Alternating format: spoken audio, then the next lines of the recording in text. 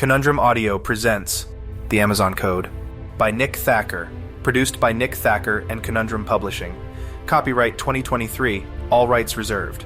For more awesome thrillers and amazing audiobooks, visit www.conundrumpublishing.com.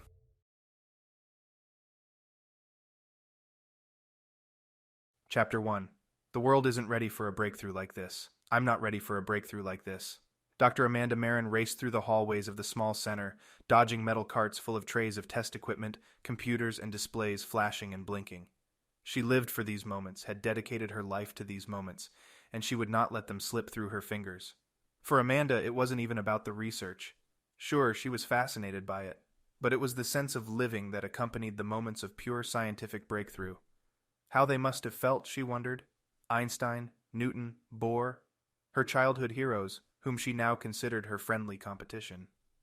"Dr. Meron, in here, just in time," she heard a voice call out from a room she almost ran past. She knew this place better than anyone, yet her excitement caused her to lose her place momentarily. She slowed, turning into the glass-walled room, and took a look around. The faces of her peers, all smiling back at her, were assembled around the large computer monitor in the center of the room. "We're ready when you are, Dr. Meron," the voice said. Dr. Henry Wu, the transplant from Stanford, stepped lightly to the side to allow room for their boss. Amanda caught her breath and took her place next to Wu. She nodded. The screen flickered, and colors began to swirl around a central area of bursting light. "We've transcribed over 10,000 more locations since our last neural bridge," Dr. Wu explained. "The map is now nearing 40% relational accuracy." 40%. She almost couldn't believe it. Almost. She had been working toward this moment for the last few years, not to mention the years of schooling before that. Many in her field thought it couldn't be done, but the theoretical projections she'd used as a model in her doctoral thesis were more than just whims. She knew it could be done. She knew she could do it. If anyone could, she could. Data is now being transferred. All eyes remained on the screen. Subject is nearing REMS. Electrical impulses from the stem are now appearing in irregular, rapid succession. Amanda watched with confident delight. This is it. She reached out for something to hold on to, her hand finding the cold steel of a thick desk protruding from beneath the computer monitor. The subject, a Mr. Ricardo Herrera, was asleep in the room next door. A 67-year-old man from the nearby village, he had volunteered for a week of testing in the state-of-the-art facility Amanda had built. He and his family would be paid handsomely for his time, and with no expected side effects besides feeling wonderfully refreshed and well-rested, it would likely be the easiest money he would ever make. "Are we recording?" she asked. A younger technician answered, "Yes, of course. Digital and analog." He pointed to a rectangular box sitting to the side of the computer, a VCR. She smiled. "Haven't seen one of those in years." After a scare from a computer virus a few months ago, she decided to go old school, as the text called it. Use analog recording technology in addition to their digital setup. The analog devices were slower, a lot bulkier, and plenty annoying to use in everyday situations, but they were almost completely hacker-proof. Someone wanting to tamper with their data would need to be physically present to do so. Subject is entering REM sleep. A dialog box on a separate, smaller monitor flashed a small message. REM-S positive. The larger monitor flashed in the center of the screen again, and the colors began swirling in the opposite direction. Tiny sparks of light like miniature shooting stars danced around the edges of the swirling vortex. "It looks like something from a science fiction movie," one of the techs whispered. "It is something from a sci-fi movie," another responded. The stars began to grow, shrink, and grow again, before they died out, replaced by blackness, then a burst of color. "Is this a dream?" someone asked. "No," Dr. Wu replied. "Our subject has only just entered REM sleep but is currently dreamless. He is sleeping soundly, though, and we should see something soon enough." "How will we know?" Dr. Wu just smiled. They all watched for another minute, then the swirling vortex of color shifted and faded. The blank screen stared back at them for a full 30 seconds. Amanda gripped the side of the desk until her knuckles were white, then released it. Did they lose the connection? She thought through the possibilities, trying to remember their hypothetical time frames for these initial tests. And the screen exploded to life again. Blurry forms shifted around in front of her, some recognizable as people. They moved and interacted, melting into one another and changing shape. "Oh my God," she swallowed, trying not to blink, trying not to miss a moment. "We've entered a dream state. Subject appears to be relatively lucid, attempting to focus on one of the bodies." Her excitement almost got the best of her. Amanda's mind didn't even need to flash back to her papers and research to know what that meant. The answer was already at the tip of her tongue. If she hadn't already trained everyone in the room around her, she might have even begun a mini lecture. Dream state was their term for mid-REM sleep during a subject's dream, and bodies referred to any physical noun, a typical person, place, or thing, conjured up by the subject's subconscious during a dream state. It had taken 2 years to get here from their first attempt at viewing a subject's dream, and now it was working. The subject, Mr. Herrera, was trying to focus on one of the bodies in the dream. It was smaller than the rest, but more sharply silhouetted against the backdrop of swirling colors. A person. Subject appears to be focusing on the memory of a child body. The narration confirmed what Amanda was watching on screen. The image became a bit more focused still, and she could now see more of the setting body of this particular memory. Herrera was in a room body, or at least it appeared so, as streaming rays of light glanced down diagonally from the top right of the video. He was also moving, working around objects that were too blurry to make out. Amanda forced her eyes out of focus, trying to break any of the involuntary paradigmatic functions they were attempting to use to make sense of the image. Forcing her eyes to make what she saw blurry, the image might make more sense. And it did. She could now better understand what it was Herrera was remembering. He was walking through a house. A living room, then a dining room passed by. The colors and shadows on the walls in the background established where in the image they were, and she could tell Herrera was moving quickly, chasing the small shadow. Herrera was chasing a laughing child through the house. The child stopped and turned to Herrera, and Amanda's eyes focused again on the image. Having now established a visual baseline, she could now interpret the smears and blurry lines of the images, and in the picture recreated in her mind, she could almost see the child's face.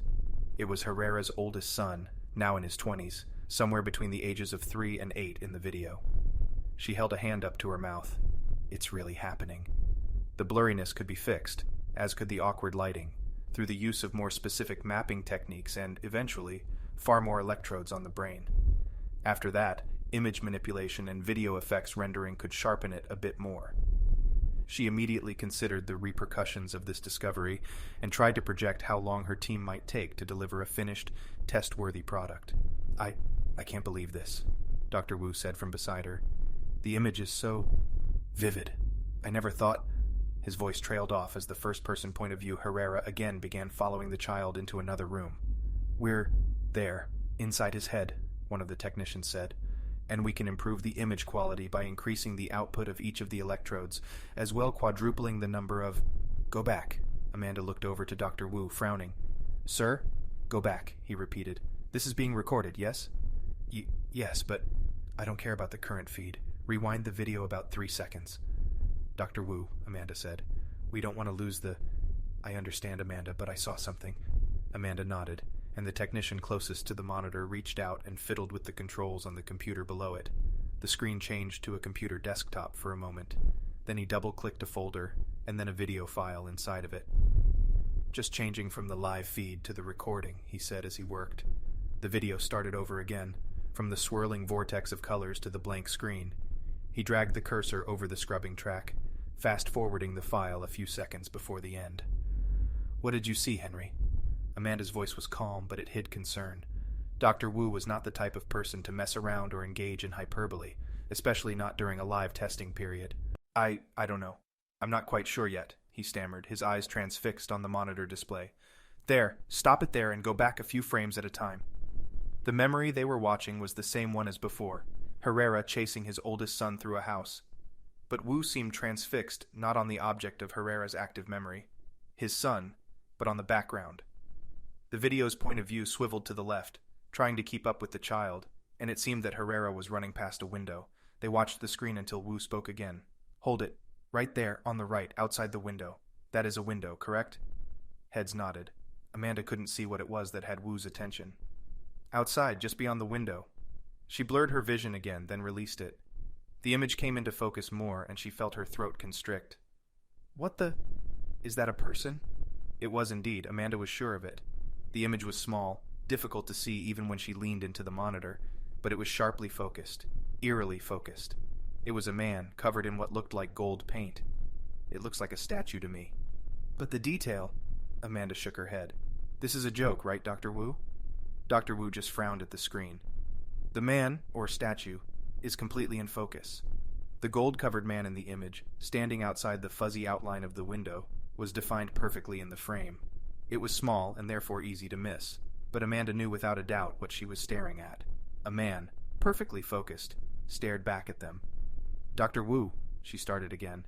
"Did you somehow layer this into the feed? Maybe there's an artifact from a previous—" "No, Dr. Meron," he responded, his voice soft. "I did not interfere with this recording.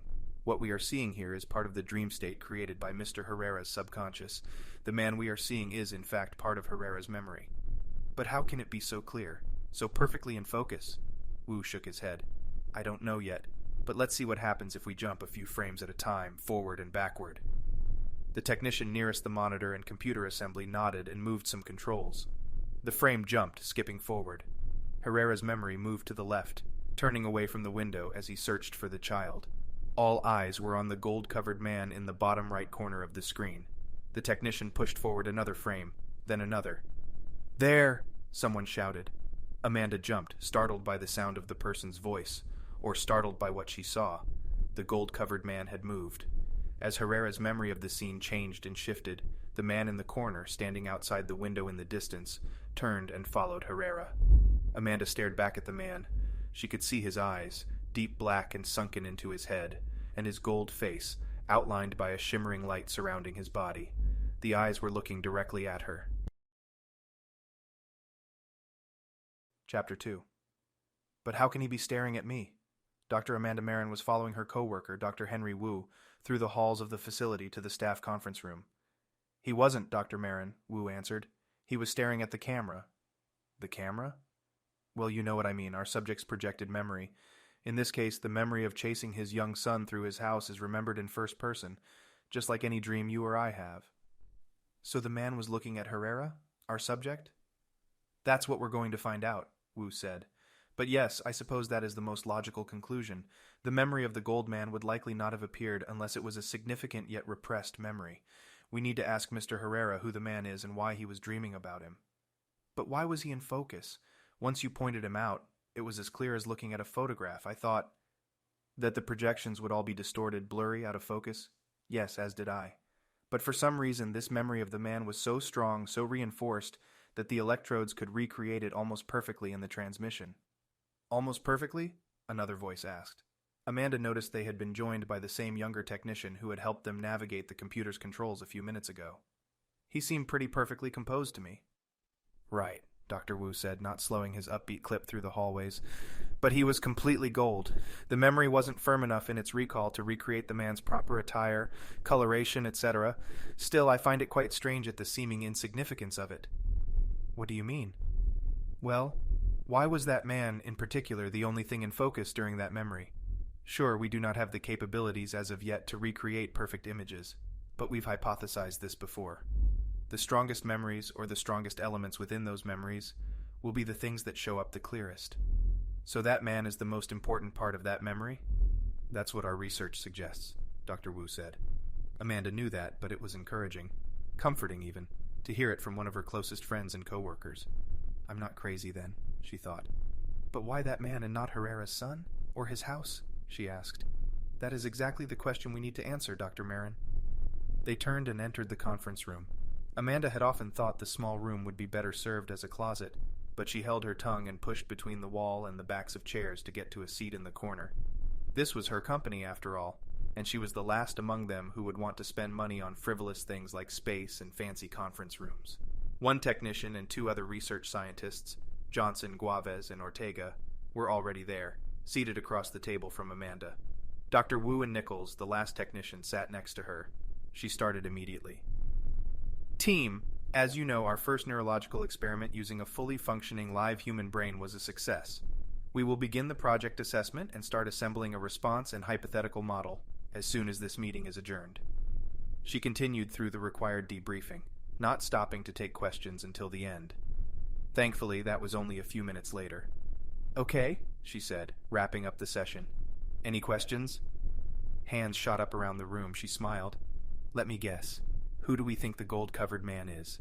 How is he so perfectly in focus?" Heads nodded in unison. "I'm wondering those same things myself." The door opened and a small petite woman shuffled into the few square feet of remaining space. Dr. Meron, the lab results, the woman said. She slid a folder across the table toward Meron. Thank you, Diane.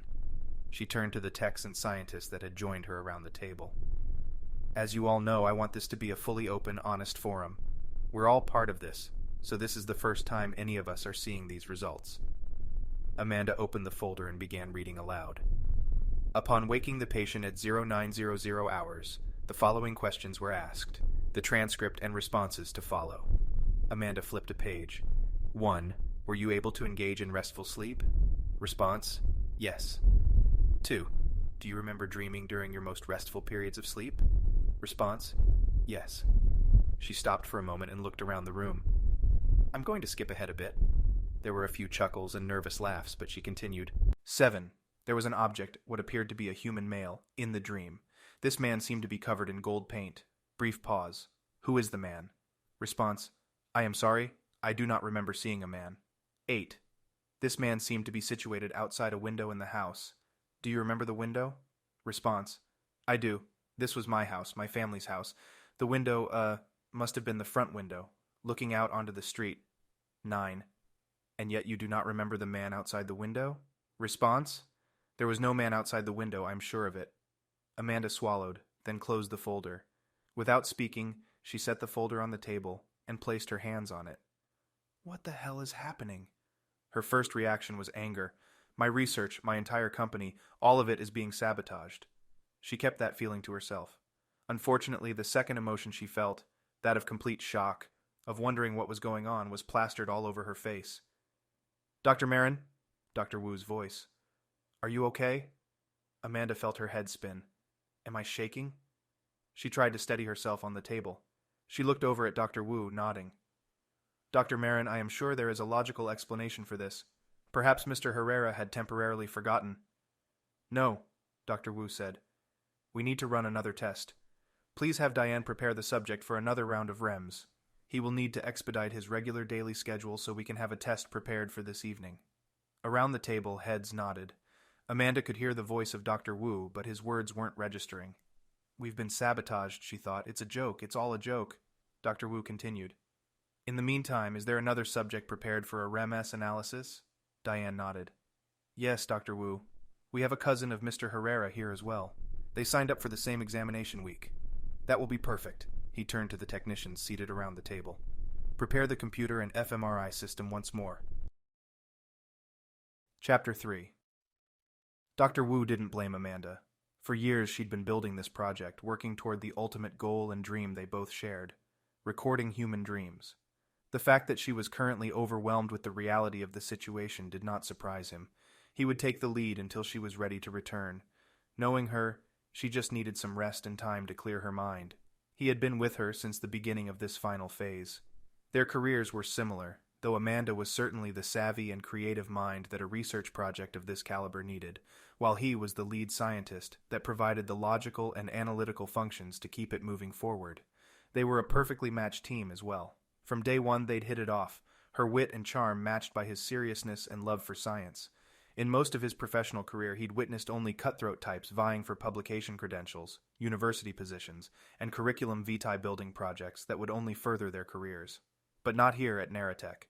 Neurological Advanced Research Applications was a firm like no other, focused solely on achieving the goals set by all of them together around the table inside that cramped conference room. Political and bureaucratic considerations were simply not considered. For the first years they'd worked together, he'd assumed that she had personally bankrolled Neratech. He simply couldn't fathom any other possibility for a company such as this. But after getting to know her, he overheard a few references to investors and capital, and things of that nature. And he started wondering where Amanda had found the hands-off investors she'd collected to get this place off the ground. He couldn't imagine anyone willing to invest such hefty sums in an unproven market, especially without the massive oversight and earmarking along the way that always came with the investment money. But Neratech seemed to be just such an organization. Headquartered in Maraba rather than Brasilia, the federal district of Brazil, Neratech was $1 billion research station with all the perks of a Silicon Valley startup, but tucked away from the bustle of city life. Dr. Amanda Meron ran the company, and Wu operated as the executive staff member. That was it. No more, no less. It was a simple and elegant setup that allowed them to move quickly into the research areas they needed. For Amanda's sake, Dr. Wu hoped this next test would go more smoothly. Specifically, he hoped that whatever strange phenomenon they had experienced the first time around would not plague them this time. He motioned for the technician to begin. Again, they all stood around the computer and monitor, minus Amanda. The technician alerted Diane in the next room to switch on the fMRI scanner that would begin activating the electrodes arrayed inside the helmet their subject was wearing. Wu watched as again the swirling colors danced and played on the screen, followed by the starbursts and sprinkling of light.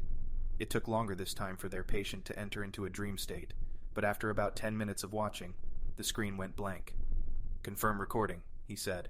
A technician confirmed just as the screen lit up in shining light. Wu was again stunned by the beauty of it. It was difficult to comprehend what he was seeing, but eventually things began to fall into place. This particular dream state had much less structure than Mr. Herrera's. Abstract lines and shapes still danced in the background, fuzzy interpretations of something Mr. Herrera's cousin remembered from long ago. In the foreground, or what Wu assumed was the foreground, larger shapes, unknown bodies, moved back and forth on the screen. The screen itself seemed to jump up and down as the shapes moved left and right. "It's a good thing I'm not prone to seizures," he thought. "Where are we?" one of the technicians, Johnson, asked. Govez answered. "No idea, but it does look like a fun memory. Looks like a dance, or a party." There were a few chuckles, then silence. Wu suddenly understood the context and setting. It is a dance, he realized. Mr. Herrera's cousin was also remembering a happy time, a moment of joy. People, or at least their fuzzy outlines, danced around the screen. Two of the shapes, people bodies as they would be called, embraced one another and swirled into one blob. The blob moved, turning to the side of the screen. Their subject moved its head and followed as the blob continued to move to another location in the memory. They watched in silence for another 2 minutes until the two shapes re-emerged from one and separated on screen. And there, in the center of the screen, right where the two shapes split, the gold-covered man stood, watching, waiting, looking directly at Dr. Henry Wu. Chapter 1. "What do you mean inconclusive?" Amanda asked. She didn't mean for it to sound so accusatory, but the past week had been a nightmare. I'm sorry, Dr. Meron," Dr. Juan Ortega responded. He had a stack of folders and papers in front of him, and he seemed suddenly too large for the small conference room. Dr. Wu sat next to Amanda at one side of the table as they posed question after question to their employee. "I only mean that the data we've collected is insufficient to draw any educated conclusions." "I understand the data, Dr. Ortega," Amanda said. "I'm asking for your professional opinion. You've been in every one of these tests, have you not?" "I have." "Well, I would like you to give us your best guess on what is happening. Why is the same perfectly delineated man covered in gold showing up in more than 6% of our subjects' memories? Why is he showing up in any of them? What particular insight might you have that we haven't considered?" Dr. Ortega remained silent. Amanda knew him to be a speak-last individual, a personality descriptor she used for the quiet, reserved types who often had a last-minute insight that clarified, helped along, or redirected the conversation. In other words, a valuable asset for her and her team. "I'm not quite sure yet, Dr. Meron. I've considered the same issues we've already worked through. All of us have examined the equipment looking for tampering, hacking, or just anything out of place, and we've each gone through the data. Do you have any other ideas? Ideas that may not be, particularly scientific?" Amanda saw Dr. Wu smile. She knew this was why they liked her and why they enjoyed working here. She cared little for perception and maintaining an image. She wanted real, tangible results. "Well, I guess we could identify some of the more granular areas of demographic similarities like income class, education, lifestyle choices. We've gone through all that already. There was a gauntlet of questions during the initial trial sign-up phase, and there were no statistical similarities between subjects." "I know, I can't think of anything other than a Freudian shared intelligence idea." Amanda raised her eyebrows. "Go on." "Shared intelligence?" Dr. Ortega asked. "Well, Freud was the first to coin the term unconscious, as you know, but it was because he believed in a particular shared memory of species. This was his basis for believing in and supporting ideas related to genetic similarities, instinctual behavior, and other natural behaviors. "You think some of our subjects have ESP?" Dr. Wu asked. "I do not. It's biologically impossible for humans to produce communication via non-physical or non-audible means. But shared intelligence goes deeper than that. It's a common thread between humans and other mammals, as well as other members of the animal kingdom in general. Where do instincts come from? How does a mother know how to take care of her young? How do involuntary reactions, emotions, and feelings get there in the first place? All great questions, Dr. Ortega, but how do we test any of this? That's what I have been trying to decipher, he responded. Much research has already been done in the field, but none is helpful for our situation. What do you mean? Well, consider the fact that of the 47 people we have tested, only 3 seem to have a memory that includes the gold-covered man. And of those 3, none have any recollection of that man. They all seem confused when we bring it up. And they don't recognize it when we show them the recordings. Right, Ortega responded. So I can't say it is an instinct that they are feeling or experiencing or whatever, but it is certainly possible there is a similar thread in their lineage. Actually, if you rule out our equipment, there has to be a similarity somewhere, so why not there? Amanda considered this. Lineage. She looked at Wu, unsure of whether or not she should continue. Her hypothesis at this point was almost absurd, certainly in the realm of quack science. He nodded, so she continued. Of course, there's a similarity, though. They are all related. Ortega seemed momentarily shocked, but quickly recovered. Right, they are. The Herrera cousins and the sister. All of them signed up for the same week of testing, and all had different memories featuring the same gold-covered man. But since it is not in either of their collective consciousnesses or subconsciousness, I am inclined to believe we need to dig further to understand where the memory is originating. What are you suggesting? We need to cull our database of subjects. With your permission, let's temporarily release subjects from the test, unless they are confirmed to have a similar lineage as that of our 3 Herrera relatives. Dr. Wu stepped in this time. But how will we know? If we haven't identified a DNA segment that confirms or denies their relationship to one another, we have no testable hypothesis. Plus, the time it would take to run those tests, receive results. I'm not suggesting we use DNA tests, Ortega replied. All eyes turned to him again, but Amanda wasn't surprised. This is why he's here, she thought. She'd hired the man for his background in genetics and psychology, not to mention his computer skills. But it was his think-outside-the-box personality that she most respected. Look, he said, I'm from this area, as is Guaves. I can tell you with certainty that lineage is an important familial bond here in Brazil.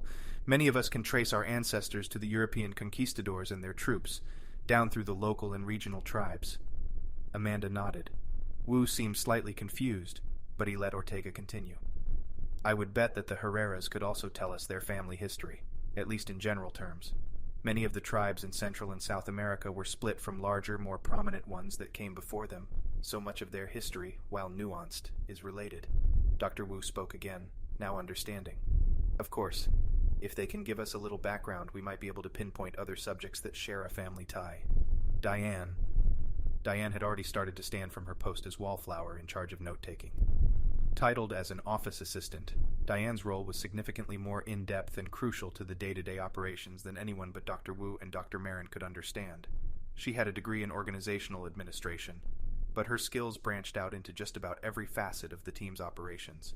Human resources, finance, and leading double-blind, placebo-controlled studies were among them. On it, Dr. Wu, she said. She picked up her yellow legal pad, 3 pages of neatly arranged notes spreading from top to bottom, and left the room. Dr. Ortega, will you assist us in determining the important links of family history for our subjects? The man nodded and began to stand. One more thing, Amanda said. Ortega's head turned to face his boss. We are not usually a team that worries about discretion. I prefer it this way, as I'm sure you do as well. However, with the nature of these findings, I would like you to suggest to our technicians that we refrain from uploading the weekly data stream from now on, until I can make heads or tails of this. Dr. Wu and Dr. Ortega both frowned, so Amanda explained. I don't often allude to our outside investors, she said, but you both know they exist. Everyone here does. We are grateful to them for their continued support, and certainly for their hands-off style of management in this organization. But until we know exactly what these results mean for our organization, I would urge us to refrain from opening the doors too widely. She hoped the warning was clear. Your call, boss, Ortega said. We're with you no matter what. She nodded, smiling. Besides the first set of results that went up earlier this afternoon, we'll keep everything hush-hush until we're ready. Amanda turned her head slightly. First set? This afternoon? Yes, Dr. Ortega said. We changed the schedule last month to 12 hours earlier. It was easier for our IT consultants since they're on the other side of the world. Amanda stared at him. I remember that, she thought, and I totally forgot. Is that going to be a problem? Dr. Wu asked, looking concerned. No, she responded, shaking her head quickly. It's just been an eventful week. I'd forgotten we decided to do that. Good deal, Ortega said. We'll keep it offline until you give the go-ahead, and I'll see where the one receiving hit originated from, just so you're in the loop. Receiving hit? Someone's accessed the data already? Well, sure, someone always does right away. At least that's how it's always been since I've been here. Same IP address every time. Usually the same time of day, even. Might be that reclusive investor you've got. He winked. Amanda felt her blood run cold. If they already have the data. She stood. Very good. Thank you all for your hard work. Let's get the results back from Diane after you and Govez take a crack at this, and we'll get going tomorrow morning. Dr. Wu and Ortega nodded, and Amanda stood to leave the room. Time to call an old friend. Chapter 2. Amanda Meron, Paulinho said into the phone he'd holstered into the nook of his shoulder. Riding a bicycle and talking on the phone wasn't easy, but Paulinho wasn't about to let that stop him. Get out of the way, he yelled in Portuguese to a taxicab that screamed past. The cab driver didn't even turn to look as he honked his horn in reply. Paulinho, that you? Asked the woman's voice in his ear. Sim, yes, how are you? Doing well, Paulinho. It's good to hear from you. Can we meet? Paulinho checked his watch. Another feat of physical coordination he was immediately proud of. Yes, I believe so. I have another appointment in half an hour, but I am downtown now. His afternoon bike rides were just one of the many forms of exercise Paulinho engaged in during the week. While he kept no particular schedule, he considered staying active to mean everything from rock climbing, lifting weights and playing racquetball in the gym next to the government office he worked in, and bicycling, running, and swimming when the weather was nice. Good, I have a meeting as well. Can you meet for a cup of coffee? I can come to you. Paulinho confirmed, then wheeled his bike onto the sidewalk next to the road. He found a small coffee shop tucked between two retail outlets and texted the location to his friend. He waited 10 minutes, but before he'd even captured a free table outside the street-side cafe, Amanda rushed into the gated patio. Paulinho! They exchanged pleasantries, ordered drinks, and sat. What is it that you have rushed here to tell me? Paulinho asked, pausing to sip the warm drink. Not to tell you, to ask you, Amanda responded. I need a favor. He tried to read her expression, but failed. Is everything okay? Yes, I think so, but I'm not sure. It's Naratech. Your company? I'm worried about my investors. Specifically, I'm worried about who they really are. Paulinho broke eye contact when the waiter brought their drinks. They each took a long sip, paying homage to the high-quality beverages, then jumped back into the conversation. We've made some progress in our research. Significant progress. And we've had the luxury of a mostly silent partner in my investors, but I'd like to see if you can dig up anything on them. Dig up? Amanda nodded. Amanda, I am not a spy. I work for the Financial Bureau. I'm just an accountant. But you're my only contact in the government. You're smart, and you might be able to find some information for me. Bank accounts, linking them back to a person or persons. Anything. Paulinho finally had a read on her. She's desperate. He suddenly felt sorry for her, but the feeling subsided almost immediately.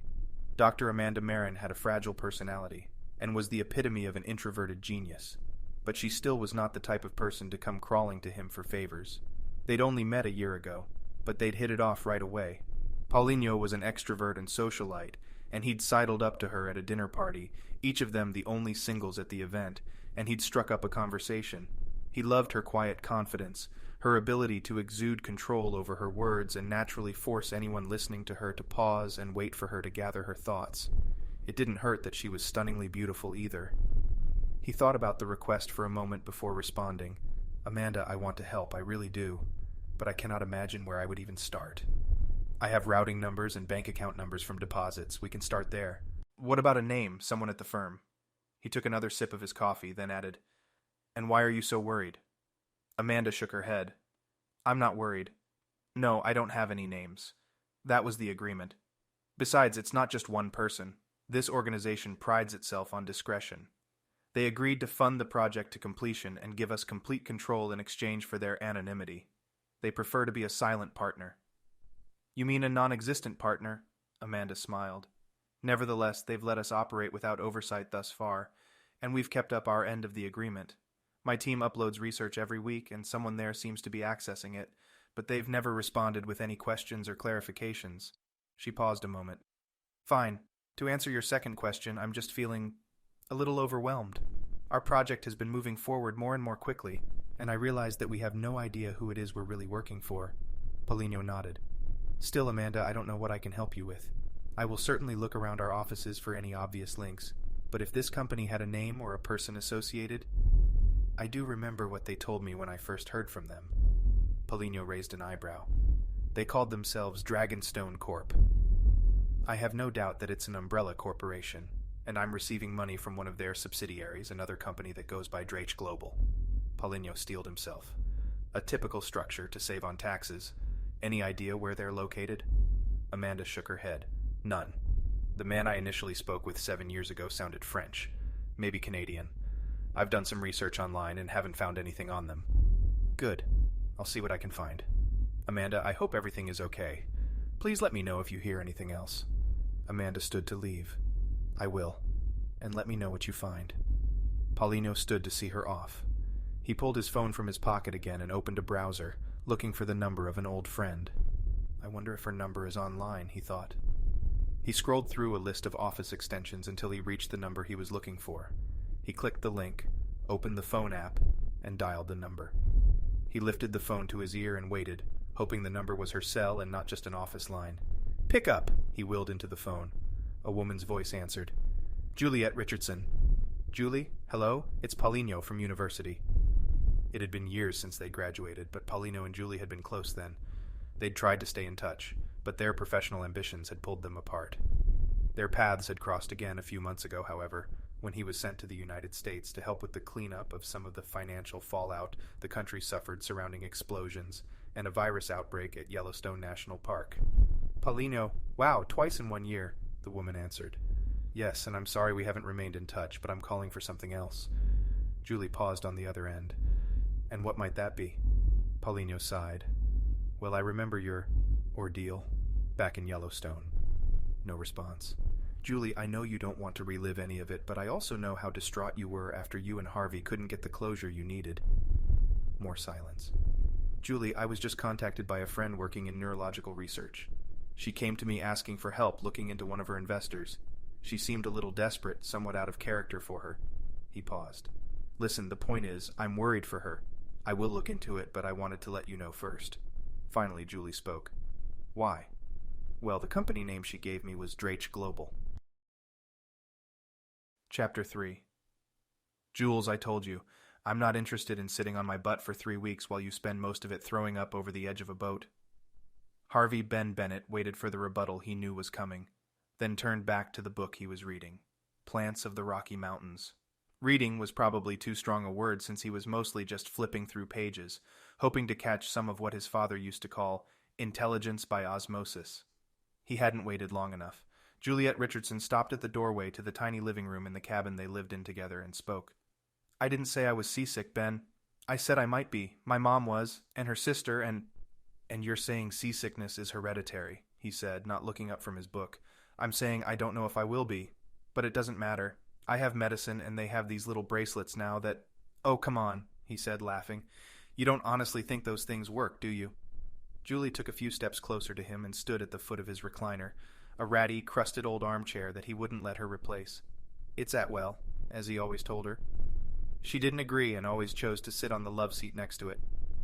"Let's just take a second here and realize which of us is being the most dramatic," she said. "You," he answered immediately, still not looking up from the key to gooseberries and currants, ribes species, description in the shrubs section of the book. Julie sighed. "Right. Me. I'm the dramatic one for wondering whether or not I'd get seasick on a week-long cruise through the Gulf of Mexico, not you who wants to drive there." "Ben," she paused, waiting for him to look up. "Don't do it, you fool," he thought. "She wins if you look up." He looked up. "Damn, she's cute." "Ben," she repeated. "We're in Alaska. You want to drive to Galveston, Texas, from Alaska." He raised his eyebrows a bit. "So what?" She sighed again, then threw her hands up in the air and left the room to see to the massive pot of chili she'd been working on all day.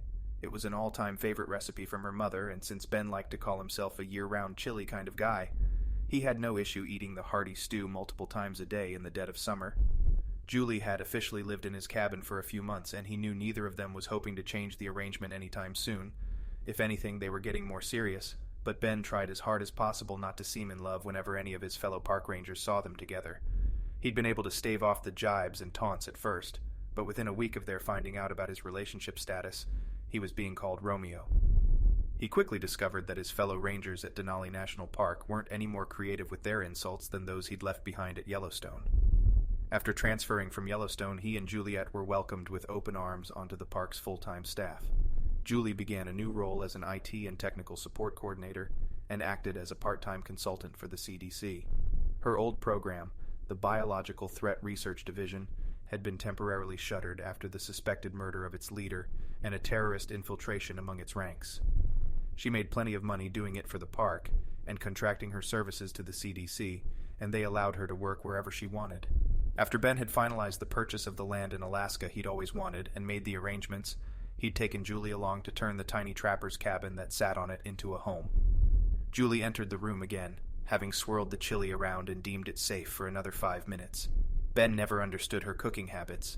They both loved cooking, but Julie was far more hands-on about it. When a recipe told her to wait 20 minutes, Ben could be sure she'd be hovering over it every minute, watching, poking, and prodding it along. When a recipe told Ben to wait 20 minutes, he gave it 30 just to be safe. My point is that you just don't want to fly. If you wanted to fly, we could get there in a few hours and have time to kill before we got on the boat. Ben looked up again from the shrub he was inactively studying. A few hours? Seriously? Julie, it's like 9 hours from Anchorage, not including the time it takes to drive to the airport. It's 3 days of driving time, not including hotels and food. I'm just saying, I know what you're saying, Jules. I'm not doing it. He'd meant it to sound final, to alert Julie to the seriousness with which he'd made the decision, but it came across as hesitant. If he was being honest with himself, he did want a vacation. While he loved the cool Alaskan summers, he had to admit that sitting on a deck, bathing in sunlight while drinking a Cuba Libre sounded decent, not to mention Julie's attire during the week. He knew she'd been ordering swimsuits online, expecting the conversation they were having now to go her way. And it would. Ben knew he just needed to hold out a bit longer to make sure she knew she didn't have him around her little finger. By putting up just a bit of a fight, she'd be that much more excited when he agreed to it. She left the room to stir the chili once more, then returned. I've been ordering swimsuits online, and the first one came to the office today. Want me to model it for you? Julie flicked him the single raised eyebrow look she used when she was trying to look sexy, which only made her look goofy, which makes her look sexy. Fine. I guess I'll put the book down, Ben said, grinning. Julie ran off into the bedroom of the cabin, situated next to the kitchen and behind the larger living room area, and Ben closed the guidebook and placed it on the end table next to the chair. He heard her cell phone ring, a piercing screech that she wouldn't change or turn down. She carried the thing with her everywhere, afraid that at any moment she'd be called in to handle an emergency email password change or an office computer freezing. After another minute, Julie walked back into the room, still wearing the clothes she'd had on before. Everything okay? He asked. She shook her head. He focused on her eyes. Where there had been playfulness and joy in them a moment ago, she was now all business. Jules, what's up? He stood up from the large chair and pushed the recliner in, then walked toward her. We need to go to Brazil. Ben wasn't sure how to respond. Excuse me? Brazil? The country? That was a friend of mine from college. He told me Drake Global had surfaced down there and that he thinks they're planning something again. Ben felt his blood run cold. Drake Global. After spending 2 months researching what the company actually did, and more importantly, who was behind it, he'd lost hope. If they knew anything at all, the government wasn't offering any help, and Julie's position at the CDC hadn't been quite high enough for her to negotiate anything useful. All he knew was that they were one of the subsidiaries of the real organization behind the attacks at Yellowstone National Park months earlier. They'd mostly gotten away with the act of terror. No one but Ben and Julie knew how close the nation had come to total destruction, and he made a vow to himself that he'd never stop looking for them. They had a few different names of other subsidiaries that might be involved, including Dragonstone and Drag Medicinsk. Still, searches for those companies only turned up public information on their dealings in whichever countries they operated. Nothing illegal, nothing that might link them to the attacks, and nothing for Ben to follow.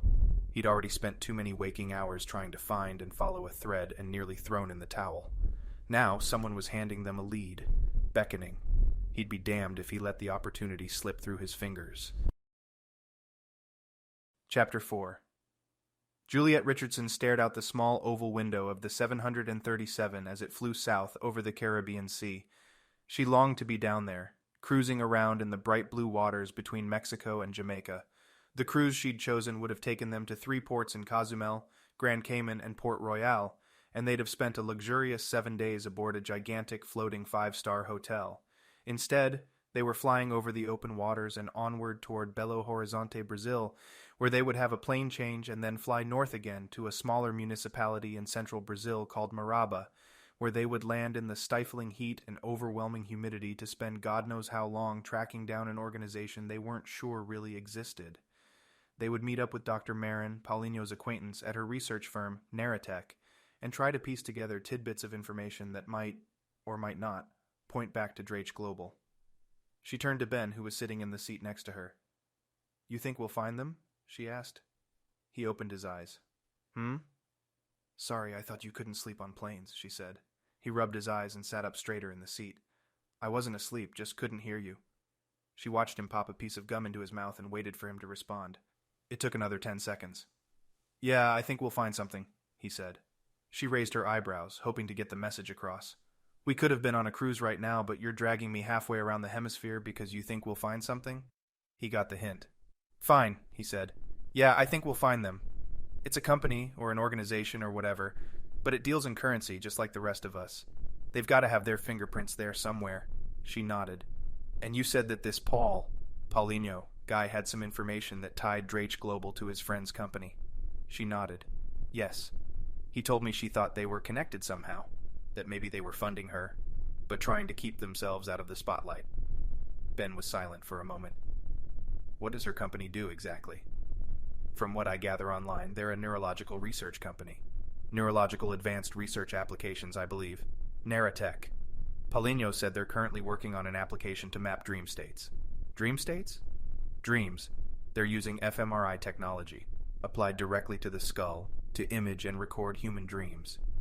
"That's a trip. Does it work?" "I guess," she said. "There's nothing about it on their website, but I pried Paulinho for whatever he knew about it.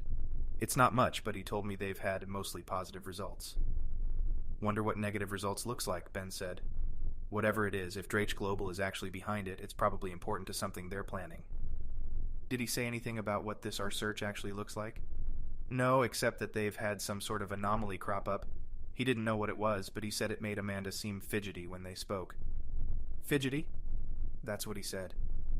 Ben didn't respond, but instead went back to sleep, with his head resting gently against the rock-hard cushion of the airplane seat. His legs, far too long to be comfortable, were smashed against the seat in front of him, not helped by the passenger's decision to recline the seat as far back as it would go. Watching Ben sit there like a crash test dummy who had been smashed against the front of its vehicle after a failed test, Julie felt even more uncomfortable. "Now I know why you don't like flying," she said. Ben opened his eyes and grinned, shifting in his seat to try to find a more comfortable position. "You think this is why I hate flying?" he asked. She smiled back. "Surely it's not the kind, caring staff of in-flight personnel?" He glared at her. "I know you're joking, but it still hurts to remember." She laughed. They'd flown together only once before, when they were both invited to the White House to meet the president after the events at Yellowstone National Park. The United States government, ostensibly intending to honor them at the nation's capital, didn't seem to think it necessary to honor them until they arrived. They wouldn't spring for anything more expensive than coach tickets.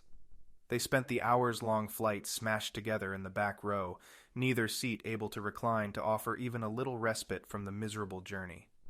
To top it off, the plane had run out of alcoholic beverages, leaving Ben and Julie to subsist on peanuts and half cans of Diet Coke delivered by a flight attendant that was clearly unsatisfied with his career. The attendant made a snide comment every time they asked for something, and he eventually told Ben to get up and get it yourself when Ben asked for another beverage. And yet, if there was anything they both took away from the experience, it was the memory of laughing at the ridiculousness of it all, an inside joke between them. Julie knew Ben hated flying for a number of reasons, but even Ben admitted he was in much higher spirits when they traveled together. She wondered if he'd ever get over his fear of flying. It was a control issue, namely that he knew he had no control, but she liked to remind him that fears could be overcome. He always argued back, as was his custom, but Julie secretly loved to see him squirm in his seat as the plane took off, and then again as it landed. She thought it made him look cute. "You're still thinking 3 days, right?" she asked. "3 days for what?" She shot him a look. 3 days to find whatever we can about Drake Global, then the rest of the time we're on vacation. not looking. I thought we said a week. You said a week. We're spending 2 weeks there, and I'm not wasting half of it tracking out a mysterious organization. Julie didn't push any further.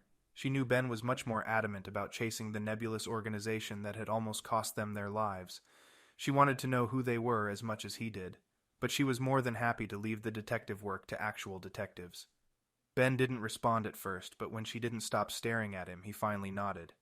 Yeah, right, I know, 3 days, but if we find... No, Ben, 3 days, that's it. She wanted to sound decisive, firm, but the words sounded tired. She was tired. Yellowstone and the debriefing sessions with the government and media in the following months had taken their toll, and she was ready to be done with it. Like her mother always said, sometimes you don't get closure, you just move on. Ben, however, was not the type of person who could simply move on. He was far too stubborn and driven to move on. It was probably the most frustrating thing about the man. Julie loved that she could count on him to finish a project, no matter how large, but she had to balance that with the reality that he tended to focus on nothing else until the project was finished.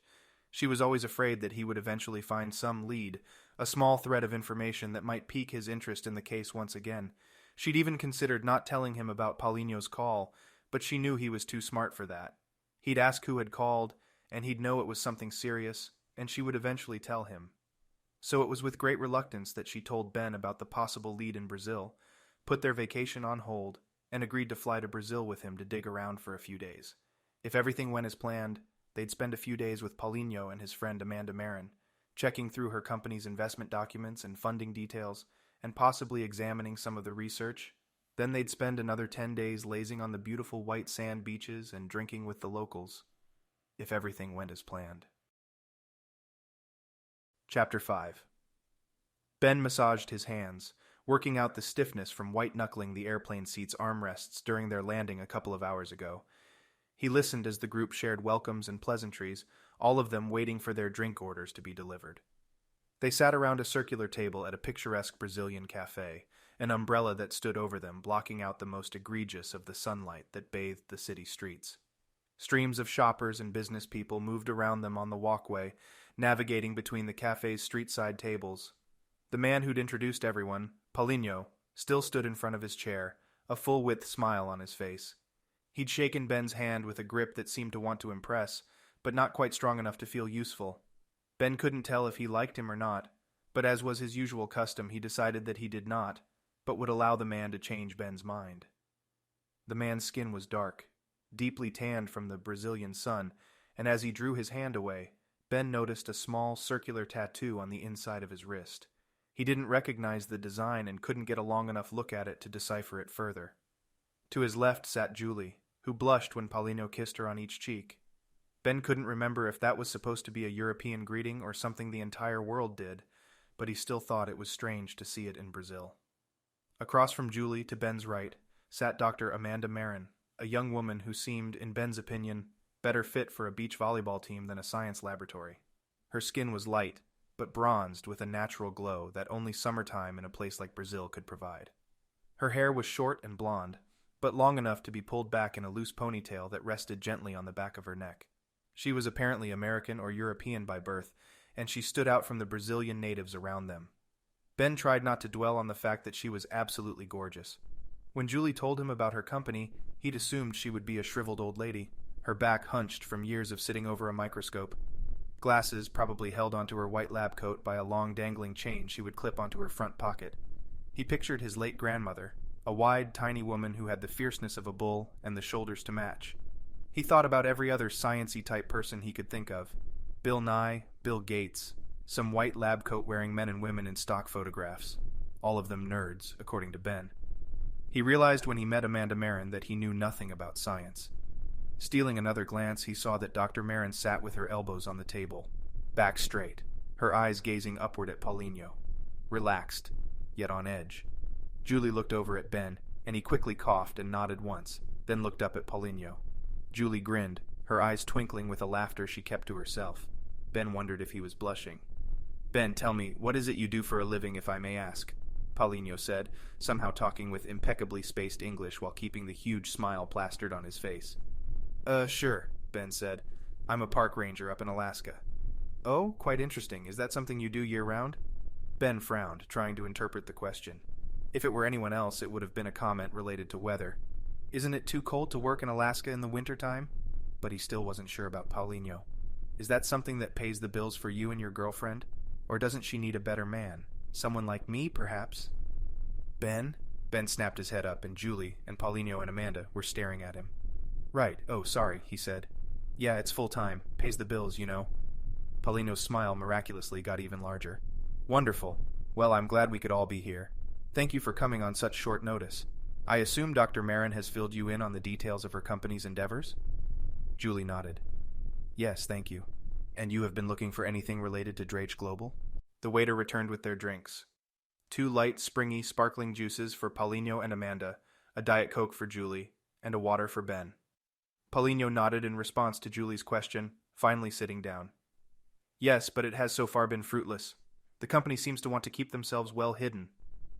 Which means they're doing something wrong, Amanda said. Not necessarily. Businesses often prefer to operate at arm's length from their local and national governments.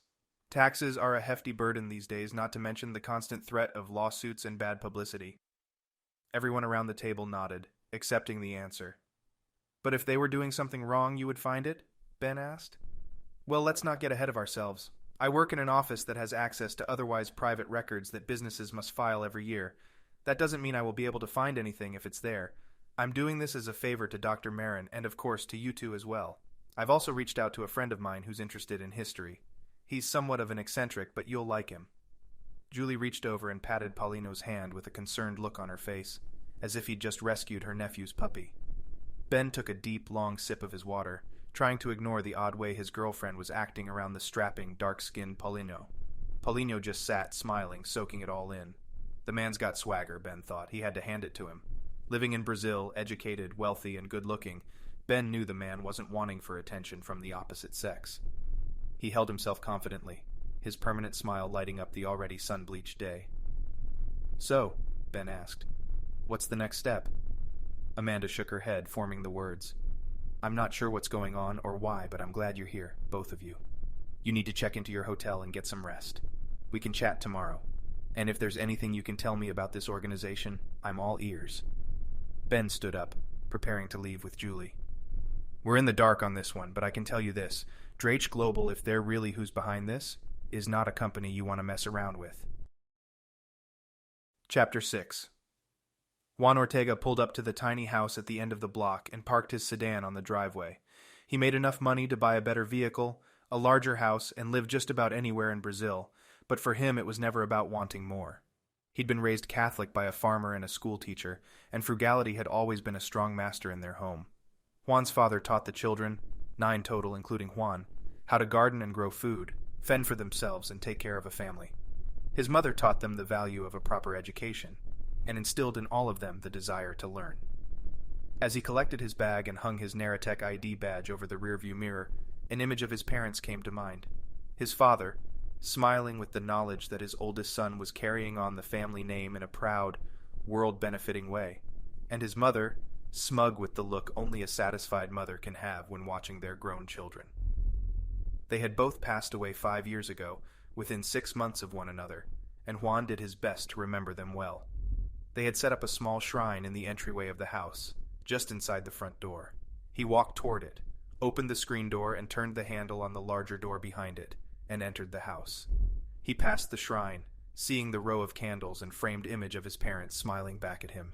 He paused for just a moment, hoping to take a minute to honor their memory in silence, but his 5-year-old daughter was already rounding the corner. "Papa!" she yelled, bounding up toward him and jumping into his arms. "Caroline," he said, kissing her cheek, "what are you doing home?" Caroline was supposed to have dance class after school today, so he was surprised to see her in the house. "Mama said I could skip so we could make cookies tonight." He smiled. Making cookies meant the entire kitchen would be turned upside down for the remainder of the night. But soon after, there would be hundreds of cookies of all shapes, sizes, textures, and flavors to choose from. It was a family tradition his wife and their 3 daughters, 9, 7, and 5 years old, all took part in. Juan's role was official taster. "And why are you not helping her now?" he said, tickling her. She screamed in laughter, then ran out of the room as soon as he put her down. His wife welcomed him in Portuguese, too busy to leave her post in the kitchen. and he responded and walked into the family area adjoined to the kitchen.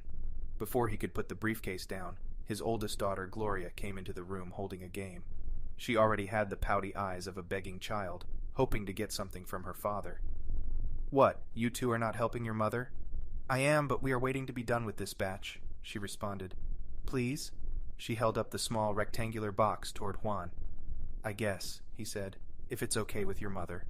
She gave a quick nod, then added, "But if you're late to the next batch of dough, you won't be allowed to eat any of them." The girls laughed, and Gloria dumped out the box onto the rug in the family room. Pega Vereta was a children's game they'd gotten from his wife's brother a few weeks ago.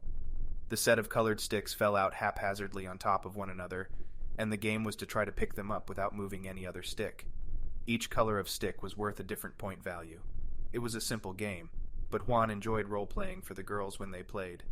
Tonight he would be a crazed surgeon, attempting to fix a patient without causing more damage. He immediately went into character, yelling at the sticks on the floor in an American accent to clear the room. The girls all laughed, and Gloria picked up her first stick. They played for a few minutes back and forth until there were only 10 sticks left. All of the remaining sticks had fallen on the floor in a similar fashion, their ends overlapping closer to one side of each stick than the other, forming a point at which all of the sticks converged. Juan tilted his head to one side as he looked at them. "Papa, it's your turn," Gloria said. He responded in character, Yes, I am concentrating." But as he looked at the remaining sticks, all crossing each other at a single point, he had a realization. "I have to get to the office." He had to test the theory. He stood up, apologizing to Gloria. Walking into the kitchen, he grabbed his wife's hand. "I need to go to the office." "The office?" she asked, surprised. "You just came from there." "Yes, I apologize. It's something urgent." "Is everything okay?" "It is, yes, but I need to get something to Dr. Meron before this evening. Something I forgot at the office." She nodded, still confused, but said nothing more. He hated hiding the truth from her, but all of this could still be a ridiculous coincidence. He didn't want to overhype something and get everyone worked up. But if I'm right, he needed to get the data points from the Neratech offices and plot them on a map, then send whatever he found, if he found anything, to Amanda Meron. She hadn't been herself lately, and he knew it had something to do with this project. He wasn't sure what sort of pressure she and Dr. Wu were under, and it wasn't his business to know. But he cared about them. They were his team, his family. If they were feeling any sort of pressure to figure out what this project meant, and the possible ramifications of it, he was going to help in whatever way he could. It was probably nothing. Probably just another strange recognition that wouldn't lead anywhere in particular. He would analyze the data, his specialty, and find nothing out of the ordinary. Nothing that would bring them closer to finding out why there was an anomaly in their system. But as he turned onto the main highway that would take him north to the office complex, he had an odd feeling. What if I'm right? What then? Chapter 7. Ben's head hadn't even hit the pillow before Julie came to his side of the bed and started tapping him on the shoulder. "Ben, wake up," she said, her whisper louder than her normal speaking voice. He rubbed his eyes, then sat up, pushing the hotel pillow against the headboard to support his back. They'd checked in only an hour ago, Julie insistent that they drive around and see the city before settling down for the night. They'd done a loop around the small downtown district, then she'd made him pull over at a local soccer stadium to take pictures. She told him she'd always been a fan of the sport, and even though she'd never heard of the small club team, she was ecstatic to see a real stadium. It was getting dark when they'd left the stadium's parking lot, and Ben knew he'd only get grouchier as the long day wore on, so he made the executive decision, with her permission of course, to head to the hotel Amanda had told them to stay in. Julie's and Ben's approaches to staying in a hotel could not have been more different. Ben was practical, utilitarian about it. He wanted nothing more than a clean bed, a dark room, and a solid, lockable, interior-facing door. Bonus points if the hotel had a bar, and even better if it had a decent happy hour.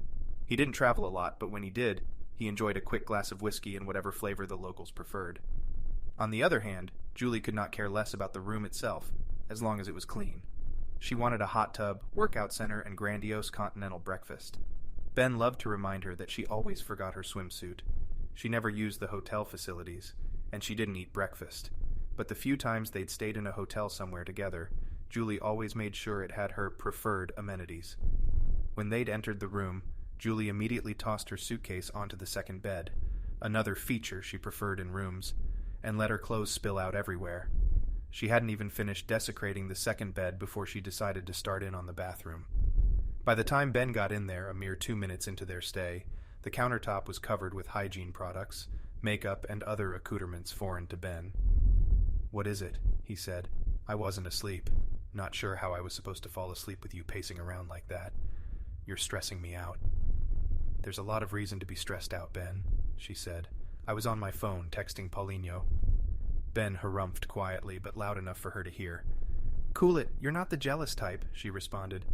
"Yeah, but I'm not the bronzed, soccer-playing Brazilian type either," he said. "What's up?" Julie slid her phone in front of Ben's face. "He sent a video, something Amanda got on her phone. He said it's an update from one of her employees. Then it says, 'Urgent,' in all caps." Ben saw the word and the video below it. "You haven't watched it?" She shook her head. "No, it's overwhelming, I think. I wanted to watch it with you." As she spoke, Ben saw another text message coming in. He read it aloud. "Just watched video. Please meet in lobby. On our way to you now." He didn't even watch it before he sent it? How well did you know him? Julie gave him a look that said forget about it, then shoved her finger down on the play button on the phone's screen. She pulled her head in close to Ben's, and he turned the phone slightly so they could both see. On screen, a man wearing a white Oxford shirt, the top 2 buttons undone, glasses, and the beginning of a line of stubble on his chin, spoke into a computer-mounted camera. "Dr. Meron, if you're listening to this, it's too..." The screen flickered as a blinding flash of light covered the view momentarily. "We can't keep them. The facility." "Doctor..." He turned to look over his shoulder. Then he ducked. Another flash of light, and it looked like the man was struggling to stay seated on the chair. "Dr. Meron, please find their secret." The video jumped again and smoke filled the tiny screen. A loud popping noise emanated from the device, and even in the relative quietness of it, it was clear the noise would have been loud in the actual room. Julie jumped, and then the smoke cleared enough to show the employee's face. He frantically reached up for the camera, pulled it toward his face, and leaned down toward the computer. A shadow loomed behind him, shifting and turning as the man started to speak. "No time, please. Pega Polito." He repeated the words again, slower, then quickly tried repeating them a last time. "Pega." The last word was cut off just as another pop pushed the level of the phone's speakers, and the man on screen went wide-eyed, then started to slump. Julie screamed, covering her mouth, and the man fell onto the table. The camera stayed gripped in his hand, filming nothing but the dark, cold look of the dying man right next to it. It attempted to focus on the close-up image, but couldn't. The man's face went blurry, came into focus slightly, then went blurry again. Even Ben found himself repulsed. The shot continued for a few more seconds, then he saw the screen change. The man was pushed violently to the side, and a larger black-clad figure silhouetted against the light from the doorway behind them came into view. He turned his head, trying to decipher what was on the screen. Ben leaned in, trying to capture every moment of the action. He focused intently on the man's eyes. "Eyes can tell you everything," his father had told him on a hunting trip once. The man's eyes widened ever so slightly, then narrowed. He found something that surprised him. Ben felt a chill run down his spine, and he sat up straighter. And he wants to keep the information to himself. He tried to burn the image of the man's eyes into his mind. The face was masked with black cloth, but the eyes were clear, brownish-green, almost gold-hued in the light from the computer, and sharp. Deadly sharp. Ben knew he'd remember them, and he vowed to himself he'd find the man that owned them. He didn't know the employee, the scientist, that had just been murdered in front of him, but he knew he'd do what he could to figure out what had just happened. Chapter 8. Okay, slow down, Ben said. Just explain to us what happened first. Dr. Amanda Meron had tears streaking down her face, causing the small amount of makeup she was wearing to run and stain lines down her cheeks. She clenched her teeth, then looked up at the three of them. "You saw what happened, Harvey. Dr. Ortega is dead because of whoever that was, and you don't want me to call the police?" Paulino grabbed her arm. "We will call the police once we have a bit more time to understand what is going on. But I have also asked an old friend for help, and he should be here soon. Every minute we wait, it gets worse. We have to call the police now," she said. She sat in the large, plush lobby chair just inside the doors of the hotel Juliette and Ben were staying in. After Julie called Paulinho, they made plans to meet in the hotel, then decide from there what they would do. At Ben's request, Julie told both of them to keep the police out of it, at least for now. Ben shook his head. "No, Dr. Meron, that's just not true. If we call them, we might be detained for questioning or worse. Drake Global, if that's who is behind this after all, won't be waiting around. They're going to keep moving. Ben looked over at Paulinho. Who's this old friend of yours? He runs a survival camp and shooting range here. Ex-army, a sniper, I believe. Good guy to have next to you in a fight, Paulinho said. Well, let's hope we don't need him then, Ben replied. But considering Naratech's headquarters right now, he knew having someone with some military experience they could at least have nearby was a good move. He gave Paulinho a quick nod. Amanda Meron sniffed. So, what do you think they're after? We can't be sure, but the little we've been able to dig up about them suggests that they're interested in knowledge. Julie's face flushed with anger. Knowledge? Ben, these guys? I know what they did, Jules, he said. But remember, they didn't really care about the damage they did, and they certainly weren't afraid to kill anyone who got in their way. But regardless of our feeling towards them, we have to admit they had an extremely scientific process, and they were absolutely bent on finding out just how far they could go with this weapon they built. Julie shook her head. Trust me, Ben continued. I want them wiped off the face of the planet every bit as much as you do. But we know they're still around, and we know they're working on something. They're smart, they're quick, and they know what they're doing. He turned back to Amanda and Paulinho. I think they're trying to steal your company's research. They're interested in what you're doing here. We know that because they invested. But they're interested in it for something bigger, something larger than just knowledge for the sake of it. What are you suggesting? Paulinho asked. I don't know yet, but that's part of the reason we came here, to find out. If I had to guess, they're working on something and they need what Naratech can provide. More importantly, judging by that video, they don't want any of us getting in their way. Amanda stood up and started pacing around the sitting area. Her shoes, casual brown flats sequined with sparkling gold circles that could also function as comfortable office-appropriate footwear, clacked against the tiled floor. Ben was tired, and the repetitive clicking sound seemed only to make him want to sleep more. He watched the shoes, zoning out, and then let his eyes travel up the woman's legs, poking out from the bottom of the business skirt she was wearing. Long, skinny, perfect physique. Ben! He whipped around and saw Julie staring at him. He raised an eyebrow. She repeated the question. Paulinho thought we should get to the lab to see what Dr. Ortega was working on when... Her voice trailed off. No, Amanda and Ben said simultaneously. They looked at one another, and Amanda came back over to the chairs. No, Ben said again. The police, and probably more than that, will already be there, so there's no way we're getting in. Amanda chimed in. Dr. Ortega was using the Mac in the back conference room, which means he was probably trying to do more than just leave a message for us. What do you mean? Julie asked. That's the computer we use to record our conference sessions. It's encrypted, which they'll no doubt be able to break into eventually. But it's not the computer we use for lab work. All of that is on personal laptops, and... He wanted us to find something on the computer, and that's the only one that would work. She nodded. It's the easiest anyway. There's a screen capture feature as well as a screen sharing program. We use it to record and remotely stream our meetings in case any of us are off-site. There's a special cloud-based storage drive we send everything to as a redundant backup. You think he was trying to tell us something else? Something besides Pega Veretas? Ben asked. Again, she nodded. If he was in the conference room, I'm positive of that. Even if the computer was damaged, whatever he was doing would have been uploaded and stored. Paulinho looked at Julie, and she stood up. I'm going to get my laptop. Amanda smiled, the makeup still smeared on her cheeks. Thank you, both of you, thank you. I would have brought mine, but I wasn't thinking straight. This is all. I can't... Please, Ben said, don't apologize. I know how you're feeling right now. He offered the two of them coffee as Julie left to retrieve her laptop from their room, 3 floors above them. There was a percolator machine across the lobby, at one end of the great room. He sauntered over, realizing again how exhausted he was. They'd left Alaska almost 2 days ago, and aside from a brief wink of sleep on the plane, he'd not seen the inside of his eyelids at all. They'd driven to Anchorage, flown to Seattle, Los Angeles, Panama City, Belo Horizonte, and finally to Maraba.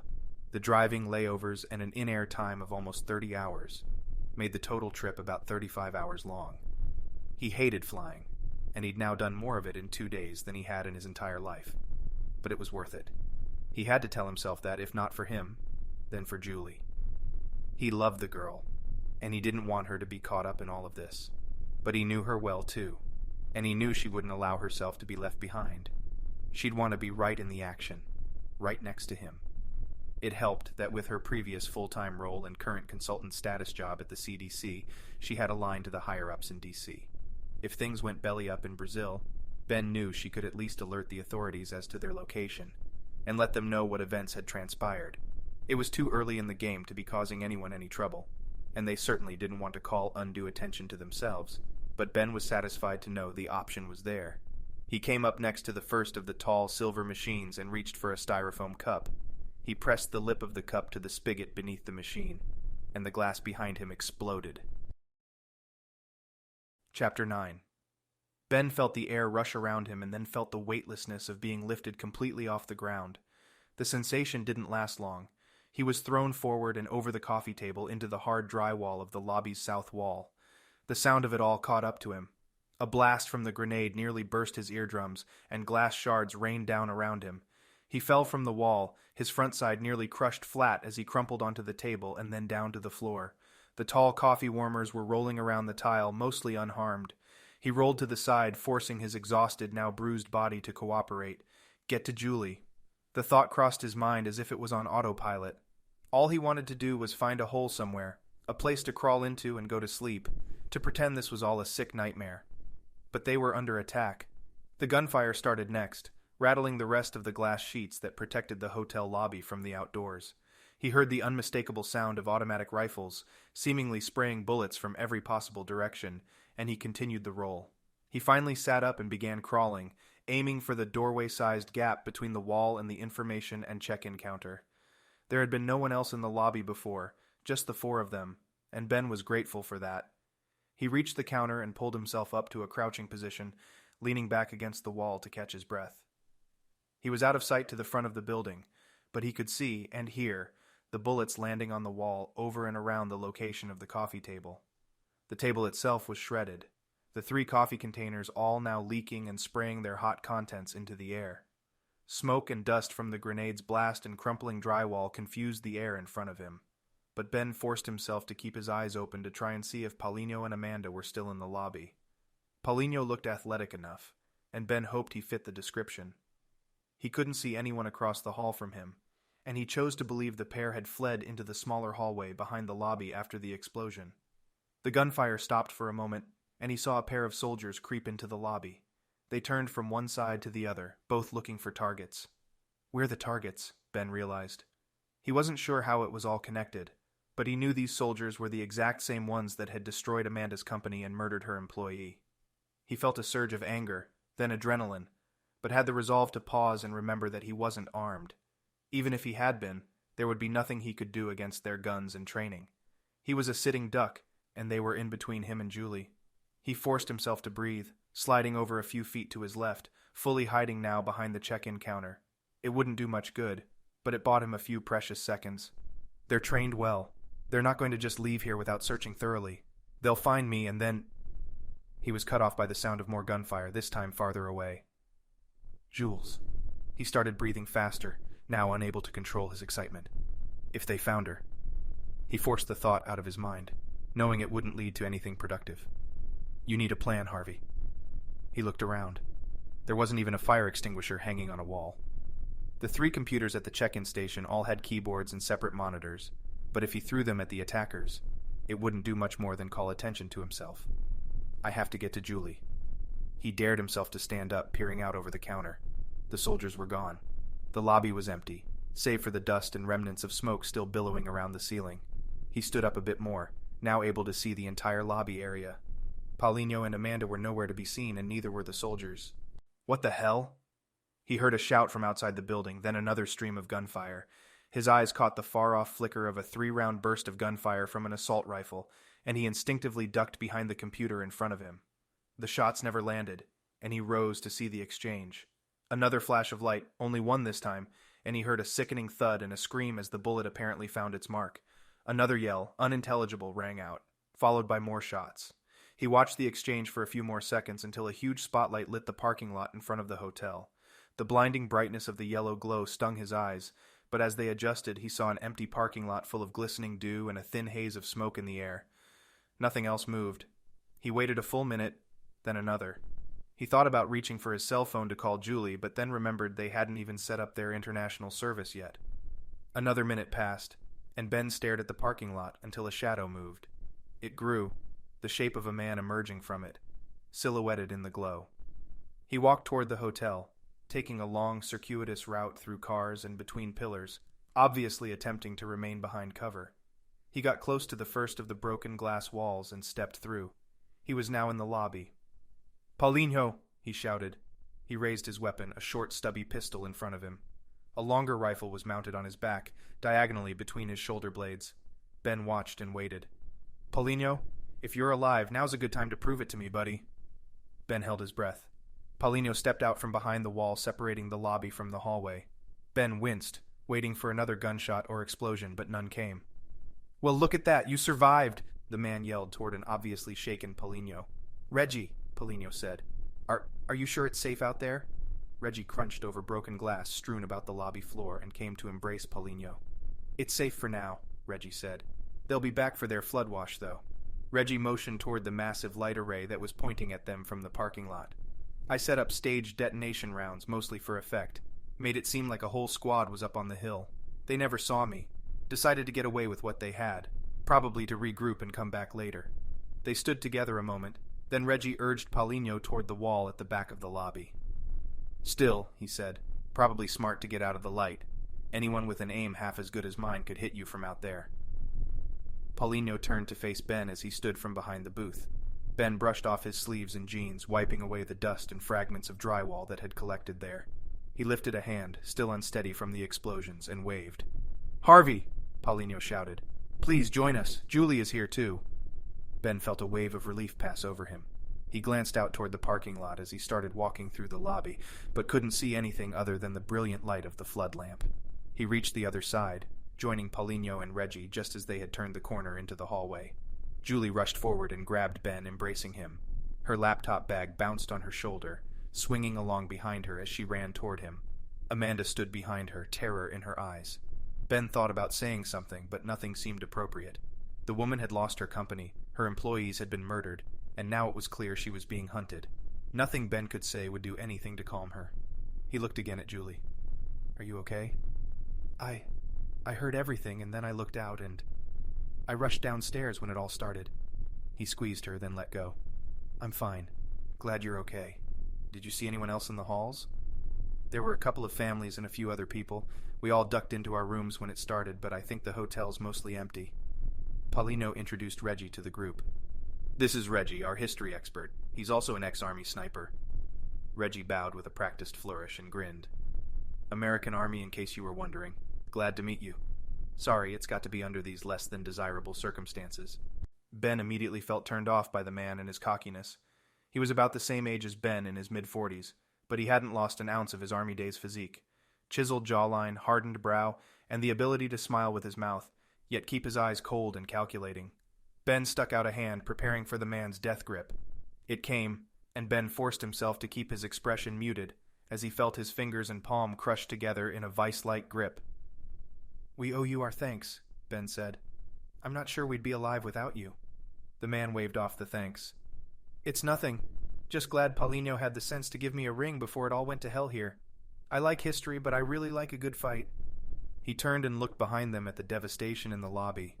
Pieces of ceiling tile and lighting fixtures littered the floor, and dust and chunks of wall continued to fall as they became fully dislodged from the structure. Ben could hear police and ambulance sirens ringing out from a distance, closing in. As I said, though, we should be clearing out. They'll be back, and I'm guessing they'll be a little better prepared. "Where are we going to go?" Amanda suddenly asked. It was clear what her question really meant. Can we really hide from them?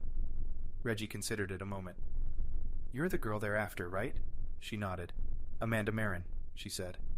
"Dr. Amanda Meron," Paulinho added. Reggie raised an eyebrow. "Then we just need to hide you. They don't want anything to do with the rest of us." Amanda looked confused. "Excuse me?" Reggie burst out a laugh. "I'm kidding." He smiled, surprised for some reason that no one else shared his affection for mildly off-color humor. Ben watched him closely, still not trusting the man that had saved their lives. In an instant, his facial expression changed. His eyes and brow receded to their prior state of cold nothingness, and the smile was replaced with the look of someone who'd been through enough in life to deserve a serious outlook on it. "Here's the plan. I'm in charge. At least until we're clear of these bozos. When I say we're safe, then, and only then, do we try to figure out what they want with you, Doc." Everyone but Ben nodded, and Reggie continued. However, we do need a destination, so we might as well get somewhere safe that might also help us along. Any ideas? A library? An office? Amanda shook her head. No, just somewhere with a good internet connection.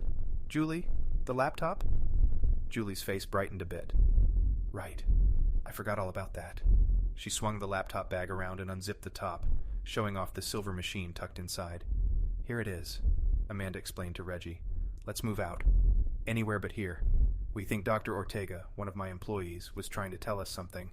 I'll need to access our shared folder from the secure cloud backup site. Reggie was already moving down the hallway, but he nodded and motioned for them to follow. Right on. Sounds good. Let's take the side exit, see if we can't get out and around the building. I parked over the hill in the parking lot next door, and we can all fit there. What about their stuff? Paulinho asked. Right. And our rental car? Julie added. Ben and Julie had a rental, but Paulinho and Amanda had driven over in Amanda's hatchback. You won't need it anymore, Reggie said, still talking over his shoulder. Besides, you ever see those movies with the cars that blow up when you turn the key? Julie shot a glance at Ben, but he didn't say anything. This guy's sick, Ben thought, but he seems to be confident enough to get us through this. And if Ben knew anything about these situations, it was that confidence, if nothing else, just might be enough to carry them through. Chapter 10. They drove for what seemed like hours toward Reggie's self-described compound. He wouldn't give more detail until they'd arrived, but only said that it was where he lived and worked when he wasn't in the city. When Ben awoke again and looked at the dash clock, he was surprised to see that they had driven for nearly 2 hours, straight north, almost reaching into the lower basin of the world-famous jungle territory. Most of the drive was pitch black, and Julie and Ben had used the time to catch up on their sleep. Amanda and Paulinho were on Julie's laptop, using Reggie's ad hoc wireless network from his cell phone to connect the computer to the internet and download the information Dr. Ortega had left for them. Julie had been right. Dr. Ortega had indeed been trying to tell them something, without the information getting into the wrong hands. He'd meticulously organized the images in the folders into numbered files, then uploaded an explanatory video he'd titled Pega Veritas. The video was large, and since the phone had an almost unusable download speed, they'd been waiting for the entire drive to discover what the video and files were all about. Ben heard a gentle ding as the download finished, and he nudged Julie. She wiped a trickle of drool from the side of her mouth, then looked up at the computer on Amanda's lap in the front seat. It's done, Amanda said. Paulinho stretched up in the seat behind Amanda's next to Ben and looked over her shoulder at the screen. Ready? She pressed play before anyone could respond. Dr. Meron, if you're watching this, there is a good chance I am dead. The man in the video, Dr. Juan Ortega, swallowed hard, then clenched his teeth and began again. I'm sorry. Please tell my family that I love them, and... He couldn't finish the statement. Yes, Well, at approximately 8:55 p.m., the Naratech facilities were breached and entered by what appears to be a military operation. They immediately shot and killed our 2 guards on duty, raced toward the main laboratory section where I tested a theory. I was able to move to the conference room and begin uploading this video, along with some of the research that I believe proves my theory. The man was analytical, and Ben could tell he was trying to outline the events in as clear and concise a way as possible. To him it must have seemed surreal, but his education and training took over, and he tried to keep his voice steady for the camera, providing as much detail as possible that might be useful in the inevitable police investigation that would follow. I will try to send a quick update directly to your phone, but it will no doubt be low quality. Since you are watching this video, you've obviously seen that video and the message therein. Here is the entire message. I have a theory about the golden man we have seen in the dreams of the subjects. Pega Veritas is a game I play with my daughters. I saw the sticks, and how some of them seemed to point in a certain direction. The man paused once more, gathering his thoughts, then continued. There is not time to fully describe my thought process, so unfortunately the scientific method will have to wait. He smiled. I'm sure you can understand the results I've collected in these folders. The video ended abruptly, and Ben wondered if there was supposed to be more to it. He almost asked, but Amanda and Paulinho seemed more concerned with the files tucked away in each of the folders. What's the golden man? Julie asked. Paulinho seemed stumped as well, so they all waited for Amanda to respond. When she did, she turned to her left to address all of the small SUV's occupants. It's exactly what it sounds like. A man completely gold-colored that we've been observing. Like watching? Paulinho asked. Yes, but in our subjects' dream states. They have dreams. We observe them and record what video we can, and then discuss the results when they wake up. But in some of our subjects, we're seeing this golden man. He's always looking directly at us. How is he looking at you? Well, technically it's an impression from the subject's subconscious imaging. Their mind is preparing the image of the golden man, and they are preparing it in a way that the man is always looking directly at the subject, what we have been calling the camera. Ben shuddered. The research they were doing at Naratech was even creepier than he'd initially thought. Recording dreams? Watching people's memories? This golden man has been the subject of much debate in my company for the past month. We couldn't figure out why he shows up in only some of our patients' memories, and why the patients themselves have no idea who he is. Ben leaned forward in the chair. Wait a second. The patients don't know about the golden man? Amanda shook her head. No, they're completely clueless and sometimes even argumentative when we show them the playback of the recording. They're adamant they've never seen the man before. They sat in silence for a moment, taking it all in. They turned left onto a long dirt road, and Amanda spoke again. What's more, our technology isn't strong enough to clearly transpose all of the electrical signals output by the brain. We generally get close, and we can tell, for example, that a subject is walking down a street or driving or at a party, but we can't see faces clearly, and most objects are blurry shades of light.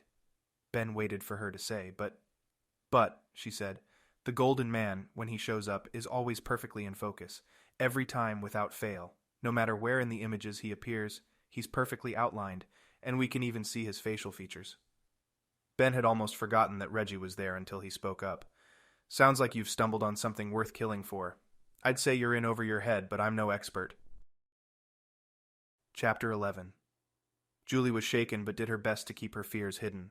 If Ben had taught her anything, it was that no good could come from broadcasting your fears and insecurities to the world. She wasn't sure she completely believed him, but she had to admit that forcing herself to calm down, breathe, and exude confidence instead of weariness was at least helping her keep cool in the situation. So far they'd been shot at, nearly blown up, threatened, and chased, and there was no sign that it would stop anytime soon. Julie wanted to go home, to go back to their quaint, beautiful, and simple cabin in the woods deep in the heart of Alaska, but she knew she couldn't. As Ben said, there were problems you ran from, and problems you didn't. She wasn't entirely sure what it meant, but it always seemed to make sense in the situation. So far, they'd only experienced the type of problem you weren't supposed to run from, and this problem, she knew, was also that type of problem. Ben was probably the most stubborn person she'd ever met, save for her father and grandfather, but Ben was definitely the closest to her. He'd made it his mission to find Drache Global, Drag Medicinsk, or Dragonstone, whomever they might be, and bring them to justice. It was a long shot, and it was likely going to get him killed, but there was nothing she could do to convince him of that. She'd even tried leaving, but she couldn't do it. Hours of arguing and slamming doors had taught her that there was nothing that could force them apart except, ironically, death. It was an interesting game, fighting about something that might lead to death, but being unable to win the game without actually dying. She thought about that now as the SUV pulled onto the fourth and final dirt road, this one a long driveway that led to a rundown shack sitting in the middle of nowhere. It was unbelievably small, no more than 10 feet wide, and Julie had to do a double take when she realized it was the only real building in the area. Surely we're not going there. A large hill rose from behind the house, casting it in an even deeper shadow than the night was able to provide. Set a good distance away from the house, Julie could see a lone light affixed to a tall pole, gently illuminating a tiny four-walled structure in a pale yellow glow. This building, too small to be anything more than a simple storage shed, sat next to a long covered area lined with picnic tables, plastic chairs, and chest-high wooden benches. The shooting range is to the left, and the survival course's main camp is directly behind the house, going up and over the hill. The man driving, the former Army sniper Paulino had introduced as Reggie, motioned with his head as he described each station. We use the range year-round, but I'm only running a winter course right now. Better weather for it, I guess, so people were only signing up then. He chuckled, then grinned. Kind of seems pointless to me to only prepare for the worst during the best time of year. He pulled up to the shack, and Julie could see it was completely dark inside. The only light in the entire area, actually, was the light pole near the shooting range. Reggie put the car in park, then turned to address the occupants inside with him. Stay here a sec while I disable the defense system. Shouldn't be any trouble, but it's outdated and I can't afford an upgrade right now. While he said it, he pulled out his phone and opened an app. Also, he added, flicking around on the screen of his phone with an outstretched index finger, let there be light. With a dramatic flourish, he poked at the screen, and the entire compound was brilliantly lit up in daylight bright white light. Julie involuntarily brought her arm up, shielding her eyes, while Amanda and Paulinho gasped audibly. Reggie laughed again. Impressive, no? One of the best home defenses you can invest in is great lighting. Anyone sneaking onto my property in the middle of the night will have to be invisible if they don't want to be seen. He tilted his head to the side. Actually, I take that back. They'd still be seen. They just wouldn't know it until the other defenses kicked in. No one in the SUV asked what the other defenses were, and Julie was partly glad they didn't. She hadn't been able to decide if she trusted Reggie or not, though he had been the one who'd saved them from the terrible onslaught at the hotel. Part of her wanted to trust the man, but another part of her seemed to sense the hesitation in Ben and borrow it from him. After a minute of playing with his phone, Reggie finally looked up and unlocked the car doors. Great, I think that's most of them. Home sweet home. He pulled the handle and exited the vehicle. Paulinho did as well, followed by Amanda, then Ben and Julie. It felt good to stretch her legs, but she could also feel the fatigue of adrenaline and lack of sleep finally setting in. Whatever the plan was, she hoped it involved sleeping, safely, for a few hours at least. Let's get you all inside, then figure out this Golden Man stuff, Reggie said. He led the way into the miniature home, the four others trailing behind, still skeptical. He paused at the front door, turning around. What are you waiting for? Let's go. Reggie poked out a sequence of numbers on a tiny numerical lock control mounted above the door handle, and the door clicked and swung open. Julie reached the door next, followed by Ben and the others, and she stopped at the threshold. Reggie had disappeared. She stepped a foot into the building and saw a staircase to her left, strategically hidden from view from outside the house. Reggie popped his head up the stairs. Come on, he said. Ain't got all night. The man's head disappeared again from view, and Julie followed. The stairs turned once, then opened up a flight below the floor into a strikingly different setting. A basement room, easily 3 times the size of the main building above her, awaited. A couch, 2 armchairs, and a well-appointed bar faced her, spaced out nicely against the backdrop of a beautiful early 19th century English decor. Wallpaper, crisply glued and in perfect condition, covered the 3 walls she could see, and an arched entryway led further into the dwelling. My ex-wife put most of the furnishings in here. I'm a stickler for order and cleanliness, so I probably would have made it look like a hospital room if it were up to me. Reggie was already behind the bar, pouring himself a glass of bourbon. He swished it around in the glass as the others joined Julie downstairs, and he held it up to them. You'd actually be surprised at the quality of beverage choices here, he said. Good enough to make any American proud. He held up the glass, a signal of offering to the rest of the group, but only Ben obliged. He stepped up to the front of the bar, pulled out a gorgeous solid wood bar stool, and sat on it. Reggie seemed more than pleased to pour the man a drink, and Ben held it up, inspecting the color. Julie thought the two of them might completely disregard the rest of the team, consumed by their love for fine spirits, so she cleared her throat. Amanda walked closer to the bar. Reggie. Reggie looked up but didn't offer his last name to the woman. Thanks. Thank you for what you did back there. He nodded, scrunching his face slightly to exaggerate the expression. But her voice trailed off. I know, he said, interrupting the awkward silence. You need to find out who wants to kill you. Her eyes widened slightly, probably surprised at the man's bluntness, but then she nodded. Yep, working on it. Julie watched the man pour himself another glass, then refill Ben's.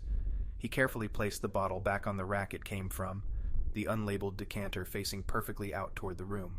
He turned back to Ben. That's a 1970, and it goes down about as well as anything twice the price. I know the guy who makes it.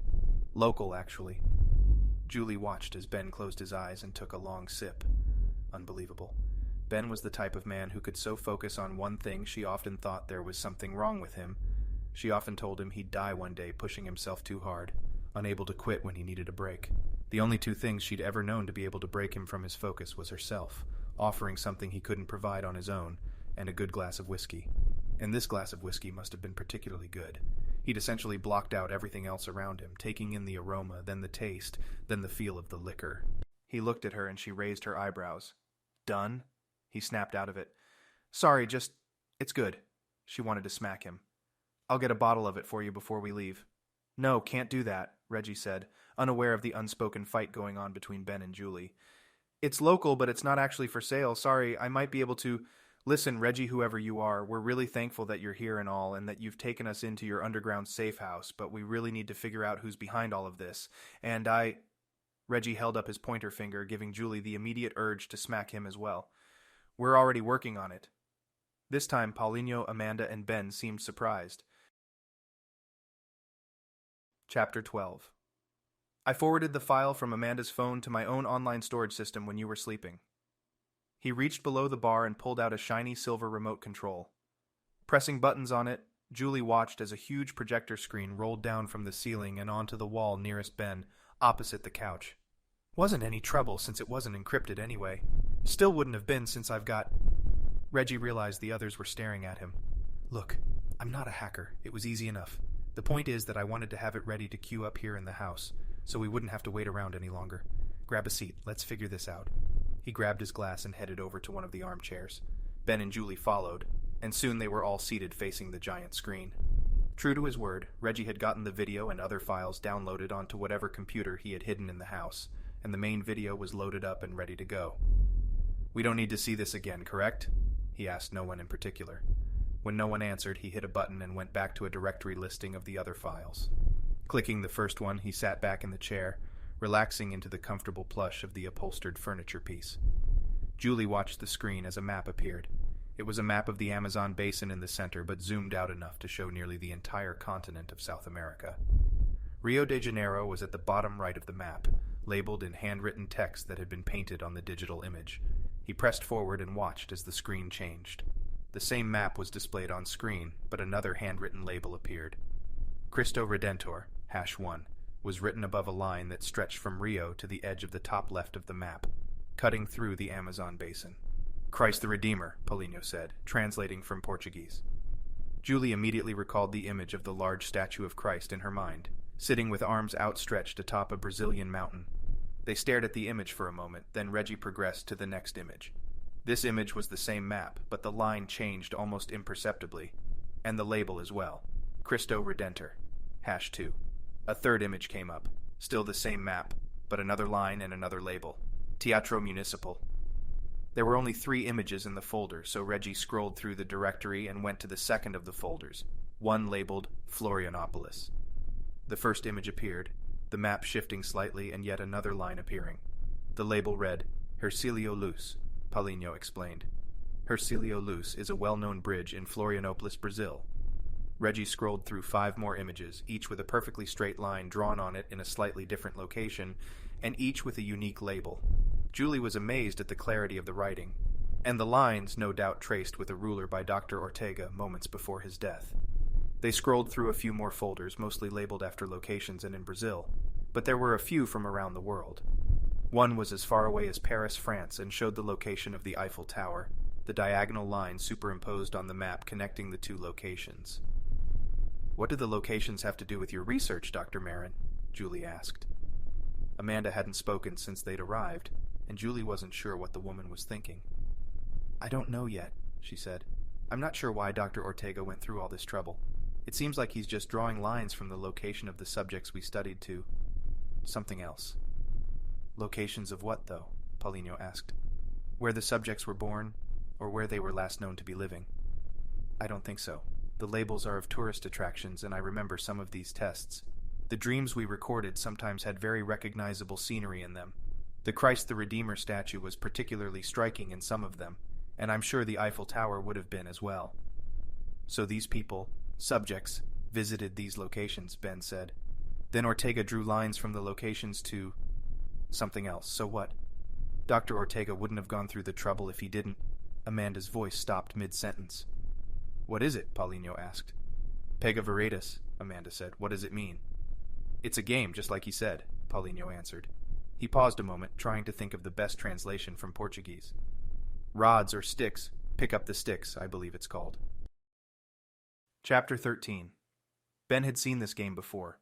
Sticks or rods laying on each other on the floor, and 2 players attempted to pick them up one at a time without disturbing the other sticks. He'd never played it, but he'd seen it in toy stores as a kid. Amanda stood and walked to the map, pointing at the line. He's drawing the sticks on the maps, she said. She was getting excited, and Paulinho and Reggie stood to join her near the map. Reggie, go back. What other folders are there? Reggie followed her instructions, showing them the list of folders within the directory. Amanda read the list, then pointed. There! Zoomed images. Pull that one up. Reggie did, and the first of the images appeared on screen. The label was one they'd seen before, Cristo Redentor #2. The line also appeared, drawn to extend past the edge of the image toward the top left of the screen. But the map itself was zoomed in much closer to the Christ the Redeemer statue. They could see the outline of the mountain's topography, dotted nearby with the unmistakable shape of houses and buildings. What was most evident, however, was the word subject, scrawled in Portuguese near the base of the mountain. There was a tiny X near the word, and the line began and extended from it. The next image was similar, but with a different X and a different line. All the lines are diagonal, from top left to bottom right, Julie said, or vice versa. The next image, however, changed that theory. It was another X, another subject, and yet another line, but this one was sharply descending from the top right of the screen to the bottom left. The title of the image was Estatua da Liberdade, the Statue of Liberty, Paulinho immediately translated. It seems like the lines are all pointing at the same spot, right? Julie asked. As soon as she said it, Ben spoke up. Is there a folder with all the lines added to one map? He asked. Reggie flicked through the folders again and found one labeled Convergence in Portuguese. He clicked on the first image and everyone in the room gasped. Ben stood up and walked toward the screen. They're all converging on the exact same point, she whispered. It's just like he said, pickup sticks. But the sticks are these lines. They all cross each other at some point in... Her voice trailed off. Amanda picked up the rest of the sentence. In the Amazon rainforest. Reggie, can you print these? Reggie nodded. Of course. He navigated around the menu system on the computer. Ben squinted at the top left of the map, mostly centered on the upper half of the South American continent, and saw the words Floresta Amazonica written in the same clear, delineated handwriting. There was a circle hastily drawn around the convergence point of the lines, and they all took a moment to examine the map. But where is he getting the directionality of the lines? Reggie asked. He navigated back to the list of folders, searching for anything that might be helpful. Paulinho told him to stop at one of the last folders. Positioning screenshots or placement screenshots, he said as Reggie entered the folder. Ben examined the first image. It was nothing more than a splash of color. Shades of lighter and darker colors, all blended together, with a grid carefully drawn on top of the entire image. Lighter blues and yellows appeared near the top, and darker shades toward the bottom. On the bottom right of the screen, against a background that was a similar golden shade, he saw a man staring straight at him. As Dr. Meron had explained, the man was perfectly in focus. It was too small an image to see the man's facial features, but Ben could tell the man was standing in front of something large. He forced his eyes out of focus, and an image seemed to appear around the golden man. Christ the Redeemer, Julie said aloud. He saw it too. A fuzzy triangle dominated the image, dead center, with a much smaller triangle of a bluish tone sitting on top of it. There was sky around the statue, and Ben knew it was a view looking up at the statue, the mountain itself covering most of the picture. The golden man was placed in the image, standing still and, as always, looking straight at the subject. Well, if that ain't the creepiest thing I've ever seen, Reggie said. Ben had to agree. He'd never seen anything like it, and it wasn't even a faked image. You mean this is a screenshot of a recording of someone's dream? He asked. Dr. Meron nodded. We're getting better every month at rendering the images. More and more sensors designed to pick up the exact locations of neurons firing in the brain allow the computers to project certain lights, colors, and pictures onto a screen. It's just creating a visual representation of what's happening electronically in the brain. This is amazing, Julie said. How do you even do something like this? Amanda nodded again. Thank you. It's been a long process, but the basic technology and techniques have been in place for years. We started with an 8x8 grid of lights placed on a piece of board in front of our subjects, and when we'd light one of the lights, a certain area in the brain would light up as well. The same place would light up the same way every time, and by tracking that information thousands of times with hundreds of subjects, we were eventually able to create a map of the brain. That map could then be used in reverse. We told the subjects to think of one of the lights lighting up, to actually picture it in their mind. When they did, the same areas of the brain would light up the same way, as if they were physically seeing the light bulb turn on and off. Eventually, that research allowed us to know what type of image, for the most part, their brain was conjuring up. Reggie smiled. Fascinating. Then, naturally, you took it a step further and started recording their dreams. Dreaming and how dreams are produced is one of the most understudied fields in neuroscience. because it has been impossible to see someone else's dream. We've had to work from descriptions, and as you all know, remembering a dream that happened the night before can sometimes be a challenge. Ben agreed, but he still wasn't sure what this all meant, and what Drache Global wanted to do with it. So again, how is Dr. Ortega determining directionality? Ben asked. They all turned back to the image on screen. It seems like he's calculated approximately where the Golden Man is standing, in relation to the subject, and the recognizable scenery in the image. In this case, the statue of Christ the Redeemer. Paulinho pointed at the two elements in the image, the Golden Man and the statue. He drew a grid over the image, probably to help determine distance. I guess you could theoretically calculate distance by measuring the size of the statue and where the subject is in relation to it, since we easily know that information. Then you could triangulate the location of the man and in what direction he's facing. Yes, Dr. Meron said. Yes, you could. It seems to me that the man in the image is placed so a line could be drawn from the subject to the Golden Man. The same lines we've been seeing on the other maps. I wouldn't be surprised, she responded. They played around with the images in the folders, guessing and estimating and tracing the lines on the large projector screen.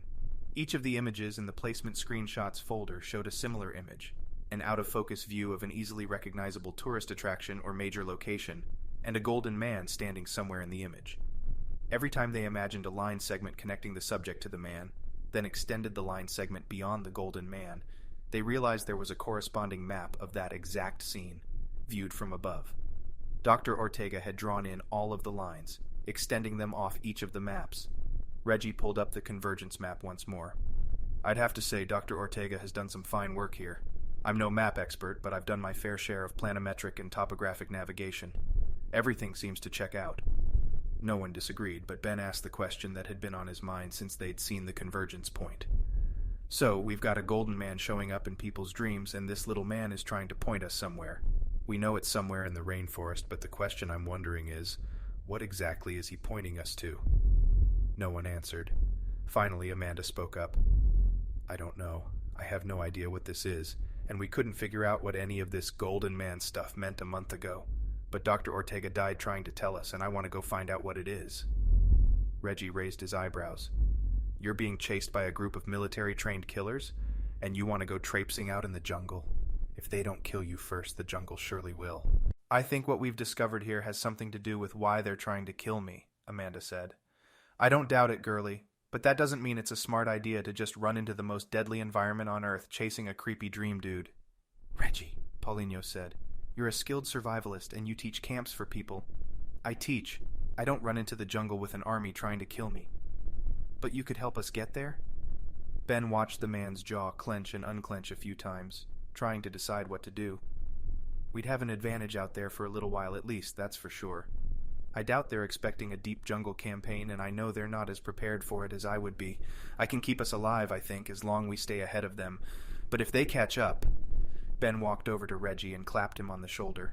I'm going into the jungle, Reggie. You've already helped us more than we could ever repay. But I have to ask for your help once more. You're not obligated to come with us, but I'm going. Reggie looked Ben up and down. About as stubborn as I'd suspected.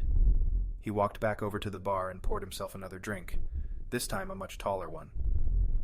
Fine, Reggie said. Let's do it. Let's go find this little golden man's secret. Chapter 14. Reggie left the group in the living room of his underground bunker and walked into the rear rooms of his home. It was a relatively small layout, less than 2,000 square feet, but it was more than enough for him. The main living room and bar was the showpiece where he entertained his wealthier clients and sold his high-end survival camp packages to corporate executives. They always wanted the best of the best, even though they had no idea what that meant. It was a cycle of men trying to impress other men, and weekend-long survival camps were the new golf courses of Brazilian business networking. He'd originally designed his packages for people like him, well-trained military types who wanted to keep their edge after their active-duty deployments. He had a few clients who paid him for range use, but most of the people who frequented his camps were nothing more than enviro-tourists, generally clueless about the world at large, but interested in saving the whales or whatever else they decided they were into that month. After a few bad reviews and numerous complaints about the extreme difficulty level of his best-of-the-best courses from the executives and enviro-tourists who couldn't take it, he crafted a much more appealing survival camp. one that mixed semi-primitive camping with a few classes on fire starting and basic survival techniques, spread out over the course of a weekend. Clients drove in on Friday evenings and could be back in their lumbar-supporting office chairs early Monday morning. He taught them nothing they couldn't learn in a Boy Scout handbook, but took out any details that required them to actually do anything physically demanding. In order to maintain his own edge and sanity, he created a few more courses for the clients who were actually interested in wilderness survival techniques. He had a shelter building course, a mini course on fire building, and a long-term expedition training course that was his pride and joy. The course took 12 students on a 2-week-long adventure into the rainforest, carrying only a backpack with worst-case scenario gear like navigation equipment and fire starter materials, a first aid kit, and MRE rations. He carried the pack himself and slept near it, to ensure that none of the students snuck anything out of it in the middle of the night. Reggie prided himself on the fact that none of his students had ever needed to use the backpack.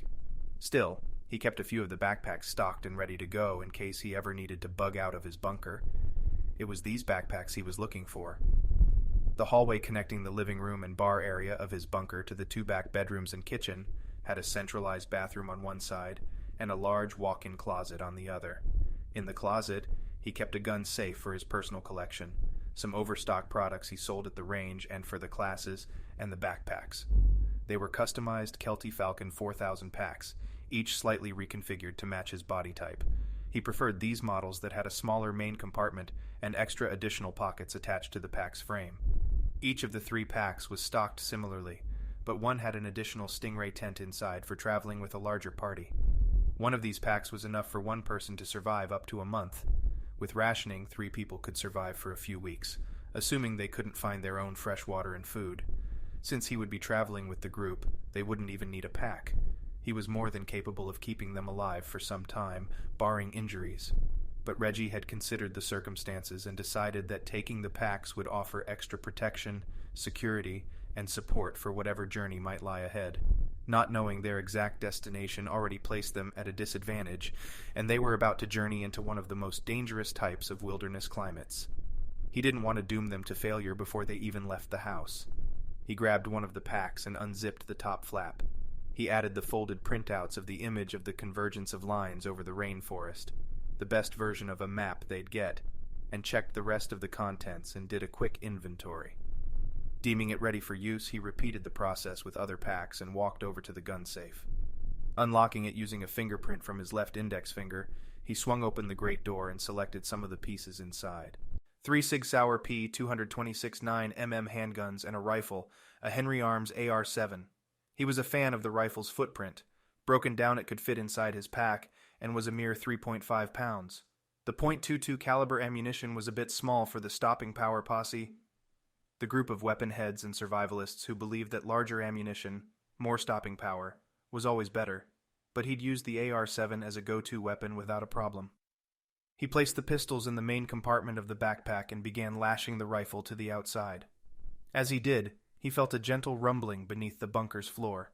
The floor was nothing more than smoothed concrete, 2 feet thick, but he hadn't placed anything over the bare surface in the closet. He looked down, waiting for the rumbling sound to end. It lasted a few seconds, drifting off into nothingness, then started again. He felt a surge of adrenaline even before he fully understood what the sound meant. Slamming the gun safe's door closed, and waiting for the nearly inaudible click of the lock, he left the pack where it lay on the floor and ran back into the living room. "We're going to be attacked. Those are shells, and I need everyone here to remain calm and start heading up the stairs." The others around the room, his friend Paulinho, Dr. Amanda Meron, and Ben and Julie, still discussing the images on the projector screen, looked at him as if he was insane. "Sorry," he said. "Can't really explain now, but there was a shaking sound. I recognized it, but you just need to trust me. Amanda, they found us. Somehow." At that, Amanda stood and stared at him wide-eyed. "It's fine," he said, hoping to reassure her. "They're not here yet, but they know I've got an underground bunker. I built this place to be a home, not a fortress, so they'll eventually get in. We need to be out of here well before that." She nodded, and Ben walked toward him. "What do you need me to do?" Reggie paused a moment, taking in the large, well-built man in front of him. "He's starting to trust me." "Good." "Thanks, Ben," he said. "Grab the 2 backpacks in that closet, the ones up against the wall. I'll get the one next to the gun safe, and then we're out." He turned to the rest of the group as Ben slid by him and into the hallway. "Head up the stairs, but wait at the top until Ben and I are there. There's a back door on the shack that'll lead us out and over that hill. I expect to be well hidden and almost into the trees by the time they start shelling the house." He didn't wait for the rest to follow instructions. He turned and followed Ben into the closet to get the rest of the gear, only taking a moment to assess the group his fate was now tied with. In all his years training and preparing survivalists, he knew only one characteristic that separated the executives and tourists from the real-deal hardcore survivors: mindset. He hoped that the group now following him into the most excruciating climate he'd ever known had the mindset of staying alive. Chapter 15. The shells were working their way closer to the bunker. Ben saw dust and small rocks falling from the crevices between the slabs of concrete that made up the walls, and he winced every time one landed. "They're getting closer," Ben said to Reggie as he swung the 2 packs over his shoulders. "They're not aiming for the shack. Not yet, anyway. They're aiming for where they think the other bunkers are." "Other bunkers?" Reggie grinned. "Come on, let's get upstairs. Yeah, I submitted plans to the county when I had this place built. They're pretty particular about excavating and digging around here, so close to the forest. The plans showed 13 smaller bunkers, all spread around my land. Couple 100 acres. Ben had to laugh. "So you just submitted plans that would be in the public record, showing that you had a bunch of random bunkers around here?" Reggie nodded once. "Yep. Nothing like fake plans for an extra layer of defense." Ben followed Reggie up the stairs where the others were waiting. He noticed now, seeing the shack from the inside, that the walls were also concrete. The outside of the building obviously built with a facade, yet another layer of defense. "Reggie, it seems like you've spent quite a bit of money protecting yourself down here," Ben said. "Why all the security?" Reggie just shrugged. Seemed like a good idea at the time. He didn't elaborate, instead changing the subject back to the situation at hand. "Come on, out the back door when I say go. Run straight ahead over that hill and don't stop running until you're well into the woods. Ben, you take the lead. I'll follow behind." Ben nodded and stood by the closed door. "Oh," Reggie said, turning once again to face Ben. "Here, take this." He handed Ben a handgun, pewter-colored and heavy. Sig Sauer P, 226 9mm. Ben turned the weapon over in his hands a few times. He wasn't a pro, but he'd handled a fair share of firearms as a park ranger and growing up hunting with his father and brother. He felt the gun's weight, checked the magazine, and nodded at Reggie. "Good deal," Reggie said. "Oh, and do not let the Brazilian authorities catch you with that. They're not too fond of locals or tourists carrying them around. And even if they don't arrest you on the spot, they'll detain you longer than TSA when they find some tweezers." A shell landed beside the shack, and Ben felt his insides vibrate with the explosion. The shack itself stood strong, but pieces of rock and ceiling material rained down around them. Amanda covered her ears. "Go!" Reggie yelled. He pulled the door open and shoved Ben out. Ben started running, heading straight for the tall hill that stood behind the house. He pushed his legs as hard as he could, hoping the others would be able to catch up. He rounded the top of the hill and continued down the other side, suddenly realizing he was about to walk into the densest forest he'd ever seen, whereas the woods he was comfortable with back home were mostly large pines, spread evenly with branches that didn't start until halfway up their trunks. The trees and bushes here were tangled together, gripping each other like twisted fingers, forming a tight web of foliage that seemed to be impenetrable. He ran toward it. As he drew nearer, he saw a few spots wide enough to run into. He aimed for the closest of these, a break in the foliage he hoped would allow him to break through the wall of forest life he was heading towards. He could hear the footsteps of the others close behind him now, the shells no longer drowning everything out. They were still attacking, but he hadn't heard anything other than the steady barrage of explosions hitting the ground since they'd started running. He hoped they wouldn't be able to see them out in the open. Even in the forest, he knew they'd be no match for the heavy artillery raining down hell on Reggie's land behind them. After he'd been running for another minute, dodging trees and bushes and jumping over fallen logs and pieces of broken rock, he heard Reggie yell out from behind. He slowed, then stopped and turned around. Julie was there, panting, but otherwise doing well. Paulinho and Reggie showed no signs of exertion, but Dr. Amanda Meron had her hands on her knees, heaving gasps of air. Reggie came over and placed his hand on her back, then said something Ben couldn't hear. She nodded, and Reggie walked up to Ben and the others. "We need to keep moving forward," he said. "They'll get bored eventually, or they'll find my bunker empty. Either way, they're going to figure out where we're headed soon enough." "Where are we headed?" Julie asked. Reggie gave her one of his typical cocky grins. "Straight through this stand is a stream. That stream picks up and heads west a bit more. Then a mile later..." Empties into a larger pond. I've got a buddy who lives there. Small cabin, usually only him and his wife. Why are we going there? Paulinho asked. Reggie was now in front of Ben, walking deeper into the trees behind the hill. They followed closely, none of them wanting to fall too far behind in the dense, shadow-laden forest. He owns a plane and maintains an airstrip he uses for regional flying. Supply drops, tourism, search and rescue, that type of stuff. He can fly us as far as Manaus, which should be just over 5 hours. Give us some shut-eye, which I know I'll need. They walked along in silence until they came to the stream. Ben was still carrying the backpacks, but Paulinho walked over and offered to take one. They each strapped one to their backs while the others waited. When they finished, and Reggie approved, he turned and started following the stream without speaking a word. Ben had long since stopped hearing the shells, and he wondered if they had already found the bunker or if they were just out of range. He hoped it was the latter, and that whoever was trying to kill Amanda, and now them as well, had decided to call off the search. Julie walked up to Ben and found his hand. She grabbed it, interlocking her fingers with his. The stream they were following provided a narrow walkway next to it, and it was just wide enough to fit Julie and Ben side by side. The jungle was silent, likely due to the artillery shells scaring away any wildlife from the area. Ben enjoyed the quiet, and with the trickling light from the rising sun finding its way through the cracks of the forest canopy. The scene around them was growing more and more beautiful by the minute. He squeezed her hand, and she looked over at him. It's going to be fine, he thought. They didn't speak, opting instead for the unusual silence of the jungle. They reached a clearing, and Reggie held up a hand. He crouched down right at the edge, then slowly stood and stepped forward. Ben could see the pond in front of him, on their right, collecting the stream's water and providing a natural lake for the animals and plants around them. The cabin Reggie had mentioned was straight ahead, marking the opposite edge of the clearing. A dirt road led away from the cabin and into the forest nearby, twisting around the larger trees. It was a picturesque scene, a greener and denser version of his own cabin at home. "What's wrong?" Ben asked, stepping closer to Reggie. Reggie had stopped again, still examining the cabin from a distance. Ben could see a car, a mid-sized SUV similar to Reggie's own vehicle, parked outside the cabin. He assumed Reggie was being cautious, not wanting to scare whoever might be inside. "Look at the window," he replied, his eyes still glued straight ahead. Ben squinted, not able to see at first what Reggie was referring to.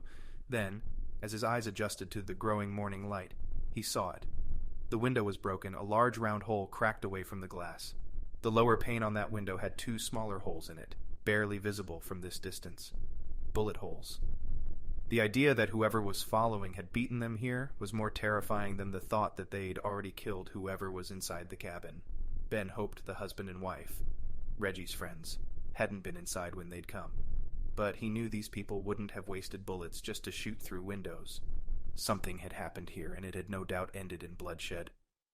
Reggie started walking toward the cabin, holding a pistol. Ben hadn't seen him draw the gun, but it had appeared in the man's hand somehow. Ben started forward, but Reggie turned and held up a hand. "Stay there, all of you," he said. "Let me check it out first." Ben stopped and felt Julie's hand grab the inside of his arm. He wanted to follow, wanted to see what had happened inside, and he wanted more than anything to help. If something happens to Reggie, he didn't allow himself to finish the thought. Reggie reached the cabin and crouched below the window. He lifted the gun, holding it near his face, and peered over the windowsill and into the house. Time stood still as Ben watched the man. Reggie didn't move, holding steady at the window, taking it all in. In a moment, everything changed. Chapter 16. The window cracked, shattering outward in a tiny explosion, and Ben heard the sound of gunfire from inside the cabin. Reggie yelled something, stood up again, and aimed his gun into the single-room cabin. Ben couldn't take it any longer. He started running forward. He had a weapon, but it felt useless now in his hands, nothing but dead weight. He hadn't fired a gun nearly enough times in his life for the action to be natural, but he ran anyway. The man who'd saved their lives multiple times in less than a day was in danger, and he reacted the only way he knew how. But before he could reach the window, Reggie was still standing in front of... Reggie turned to Ben. "False alarm," he said. "It's a kid, might need help. Says he fired at a shadow. Must have seen me coming." Ben wasn't convinced they were safe, but he followed Reggie to the front door of the cabin.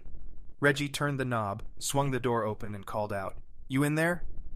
A muffled yes reached Ben's ears. "Okay, kid," Reggie replied. "We're coming in. Don't shoot, okay?" Another muffled response. Then Ben saw a gun slide across the wooden floor toward the threshold.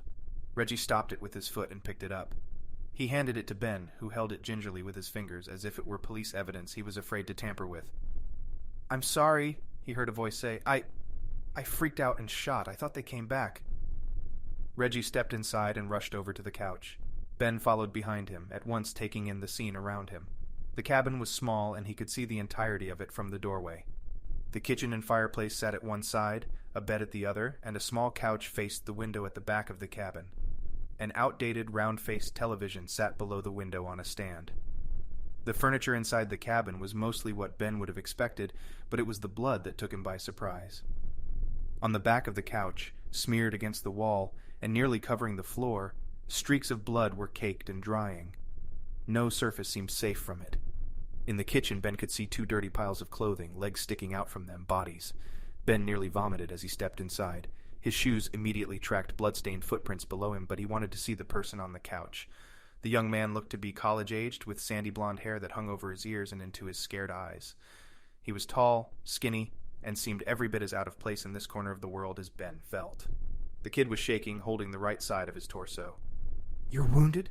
Reggie asked. The kid nodded, and Reggie tried lifting the kid's hand. He yelped in pain, but Reggie comforted him. "I'll need to look at it if we're going to patch you up. Where'd you get the gun, by the way?" Reggie ignored the bodies, and Ben wondered if he'd seen them or not. Were they his friends? The husband and wife? The kid spoke slowly, trying to breathe in a gentle, steady rhythm between words. I grabbed it from the table right here. Bernard kept it there." Reggie didn't seem to react to the statement, but Ben knew the man would be comparing the kid's words with what he knew of the man and woman who lived here. This statement must have checked out, as Reggie didn't respond. There was a roll of gauze in the kid's hand, covered in blood. Reggie took the roll and ripped off the outer layer of dirtied fabric, then started dressing the wound. "Looks like a knife wound," Reggie said. "Ragged hole, definitely not cut with a bullet." The kid nodded again, still struggling in pain, but let Reggie work on the wound. "The good news is that it's relatively small. Should heal up on its own pretty quickly, actually. You'll be able to walk, but it's going to hurt like hell." The kid seemed to struggle a bit with this information, but to his credit, he clenched his jaw and nodded. Reggie continued dressing the wound.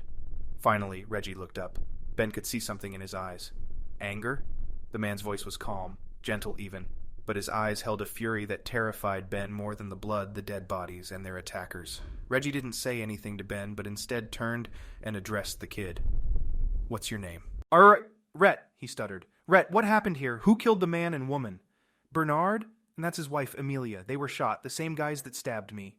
Reggie flashed a glance to Ben. "They beat us here. They stabbed you, but shot them?" They were trying to enter the house quietly, I think. I was at the door, opened it then. We couldn't get to the gun in time." Reggie nodded. "Okay, just relax. I'll get you some water." Ben followed Reggie into the kitchen, and the two of them pushed the bodies to the side, out of the way of the sink. Ben struggled with the task, still feeling uneasy from all of the bloodshed, but Reggie's calm resolve strengthened him. When they finished, Reggie turned the faucet on and grabbed a plastic cup sitting nearby. Ben heard a noise at the door and saw the 3 others, Amanda, Paulinho, and Julie, standing in the doorway. Ben's eyes immediately met Julie's, and he saw the horror on her face. No one spoke, but the message had been received. "They beat us here." Reggie returned to the couch with the water and raised Rhett's head to help him drink from it. When he had finished drinking, Reggie helped him sit up a bit higher on the sofa, his back supported by a pillow. "Rhett, we need to find whoever it was that hurt you and killed the Olivars." Rhett looked at Reggie when he said the couple's last name, but Reggie continued before the kid could ask any questions. Julie, Dr. Meron, and Paulinho stepped into the house and closed the heavy wooden door behind them. "They were my friends, and I have a feeling that I have something to do with why they were killed, why you were targeted. Anything you can tell me about what they looked like or what they may have said?" Rhett thought for a moment, then said what Ben had been afraid of. "Well, not much, no. They were dressed in black, like some sort of military special forces group or something." He took a long, slow breath. "They didn't say anything either, just stabbed me, left me for dead, and raided the house." Ben looked around. Aside from Rhett's and the couple's blood everywhere, the cabin looked to be in order. Not even a picture on the wall was hanging improperly. "Raided the house?" he asked. "Yeah.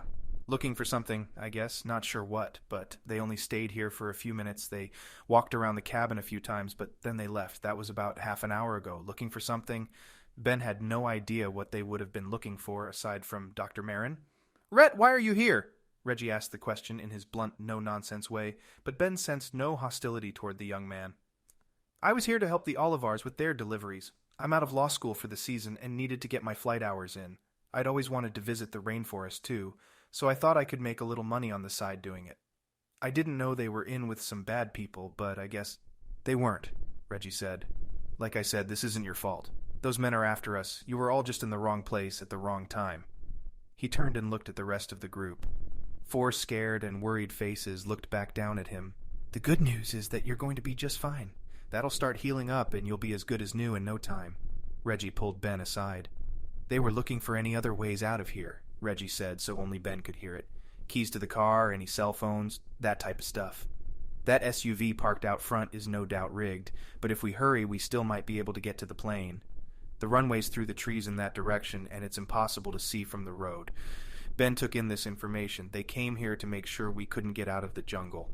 They killed the pilot and the wife and kid he was with. If they already found the plane, he waited for the inevitable.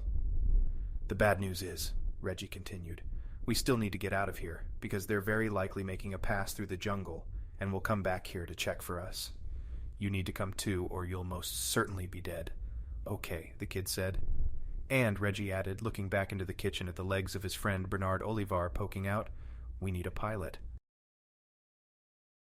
Chapter 17. Julie hoped Rhett was more skilled than he was giving himself credit for. After Reggie told him they needed a pilot, Rhett argued for a few minutes, telling them all he wasn't capable of flying on his own yet. Reggie argued back, reassuring him that he himself had some limited flight experience and would be an able co-pilot in a small bush plane like Bernard's.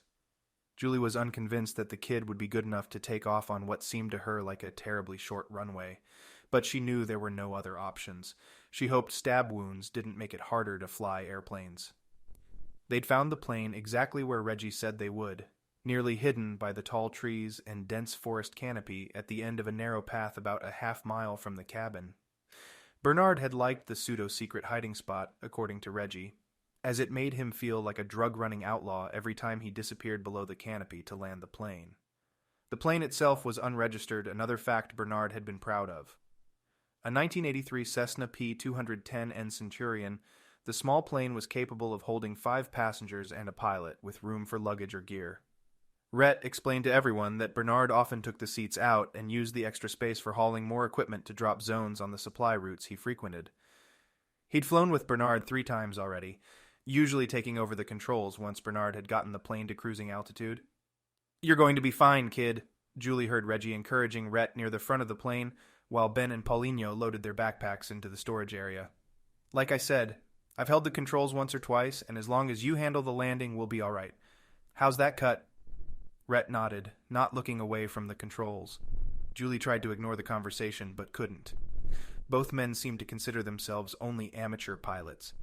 And I'm going to fly with them willingly, she looked at Ben. We're going to be fine, he said. She knew how he felt about flying, and she was amazed that he seemed to actually believe what he just said. Reggie spoke again to the group. Everyone stand over by the tree line. I'm going to get her started up. He didn't explain why he wanted them to stand back, but Ben sidled over to Julie and whispered in her ear. He said the SUV in front of the cabin was very likely rigged with explosives. He probably thinks the plane... Stop, she said. I don't want to know. Ben shrugged, and Julie turned and walked toward the trees as Reggie climbed up into the cockpit of the aircraft. She heard the door slam. A minute passed. Then the airplane's engine sputtered to life, the low hum reaching her ears. She waited. Ben pressed his hand over hers, and she felt him squeeze. He's nervous too, she thought. Another minute passed, and Reggie hopped out of the pilot's seat and waved over to them. If she was going to blow, she'd have done it already.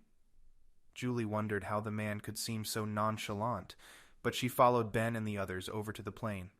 Ben helped her inside, and they all buckled their seatbelts as Rhett taxied the plane to the runway. He waited at the edge, checking and rechecking the instruments and displays in front of him. Reggie was smiling from the co-pilot seat, but his eyes contradicted the rest of his face in their hard, semi-closed way. She waited. Finally, she felt the lift force as Rhett pushed the throttle down and started the plane on its takeoff sequence. The kid seemed calm, collected, and perfectly focused on the task at hand as the plane accelerated, then finally rose slightly as the lift forces pulled the plane upward. He pulled the nose up, and Julie felt the momentary weightlessness as their centers of gravity shifted and they became airborne. She'd never flown in a plane as small as this, and the jumpiness caused by the bumpy runway was immediately replaced by the smooth and gliding feeling of flying. She looked over at Ben. His knuckles were white, his eyes fixed straight ahead, but she didn't bother him. Once they reached their cruising altitude, he would calm down a bit and be able to relax. "What do you think we're looking for?" Paulinho suddenly asked. Julie and Amanda looked over at him, and Ben, still staring straight ahead, raised his eyebrows slightly. "I mean, what's the big deal? Amanda's company has been doing amazing research since they started. Why are they after you now?" Amanda shrugged. "I don't know. It all seems so strange. 1 week we were working on capturing dreams, and now I'm a fugitive." "What do you think the Golden Man has to do with all of it?" Julie asked. "Again, I have no idea. That seems to be the beginning of it all, though. When one of our employees uploaded the data, I believe someone on the other side accessed it right away. After that, all of this started." "One of the investors?" "Probably. They were always hands-off, but their only requirement for continued funding was first access to anything we discovered." Julie considered this. She didn't know anything about high-tech venture capitalism, but it seemed odd that an investor would seem disinterested enough in their investment to be hands-off yet require immediate access to any new findings. It definitely didn't check out, but Julie didn't press Amanda for more. A few minutes later, the plane pushed out of its steady ascent and leveled out. Ben released his grip on the armrest and his hand immediately found Julie's. She looked over at him, trying to gauge how he was feeling, without explicitly asking. His eyes seemed tired, their brows bent into an expression of worry, or stress, she wasn't sure. He stared back at her, nodding slightly. She smiled, then turned to look out the window once more. "We're on our bearing now," Reggie called out from the cockpit. "We'll fly into Manaus, then find a boat to take us upstream." Paulinho tapped Reggie on the shoulder. "Where exactly are we going? Those lines crossed, but they didn't exactly tell us the destination." Reggie smiled. "No, I suppose not, but that location is remote enough that we'll be able to narrow it down much easier when we get close. I jotted down the coordinates before we left my place." Reggie flashed up a piece of paper on which he'd written some numbers. "It's in the middle of the basin, between the Purus and Jaro rivers. Still a pretty large region, but it's a good place to start." Julie wasn't convinced. "Pretty large region? Seems like that's quite the understatement." "Yes, that's probably true, but we're not in Manaus yet, so there's not much we can do." "What's in Manaus?" Paulinho asked. "A professor. I've never met him in person, but we've exchanged emails before.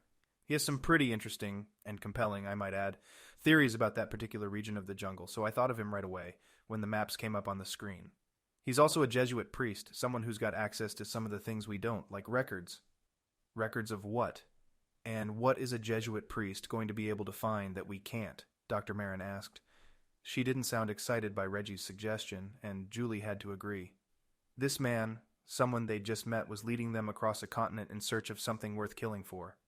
She wasn't sure if Reggie was being cryptic on purpose, or if it was his usual style. "I'm with Amanda," she said, unable to stop herself. "This all seems a bit far-fetched to me, and, no offense, Reggie, we don't even know your last name." Reggie faced forward again, then sighed. He turned back around and looked at each of them in turn. "Fine, I'm sorry, you're right. You have no reason to trust me. I've got no way to change that right now, so you'll just have to trust me." Julie waited for him to continue. She hadn't forgotten that he still hadn't told them his last name. "Before I joined the Army, I taught history at a community college. I've always been a history buff. Still am. I first reached out to Father Quinones back then when I was working on a paper. Then I was deployed on and off for the better part of 10 years. He teaches at the Federal University of Amazonas, in Manaus. His specialty is in religious history of this region, with a focus on the religions of the native and uncontacted tribes here. He'll be a great asset to have, especially because of his connections with the Jesuit order." "Who are they?" Ben asked. "Catholics. The Society of Jesus, actually. A male order of the Catholic Church." "A fraternity?" "Well, yes and no. He can explain it better. But it's essentially a congregation that's part of the Catholic faith. What's important here is that the history of the Spanish conquerors in this territory and the Catholic Church are very closely intertwined with the mythologies and histories of the area. What I'm interested in is Father Quinones' knowledge of the Quito Jesuits, the order that was started back in the early 1600s in Peru. I think there are some interesting reasons to cross-reference what we know about the region we're heading into with any information we can find on its history." "Can you give us the nutshell version?" Ben asked. Bits and pieces, mostly just typical stuff we've all heard of before. You know, El Dorado, the city of gold, all that stuff. The rest of the group was silent. Are you suggesting... Amanda's voice cut out before she could phrase the question. No, ma'am, Reggie responded. I'm certainly not convinced we're looking for the city of El Dorado, at least not yet, anyway. Just that it's by far the most dominant piece of history this region has to offer, so we might as well be versed in the lore and mythology of it. It shows up time and again in historical texts, and we're about to be neck-deep in the center of the myth. Why is that? Reggie looked at all of them, again slowly. Seriously? He sighed. Well, I thought we were all on the same page. My bad. That golden man that's been haunting your dreams? It's a pretty obvious reference to our lost city. Amanda's voice rose. If you think I'm going to believe that... Dr. Meron, Reggie said, holding up a hand as he twisted around further to fully face them. El Dorado means the golden one, which also originally meant the golden man. I hate to break it to you, but the moment your magical computer caught a glimpse of that little gold dude, you were on the hunt for the most fabled city of all time. Whether that's an actual city of gold or something else, no one knows. But we are looking for something out there, right?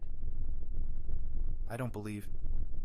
I know, and that's okay, but if we're going to be thorough, we need to check all the boxes, dot our T's, and cross all our I's, all that stuff, he said. Father Quinones should be able to fill in any blanks we have as far as the history of this area is concerned, and with the two of us putting our heads together on it, I'd bet we can pinpoint where those lines are crossing, down to a 20-mile radius at least. No one spoke, everyone still staring at Reggie, shocked. Rhett sat in the pilot's seat and hadn't spoken a word since they'd taken off, but Julie thought she saw his shoulders rise and his ears perk up a bit at this last bit of information. I'm as skeptical as the rest of you, Reggie said, but we have to try. We know we're heading into the heart of the rainforest, one of the most inhospitable places on the planet, and we're running out of time. Don't you think it's a little strange that the guy telling us all where to go is covered in gold? Still, no one responded. Their fates had been sealed as soon as they took off, and no one argued to change their destination. Julie and the others used the flight time to rest and try to sleep. No one spoke of the events down at the cabin and Reggie's bunker, or at the hotel, but she knew it was on all their minds. They were flying into the center of the Amazon rainforest and being chased by a group of well-trained killers. They had hardly any gear, had no idea what they were actually looking for, and the thumb drive and Julie's laptop with a dying battery they'd left at Reggie's house was useless out here. It was an impossible task, and once again Julie had no idea how she'd gotten involved in this mess. She was scared, feeling helpless, and mostly useless, but she knew there was no alternative. She knew she'd follow Ben to the ends of the earth, and she knew she was as stubborn as he was when it came to protecting someone else. They would figure this out, or they would die trying. Chapter 18. Paulinho was just as surprised as the others to hear Reggie start talking about the myth of the great lost city, but he was too tired to argue. The hum of the plane's engine eventually overcame the excitement and anticipation they were all feeling, and the group fell into a restful silence. He leaned back against the headrest and almost immediately slept. Paulinho had never been very good at remembering the dreams he had during sleep, but as soon as his eyes closed, he was deep into a recurring dream he'd experienced as a young boy, then a young man, one that came back now and then. The dream was difficult to see, as were most of the dreams he had. Swirling lights of different colors flashed in front of him, most deep hues of dark blues and greens. He'd seen pictures of the aurora borealis over the North Pole, and this effect was similar. It was a peaceful dream, and it always surprised him with its beauty. The next phase of the dream was the same as it had always been. Some of the dancing lights became darker shadows, still lit up in color but now faded as if shadows of their previous shapes. These smaller lights grouped together in front of the larger, brighter lights and became one, like the center of a kaleidoscope constantly twirling and mixing the colors and shapes. These darker shapes grew together, still twisting and moving, and the lighter colors swirled even brighter around them. Paulinho took it in, knowing he was asleep but still somehow able to enjoy the show.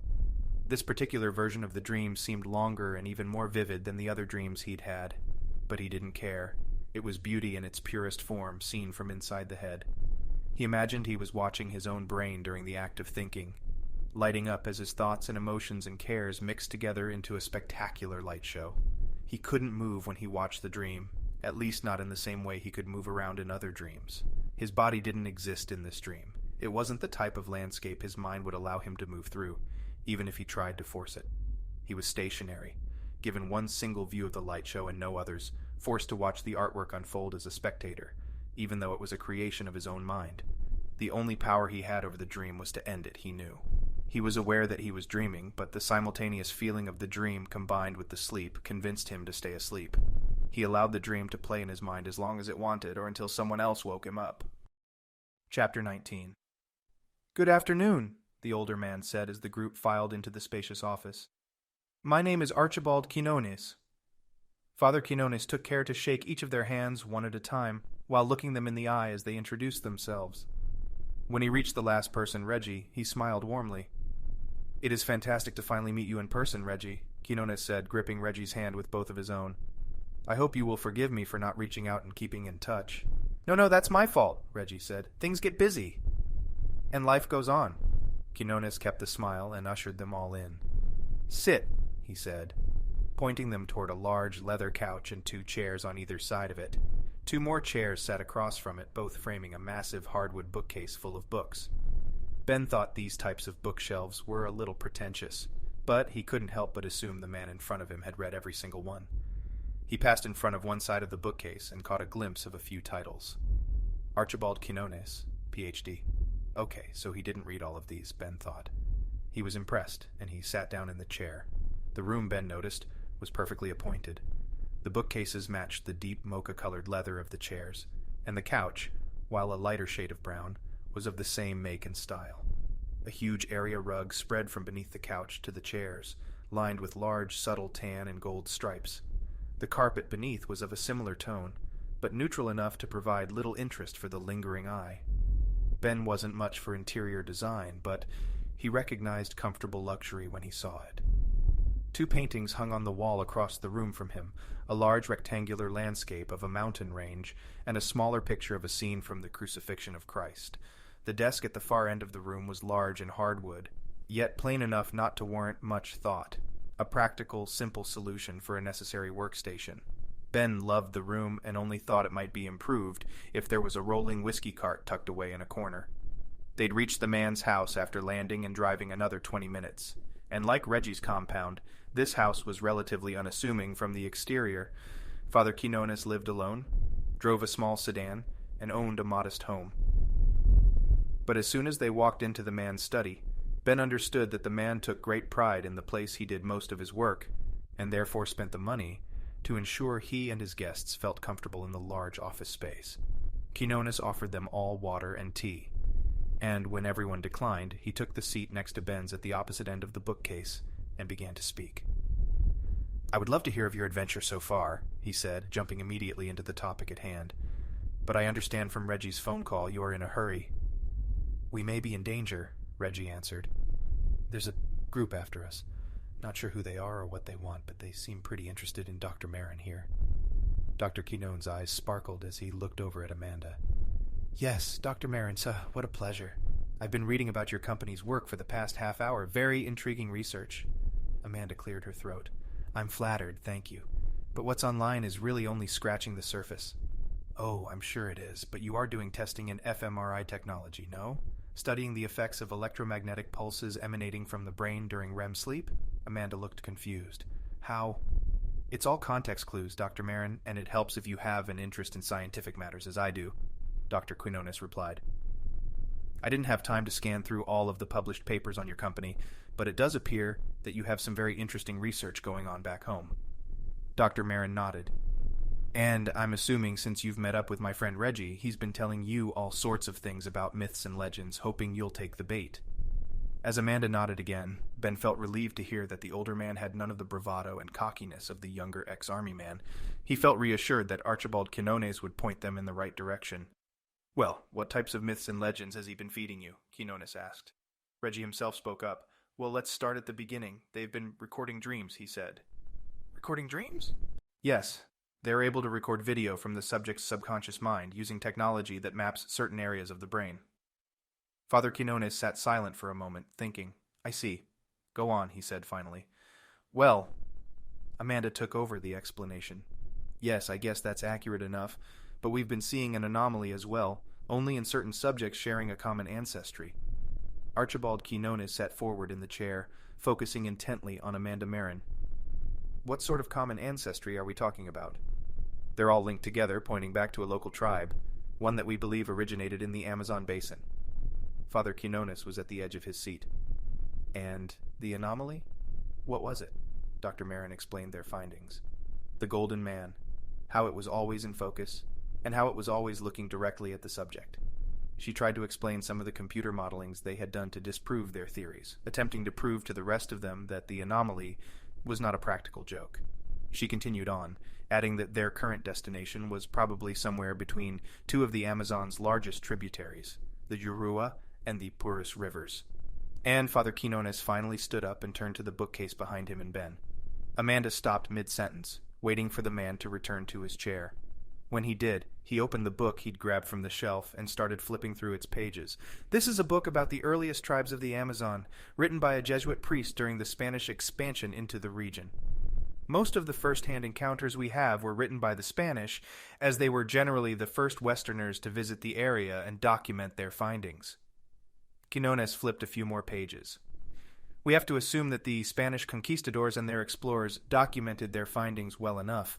But even if they were a little off in their specific descriptions, there's one particular characteristic about this book, and every other I've come across, Spanish or not, that I can't help but think about as you're telling me this.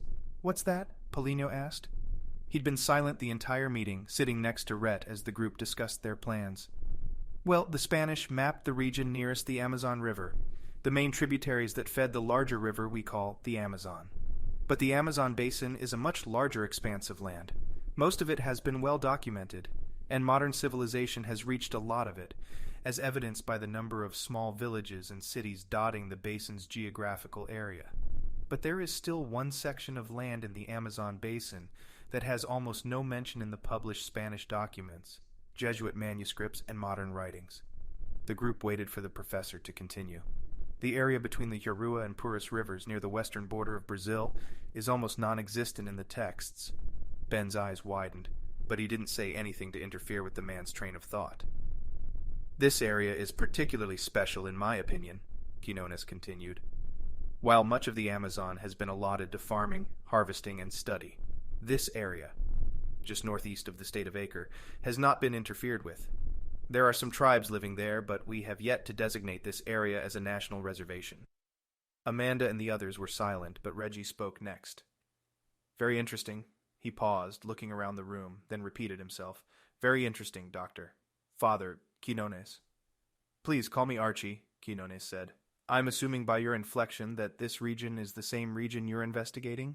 Well, Reggie said, it's pretty high up the list. Quinones chuckled. Reggie continued. Yes, that's just it. There's something else we didn't tell you.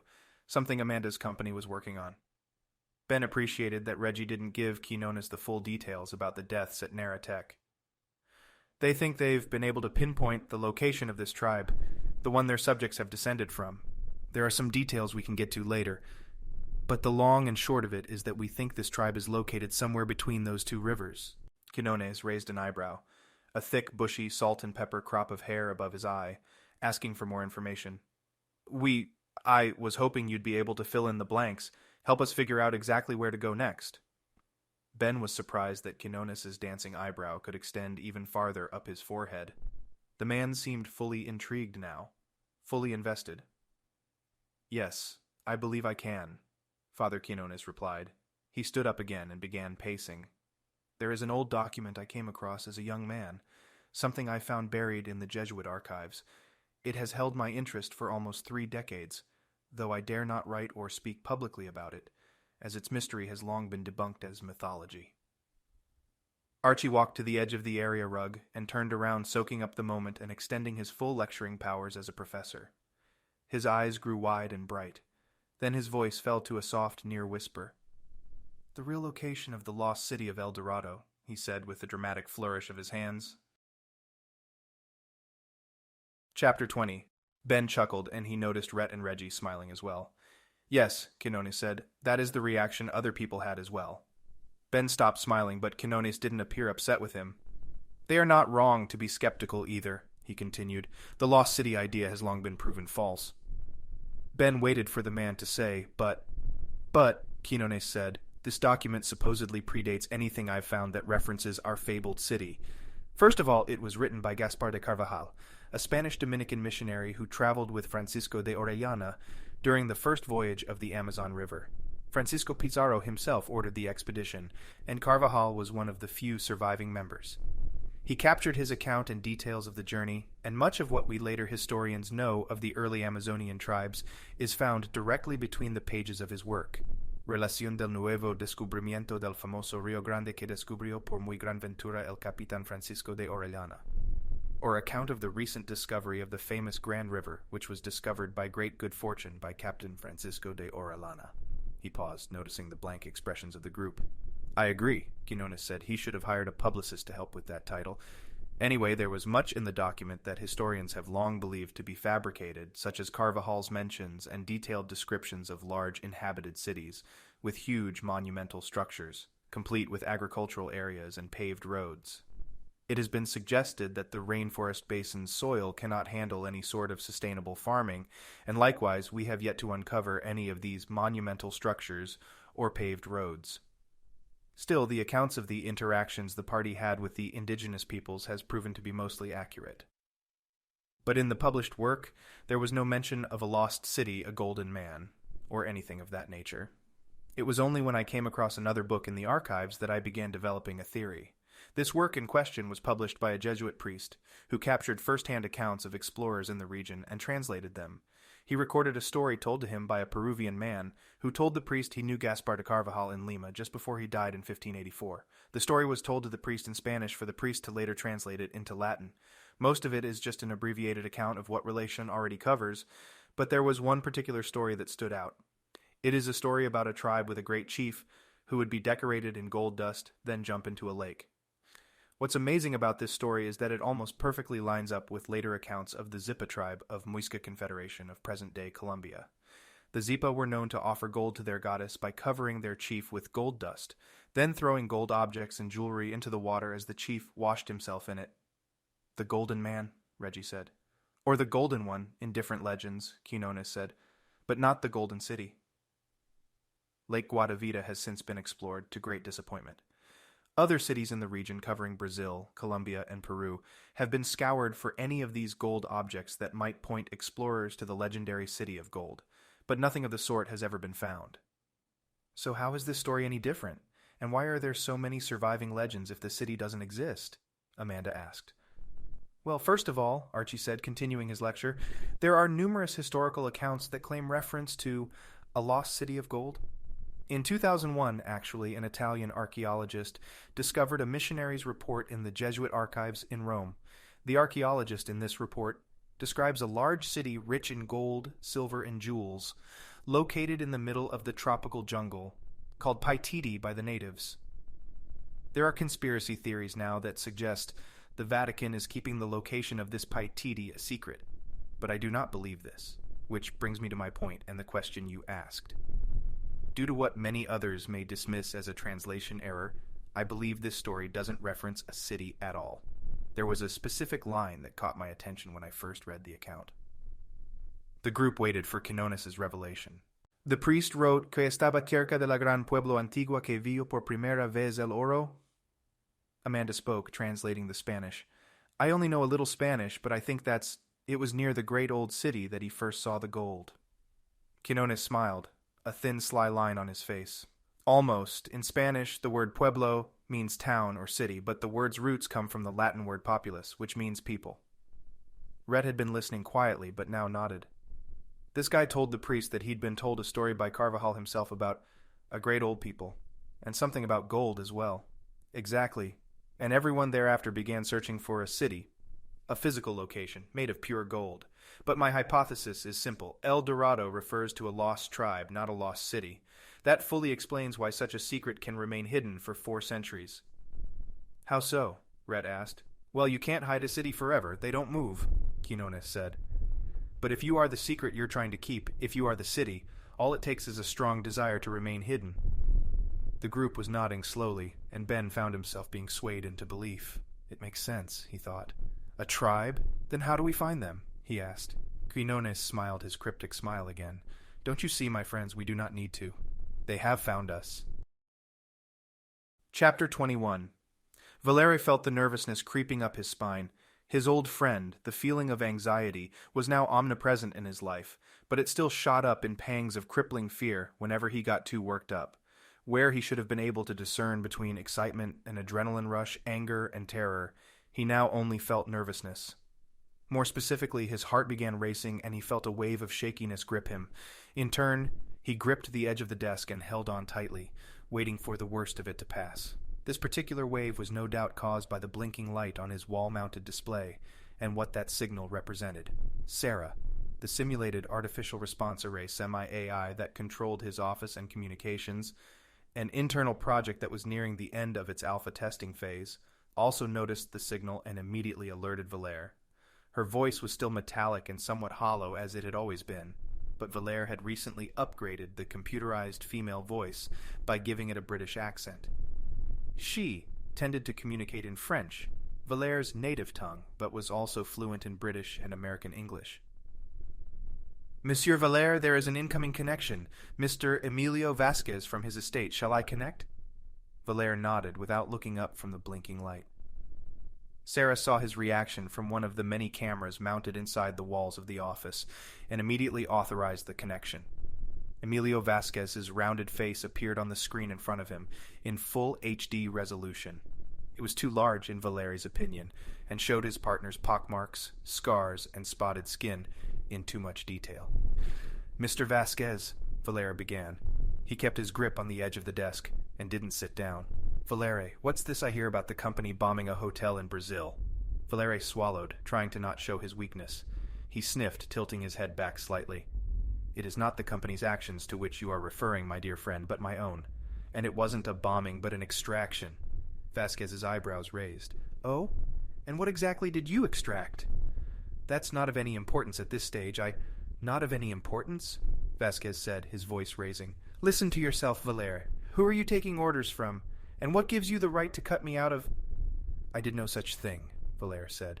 And you know I have full authority to send Joshua's team anywhere I please. This extraction was just such an act. While we didn't attain custody of the...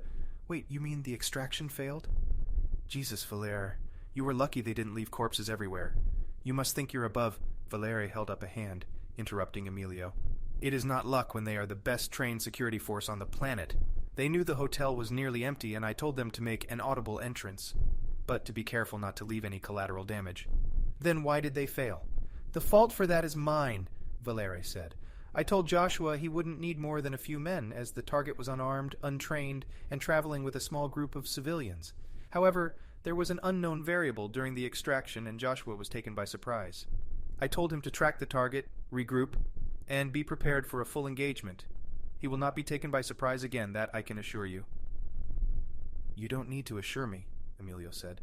I didn't even know about this attack until 10 minutes ago. I'd suggest you brief the company for both our...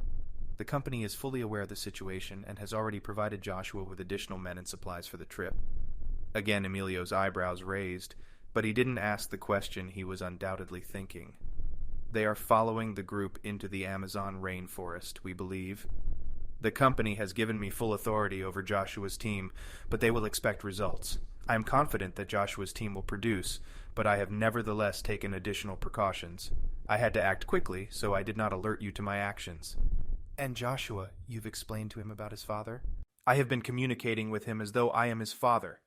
Even on the screen, Valer could see Emilio's eyes bulging. You what? How are you doing that? If Joshua learned that we...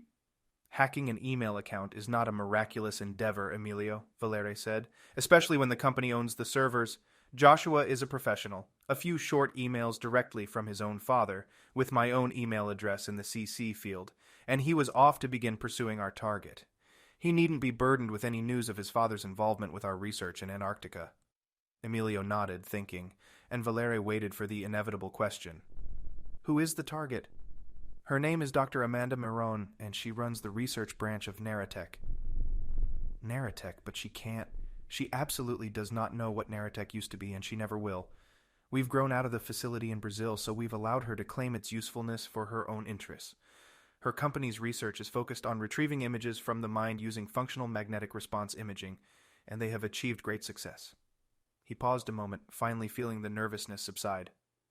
However, we have data that suggests their research has taken an interesting turn, one the company was quite interested in pursuing. We need her to cooperate until we can verify her company's claims, before they go public with the information. After that, you won't need her any longer. Precisely, Emilio smiled. Valer, I wish you would keep me in the loop about these things. You know I can be a great help to you and the company. Yes, I do, Valer said. You shouldn't worry yourself with these trivial matters. Your value to us is as an investor, consultant, and advisor. Please forgive my hastiness in moving forward without you. Not a problem, Valer, Emilio Vasquez said. So, her company, Naratech. It's different from what we established in Brazil a few years ago. It is now. Sarah coordinated the move of our subjects to a proper facility that will require far less logistical organization and security, but we had an empty facility left behind. Naratech was only ever an internal facility, so there was no need to change the name and rebrand. Dr. Meron's research fit nicely with our long-term goals, so we offered to fully fund her company and remain silent partners. She owns the shares and the research outright, but the namesake belongs to us, as well as the right to first access to any of their findings. I see. Emilio Vasquez turned away from the screen, and Valer could see the man looking at something behind him. Valer, I need to attend to other matters, but I appreciate your willingness to keep me abreast of changes and developments. And I shall. Thank you, Emilio. Sarah didn't wait for Mr. Vasquez's response. She cut the connection, and the blinking light on the monitor went dark. Valer sat down at the desk, replaying the conversation in his mind. The next few days would prove quite taxing, and he needed to maintain a calm, collected preparedness if the company was to accomplish this next phase of their goal. He told Sarah to schedule another appointment with his doctor. Chapter 22. You can stay here tonight. You need the rest. The older man, Archibald Quinones, guided the group to a bedroom at the end of the hallway. The ladies may sleep in here, and you, he motioned to Rhett, stay in my bedroom. There is a restroom attached. It will be best in case you need to dress your wounds. The rest of us can find room on the floor in the office or in the living room. He paused at the outside of the door leading into the guest bedroom, where Amanda, Meron, and Juliette would be staying. I apologize for my lack of accommodations. I usually do not host more than 1 or 2 at a time, and even then, it is rare for someone to stay the night here. Amanda smiled at Archie and grabbed his arm. Please, Archie, do not apologize. We are more than grateful for your help so far. Archie patted Amanda's hand and turned to Paulinho, who had extended his hand toward the man in thanks. Archie grasped his hand, then looked down at his wrist. Interesting design, he said. Paulinho frowned, then saw that the man was referring to the tattoo on the inside of his wrist. Right, yes, he said. It is a design from a necklace my grandfather had. When he passed, I had it imprinted on me as a reminder of his life. He must have been a special man. Do you know what it means? I don't, Paulinho said. He laughed. I just always liked the necklace, and he always wore it underneath his shirt. I used to grab it when I was a boy and tug on it. The memory seemed to warm Paulinho, and he took a moment of recollection. Archie respectfully waited, then turned to the rest of the group. Tomorrow I will find us a guide and a boat, though we will likely have to share it with tourists. I've only ventured into the jungle a handful of times, and admittedly I was a much younger soul then. But I do think there is something to your myth, and I would like to help.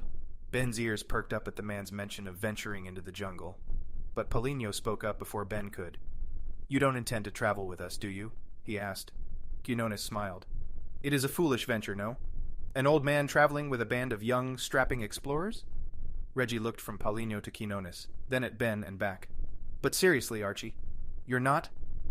I am going to go with you, provided your acceptance of my desire. I believe I can be of help to you in the jungle, even if I am the slowest of the group. He winked at Ben.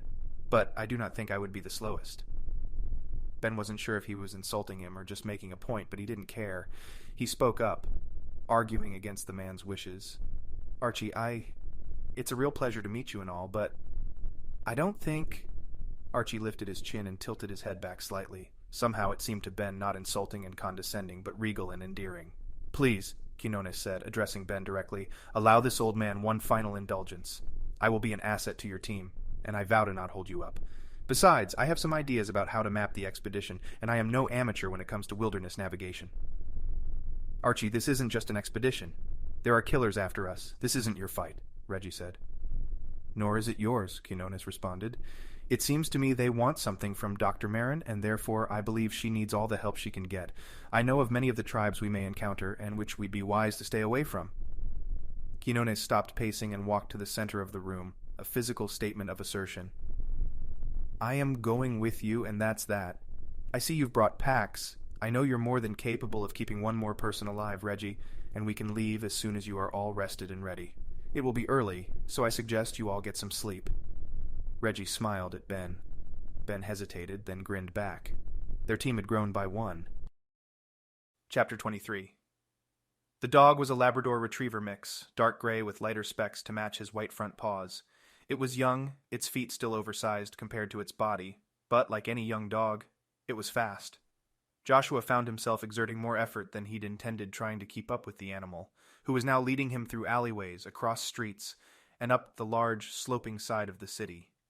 He'd raced off after the runaway pet immediately after its owner lost it, but he hadn't anticipated running behind the dog for more than a block or two. The animal continued, jumping over a pile of trash at the end of the alleyway. Joshua stretched out and leaped over the trash pile, closing the distance between himself and the mutt. The dog looked back at him as his foot splashed in a puddle, its tongue lolling around out the side of its mouth. Joshua could have sworn the dog was smiling at him. "Come here, you little bastard," he said, smiling right back. The dog slowed a bit as he reached the end of the alley and tried to decide which direction to turn. Joshua launched himself forward into a diving tackle and reached forward, arms outstretched. He'd calculated the distance perfectly. The dog was about to run to the right, but Joshua spread his hands out and brought them around the animal just as he landed, his body inches from the dog's. The dog huffed a quick panting breath of defeat, then allowed himself to be wrapped up into Joshua's arms. "You really thought you'd outrun me?" Joshua said. The dog's huge brown eyes stared up at him, the jovial twinkle of satisfaction still in its eyes. "Let's get you home, buddy." The dog had been walking with its master in a park 3 blocks away, as Joshua was out on a morning run. The owner had tried letting the dog off of its lead to choose a spot, but the dog had other plans. Joshua began chasing after it as soon as he caught the terrified look in the owner's eyes. He'd always had a soft spot for dogs, and he knew the feeling of losing such a loyal friend. He walked back to the park, still carrying the dog. The owner, a young woman in her early 30s, saw him and began jogging over. When they met, Joshua allowed the woman to reattach the lead before setting the dog on the ground. The animal stretched its legs, whined once, then harumphed and sat on the sidewalk. The woman tried to thank Joshua in Portuguese, but he just shook his head and smiled. She tried thanking him again, this time reaching for a pocketbook. He held out a hand. "No, please, it's fine. Happy to help." His phone vibrated silently in his pocket, and he reached for it and pulled it out. Perfect timing. The woman got the hint, nodding profusely and thanking him as he turned away and answered the call. "Joshua." He spoke the word slowly, articulating it carefully, as was his custom. The person on the other end would be using a computer to analyze his vocal performance, matching it against the library of wavelength files he'd supplied to the company. He waited for the caller to verify his identity, while he forced his breath and heart rate down to a slower, steady pace. He looked around the small park, no more than a rusting playground in the middle of a grassless knoll. The park was the only such feature on this side of the city. The mist had only recently lifted, and the dewdrops were still sparkling on the few blades of grass they had to choose from. Besides the woman and her dog, there was no one else outside. It was a pristine scene, even considering the weary, run-down area of town his team had been assigned to. "Very good," the voice on the other end of the phone said. "Joshua, we have an updated sit rep and possible location." Joshua grimaced. He hated his employer's use of military jargon and acronyms. His contact at the company, like his own father, had no military experience or training, choosing money and influence as their primary weapons of choice. The real work, the work that actually mattered, they left to people like Joshua. "Go on," he said, already growing impatient. The sound of the man's voice only reminded him of his failed mission the night before. The plane landed in Manaus, and the group visited a home in the city. They stayed the night and are now leaving. And where are they going? It's impossible to know at this stage, but we believe they will be traveling by river, possibly preparing to embark up or downstream. Joshua took in the information, immediately parsing it against what he knew of the situation. If they took a barge or public boat, it meant they would be with other people, tourists, and they would have to go in quietly. Collateral damage was not an option on this mission. The hotel attack was only planned because the company wanted a quick turnaround. Joshua's reconnaissance of the establishment convinced him that there would be no deaths, outside of a few of the group members too stupid to get out of the way as they came for Dr. Meron. And why would they choose to travel so slowly in that case, he asked. Why not take a plane or drive? We believe it means that they are heading into the rainforest. Their destination is therefore most easily reachable via one of the feeder rivers, and there are no airstrips nearby. It's the rainy season, so the waters will be flowing higher than normal, meaning boat travel is the most sensible transportation choice. Joshua knew this as well, but he didn't interrupt his employer. In addition, they may have an additional team member, a professor, the owner of the house they stayed in. We can't tell for sure until we have eyes on, but you need to be aware. Joshua nodded, still thinking. Mission parameters remain the same? No, the voice said. Joshua's ears perked up slightly. If they in fact head into the jungle, we will have no need for the stealth we've required thus far. The objective is the same. We need Dr. Meron alive, or we need whatever it is she is looking for, but there will be no local authorities in the rainforest to wonder about any loose ends you need to tie up. Once they leave the city, we're interested in speed. This is good, Joshua thought. The sooner the mission was accomplished, the sooner he could get back home. He was usually more than happy to be in the field, but this particular mission was one he despised. His father's emails explaining the parameters and objective were strange enough. Usually he'd get at least a phone call with the mission details, but his contact at the company had also proven to be nearly insufferable to work with. The man called every day expecting an update, offering his advice to Joshua about how best to control the unfolding situations, and even suggesting how he should manage his team. He'd held his tongue so far, but he wasn't sure he'd be able to refrain from comment much longer. I'm pleased to hear that, he said. My team is growing restless, and given last night's... Please do not worry about last night, the man said. We are hoping to include more data points for our next intelligence briefing, and if you would have allowed my team to do our own intelligence gathering, this wouldn't have been an issue. Sir, Joshua said. There was a long silence, and Joshua steeled himself for addressing down.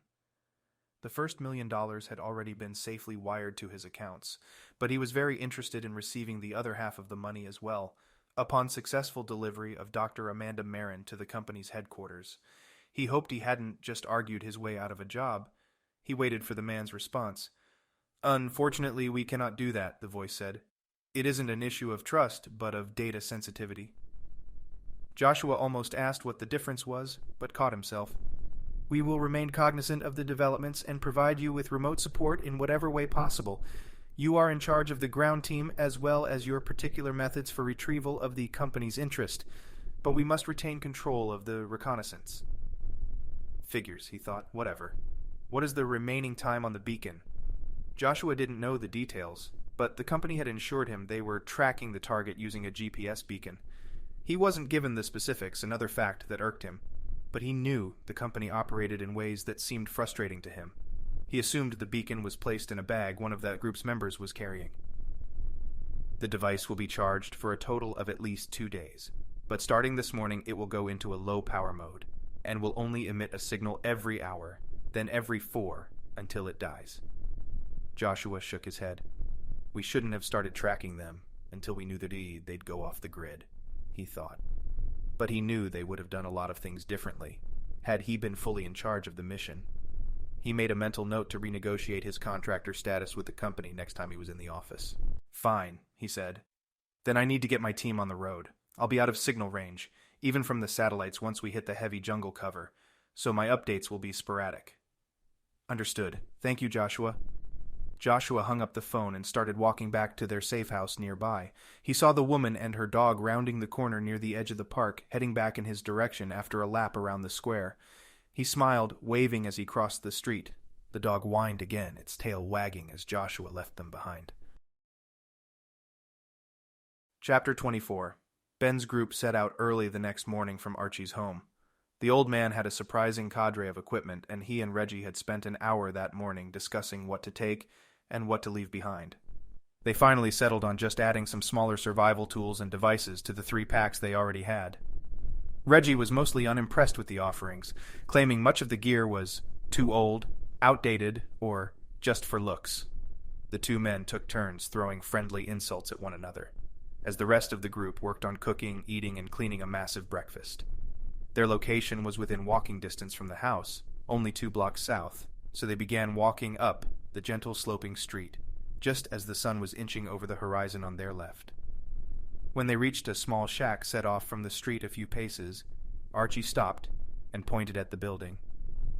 Ben looked above the tiny building and saw a simple, hand-painted sign written in Portuguese with an English translation just below it, Boat Tours.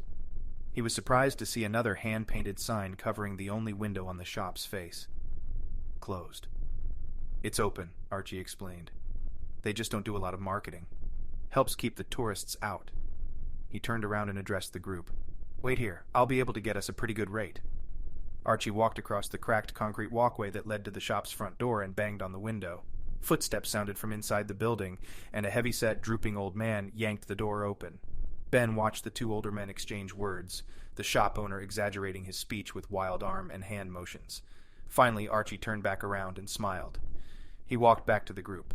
"Great," he said. "We just need to find the boat down at the docks. They'll call down and tell the captain to expect us." Without waiting for a response, Archie began walking south again, the group in tow. Ben sped up to match Archie's pace. "Tell me again why we have to take a boat. Wouldn't it be faster to fly?"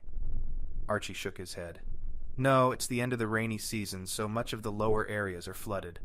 The rivers are easier to navigate, but runways are either non-existent or in unknown condition." "What about flying over to Peru or Bolivia first, then heading north into the area we're looking for?" Archie chuckled. "The place we're going is as remote as any. Some of the most unforgiving environment on the planet. You do not just hike in from those countries. The only place to fly to in Bolivia right now is La Paz. And then you'd need to cross Las Cordilleras and the Altiplano, and of course navigate the cliffs and falls to get down to the levels of the upper basin. If we survived that, we'd then need to figure out how to get downstream the rest of the few hundred miles we'd need to travel, since we didn't bring a boat. The forest is so dense in these parts that traveling is only possible on the river. And, believe me, we will want a boat." Ben nodded. "I'm all for using a boat. It just seems slow." "It will not be.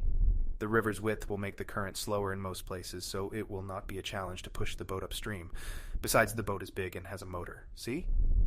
Ben followed the man's finger as he pointed down the street. They'd slowly rounded the top of the hill and were now descending down the other side. The stretch of docks connecting Manaus to the rest of the Amazon River were now in full view, and the sight took Ben by surprise. Behind him, Julie and Amanda both gasped. "Whoa," Rhett said. "Welcome to Manaus," Paulino said, the last of the group to clear the ridge.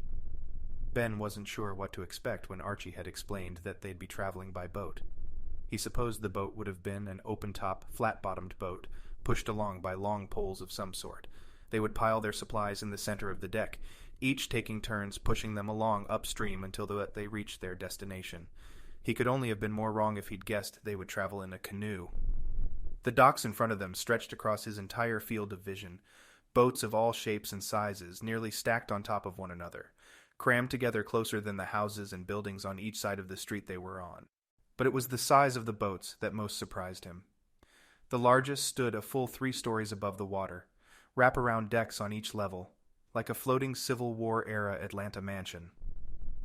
There were 3 or 4 of these gargantuan boats, 2 of them already full of tourists, hanging over the railings and gawking at the passers-by far down below. He was close enough to see individual faces now, and there were families, smiling and pointing as they held their phones out over the ledges and snapped selfies.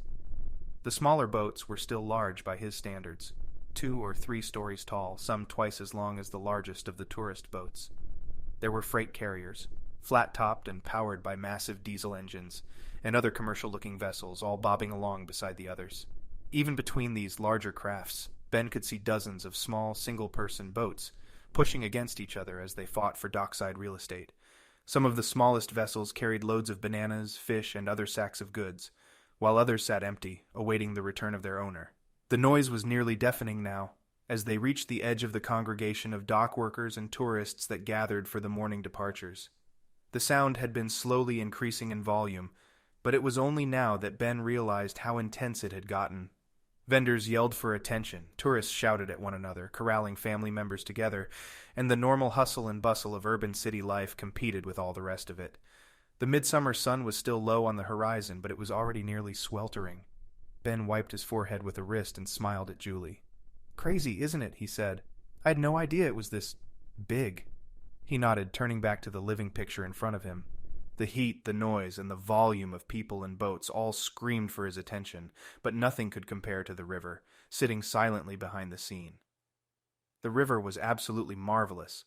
Ben could barely see the shore on the other side, and the large bridge that traversed the body of water was only visible for some distance before it too vanished.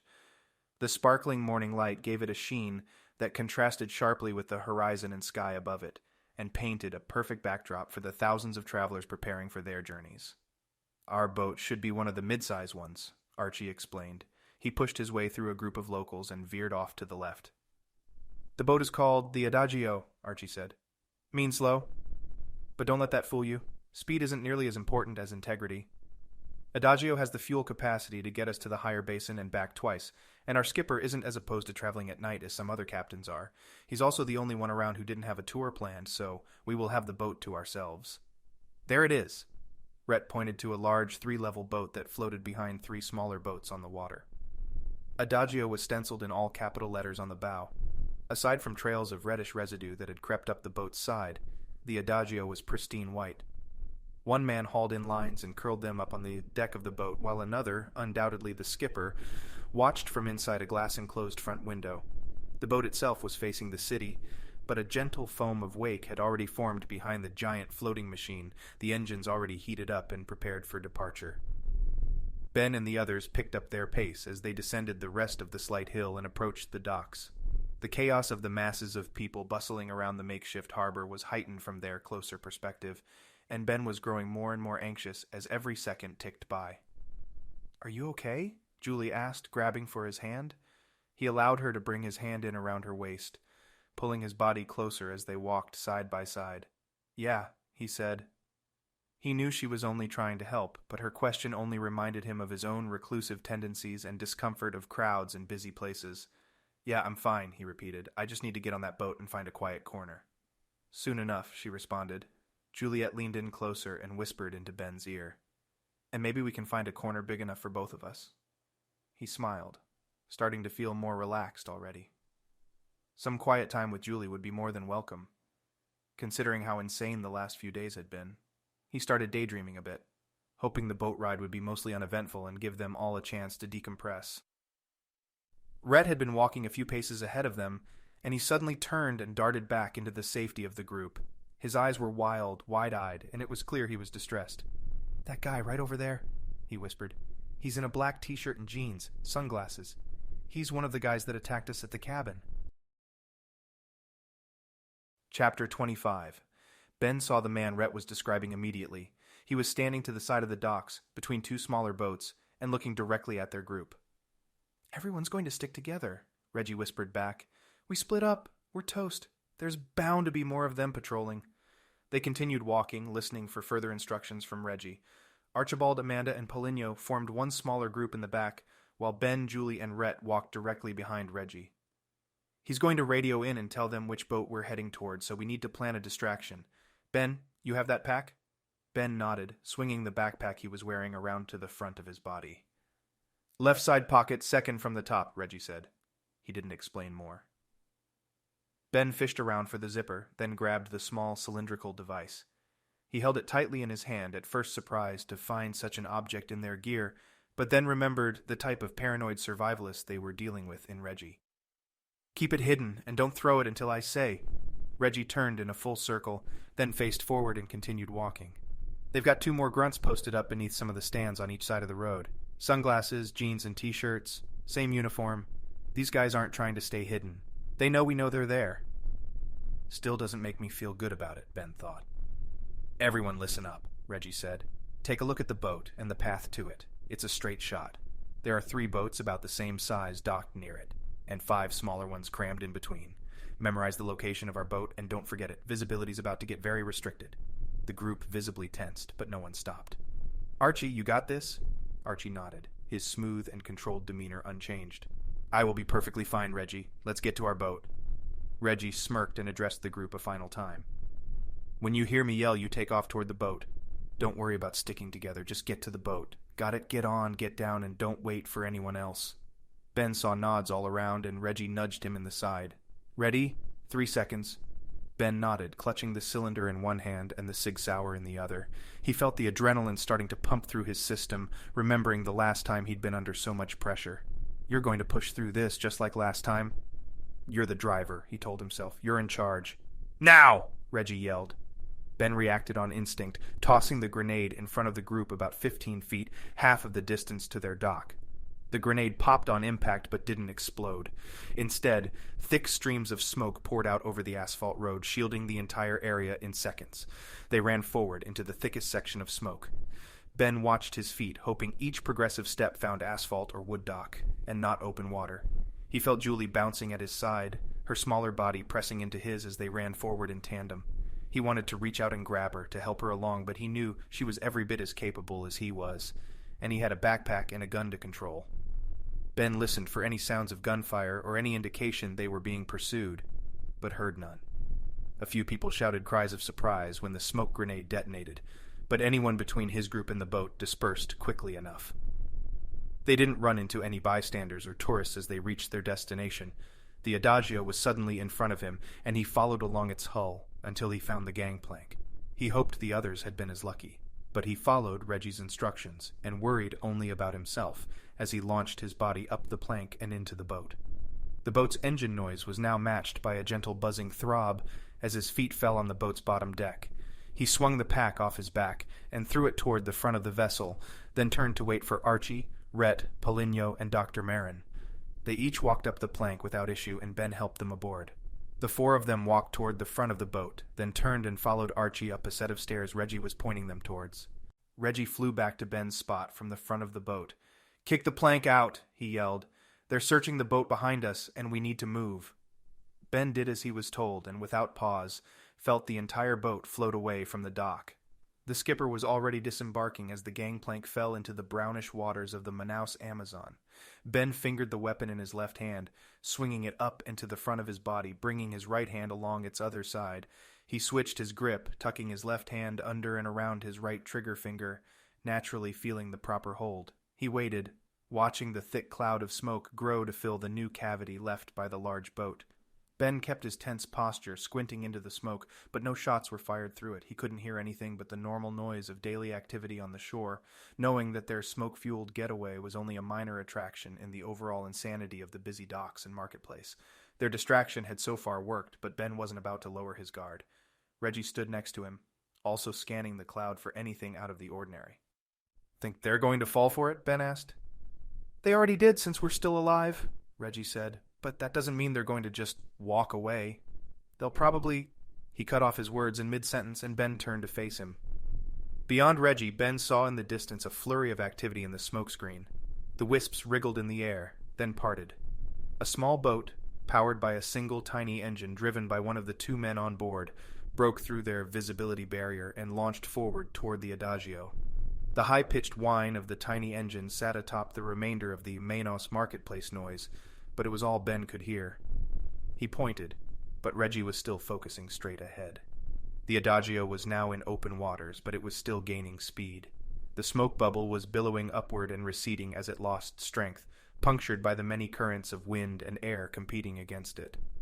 Reggie's eyes were fixed on the dock they'd just left, and Ben looked that direction, for a moment ignoring the single-engine craft. A man stood at the end of the dock, the characteristic sunglasses and t-shirt, staring at the Adagio as it entered the Amazon's main channel. He seemed to be grinning at them, but Ben was already training his eyes on the man that stood next to their grinning enemy. This man was larger, far larger, if the first man was a normal-sized human being. The second man was all muscle, his glistening bald head and rippling arms poking out from an unfortunate shirt that was in no way intended for appendages that large. Still, Ben cared little for the man's appearance. It was what he carried that held his and Reggie's attention. The man had a long tube in his hands, and he was slowly lifting it up and onto his shoulder. It sat there for a moment, and time seemed to stand still. Ben had the handgun, but he wasn't clueless. He knew his weapon was no match for what the man was about to do. "Get down!" Reggie yelled. Ben ignored him and instead raised the 9mm up and got into a firing stance. Surprisingly, Reggie did the same, also ignoring his own instructions. They both began firing, but it was too late. The behemoth pulled the trigger and the RPG left the barrel of the launcher and flew straight toward them. Ben stood still, watching his fate unfold before his eyes. A part of his mind screamed at him, trying to override his animal instinct to fight. He pushed it away, instead listening to his gut. If we can just get close. Their shots, flying faster than the man's rocket, landed in the water in front of the dock and the two men.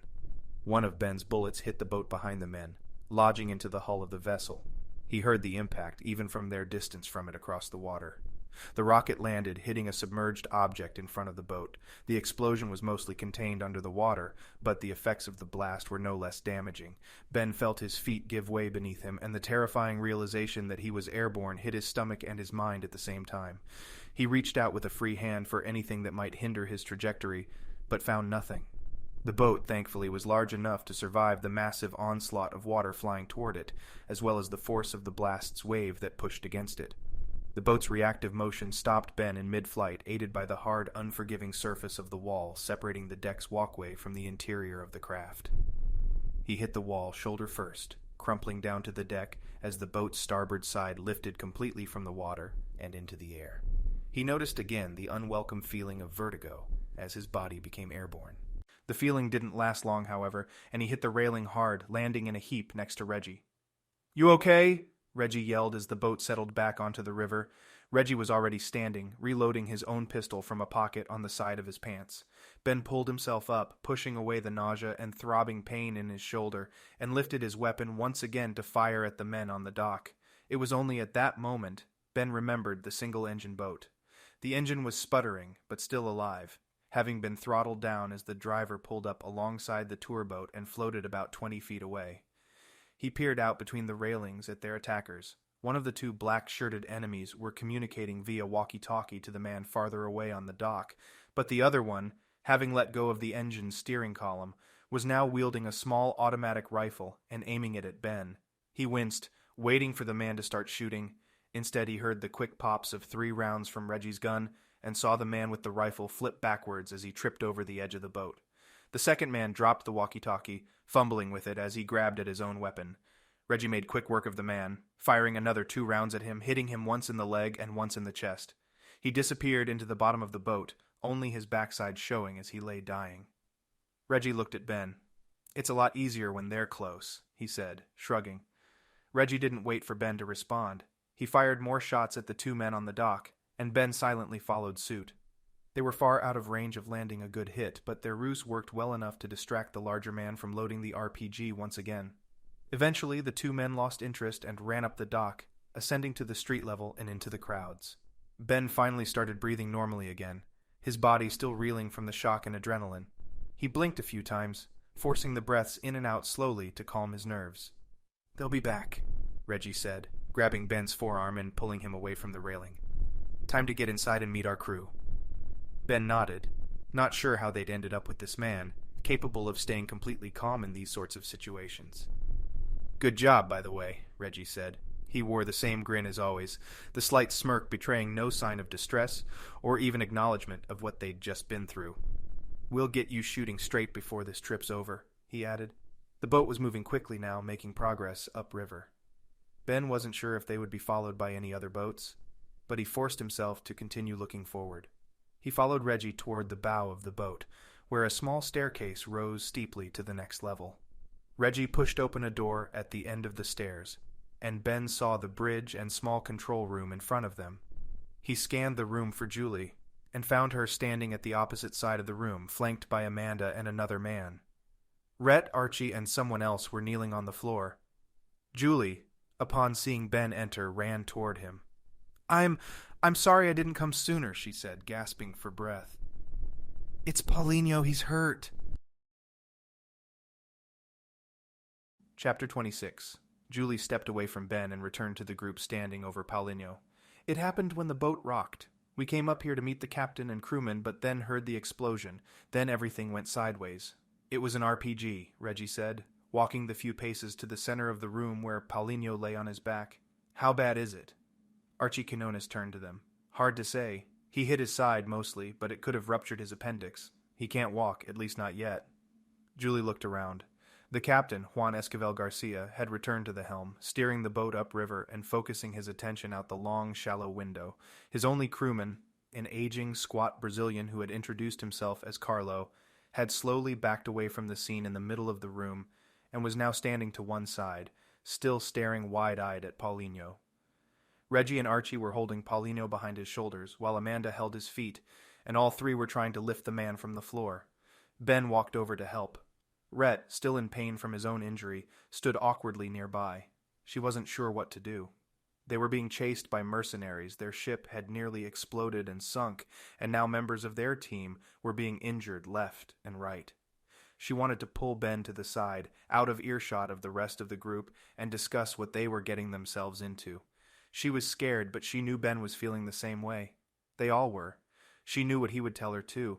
They needed to stay the course. They needed to figure out how to solve this riddle, and they needed to do it before the others caught up with them. She didn't understand why or how they would pull it off, but she knew it was the right answer. An idea suddenly occurred to her. Isn't there a small medical facility somewhere close to here on the river? Reggie and Archie looked over at her. Someone I used to work with at the CDC stayed there for a while during their residency. It was some sort of hybrid facility shared by the Brazilian government and the regional tribes. I think they rented it out for research. She watched as Reggie and Archie mulled it over for a moment. Archie spoke. Yes, there is. It is accessible from the main river, but it is difficult to spot from the water, and it's on the way. It would be a good way. We can't waste any time, Reggie said, cutting him off. It's already going to take 3 days at full speed without stopping just to get to our tributary. From there, it's a half-day's walk at least. But Paulinho needs help, Julie said, and we don't have anything here that can help him. They may not have anything there either, Reggie said. I know of the place. It's basically a field hospital, but it's really meant to be a checkpoint for researchers traveling up and down the river. A few beds, some basic medicine, and a surgeon I wouldn't trust to pop a zit. Nice guy, though. Met him in town years ago. Said he was taking over at the station way out in the sticks, stuck right at the edge of a huge open area just off the river a mile or so. It's our only hope. It's not staying ahead of whoever's trying to kill us and making sure we stay on track is. Paulinho's going to be fine. He just needs rest. Julie flashed a glance over to Ben. Aren't you going to help me? Ben just shrugged. She realized the four of them were still holding Paulinho in the air. She backed away to the side, motioning for them to take the man downstairs. Where are you going to put him? There's a tiny bedroom toward the back of the boat. The skipper usually claims it for personal use, but he's agreed to let us stash him there for a bit. Julie looked at Captain Garcia, and he nodded once in return. We'll know pretty quickly whether or not there's internal bleeding, Reggie said. The four of them, carrying Paulinho, walked by her and stopped just before the stairs. It ain't the best answer, but it's all we've got.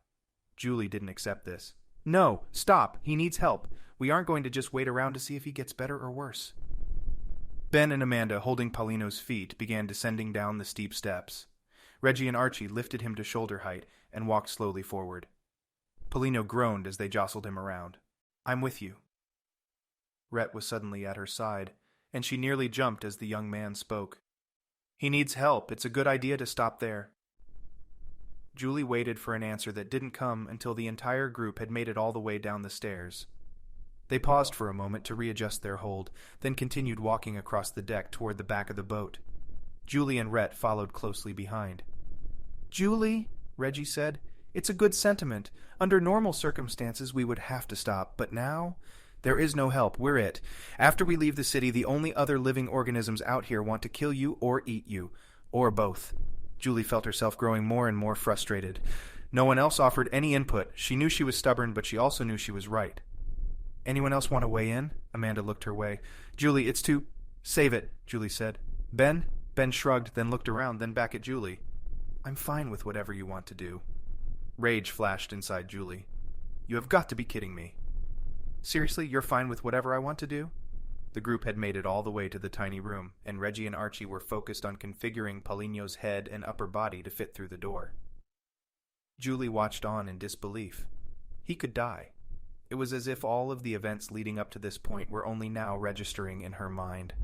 The murder of Amanda's employee, the destruction of her building, the hotel, the incident back at Reggie's house, and now, all of this, it was too much to take, but there was no other option.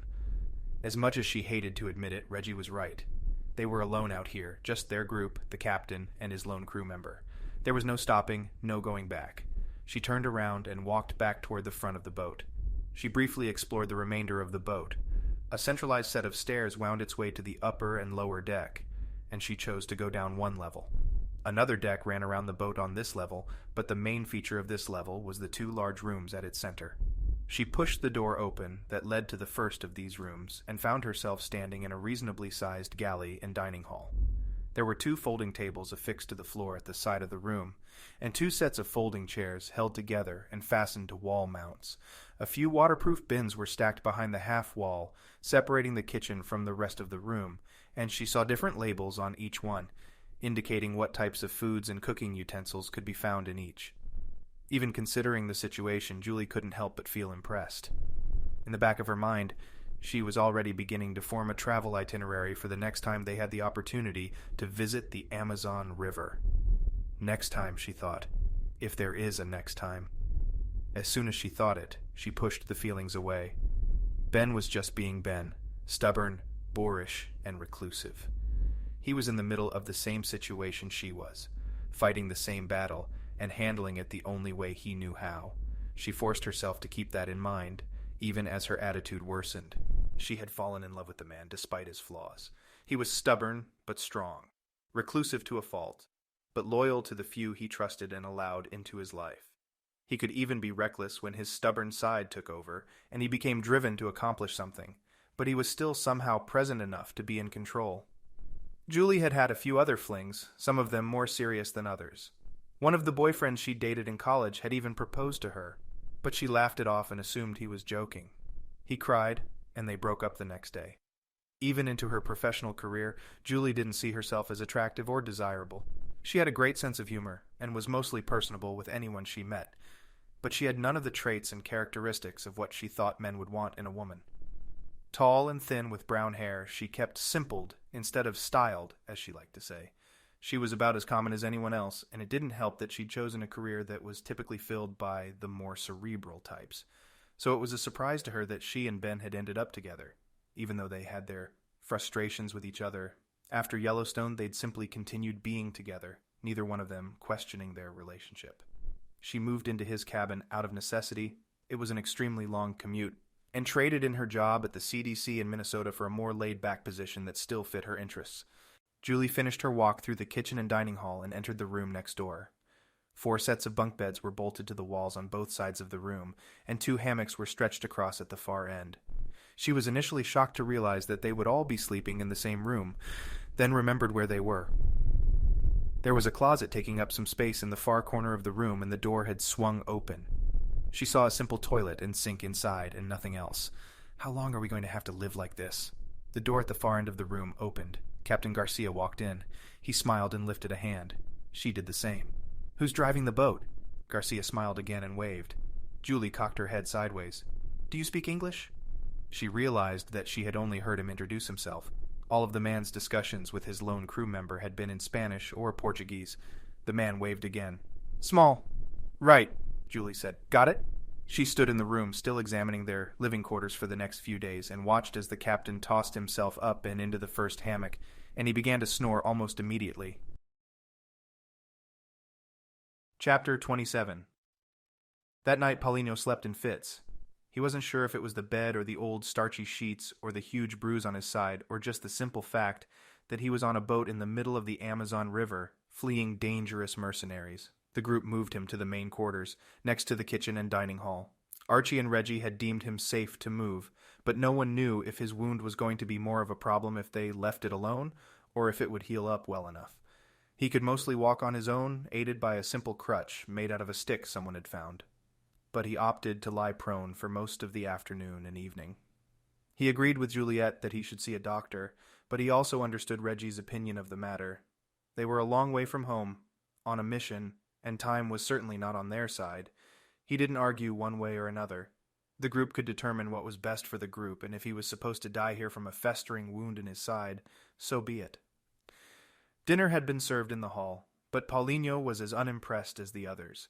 He'd watched Captain Garcia open one of the bins stacked in the kitchen, remove a loaf of bread, and open a can of tuna. The man retrieved a slice of bread and began to prepare his meal. He overturned the tuna onto the bread, allowing half of the juicy fish and its liquid to land on the slice of wheat bread, then held the can up for his sole crew member and watched as he repeated the process. The skipper was done eating by the time his first mate had finished making his one-slice sandwich. Paulino was initially disgusted. He wasn't a fan of tuna, especially the canned variety. But as he neared the bin, he was pleased to find other sandwich options available. He pulled out a jar of peanut butter and some grape jelly and made a quick meal. Some of the group came in to join him, but the talking was reduced to simple one-word statements and answers, proving to Paulino that everyone else was just as hungry as he was. When he had finished, Amanda and Rhett helped him back to his bunk. Rhett's own injury was doing much better, and the kid was walking around with hardly a limp. He was quiet, choosing to sit alone rather than with the rest of the group at dinner, but Paulino wasn't bothered by it. He assumed the kid was still getting his legs under him and intended to give him space. He had dressed the wound again as soon as they came on board, and Reggie had reported that it seemed to be healing nicely. Paulino thought back to when they had begun this leg of the journey. It seemed like a year ago when they first boarded, and Paulino was surprised to admit that they had made great progress during the day, so far unimpeded by the men who had fired on them earlier. He struggled onto the bed, but felt immediately relieved to stretch his legs out and begin to fall asleep. Even before his eyes were closed, he knew he would be dreaming again. There was something inside him, something urging him forward into sleep, that told him. It would be the same dream, the swirls and the gentle dance of the shadows in front of his eyes, part of his mind's recreation of an event he didn't remember and yet still happening in front of him, not part of him at all. He was correct, and as soon as his eyes closed, the dream began. It was stronger this time, somehow more vivid than all of the other dreams he had. The subject matter was the same imagery, the same scene, but it was different. It was no longer in front of him. He was a part of it. The shapes moved around him as if he, too, was also moving. He played with the shadows, reaching out with his arms and hands and swirling their bodies around him. It was a jovial dream, one both captivating and positive as well as nostalgic. There was nothing more than colors and shapes. So, it was impossible to tell where, in fact, this particular scene was taking place, but Paulino's mind seemed to think it had been there before.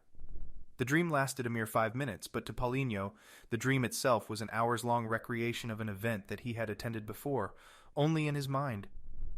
The conscious part of his brain tried to make sense of the images.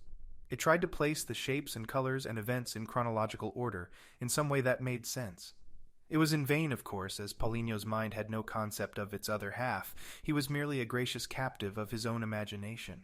The dream ended, and Paulino entered a different phase of sleep, this one restless. His side ached, and he awoke in a cold sweat. The discomfort of the sleeping position began to cause him more pain, and he sat up in bed.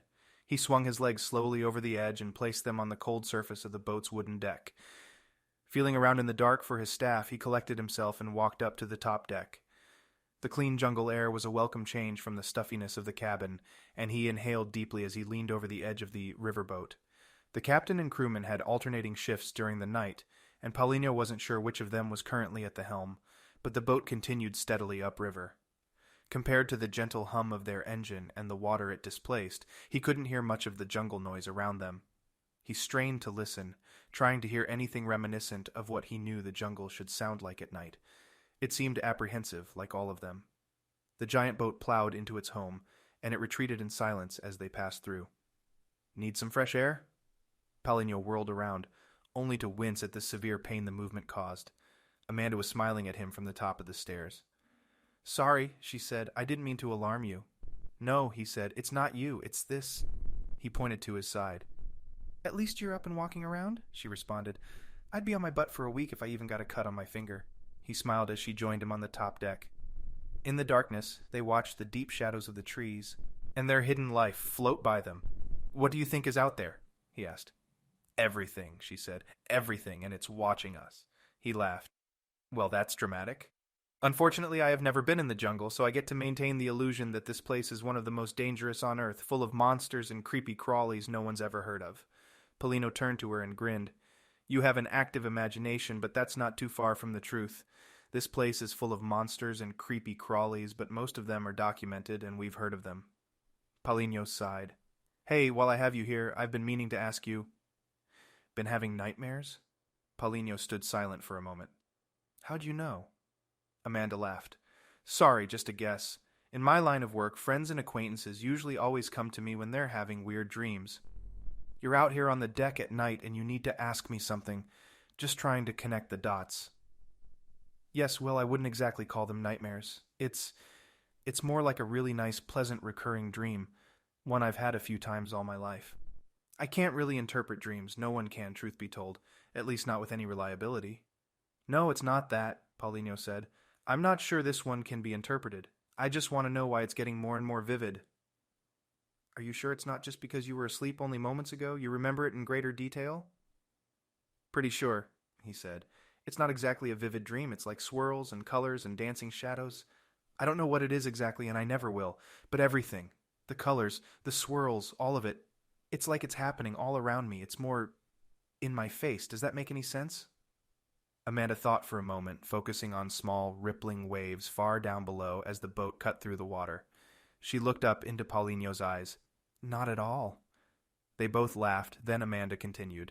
Seriously, though, in my profession, dreams aren't ever artistic. They are scientific exploits. Results of a strange assortment of chemicals and reactions in the brain, all melted together into one picture or video that seems to make sense to the person experiencing it. But the thing is, when you start studying it closer, you realize it doesn't make sense. None at all. The science starts to break down, and you can't recreate chemical reactions in the lab.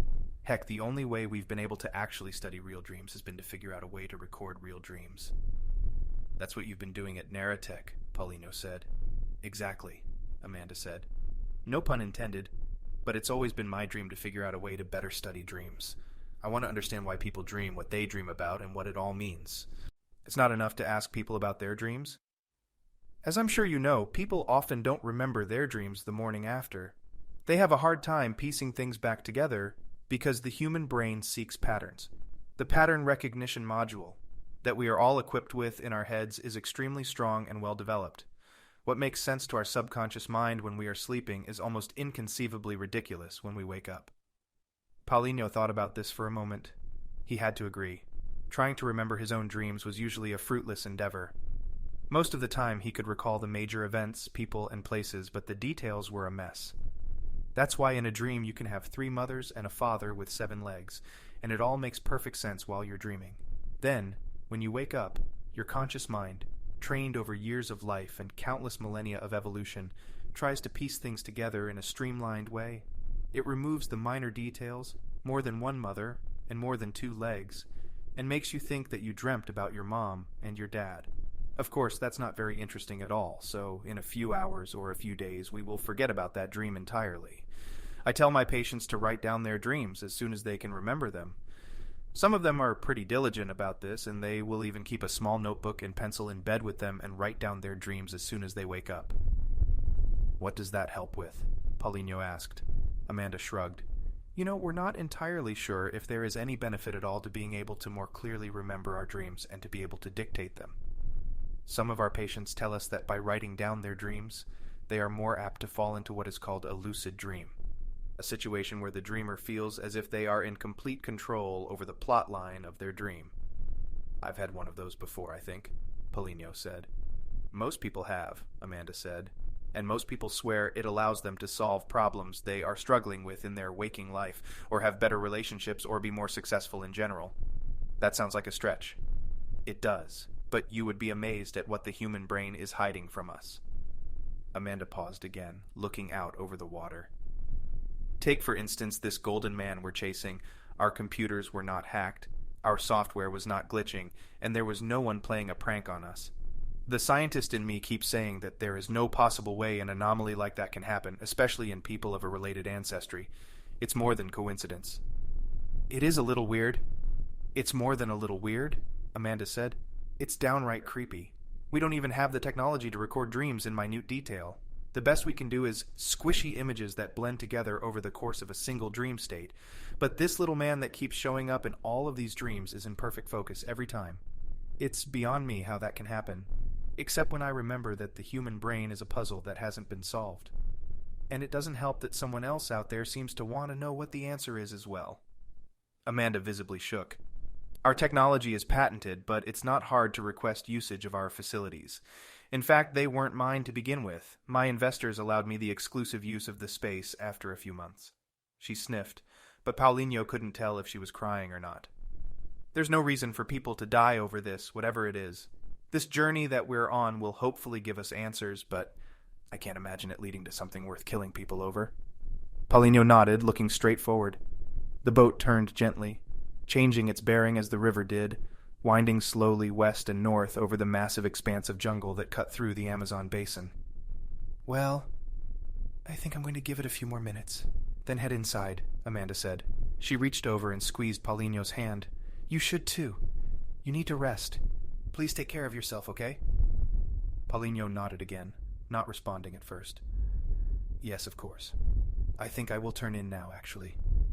Good night. He turned himself slowly around, leaning heavily on the crutch and starting to walk back toward the stairs. Chapter 28. I can't believe you wouldn't back me up, Julie said. Jules? Julie cut Ben off before he could fully respond. No, don't even start with that. You completely ignored me yesterday, and you want to try to argue with me now? No, Ben said. I don't want to argue with you. I never do, and I wasn't ignoring you yesterday. Julie gave Ben that look that said, this is going to be good. Ben sighed. I wasn't ignoring you. I just disagreed with you. Julie's face opened, mouth and eyes widening in unison. Ben could almost feel the impending verbal onslaught that was about to ensue. No, wait. That's not what I meant. You disagreed with me? About what? About coming down here to look for your mysterious company you've been chasing for months? About skipping a vacation so that you could traipse into the jungle and try to get us both killed? Did you disagree about those things? Ben knew he had to stop the onslaught of questions before they escalated into a high-pitched maelstrom of estrogen-laden fury. He quickly said the first thing that came to mind. Well, yeah, I disagreed with you about those things, and that's why we're here, but no. I was actually talking about, specifically... Are you stupid? Do you even listen to yourself when you talk? I can't believe I fell for this. I can't believe I fell for you. Ben struggled to find the words. He stared blankly at Julie, feeling more and more like a bear caught in a trap. He'd seen more than a few bears caught in traps. Idiotic hunters sometimes thought they were still a reasonable way to haul in a large catch. The bears would struggle at first, reacting and recoiling against the immense pain and shock of being ensnared in a bear trap. After a moment of struggle, they would grow quiet, as if contemplating their next move. Then, after some deliberation, the bear would inevitably react explosively, trying in vain to free itself. As a park ranger, he'd seen a video of the entire process, recorded by some sick cameramen who had, for some reason, refused to help the poor creature. Ben, are you even listening? Crap. Yeah, sorry. Julie shook her head. I don't even know why I keep trying with you. Wait, what? What do you mean? I'm not going to explain it, Ben. If you can't figure out what we're talking about, that just proves my point. Julie turned around and stomped out of the room. Ben stood there for a second, watching the door swing shut behind her. He had obviously done something wrong, but he couldn't figure out what it was. She was mad at him for... what? Had he said something that had pissed her off? He shrugged, ignoring the fact that he was the only person in the room. This was part of the reason he had focused so much attention and energy on completely ignoring the opposite sex for most of his life. His last girlfriend, if he could call it that, had been in 3rd grade. While most of his friends had grown up to be hopeless romantics, he had merely grown up to be hopeless. His buddies at the park often tried to remind him that Julie was way out of his league, but any rebuttals he could come up with were weak. Even he knew it was true. This woman had crashed into his life almost as abruptly as the explosions and ensuing action at Yellowstone had, only months before. Their relationship was one of necessity. They were forced together. So why did he care so much? Why was he struggling with the words to simply tell the girl how he felt? Ben knew he loved Julie. He just couldn't seem to put the 3 words together in the correct order out loud, and certainly not in front of her. He walked out of the room and up to the winding staircase to the top deck. Some fresh air would be nice, he thought. Back home, fresh air was always in season, and it was always useful to combat whatever he was going through. The top deck opened to him with a gust of humid, hot air. Not the same as home, but it will do. Ben breathed deeply and took it in, walking to the edge of the boat. They'd been traveling upriver non-stop for almost 2 days now, and he wondered how much longer they'd need to travel before reaching their destination, or how much longer we'll need to travel before they find us. He had a sneaking suspicion they knew exactly where they were. Rhett, Archie, Paulinho, all of the others seemed to sense it as well. Why would they leave us alone for a few days after trying to stop us from leaving Manaus? He didn't want to think about it, but he knew the answer. They need to know where we're going. He sucked in another breath of jungle air. Yes, this is good for me. He closed his eyes and tried to let the air wash the strange thoughts and feelings out of his system. He opened his eyes, turned toward the back of the boat, and saw Amanda standing on the deck. Or rather, he saw the backside of Amanda standing near the stern of the boat. Her legs, long for her short stature and starkly pale against the deep greenish-brown of the jungle backdrop, were the first thing he noticed. He followed the woman's form up to her back, loosely hidden behind a tank top that she had been wearing since they left the city. The shirt did its best to hide her back, but Ben immediately noticed her soft shoulder blades, perfectly shaded by the overhead sun. Her hair blew gently in the wind, each time lifting from its station and floating, then settling back down right where it needed to be. He walked toward her. He stepped up next to her at the end of the deck and leaned against the railing. The boat's wake cut a perfect V through the water, reminding Ben how quickly they were moving upstream. "Hey, Ben," Amanda said. "Dr. Meron," he replied. "Please call me Amanda." "Right, sorry." Ben wasn't sure what to say, so he did what he did best. He stood there awkwardly, pretending to be interested in a small flock of birds that were squawking at each other from opposite sides of the river. He had the sudden urge to skip a rock, or at least to chuck one as far as he could. His mind wandered back in time to when he was much younger, when his father would take him out to the lake that had freshly thawed after winter to teach him how to skip rocks. "It all starts with the best rock," his father would tell him. "It's worth spending half a day looking for the perfect rock, even though you'll only get one throw from it." Ben always wondered if there was a deeper meaning in those statements. There seemed to be multiple layers of meaning in everything his father told him growing up. After his father died, Ben made it a point to stop trying to decipher everything anyone ever told him, and just take things at face value. He assumed that people meant what they said and said what they meant, and he did his best to do the same. He was never very good with people anyway, so he used the philosophy as an excuse to grow more and more reclusive as he got older. Still in his early 30s, Ben was fit and well-built, and could take on most kids a decade younger. His job as a ranger helped him stay in shape, but every now and then he felt the creeping effects of time slowly wearing him down. "So," Amanda said, breaking the ice. Ben snapped out of the past and looked over at her. "How you doing?"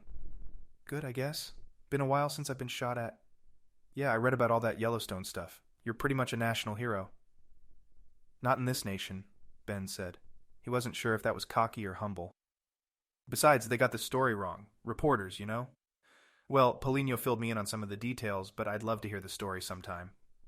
Ben couldn't be sure, but he thought Amanda inched a little bit closer to him. "Yeah, definitely." He flicked his head back and forth, still apparently looking for a rock he knew didn't exist. "How are you doing?" "With what? My entire business falling apart, or my employees being murdered?" "Sorry, No, it's fine," Amanda said. "I'm not trying to be harsh, it's just fresh on my mind." Ben felt embarrassed for some reason, but Amanda continued, saving him the awkward silence. "You know, I've always been pretty independent. That's part of the reason I moved down here. I'd always wanted to start something of my own, but people thought I was naive." "What people?" "Parents, mostly. My dad and mom owned a restaurant for a little while back home. They never came out and said it, but I always knew they thought I wasn't cut out for entrepreneurship. Truth be told, I'm not. I just wanted to do research on my own terms. Naratech was a perfect fit. Investors that want to turn the management burden over to someone else. A dedicated facility that was ready to go, and in a place that I've always wanted to visit." "Well, from what I've seen, you're doing a pretty good job." "From what I've seen, we are all one small mistake away from death. And it's all my fault." "It's really not," Ben said. "No one could have predicted this, and no one could have prevented it. This investor you have is the same company that I've been trying to track down for months. They're extremely powerful, very well funded, and are able to stay well under the radar when they want to." Ben heard Amanda clear her throat, then she wiped her eyes. "What if this doesn't lead anywhere? What if we're chasing something that doesn't exist and we end up in the middle of nowhere with no way to call for help?" Ben knew the questions were rhetorical, but he answered anyway. "Well, Reggie's here. He seems to have a lot of experience with this type of thing." He paused. "And, you know, we're all here for whatever it's worth. Archie, Rhett, Paulinho, and me." He glanced at her again, and she was staring at him. He quickly looked away. "And Julie," she said. It was more a question than a statement. "Yeah, Julie. She's great, you know." Ben nodded. "I know. I wish—" Amanda couldn't finish the sentence, whatever it was going to be. She sobbed. covering her face with her hands. Ben immediately felt himself leaning in toward her, unsure why he was reacting this way. He hesitated a moment, then reached out and put his arm around her. Amanda leaned in harder, pressing her body into Ben's side before he could react. Her sobs became stuttered, and she nearly forced him to hold her. She was smaller than he realized, and he had to stoop a bit to allow her head to fit in the nook under his chin. He wasn't sure what to do next, and found himself stunned into inaction. He heard a noise, a creaking stair, and lifted his head to see Julie standing at the top of the staircase. She turned her head slightly to the side as if trying to decipher what she was seeing. She stared for a moment, neither of them speaking. Then, slowly and deliberately, she turned and headed back down the stairs. Chapter 29. Julie ignored Ben for the remainder of the day, even choosing to eat out on the deck on her own. Ben tried approaching her a couple times, but whenever she saw him coming, she darted back the other direction. The boat was large, but it was far too small to hide from him forever, and Ben made it a point to continue tracking her down whenever he could, hoping to talk. Most of his day was spent outside on the deck, waiting for Julie to pass by so that he could follow her until she walked the other way. That evening, the boat turned again and headed down another offshoot of the river, an even smaller feeder river. The canopy of trees combined above their head and closed out the sun, causing the night to set in far earlier than anyone had expected it would. They were now far away from the cities dotting the main Amazon tributaries, and the jungle had woken up. Both sides of the river featured life forms Ben had only dreamed of. Monkeys chattered and hollered at one another, and birds of every color screamed overhead as they searched for food. He caught a glimpse of a snake, larger than any he'd ever seen, wound around the entire trunk of a tree as it slid onto a branch. The flora and fauna seemed otherworldly to him as well. Bright greens, yellows, and blues with hints of red every now and then could be seen poking out around the large backdrop of blacks and browns. The visibility was no more than a few feet into the jungle, though Archie and Reggie had come out earlier and taken their turns trying to spot water trails used by animals. At one point, the captain himself came out to the deck and pointed at a mound of sticks and vines piled high above the water at the edge of the river. He whispered something, and Archie's eyes grew wide. "Anaconda?" he said. "They live inside those fortresses of sticks, sliding out into the water directly to stay hidden. That one is a big nest. Could be a 15-footer in there." Ben shuddered. He hated snakes and only dealt with them if he absolutely had to. He couldn't imagine how anyone could like the slithering, scaly creatures, especially ones that were as wide around the waist as he was. "They're mostly harmless," Reggie said, as if that made the anacondas seem like warm, fuzzy teddy bears. "They eat mammals, but if you stay out of their way, they'll focus their attention on smaller game. Plenty of other monsters around here to worry about, but honestly, it's the small stuff that scares the crap out of me." "Like what?" Ben almost kicked himself for asking the question. He knew he didn't want to know the answer. Back home, the only things to really worry about were bears, wolves, careless hunters, and the cold. Reggie turned to Ben and grinned.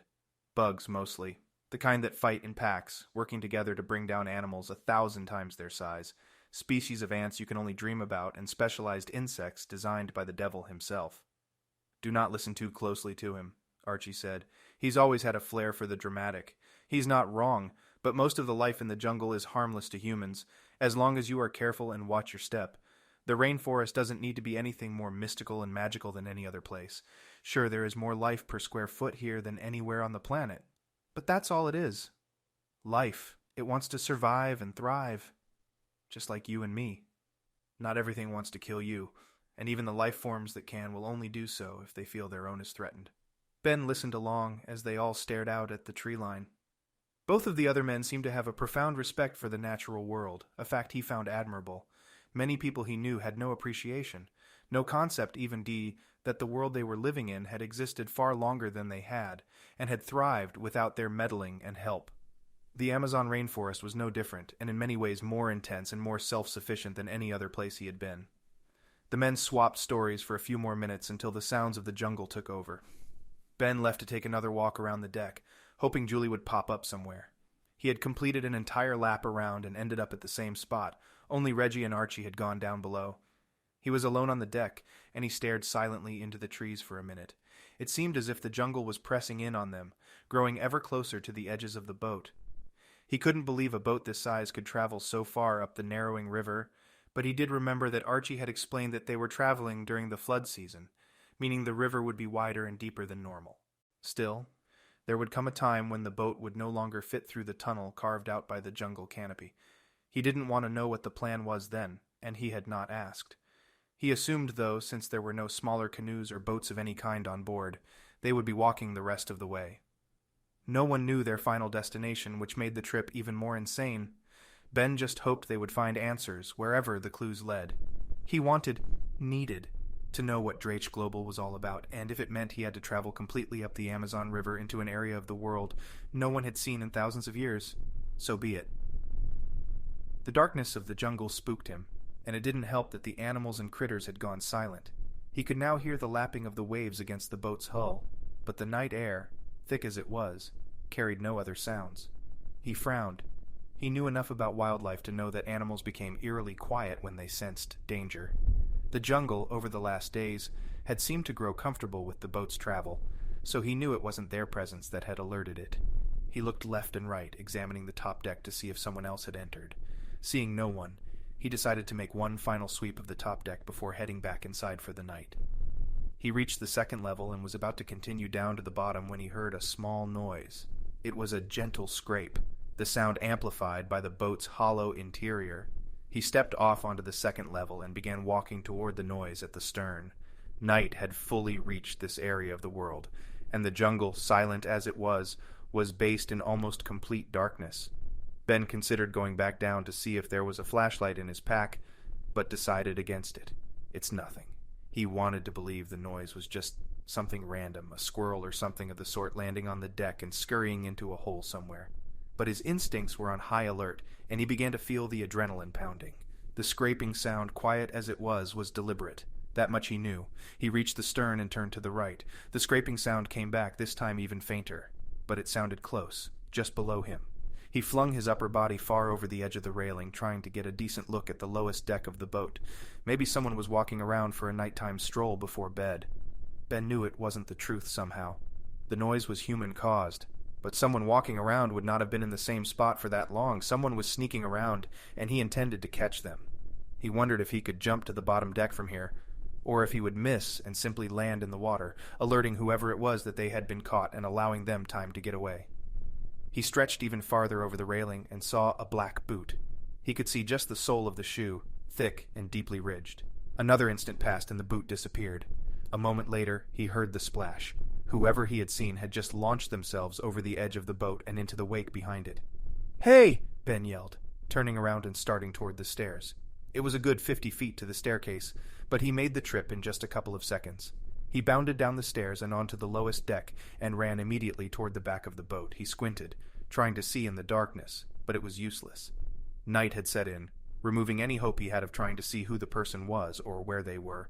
He thought he could hear the sound of swimming, but it was far off in the distance by now. He watched for another few seconds, then heard footsteps above him. He walked back toward the stairs, ready to explain what he had seen to the rest of the group. Before he reached them, a massive explosion threw him forward against the wall. Chapter 30. The boat groaned beneath him as boards and supports buckled and collapsed, and the air was immediately filled with thick, acrid smoke. He coughed, but the boat was still shifting dramatically, preventing him from even getting up to his knees. He turned his head just enough to see the rear section of the lower deck falling beneath the black waters. Shit. Reggie was at the top of the stairs, holding on with a white-knuckle grip. "Ben, is that you?" Ben pulled himself up using a railing from the staircase. He knew the boat was taking on water, and fast. "Yeah, it's me. There was someone else down here. They planted explosives on the engine compartment." Reggie uttered a muffled string of expletives, then turned again to Ben and took a few steps down the stairs. "Here, give me your hand," he said. "We need to get everyone to the top deck before we go under." Ben reached up and allowed Reggie to help him up the stairs, which, at this angle, seemed more like the rungs of a ladder. He reached the next level and leaned against the wall as he caught his breath. Reggie was already rummaging through a closet a few paces away, tossing out whatever flotation devices he could find. There weren't enough for everyone, but Ben carried a few life preservers back to the stairs and prepared to climb up. When he turned around to see about Reggie's progress, he was stunned to see that the closet was already taking on water, and Reggie was standing up to his ankles in the murky brown liquid. "Take whatever you can up with you," Reggie said. "I need to try to get our packs from the room." Ben knew the room would be mostly underwater at this point, but he did as he was instructed and carried up the flotation devices and coil of rope Reggie had tossed him.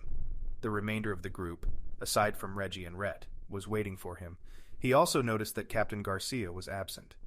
"Where's Rhett?" he asked.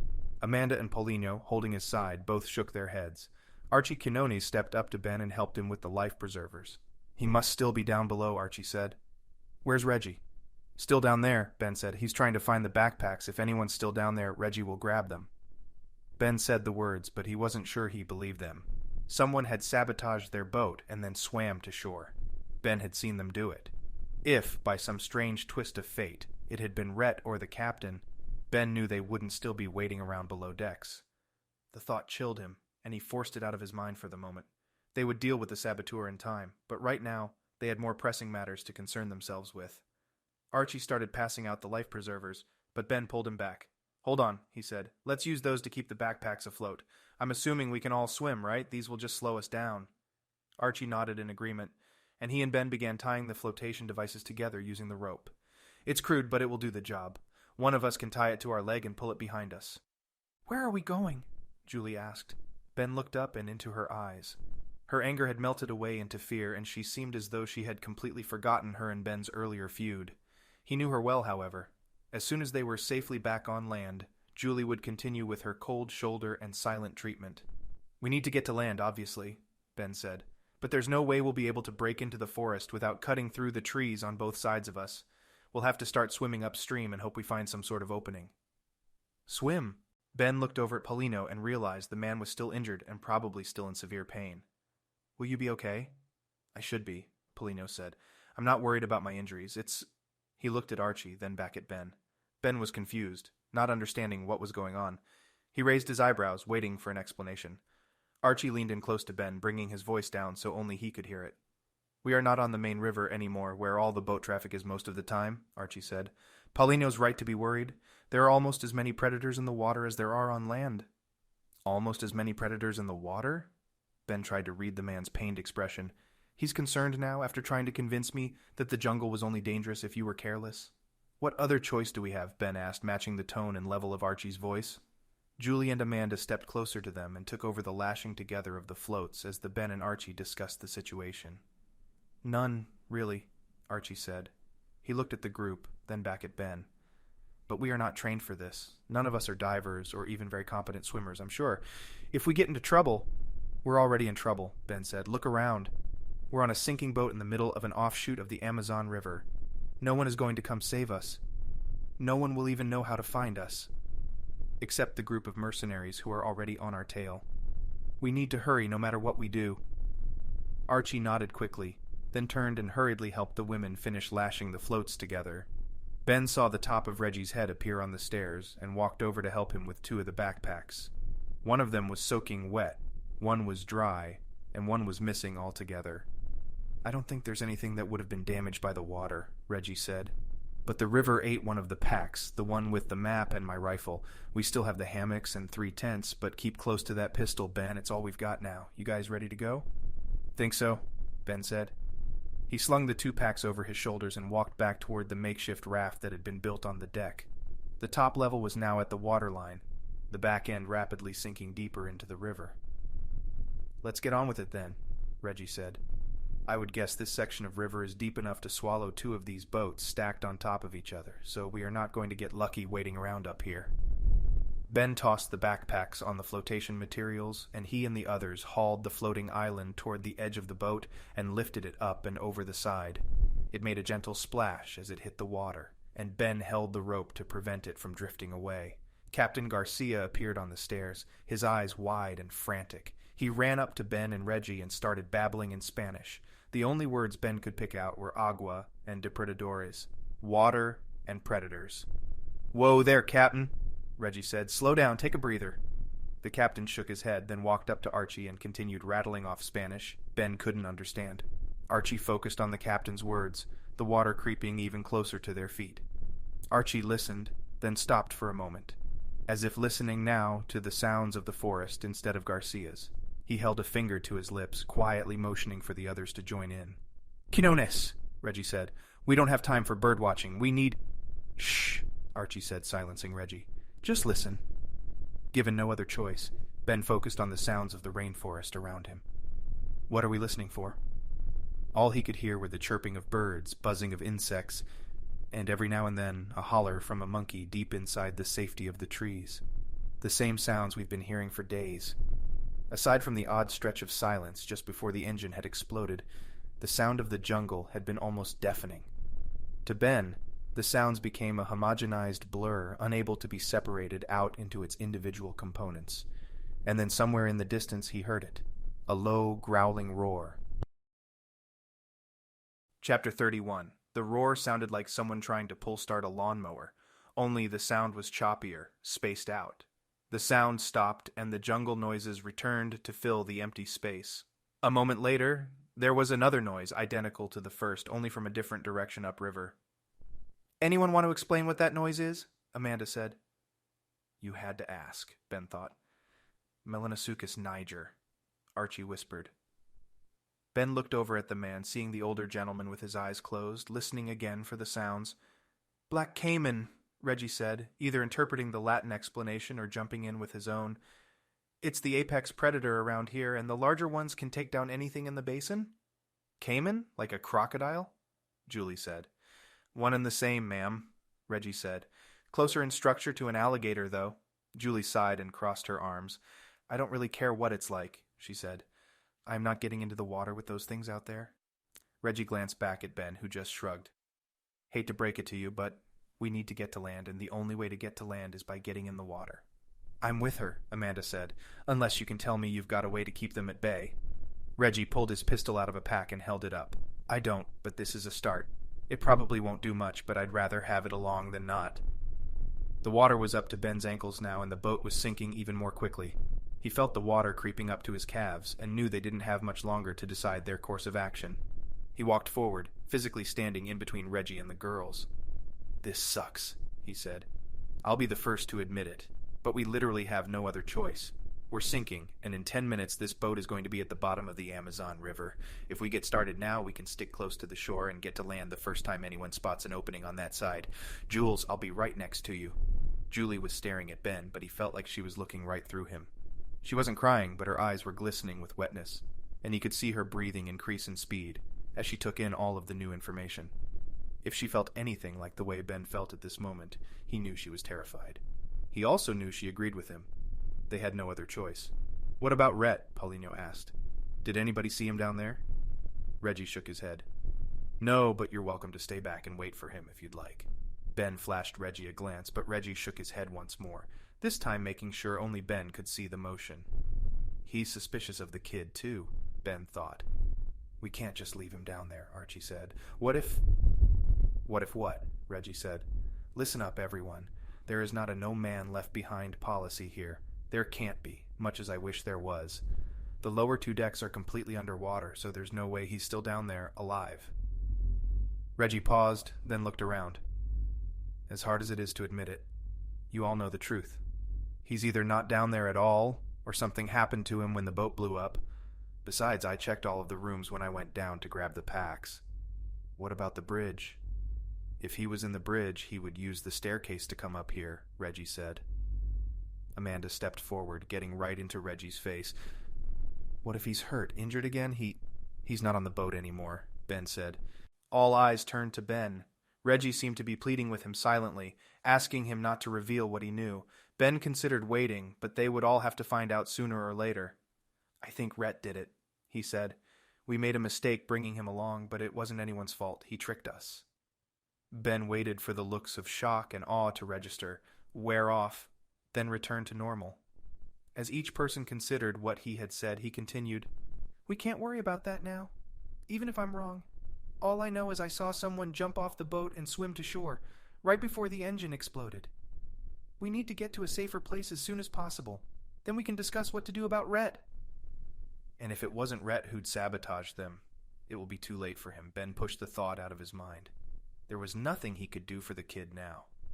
"Are you saying our boat was sabotaged?" Archie asked. He turned to the captain and relayed the message to him in broken Spanish and Portuguese. "Without a doubt," Reggie said. "That engine was detonated by explosives. I don't know what kind or how exactly, but that's why we're here now. We'll figure out who it was later, but for now, we need to get off this boat. I'll take point, Reggie said. Without waiting for anyone to argue, Reggie dove off the angled deck railing and into the water. After 3 seconds, he surfaced into a perfect freestyle swim.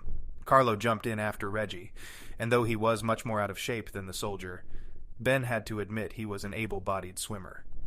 Amanda grabbed Polino's arm as the captain shook his head, made a sign of the cross on his forehead, shoulders, and chest, and jumped into the water, feet first. Ben could see Amanda's white-knuckled grip on Polino's arm, but the man and woman walked steadfastly to the edge, sat on the rail, and swung their feet over, then plopped themselves into the river. Ben knelt down to tie the rope to his ankle, and Archie made sure their makeshift raft was still floating, intact. Julie came down to Ben's level and leaned in close to his face. "We're not really going to do this, are we?" Julie asked. Ben didn't answer. It was a rhetorical question, and besides, what could he have said? She waited for Ben to finish, then followed him to the edge of the boat. "Ben, wait." Ben turned and looked at her. He was struck by how beautiful she looked, the moonlight glancing off her face and hair perfectly, allowing shadows to fall and soften her appearance even more. She was scared, but all Ben saw right now was the woman he had fallen in love with months earlier. "We're going to be okay, right?" Ben wasn't sure what to say. He knew she was asking about their current situation, about jumping into the Amazon River in the middle of the night, but he couldn't help but think of their argument. He also didn't want to lie to her. He nodded, then reached out and grabbed her hand. She pressed into him and kissed him hard on the lips, and he pulled her close to him as he leaned forward and pulled them both off the railing and into the water. Chapter 32. Hearing the sounds of the caimans far off in the distance didn't help Julie's terror. Now, however, she was literally swimming toward them, in a river that was pitch black and full of all kinds of things she didn't want to think about, trying to stay in front of a group of people who wanted to kill them all. She focused on her breathing and on Ben's large form swimming next to her in the river. She had never been a competitive swimmer, though she had taken classes as a kid and swam through high school regularly. It had been a while since she had been in a pool, and aside from a few excursions to a lake house with friends, she had never swum in a natural body of water before. There was something downright unnerving about swimming in water you couldn't see through, a fact that would not leave Julie's mind. She wondered if she would feel any attack from below coming, or if it would sneak up on her completely. She wondered if a caiman was large enough to swallow her whole, so she wouldn't have to think about the alternative. She also thought about their attackers. They had seemed so hell-bent on shooting them or blowing them up back in Manaus. Why were they allowing them to escape farther upriver? Were they working with Rhett? And if so, why hadn't they attacked them tonight and instead decided to sabotage their boat and force their hand? That was it. She understood their maneuvering. She knew now what they were intending to do. They still need us to lead them, she thought. They need us to show them the way. The attacks back at Manaus and tonight were meant to keep us focused on finding the answer, to push us forward. She also knew that collateral damage would be perfectly acceptable out here. They needed Dr. Meron, not the rest of the group. Amanda was crucial, but she wouldn't travel alone. Not out here. Amanda needed the rest of them, and their attackers needed Amanda. But picking them off one by one was a terrific strategy, one that would keep them focused, running in the right direction, and scared enough to not deviate from the plan. Once they turned off of the main river channel into a much smaller and narrower feeder river, their attackers could no longer follow them by boat without being seen. The mercenaries had sabotaged their boat in order to force the group to continue on land. Anyone injured or killed in the explosion would be considered icing on the cake. But what was next? What happens after we reach land? The water was warm, but Julie shuddered. She could feel the underwater currents and chop left by those swimming in front of her, and every tiny motion the river made gave her the feeling she was about to be attacked by some horrible, deadly monster. But the attack never came. They swam in silence for 15 minutes, even stopping to rest halfway through. They stayed together as a group, Reggie doing a great job keeping the pace slow enough for the others. When he stopped for the second time, Julie swam closer to the group, forming a tight circle of people in the water. "There's a path between the trees right over there," Reggie said, pointing to the blackness of the forest. Julie had no idea what the man had seen, but she trusted his authority. "Let's get to the path, but keep moving once you're on land. We don't want to be in the way of a jaguar coming down for a late-night sip of water." Why does he have to keep bringing up new creatures that want to kill us? The thought of a jaguar didn't scare Julie nearly as much, but the more she thought about it, the more she realized it was even more of a threat to them than some of the other animals that had been mentioned. Nods all around, Reggie continued toward the bank. He lifted himself off the ground and out of the water, and allowed himself to drip off at the edge of the forest for a few seconds. He stomped forward into the jungle as the others followed closely behind, then turned to wait for them.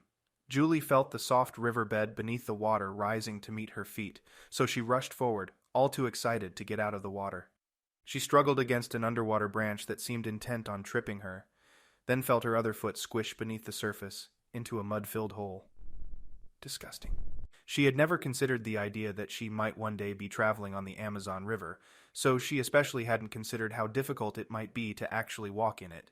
The mud, sticks, and debris that floated and settled below the waterline was like an invisible army, working hard to prevent her forward motion. Holding me here, trying to trap me. The thoughts rushed into her brain, causing her anxiety of being attacked by some unknown and unseen predator to only grow with every passing second. She looked up, trying to find someone to help her. Where is Ben? She realized how dark it was. The night had descended on the forest and seemed to grow thicker down here, closer to the water and surrounded by the thick, unforgiving jungle. She tried to control her breathing. She hadn't hyperventilated since she'd had asthma as a kid, but she thought she could feel the surge of constricting pressure beginning to seize her lungs. Ben! She wasn't sure if she yelled it or just thought it, but Ben was at her side, somehow arriving silently and suddenly. "Jules, you okay?" he asked. She nodded, looking up him.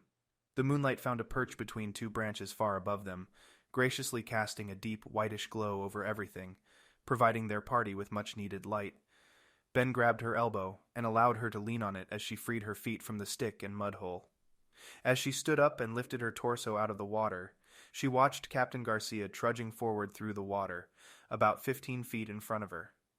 He and Carlo had reached the tiny beach at about the same time, but Carlo was already joining Reggie on shore, their captain hanging back to help the others out of the water.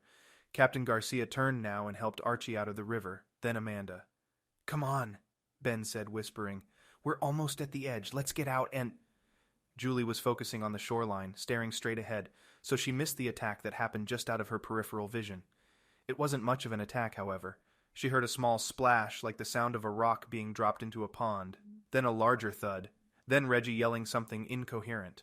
Her eyes involuntarily darted to the left, attracted by the noise. The moonlight made the scene difficult to interpret, so she simply stared for a moment. Where Captain Garcia had been only moments before, a twisting, tumbling shadow danced halfway out of the water. She forced her eyes to focus, blinking twice. The shadow became two shadows, a man, Captain Garcia, and a monster. She saw the flicking of a massive tail, clawed feet scrambling for purchase on the man it was attacking, and an elongated, bumpy snout. The creature had wrestled Garcia to the water and was now rolling over and over again, slowly and methodically making its way back to deeper water. "Ben, the packs!" she heard Reggie shout. "Grab my pistol!" Ben was already behind her, grabbing the two backpacks floating behind him. He ripped open the top of the first pack and began rummaging through it. Julie's voice returned, and she screamed. It wasn't any louder than Garcia's, but hers wasn't punctuated by alternating seconds of being underwater and above water. Out of the corner of her eye, she saw Reggie launch himself forward and into the water, but she had no idea what the man was planning to do. Ben was at her side again, but he didn't stop moving. He ran forward, making slow progress in the water, and tossed the gun toward Reggie. Ben, unbelievably, was still moving toward Reggie and the wrestling match taking place mere feet in front of her. What is he planning to do? Julie wondered. She watched Reggie working with the pistol, but was shocked when she saw what else Ben had retrieved from the pack. He lifted the machete over his head and waited for a moment to strike downward. "Ben, don't!" Julie yelled. It was too late. The water was unnervingly silent. Tiny ripples left on the surface were the only telltale signs of the onslaught, and the caiman didn't resurface. Neither did the captain. The group watched, no one daring to move, for almost an entire minute. Julie began sobbing, both from the adrenaline high as well as the emotional impact of what she had just seen, but she didn't care what anyone thought. Ben was next to her again, his arm around her, and he was gently pulling her along the rest of the distance to the shoreline, where the others now stood waiting. She felt a moment of relief as her feet fell on the soft, damp mud closest to the river, and she allowed Ben to lift her completely out of the water and onto dry land. Her relief was only short-lived, however, as she realized that they would spend the remainder of their journey traveling through the forest on foot. Chapter 33. Valer reached into his pocket and grabbed the cell phone. He hadn't even made it across the parking lot to his car before the phone began to vibrate. His appointment had gone well. Nothing had changed, but nothing had grown worse either. His doctor prescribed the same pills as always, and told him to rest and relax as often as possible. The thought of taking time to rest or relax seemed like a joke to Valer. He had a job to do, one that no one else in the world was fit to do. He had the skills, the contacts, and the resources needed to pull off the greatest feat of engineering anyone had ever heard of, and the company was very close to achieving their goal thanks to him. Even if it kills me, it will all be worth it. He held the cell phone up to his ear and accepted the call. Yes? There was a 2-second delay before the voice on the other end, crackling through a miserable connection and hard to understand, responded. Valer, have been, so far, no update on, but we'll keep posted. Valer waited until the connection improved. Behind the girl and her group, moving forward as planned. This is good news. Mission parameters remain unchanged, though the has proven to be more resilient than initially assumed. Additional support? Valer frowned. I was under the impression that you would require only a few men to accomplish this task. We have doubled your support already. Understood, except faster with additional. Valer nearly cursed out loud at the horrible connection. Negative. Our resources are currently wearing thin for this project. It was a lie, but it was much quicker than explaining the truth. His resources were more than enough to provide some additional support, but there would be no way to get the men in position this late in the game. Even if it was possible, Valer was already working on the next phase of this project, the final phase of this project. Valer could almost taste success. His plans in Antarctica had been going well, both the parts that the company knew about and the parts that were known only to him. This small hiccup in Brazil was just that, a minor setback that, with or without Dr. Meron's research, would not interfere with his ultimate plan. His phone crackled, and the connection died. He wasn't sure if his contact in Brazil had said anything else, but it sounded to him like their conversation had ended before it had even begun. No, there were no additional men he could send to Brazil, and no, there were no additional resources he would appropriate to their cause. He replaced the phone to his pocket and grabbed the bottle of pills out of his other pocket. Reading the label, he twisted off the cap. Do not exceed 1 pill per every 6 hours. He had just taken one before leaving the office, and he placed another one on his tongue now and swallowed. Even if it kills me, it will all be worth it. Chapter 34. The path that led out of the water and into the jungle was only a few strides long, a natural opening between 2 large bushes, likely made more prominent by the animals that used it as an access point to the river. Ben tried to slow his breath down, hoping his heart rate would follow. It wouldn't be helpful to Julie, or anyone else, if he was still on edge and ready to snap. The Cayman, a large adolescent, had come out of nowhere and taken Captain Garcia kicking and screaming to his watery grave. It was unreal, unnatural, and insanely terrifying to Ben, but he said nothing. No one spoke, actually, until they'd been walking for 5 minutes into the densest forest Ben had ever seen. No pictures, movies, or books could do it justice. He was completely out of his element, surrounded by an alien world that hid both danger and beauty together behind every rock and tree. Okay, let's pause here, Reggie said. He turned around and addressed the group.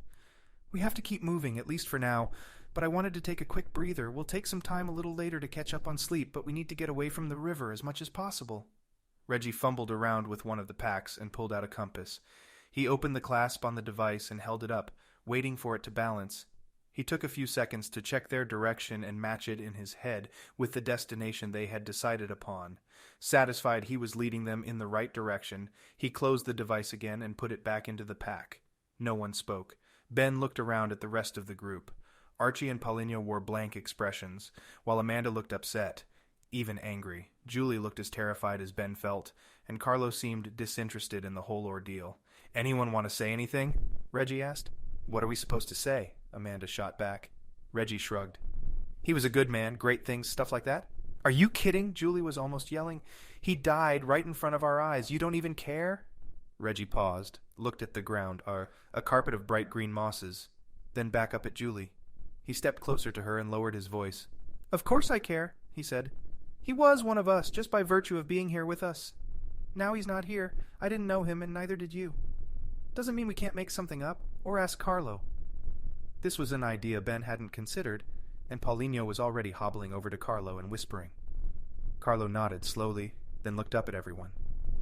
Good, Captain, he said in English. He said more in Portuguese. Paulinho, translating aloud. Good father, good husband, loved job. It seemed like Carlo was finished, but Reggie waited another few seconds to be sure. Well, I guess that does it. Anything else before we go? Yeah, Paulinho said. Where are we going? The field hospital isn't more than a few miles away, I think, he answered. Like I said before, it's off the river a bit, but considering we're no longer traveling by way of river, I'd say it just became a worthy destination for this next leg. Ben nodded. They'll have supplies there? Not really, aside from a few tools to fix him up. Reggie motioned at Paulinho, but it'll be a good enough place to rest, assuming they've got the space. He turned around and began marching through the jungle, using the machete Ben had grabbed to hack his way through the denser vegetation. Come on, let's see if we can get inland, farther away from the river. We don't want to be around here come breakfast time. We'll hike for a bit, then catch some shut-eye for a couple hours. I'd like to get to the hospital and research station before daybreak. Ben couldn't believe how detached the man seemed, especially at a time like this, but he was glad Reggie had the gall to step forward and admit it, all while keeping them focused on the next goal. Ben himself had been trying to figure out what their plan should be, but knew Reggie was right to choose the hospital as their next destination. They would need time to regroup, to plan out the next leg of their journey, and there was no sense focusing on any of that if they didn't have a safe place to do it. He allowed Julie to walk in front of him, taking up the rear position as they followed Reggie's cut-out path through the trees and brush. I just hope it's a safe place, he thought. Chapter 35. Julie was amazed by the level of humidity and heat that still plagued the jungle, even in the dead of night. Every large leaf she passed seemed to be a soaking wet towel, warmed by the day's sunlight and now releasing every drop of wetness it had collected back into the air. The humidity was trapped by the canopy far above their heads, the heavier air settling back down closer to earth, and causing an effect not unlike that of a steam room. They had been walking for 2 hours, drawn forward by the relentless forward progress of Reggie. He seemed to never tire, constantly hacking away at the thick strands of vines and brush that obstructed his target path. She wasn't sure how he knew where he was going, navigating only with a tiny compass he had attached to his pants. She hoped it wasn't an act of bravado and that he wasn't, in fact, just leading them farther from the river, their only hope of being rescued. She picked up her pace and tried to walk alongside Reggie. It was difficult as most of the time the path he was cutting was only wide enough for one person, that there were stretches of land between outcrops of trees that allowed them to walk side by side. So, what's your deal? She hadn't meant the words to sound so harsh, but she knew there was nothing she could do to retract them now. She winced, waiting for Reggie's response. Reggie simply smiled and looked at her. I take it you're still pissed at me? He asked. Why would I be pissed? Your tone, for one, he answered, still grinning. But you didn't seem to be too excited about our decision earlier, about not going to the hospital for Paulinho. It doesn't really matter anymore, I guess, she said. That's where we're headed now, right? It is, and it shouldn't be much longer. Julie nodded, even though she knew Reggie couldn't see it. Sorry, that's not what I meant, though. She paused, trying to articulate her words. I mean, What's your story? Reggie audibly laughed, scoffing as he chopped another section of thick vines away. My story? Really? Well, yeah, you're ex-army, right? Sniper, yeah, did my time, but it seems like you never really leave it. You make it sound like a prison sentence. I didn't mind being deployed, he said. Loved it most of the time, actually. I guess you could say it was the office politics that finally changed my mind. Reggie started struggling with a section of weeds and branches, and Ben suddenly appeared on his other side and grabbed the machete from his hands. Take a break, Ben said. I'll take it for an hour or so. Reggie didn't argue, falling back behind Ben next to Julie. Didn't really get along with people you worked with? She asked. People I worked for, mostly. Julie knew he was being purposefully vague, which only made her want more information. She'd always been stubborn, but she wasn't gossipy. She was interested in the man's past, but she didn't feel an overwhelming need to pry, so she let it be. Reggie seemed like a man of few words, except when he was making a wisecrack. His silence about his past did not concern Julie. So far, Reggie was trustworthy enough, and he seemed to be the kind of man who wasn't interested in sharing his own background with strangers. Reggie didn't wait for her to ask another question. He walked up to Ben and waited at his side as he finished the machete work. Ben hacked away another handful of branches, revealing a small opening between the trees. Reggie held out his arm, stopping Ben before he could continue onward. Both men turned around and looked at the group behind them. Let's stop here for a few hours and try to get some sleep, Reggie said. I'll check that we're still heading in the right direction, but either way I think we are far enough from the river now. Ben, want to help me with those packs? Ben swung the pack he was carrying over his shoulder and onto the ground. Reggie opened up his own pack and retrieved 2 large, zippered green bags. He unzipped one and dumped out the contents inside. He turned the large roll of nylon over in his hands a few times, looking for a corner. Satisfied, he grabbed a corner of the material in his fist and tossed the bundle outward in front of him. Julie watched as the flattened shape of a triangular tent unfolded from the bundle. Ben and Archie attempted to roll out the tent from Ben's pack in a similarly practiced fashion, but lacked the flourish of Reggie's throw. Eventually, all 3 tents were laid out on the ground in the small clearing. The bags each had 2 small poles inside, and Julie helped assemble one of them, for Ben. Reggie was busy tying a section of climbing rope to a tree he had found at the edge of their clearing. "These are brand new," he said. "They are hanging tents, sort of a combination of hammocks and tents. They're a little heavier than I prefer, and a bit big, but they're pretty spacey inside. Enough to cram 4 adults in each if you have to. They're expensive too, so I expect that you will take good care of them." Ben and Archie looked at Reggie incredulously. Julie herself was a little surprised by this statement, and she found herself eyeing the tent suspiciously. Carlo, who hadn't said a word since his captain had been eaten, didn't seem fazed by Reggie's statement, but then again, Julie wasn't even sure if he'd understood what he'd said. "They're called stingrays," Reggie said, completely oblivious to the stares he was getting from the group.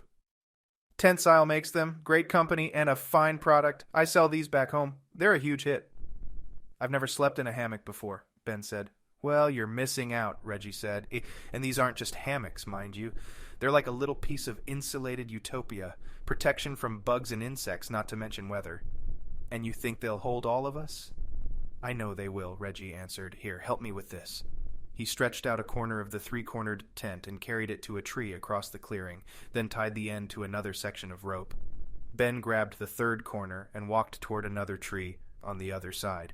"Each one can hold plenty of human weight plus gear. I've stacked 5 of these babies up, one on top of the other, before. 15 people sleeping in a little tent tower in the middle of the jungle." Julie listened to Reggie and watched as he tied the knots to secure the corners of the tent to the tree. The man lit up as he talked about his equipment. He was clearly in his element. He wore the same characteristic smile as he tied and secured all 3 corners, showing Ben how to use the clasps. When all 3 corners were fastened, he tightened the tent's lines and the first tent lifted off the ground. Julie was impressed. The apple-green floor of the tent was about 4 feet off the jungle floor, safely out of reach of any of the unwelcome visitors she imagined might want to visit them at night.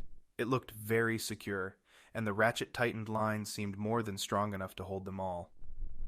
She watched as Reggie jumped onto one of the lines, holding onto the trunk of the tree it was fastened around, and threw the line of a second tent around it, 5 or so feet higher. He continued this process for the other 2 corners, and the second tent rose, suspended in midair above the first tent. "It's really cool and all," Julie said, "but how do we get in?" Reggie tightrope walked across one of the lines and dove into the top tent. He reappeared a moment later and threw down to the ground a ladder made of nylon. Satisfied, he stepped out of the tent feet first and descended the ladder. "Any other questions?"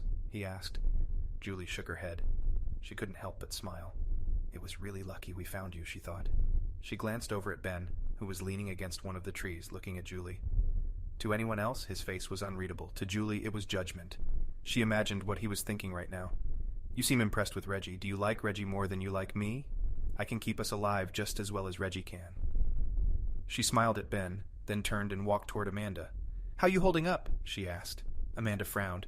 "Everyone keeps asking me that," she said. "How do you think I'm doing?" Julie tried to hide her surprise at the outburst, but failed. I'm sorry." She started to walk away, but then Amanda spoke from behind her. "No," Amanda said. "I'm sorry. This whole trip, this ridiculous journey, it all seems so..." She struggled to find the words. "Unreal?"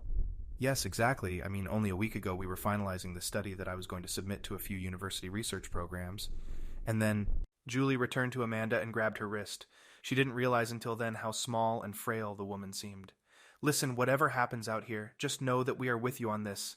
I know it's not much consolation, but Ben and I have been through something similar." "No, that's actually helpful. None of this seems real to me, I think. The boat, that crocodile thing, and Reggie acting like nothing happened. And I'm the reason we're all out here doing this." "You can't think like that," Julie said. "As much as you think it's true, it's not. This company that's after us, if they're who we think they are, isn't going to stop until one of us figures out the solution to this puzzle. Even then..." Julie hesitated, not wanting to talk herself into a corner. Amanda smiled. It's okay, she said. I get it. I might be naive, but I see the writing on the wall.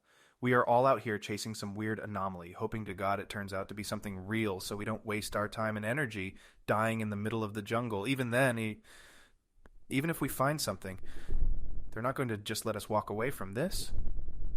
Julie nodded. There was nothing else to say. Amanda was right.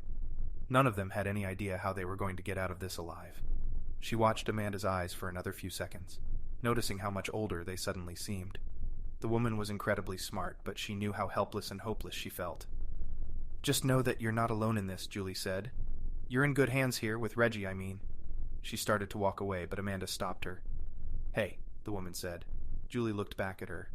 We're all in good hands here with Ben, too. I mean, he's a great guy. Amanda's eyes flicked back and forth, and Julie could tell she was struggling to find the correct words. Not that...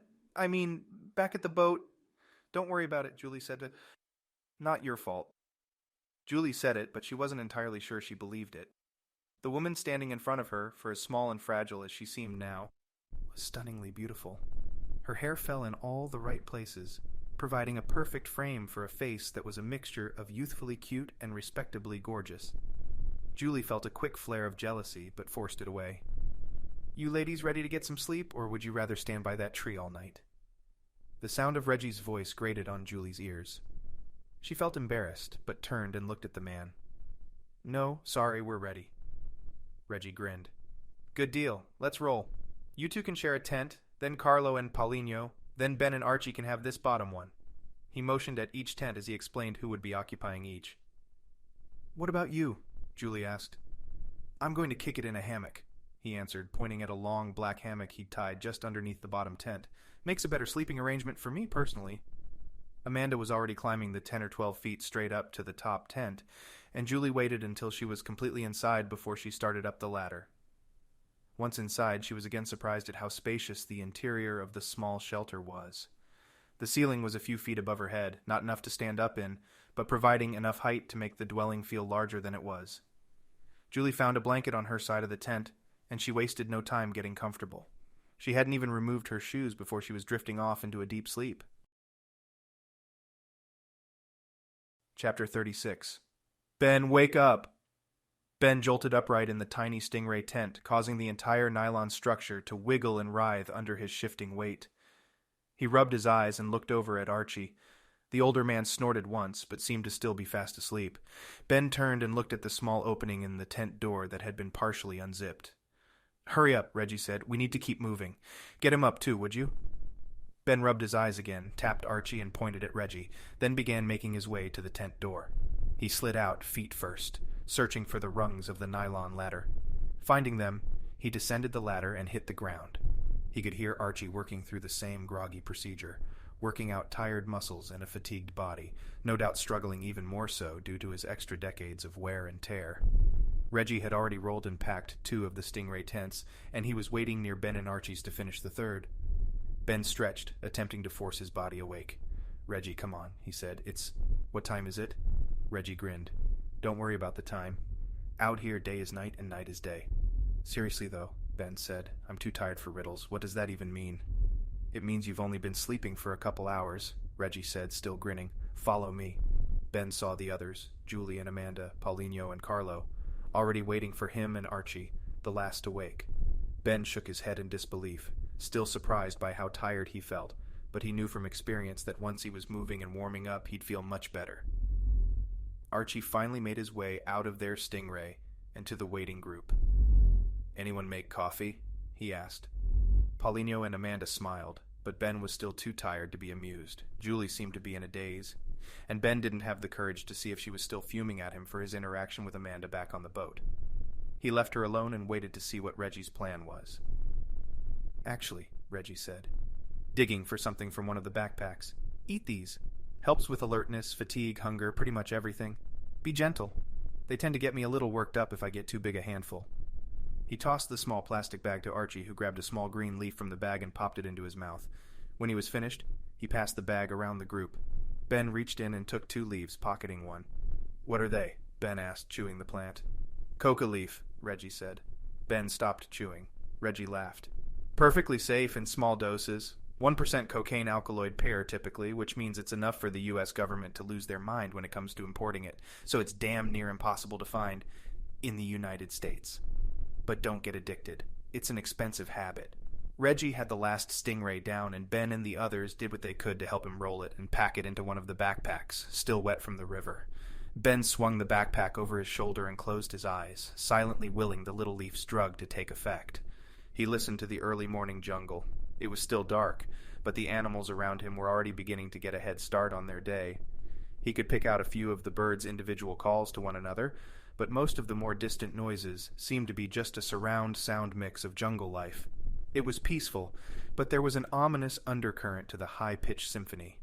He knew that some of the bird calls, as beautiful as they might be, weren't the sing-song melodies of courtship, but instead the warning klaxons of imminent danger.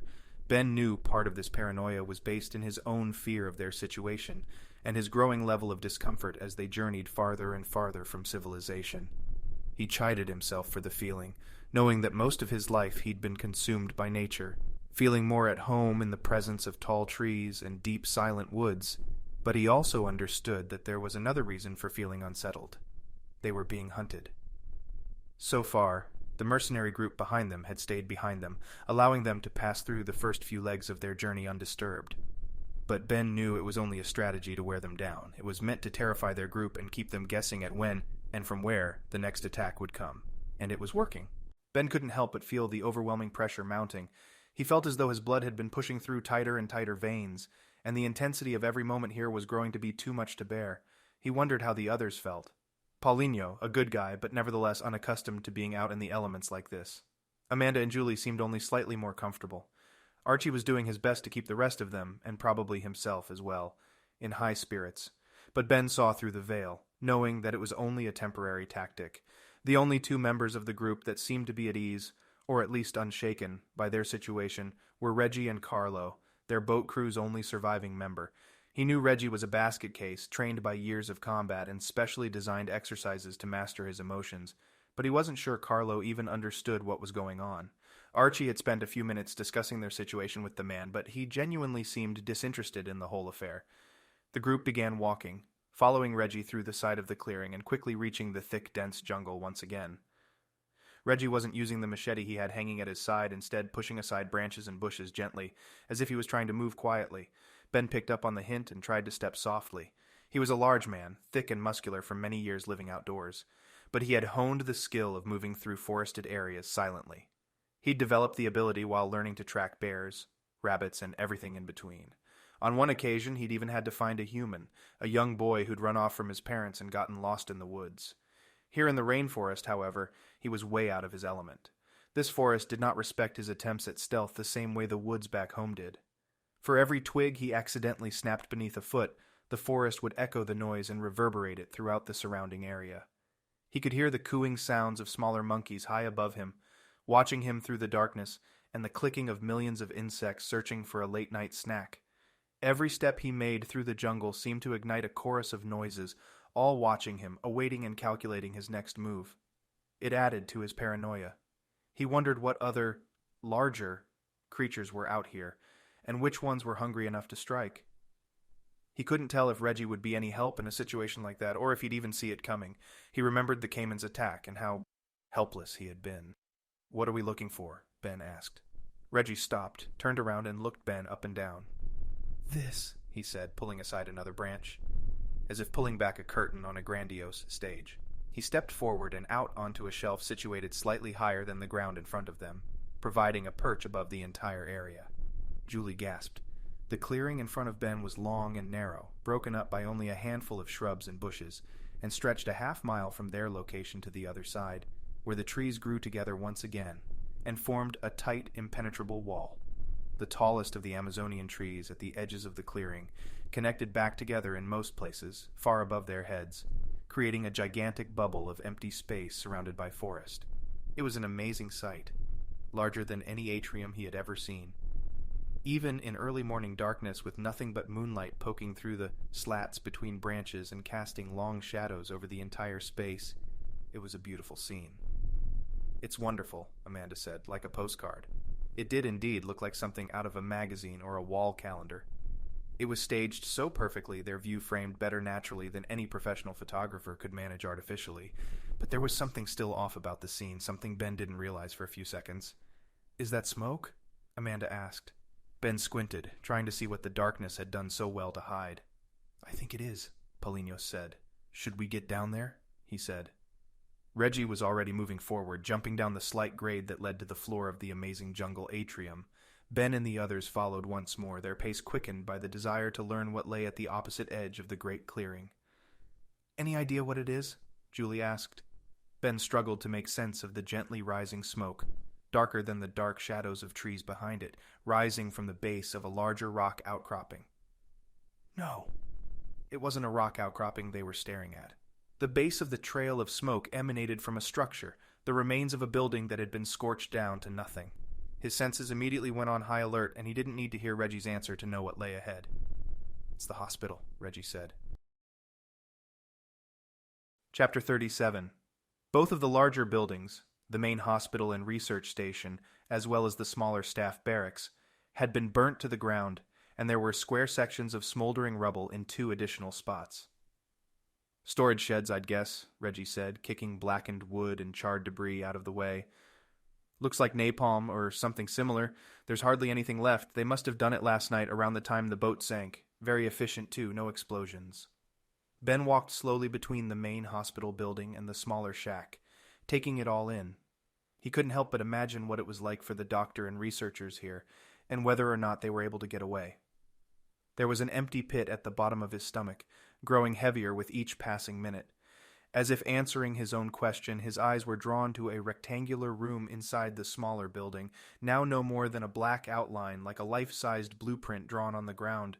Inside the room, he could see a metal file cabinet, most of the sides melted away, somehow still standing upright. Next to it, a body. He recoiled, but didn't look away. The person inside the room had struggled, but hadn't left the room when the building went up. He wondered if they'd been locked inside, unable to escape. He felt a flash of white-hot anger. "But why do this?" Amanda asked from behind him. She was following Reggie around the perimeter of the raised structures. "Why would they burn it down? If they wanted to come for us, they would have." "No," he said, "they wouldn't. They're playing with us, trying to force us into a trap." "What kind of trap?" Paulinho asked. He, Archie, and Carlo stood nearby. "They want us to give up Amanda, make us think it's not worth it to continue." It might not be worth it to continue. Ben couldn't help the inner monologue, but he pushed the thought aside. Dr. Meron stepped closer to Reggie. "Is it? Should we just call it? They're not going to stop," Reggie said, interrupting her to finish her sentence. "That's the point. They're after you, but they're really after what you stand for. What you know that they don't. We, are onto something here, and they know it. They sense it. They're trying to push us out, wear us down, give up the final prize. They're not going to stop if you get captured. They're just going to torture you until you give them everything they need. Then they'll kill you." He paused, then looked at the rest of the group gathered at the edge of the forest. "Goes without saying they'll kill the rest of us, too." "Then how do we end this?" Paulinho asked. "We finish the job," Reggie said. "We figure out what's hiding at the end of this journey." "And then?" Reggie didn't answer at first. "I'm still working on that part." Amanda was visibly exasperated. "Still working on that? Reggie, what's the plan? Find this secret treasure, then hope there's a helicopter there too? That would be convenient," he said. "Why are you here?" she asked. Ben looked at her. She'd finally asked the question to which they'd all wanted an answer, and she'd just asked it in a quick, no-nonsense way. Why had this man, unknown to just about all of them, stepped up and jumped onto their sinking ship? He nodded once, then grinned. But his face quickly returned to an unreadable deadpan expression. "I get it," he said. "I really do. Why on earth would I want to come out here? What's in it for me?" The group nodded. "Look," he continued, "I've been out for a while now, making a living by bringing tourists and a few hardcore survivalists just far enough into the jungle to give them an experience, and to get their money's worth. But I'm not a tour guide. I ain't interested in some half-assed jungle treks." He paused, sighing. "When my wife left me, my life pretty much went on hold. She was the only person I ever knew who could keep up, and she just lost interest one day. Went off to live in a city somewhere back in the States. I started dumbing down my training programs, taking on more corporate clients, and wasting away in my bunker. But then you..." He looked at Paulinho. "You called. You told me you needed help, and you said someone was after your friend. Call me insane, but I didn't need to know the details. I just wanted to jump in and do something for once. Ben stared, unmoving, as the man told his story. But then I did hear the details, and the geek in me perked up. I was fascinated by what you think you're onto out here, and I thought to myself, hell, they're going to die out there. Might as well come along and offer some help?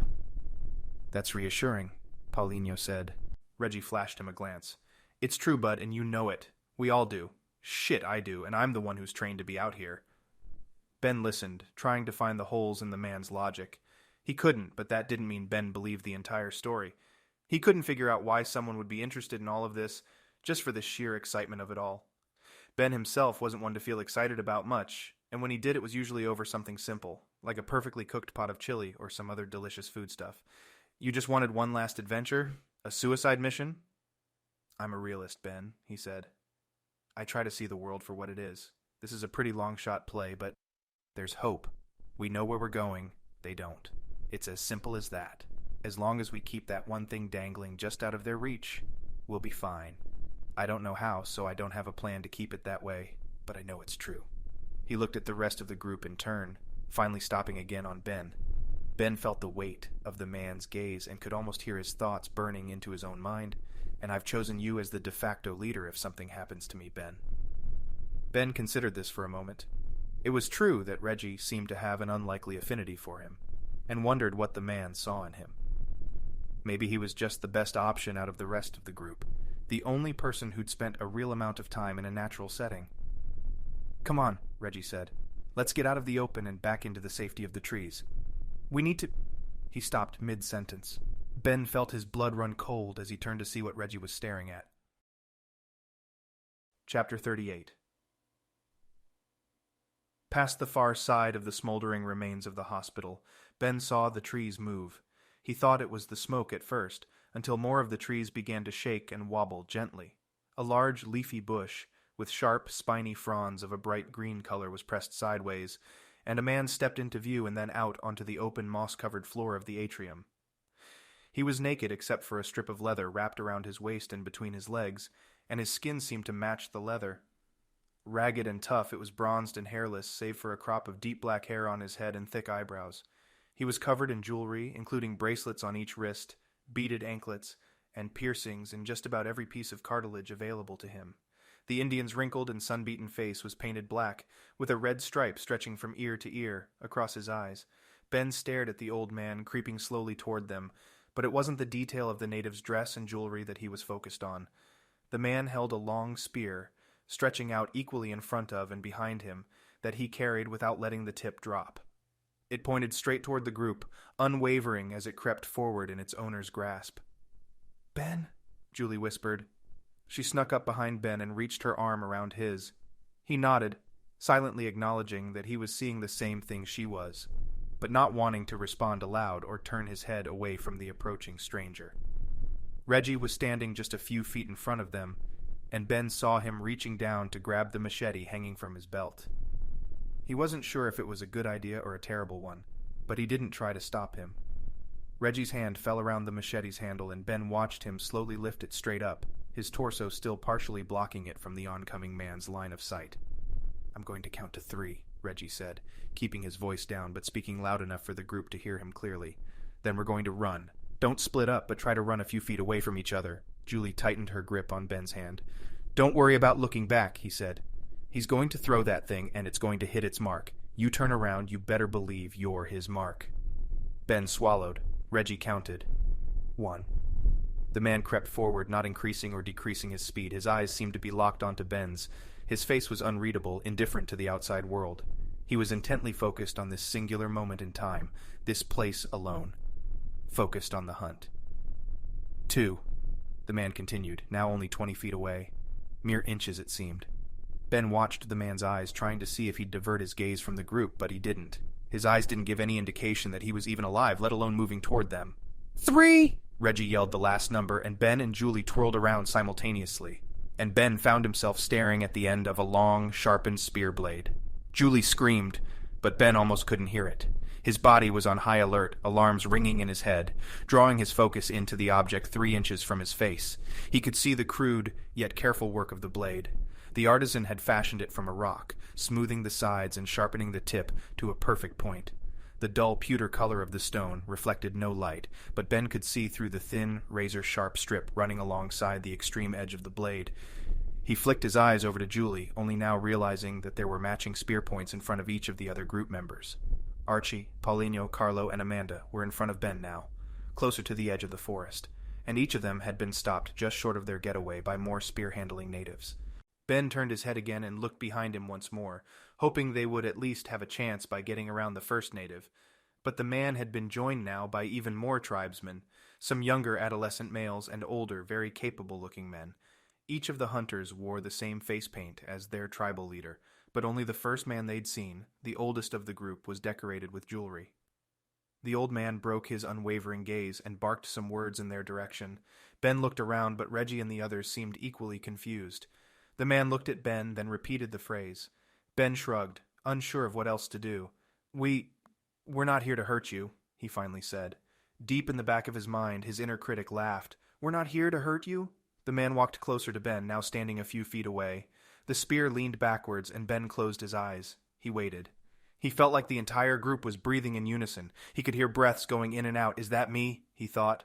A moment passed, and he opened his eyes again. The old man was staring at him, leaning on his spear handle, inches from Ben's face. Ben's pulse quickened. He was afraid his heart might beat right of his chest, but he forced himself to stay still. The old man made a chuffing sound. Then he walked away, toward Reggie. He repeated the process, standing on his tiptoes to see into Reggie's eyes.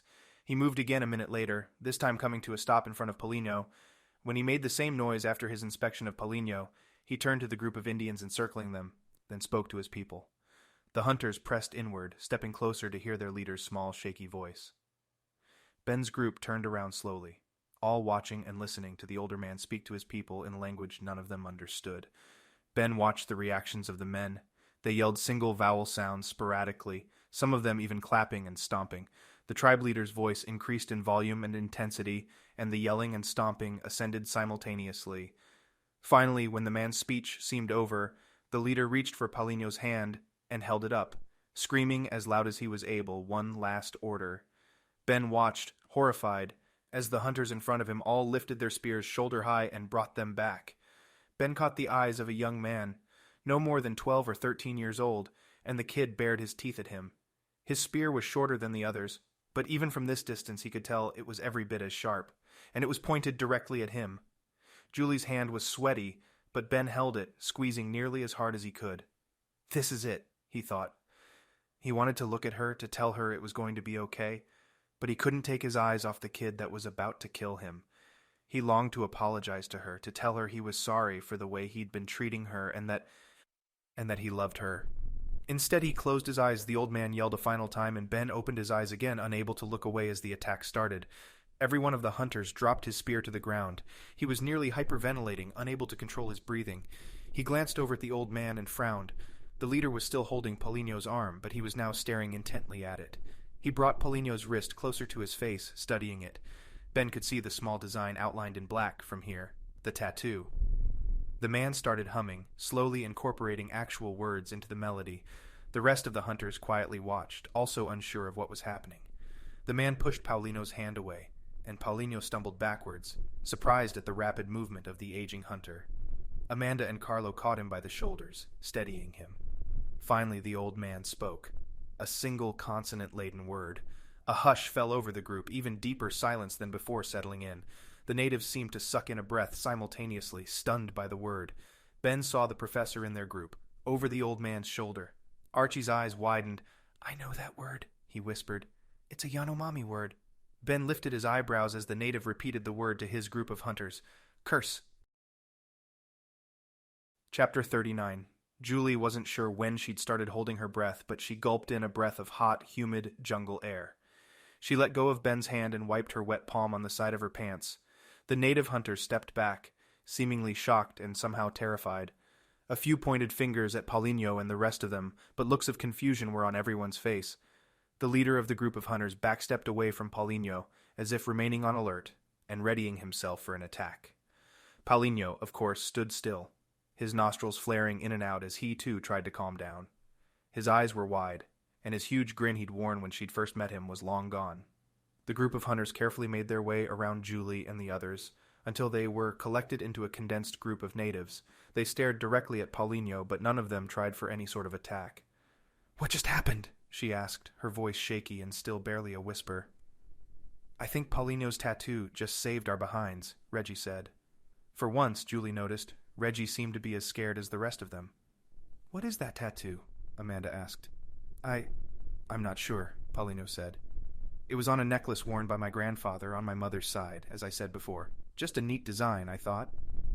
"Maybe it is," Archie said, "but I fear it is also much more than that." Everyone turned to look at the professor. "You fear?" Reggie asked. "That thing just prevented us from being native shish kebabs." "Keep your voice down," Amanda said. "They're still here, and they don't look happy."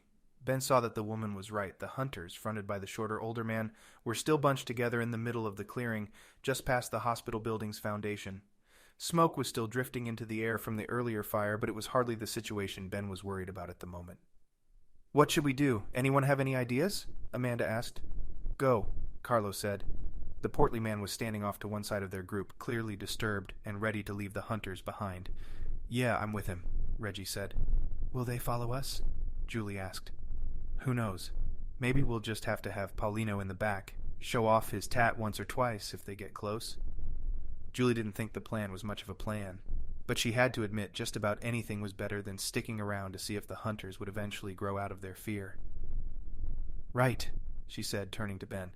"We're not getting anything from this hospital, obviously, and Paulinho's doing better anyway. The sooner we get back on track, the sooner we—" Her voice was cut off by the sharp crack of a gunshot. "Get down!" she heard Reggie yell. Julie was already dropping, hitting the ground abruptly and nearly knocking the wind out of herself. She poked her head up, looking toward the group of tribesmen to find the source of the gunshot. Another shot rang out and she jumped. The leader of the hunters fell forward, his eyes blazing into hers as his knees hit the ground. He wavered for a moment, sputtering a bit of blood from his mouth. Julie wasn't sure what to think, but she didn't have time to formulate a coherent thought. The old man clattered to the ground face first, his jewelry tinkling on the hard forest floor. A bracelet pushed off from his wrist and rolled in her direction. 2 more shots smacked above her head, and the rest of the warriors began yelling battle cries and turning their spear points to the darkened forest. None of them had any idea where the gunshots were coming from, but they stood anyway, ready to fight. 3 more gunshots flared from 3 different directions, and only then did she realize they were surrounded. "It's the mercenaries!" she yelled. Ben replied, still at her side. "They're in the jungle, staying hidden. We need to get out from the middle of the atrium." Julie nodded, but didn't move. She wasn't about to risk her life any more than it already was, and call attention to herself. She hoped Ben would change his mind and they could just lie here until it was over. "He's right," she thought. "You need to move." She felt a tugging on her arm, and she looked up to see Ben standing above her. "Julie!" he shouted. "Come on!"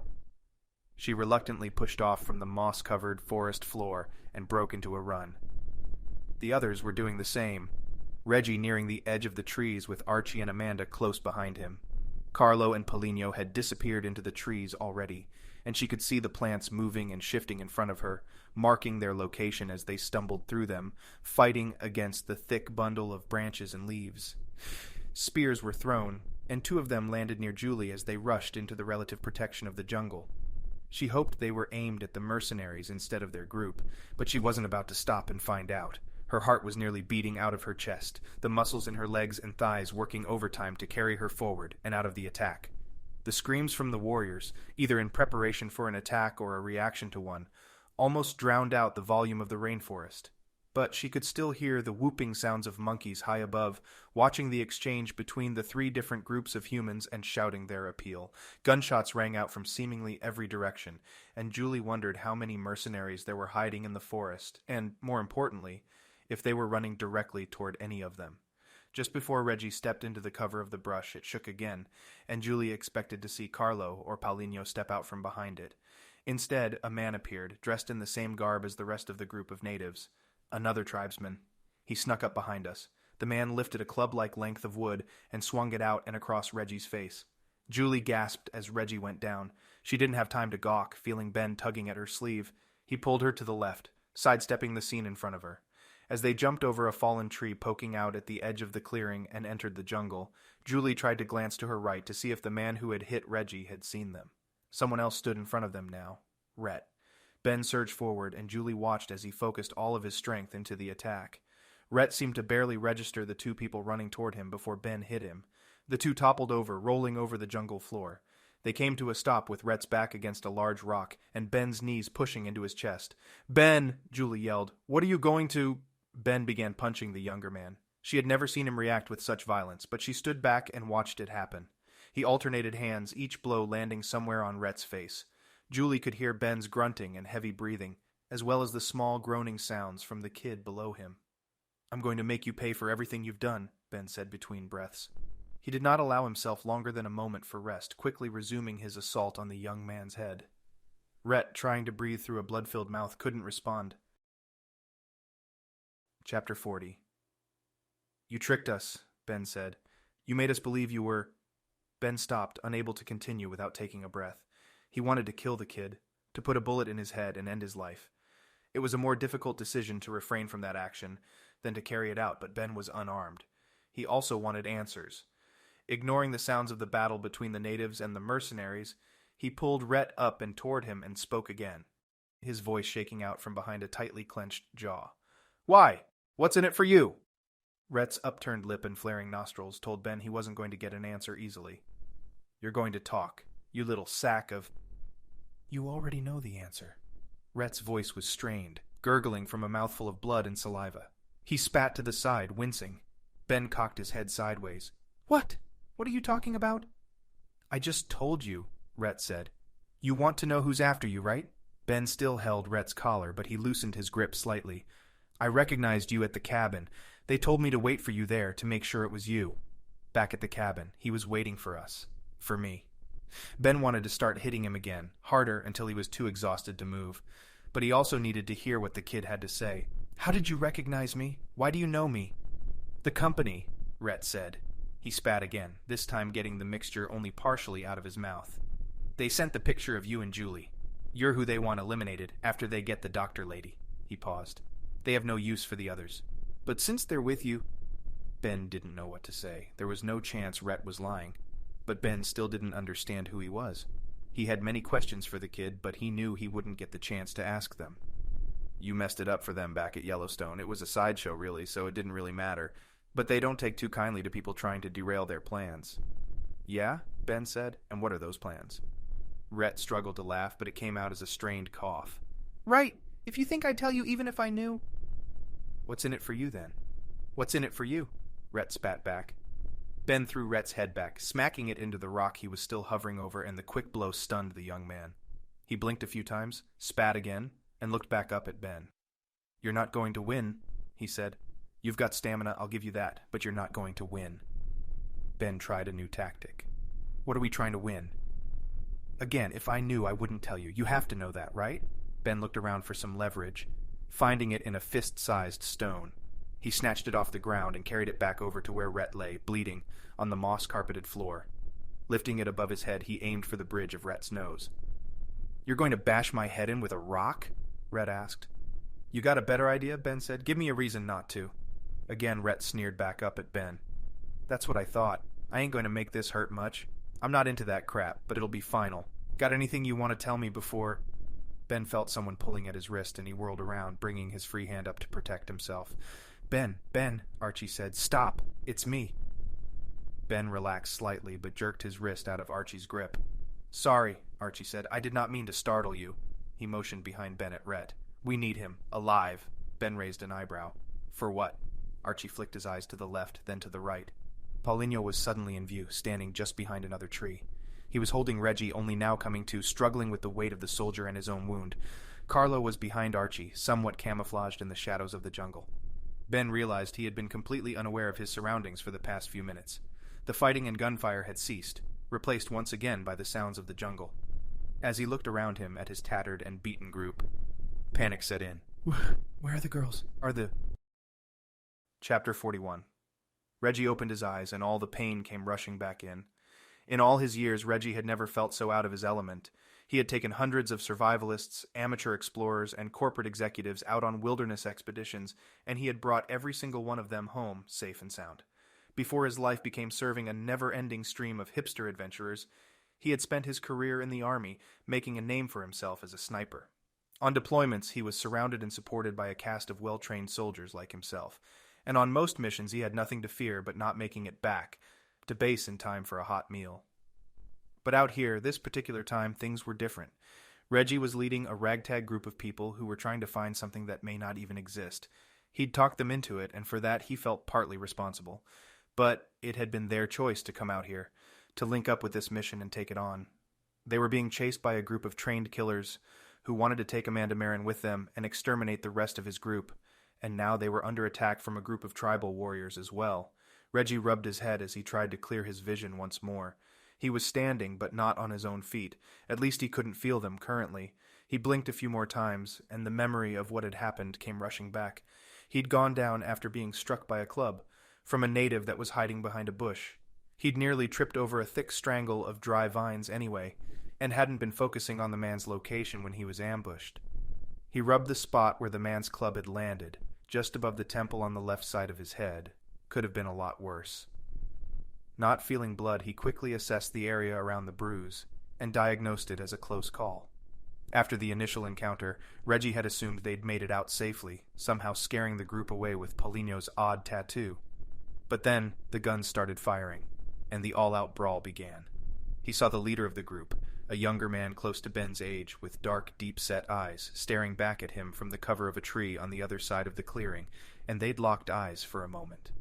Those eyes were familiar to him, the eyes of someone who was trained to kill. They were steady and unmoving, but they weren't simply evil. They had a sinister darkness to them, but they were framed by a slightly frowning expression. One Reggie recognized immediately as the expression of a man who was calculating the odds, choosing a course of action, and trying to accomplish his goal with the smallest loss to his team. Reggie only saw the man for a moment, but it was enough. He'd even raised his pistol and aimed, but didn't have a clear enough shot.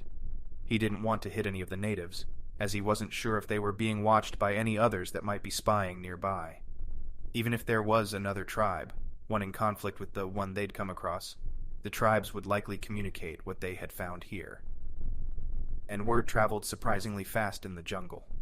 The natives, to the outside observer, were generally considered quite primitive, but Reggie knew there was a fine balance of power between the jungle itself and its inhabitants, and many of the oldest tribes scattered throughout the immense land area were finely attuned to its whisperings. Societies that had existed for thousands of years may not have changed much technologically, but it was unwise to assume that they were also primitive when it came to communication. Reggie had read about a tribe that sent out two runners whenever it needed to deliver messages to its constituents, in case one or the other got held up. They would travel opposite routes, ending up at the destination at generally the same time, then deliver the news, and return. If his group had somehow caused the native tribe that was about to kill them to feel uneasy, he wanted to keep that impression as long as possible, to prevent any other tribes or roaming bands of hunters from interfering with their plans. He didn't want to initiate a war with the indigenous peoples of the Amazon any more than he wanted to fight off the mercenaries. So he chose the other option, run. He'd turned and run straight into the club of a native warrior and blacked out. Likely scaring the man off, the native hadn't stayed around long enough to kill him, and for that he was thankful. He pushed down with his feet, happy to find that they worked properly, and he could now stand on his own. He patted Paulinho's shoulder, no doubt still feeling a bit of pain himself, and looked at Ben and Archie. What happened? He saw the bloodied face of the kid, Rhett, and almost didn't recognize him. "Found him in the woods," Ben said. "Well, it's obvious you questioned him," Reggie said. "Hopefully you found something out?" He walked closer to Ben. "Christ, Ben, you look like you've had better days, too." Ben's jaw clenched and unclenched, and Reggie didn't need to look down to see that Ben's fists were making the same motion. Archie was looking at the ground. "What's going on?" "The girls," Ben said. "They took them." Chapter 42. "Can we go on without them?" Archie asked. Ben felt anger flash again, but he held back. "I'm sorry," Archie said, noticing the fire in Ben's eyes. "I didn't mean it that way. I just thought that with fewer people we could possibly get to the end of our line, then we're not moving forward without them," Ben said. "I second that," Paulinho added. Archie looked from Ben and Paulinho to Reggie. Reggie was leaning against the thin branch of a tree that poked out from the ground, seemingly not attached to any sort of trunk at all. It twisted around a few times like a snake, then fell back to the ground about 20 feet away where it ended in a mess of leaves and vines. The remaining members of the group were passing a water bottle around, each taking a quick sip before passing it along. "They're right," Reggie said. "There's no point in getting there before them if they still have Amanda and Julie. That's the goal now, getting them back." Ben nodded at Reggie. "But," Reggie continued, "they know that we're going to be looking for them. And they know the longer we're out here running in circles, the better chance we have that we'll just die of natural causes." "What are you saying?" Ben wasn't sure where Reggie was going with this line of reasoning. "I'm saying that while our top priority is of course to get the girls, it still might be in our best interest to find whatever it is we're looking for." "How do you figure that?" Archie asked. Ben looked at Reggie to explain. Reggie nodded, took a breath and a sip of water, and stepped to the center of the group of men. "Easy," he said. "They have Amanda and Julie. Now they just need to find the ultimate prize they're after, then kill us. They're going to be following the same line we've been traveling, because by now they've figured out the general direction by following us. Amanda and Julie won't want to help them, but they eventually will if they're forced." Ben clenched his fists. "Which is exactly why we need to find them before they're forced." Reggie shook his head. "No, if we can get to the end of the line first, we can gain a bargaining chip." "Something they want for something we want," Archie said. "Right, and Ben, you're not out here to explore and dig for artifacts. You want to find the company that's behind all of this." Ben nodded slowly. "He's right, but I hate it." He wanted to act, not continue forward, and just hope they'd run into the other group eventually, but it makes the most sense. "Ben," Reggie said. Ben looked up and saw that Reggie and the others were all staring at him. Reggie had the beginnings of a smirk on his face, but there was a softness behind it in his eyes. "We're going to find them, Ben, but we have to push forward." Ben took a deep breath of hot, humid jungle air. He could taste the rainforest in it, and he was quickly growing to hate it. "I know." "Good deal," Reggie said. He turned to address the others. "We have to move quickly. Amanda was the only one of us they needed, since she's the one with the information to connect the dots between what she knows and what we were all looking for. They're going to have the same information we do, for the most part, so it's only a matter of time before they piece things together for themselves. Our best chance is to get there first, then figure out the next piece of the puzzle." Reggie smiled, his full-on characteristic grin returning, and he stepped up to Rhett and pulled the young man to his feet. He reached for one of the packs and withdrew a section of rope and began binding the kid's hands behind his back. "Hope you're up for a walk, kid." Ben wasn't able to outwardly match the man's seemingly lackadaisical attitude, but he now understood that the expression was worn not as a reflection of what was churning inside, but as a contradiction. It was a forced appearance, to put his team at ease, and to ensure he remained cool and collected in the face of mounting odds against them. Ben had come to appreciate, respect, and even look up to the man. Reggie was like no one else he'd ever met, with the possible exception of his own father. Ben's father had always been good-natured, cordial, and yet always ready for action, tense with anticipation. He was the strongest man Ben had ever known, and the sudden memory of him brought on a feeling Ben hadn't experienced in a long time. Chapter 43. The ropes binding Julie's wrists were starting to cut her. She'd struggled against them for an hour as they walked, but the thick cords of climbing rope didn't budge. Amanda walked by her side, her hands bound as well. She looked disheveled, her ponytail long since disbanded, and her short, blonde strands of sweat-soaked hair sticking to her forehead and around her ears. She was sobbing gently, only her slight sniffing giving her away. Julie wanted to reach over and put her arm around her, but she knew she wouldn't be able to provide any consolation. She felt as bad as Amanda, and only out of sheer terror was she able to refrain from breaking down into tears as well. The mercenaries had taken Amanda first, back in the clearing during the fight. Julie had followed Ben into the jungle and waited, shocked, as Ben took out his anger on Rhett. The kid had been a devious backstabber, but Julie was still surprised at Ben's reaction. She'd meant to stop him, to walk over and grab his outstretched hand before he could strike again, but the mercenary grabbed her and stuffed his large, sweaty hand over her mouth. She couldn't scream. She couldn't even bite the man.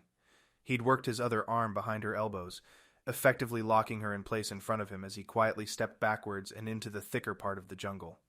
Within seconds, they were completely hidden from view. Julie remembered the feeling well. It was an emotion of utter desperation, one she had never felt so strongly in her life. She watched as Ben disappeared, still beating Rhett. She could hardly breathe, either from the man's hand blocking her mouth and nose or from her own hyperventilating. When the mercenary felt satisfied with their distance from Ben, He lifted her completely off the ground, swung her around, then set her down and pushed her through the remaining thicket and out into the open atrium. The ruins of the small hospital complex were still smoking to her left, but they didn't stop there. The man behind her pushed her all the way through the clearing, lifting her off the ground once more as he hustled to the opposite side of the atrium. When they reached the trees, he pushed her another 10 steps and into a smaller clearing. She found herself in the middle of a group of men, all dressed in similar black shirts and pants, and all wielding assault rifles. They bound her wrists, saying nothing to her, and blocked her mouth with a thick, moist bandana. She gagged, trying to breathe through the piece of fabric, but gave up and decided to force her breathing through her nose instead. After they'd finished with her, another rope was looped around her bound wrists and tied to a carabiner, which the man who'd taken her had clipped to his belt. "I'm on a leash," she thought. Only then did she see Amanda, staring at her with huge, terrified eyes, also bound and gagged. She was clipped to another soldier, and without a word to either of them, the soldiers started walking. They had been walking for over an hour, the daylight of the morning trickling through the jungle canopy when they finally stopped. Julie was exhausted, but she didn't sit down. The man at the head of the line of soldiers turned and spoke to the two men directly behind them, and they broke off in a jog and ran ahead. The rest of the men spread out around the girls, forming a wall of mercenaries around Julie and Amanda. Julie counted 10 men, not including the leader and the two that had run off. 13 in all, she thought. They far outnumber our group. Somewhere along the way, Julie had accepted the reality that Ben would try, somehow, to come rescue her. She knew he loved her, and she knew he'd do nearly anything for her, but she also knew that he wouldn't let these men walk away without answering for their crimes. Ben would stop at nothing to get her back, but he would also do it just out of principle. It was why she loved him, and it was why she thought it was going to kill him one day. Back at Yellowstone, mere months ago, Ben had displayed an uncanny amount of resolve that left her stunned and speechless. After it was over, she wasn't sure whether she should be praising his courage or berating his stupidity. He'd shrugged it off, and they never spoke of it again. Reporters and journalists lost interest when they realized they weren't going to find the next reality TV star in Ben. The man in the front of the line, their leader, came and stood in front of Amanda. "It's great to finally meet you," he said. His voice was calm, low, and held no outward emotion. Julie listened, trying to memorize every aspect of his speech. It seemed oddly familiar, though she knew she'd never met the man before. Amanda was visibly shaking, and her eyes were welling up once again. "It's okay, Dr. Meron," the man said. He smiled, his crisp features softening. Julie almost believed him. He gently reached behind Amanda's head and untied the gag from her mouth. "If you feel like you need to scream, that's fine. We are far enough away that your group will not be able to hear you." He waited, as if testing her.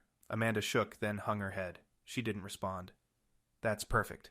That attitude is going to keep you alive, Dr. Meron." The man tossed the bandana to the ground, then walked over to Julie. She clenched her jaw, swallowing back the fear that had snuck up her throat, but she stared directly into the man's eyes. He was young, possibly the same age as her, and he seemed completely at ease in the jungle. His hair seemed to float, combed and resting perfectly on his head, and he was clean-shaven. He didn't match the soldiers in appearance. The one who'd ripped her from behind Ben's back was bearded, covered in dirt and sweat stains, and had a wild look in his eye. The other men had common characteristics, but she could see that there was an Asian man, 3 black men, and others she couldn't exactly place. The man in front of her studied her. "You and your boyfriend have caused my team a lot of grief," the man said. Julie continued to breathe out of her nose, waiting for the man to remove her gag. "My name is Joshua Jefferson. I am here on orders from my father and his company to retrieve Dr. Meron, acquire whatever it is you all are searching for, and neutralize any extraneous variables." He waited, as if anticipating a response from her, but she was still gagged. Finally, after nearly a minute of his scrutiny, he reached behind her head and untied the bandana. Julie spat it out and looked back up at him. His hand lingered, resting just above her neck, and she tried to push away. Instead, he pulled her closer. She could feel his breath, somehow cooler than the surrounding rainforest air. "Juliette," he said, nearly whispering, "that means I am going to have to kill your friends. You know that, so there's no sense dancing around the subject." She felt his grip tighten, his hand squeezing her just beneath her ears. She wanted to scream, but the air wouldn't escape her lungs. "I'm a very reasonable man," he continued, "but I am thorough. I have a commitment to my men who are growing restless. We can expedite this little project quite a bit if you and Dr. Meron cooperate." She wanted to respond, to yell and spit in his face, but she felt weak. He was mesmerizing. somehow removing from her all ability to move or react. "Juliette, where is the location of the city?" she breathed, gulping in a burst of air. "The city of El Dorado. Where is it?" He tightened his grip on her neck. "I don't know," she said. "Honestly, we know you don't know exactly," he said. "That much is abundantly clear. Let me clarify. What is your destination? The final point you are trying to reach?" Julie was silent. "Juliette," he said, "you understand what's about to happen if you don't answer my question, don't you?" He waited for her to respond. She nodded. "Good. Dr. Meron seems to be very interested in working with me and my team." He glanced over at Amanda, and Julie could see that Amanda's head was still bowed, unmoving.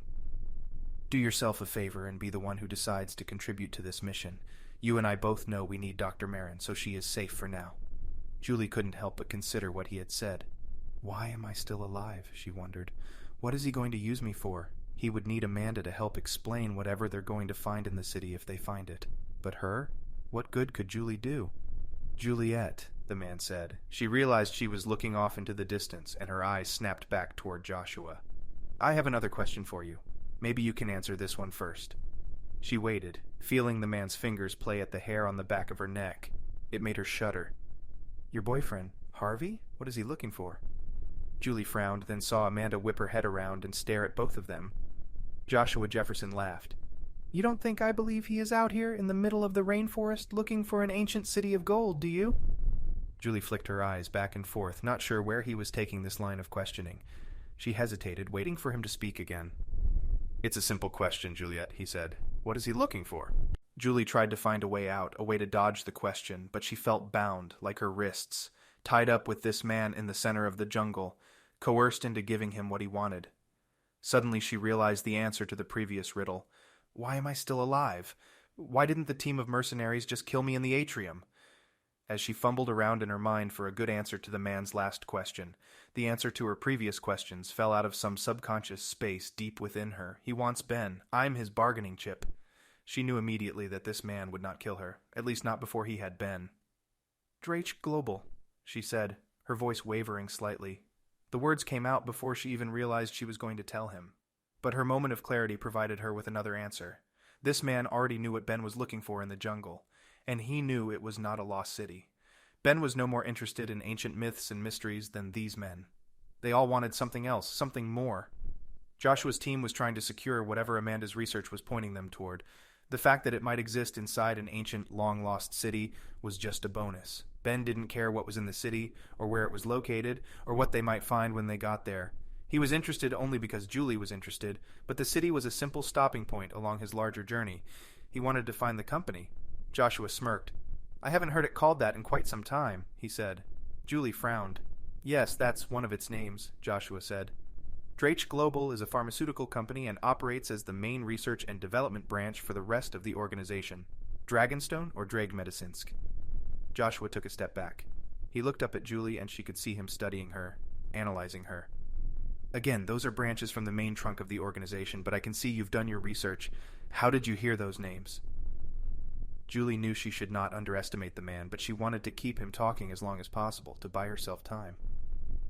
"Ben heard them a few months ago, when your organization tried to poison the entire country." Joshua cocked his head sideways a bit, but Julie couldn't tell if he was frowning or still studying her. He didn't react at first, and she wondered if he had even heard her. "Why did they do it, Joshua? Why go through all that trouble? To teach us all a lesson?" Finally, Joshua shook his head. "I advised them against that course of action," he said, "but they kept saying it wasn't about the virus, and it wasn't about the bombs. Everyone is always so singularly focused on what's directly in front of them that they can't see what's behind them, or what's standing right next to them." "What are you talking about?" "I'm talking about misdirection, Juliette. When one hand is holding something that is captivating the attention of the entire nation, the other hand is doing something behind its back." "I've heard that excuse before," Julie said. "Even if it made sense, it's not the truth. What is the truth?"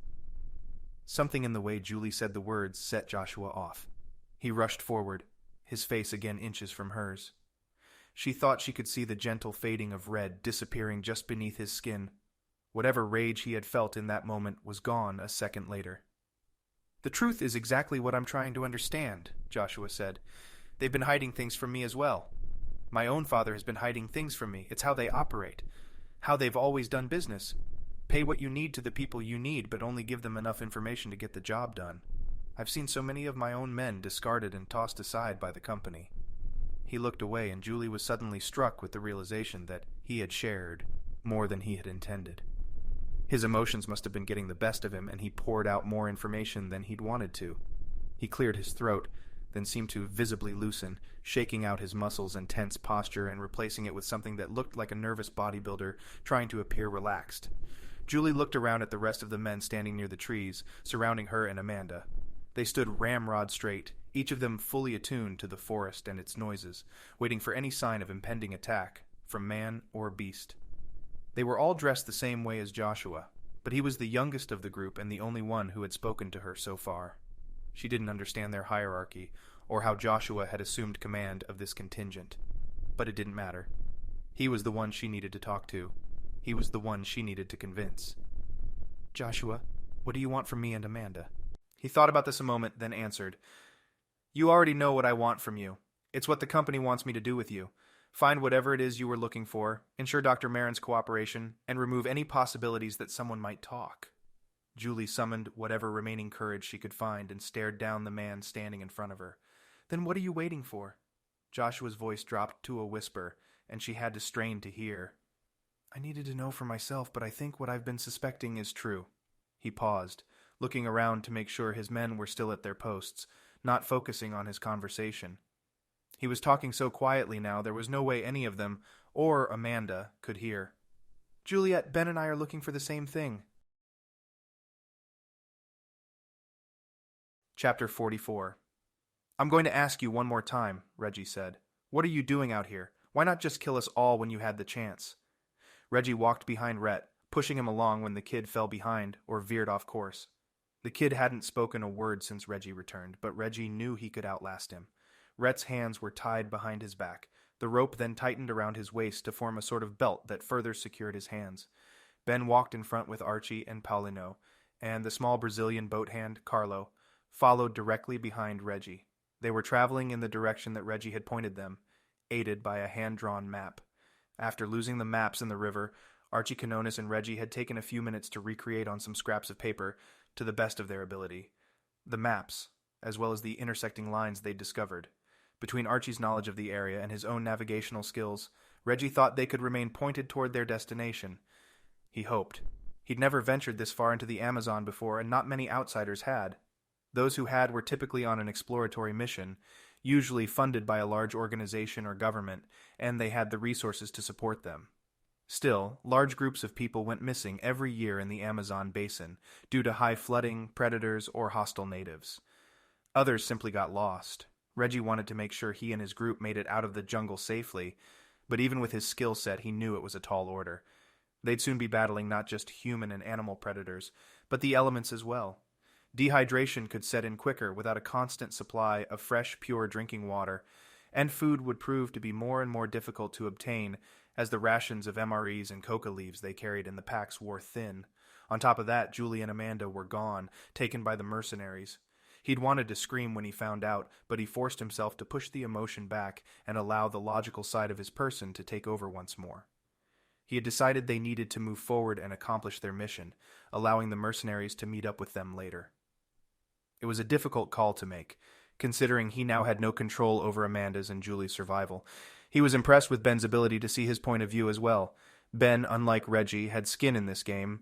He and Julie had arrived here together, and Ben would do whatever he could within his power to make sure they left that way. To agree with Reggie that their best possible course of action was to push forward and attempt to find the lost city would not have been an easy decision to make. He stepped up closer to Rhett and pressed his fist between his shoulder blades. "You ignoring me now? What do you want to know?" Rhett whirled around and faced Reggie, stopping short. "You're just trying to get me to talk.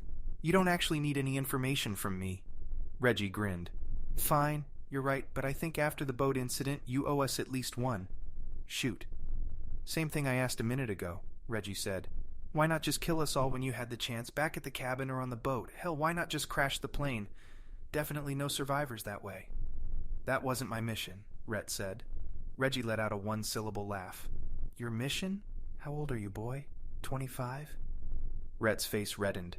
but to his credit, he did not let the anger affect him more than that. I'm 27, just out of law school. And yes, this is my mission. The company sent me here to make sure the others get the job done. You've already underestimated me 3 times on this trip. What exactly makes you think I am unqualified? Reggie chewed on an imaginary piece of tobacco as he looked the young man up and down. Then, with one fluid motion, he swung his right foot around behind Rhett's left knee. He carried through the movement, lifting Rhett completely off the ground for a second as his legs fell out from beneath him. Rhett hit the ground hard on his back, his hands and rear end taking the brunt of the blow. He yelped in pain and rolled sideways, anticipating further attack. Reggie put his right foot back down on the ground and continued fake chewing. He laughed, then walked over, grabbed Rhett by the collar of his shirt, and yanked him to his feet. There was a thick layer of dirt caked on the side of Rhett's face, and the young man wore a sneer that almost made Reggie pause. That is why I think you're unqualified. What kind of company are you working for, anyway? They sent you? Rhett breathed heavy gulps of air as he tried to calm himself down. The sneer never left his face. Reggie cocked his head sideways, and he noticed Ben and Archie, Paulino just behind, walking over to listen. Their leader's name is Joshua, Rhett said. And he's not going to stop. None of it matters now. They're not going to let any of us go, including me, even if somehow this doesn't work. They'll send another group, and another. They won't stop. You ought to just kill me now. You're resilient, kid, Reggie said. He nodded toward Ben. I'm actually surprised Ben didn't already do that. Besides, what's the fun in that? Ben walked over and roughly pulled Rhett around so they were face to face. You're lucky I don't just kill you right now. Reggie held up a hand. Easy, Ben. Let's make sure he's telling the truth first. Why would I lie to you about that? Don't you understand what's going on? There's nothing left for you here. They have the girl. They know where to go. They're not going to stop until it's finished.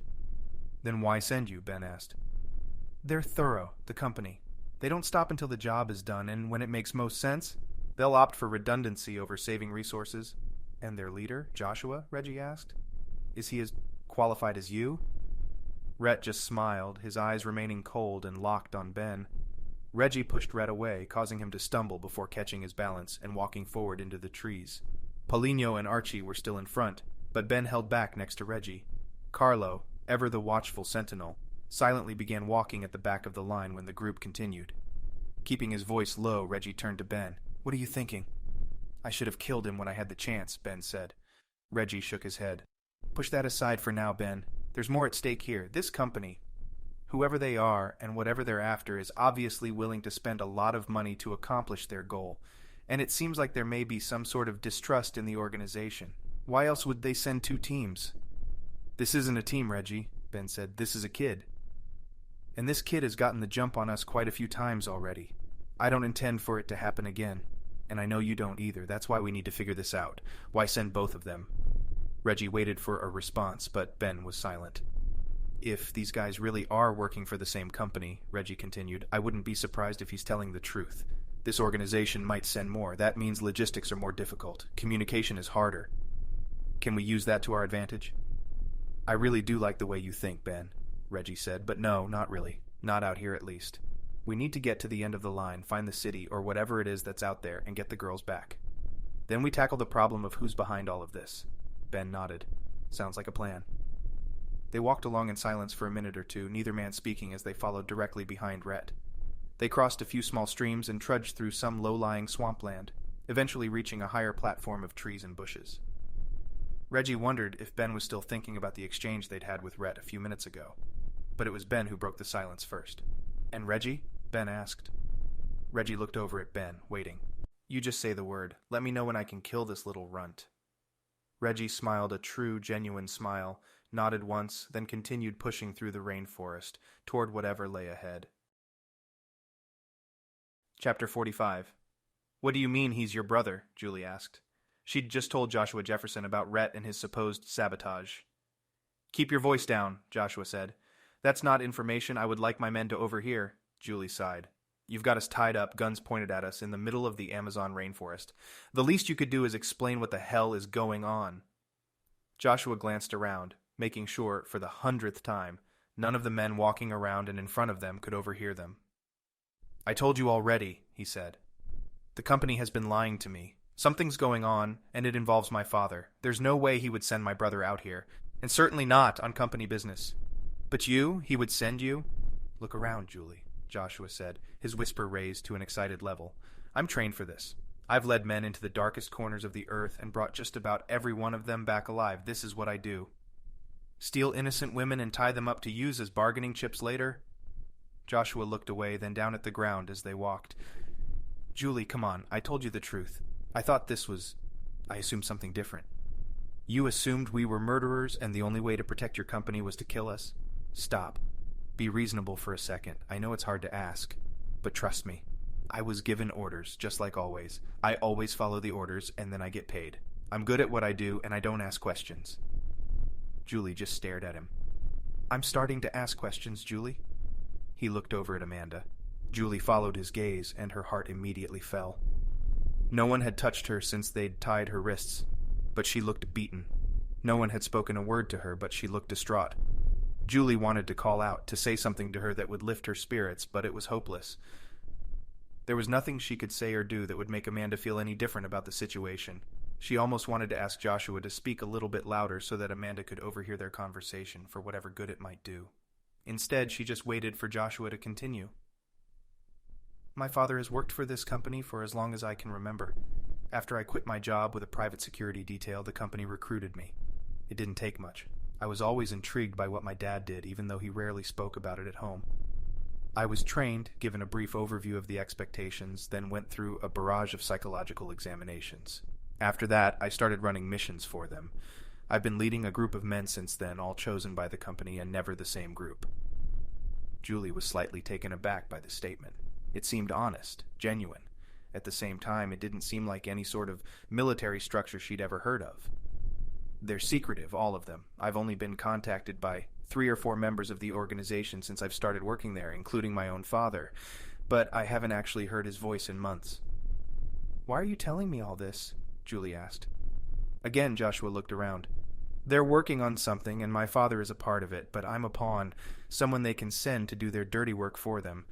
And that dirty work has been getting a lot dirtier lately." "Sounds like it's time to put in your letter of resignation," Julie said. Joshua scoffed. "If only it was that easy," he said. "This isn't the type of company you just leave. Once you're in—" "Okay, so what do you need from me?" Joshua looked at her strangely. "Need? What do you mean?" "There's a reason you're telling me all this," Julie said, "and I think it has something to do with the fact that you don't trust your employer, and that I'm out here because I want to find your employer." Joshua still didn't speak. "So, how can I help?" "That's the thing," Joshua said. "If you're asking how you can find my employer, I'm sorry. I don't think there's anything you can do to find them. They're good at staying under the radar. But if you're asking how you can help me get away from these guys and back to your group—" Julie paused. She considered what he'd said. Bringing Joshua back to their group could be disastrous. She didn't want to ratchet up the tension by bringing the leader of their enemies directly into the hands of Ben and Reggie. On the other hand, it would mean she and Amanda might have a better chance at survival. "How do I know this isn't just a trap? How do I know you're not using me to get back to my group?" "Julie, listen to yourself.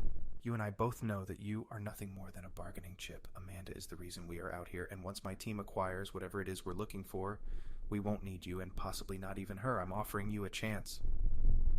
The group of mercenaries, still surrounding Joshua, Amanda, and Julie, were walking through an area of the basin that had a lower elevation than where they had come from. The ground was starting to get mushy, and soon Julie found herself stepping into sections of forest floor that gave way to water. Within a few minutes, she was wading through a swamp.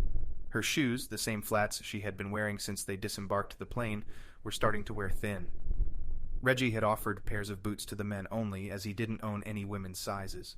She knew it was only a matter of hours before she would be better off barefoot. She wasn't prepared for this. None of them were. She took a long, hard look at the men surrounding her.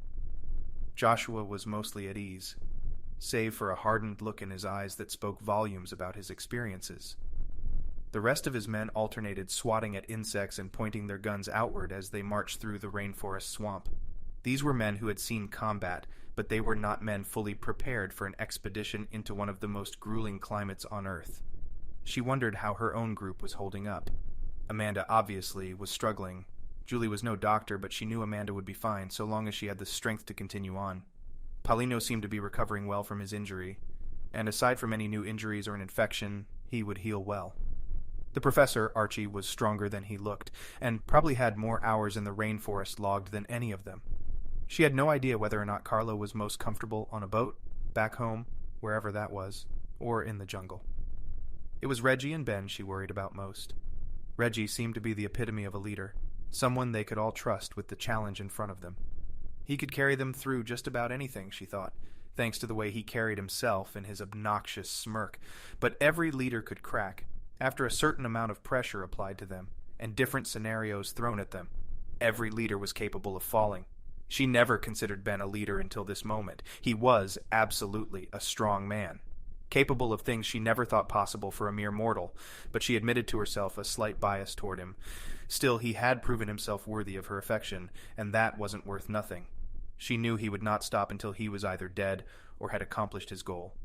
"Okay," she said suddenly, stopping Joshua in his tracks. "What are you thinking?" Chapter 46. It had been a long time since Joshua had felt this confused. Usually his orders were clear. Achieve this objective, accomplish this task, acquire this target. The company was never arbitrary, never vague, and rarely unclear. Any instances he'd experienced, the latter, had been of his own failing, quickly remedied by a clarifying email or two. Only in his 30s, Joshua was humble enough to know that he had a lot to learn. His father had drilled into him and his younger brother the power of a good work ethic and the necessary skills to succeed in social circles. Joshua was young, but he was already showing the signs of great leadership. All of the missions he had been assigned had gone successfully, with few casualties. His men, accustomed to high turnover and rapid replacement of their leaders, were pleasantly surprised at Joshua's longevity, even for his age. None of them had outwardly expressed any contention with the father-son relationship that existed in the company, if they even knew of it. They respected Joshua, and he respected them back, so long as they completed their objectives and proved to be a valuable asset to the team. He adored, and even idolized, his father, a strong-willed, altruistic man. An officer in the Navy, he had retired and gone to work at the company when Joshua was only a few years old. Rhett, his only sibling, was born shortly after. Growing up, he and Rhett were seen as equals by their father, a man who sought the best for his only sons. Joshua, no doubt due to age, excelled sooner than Rhett in just about everything. Rhett was hot-tempered and was constantly upset that his older brother seemed to earn the most praise from their father. As they grew up, Rhett began drifting apart from both his brother and his father, eventually choosing law instead of military as a career path. It was a devastating blow to the family, a single-father household with no direct relatives. Joshua and his father were closer than ever when he reached adulthood, and Rhett quickly became the other child. Neither purposefully treated him that way, but it was apparent at family dinners and gatherings that Rhett was the black swan of the group. He grew further apart from his family, and soon was nearly out of the picture entirely. Shortly after the company had hired Joshua, they'd asked about his brother. Was he a good fit for the company? Did he have potential, like Joshua, to lead men into battle and achieve somewhat ambiguous goals? Joshua remembered his answer well. "No, he's not like me. I think he's a good kid, but he's still a kid. He's a hobbyist.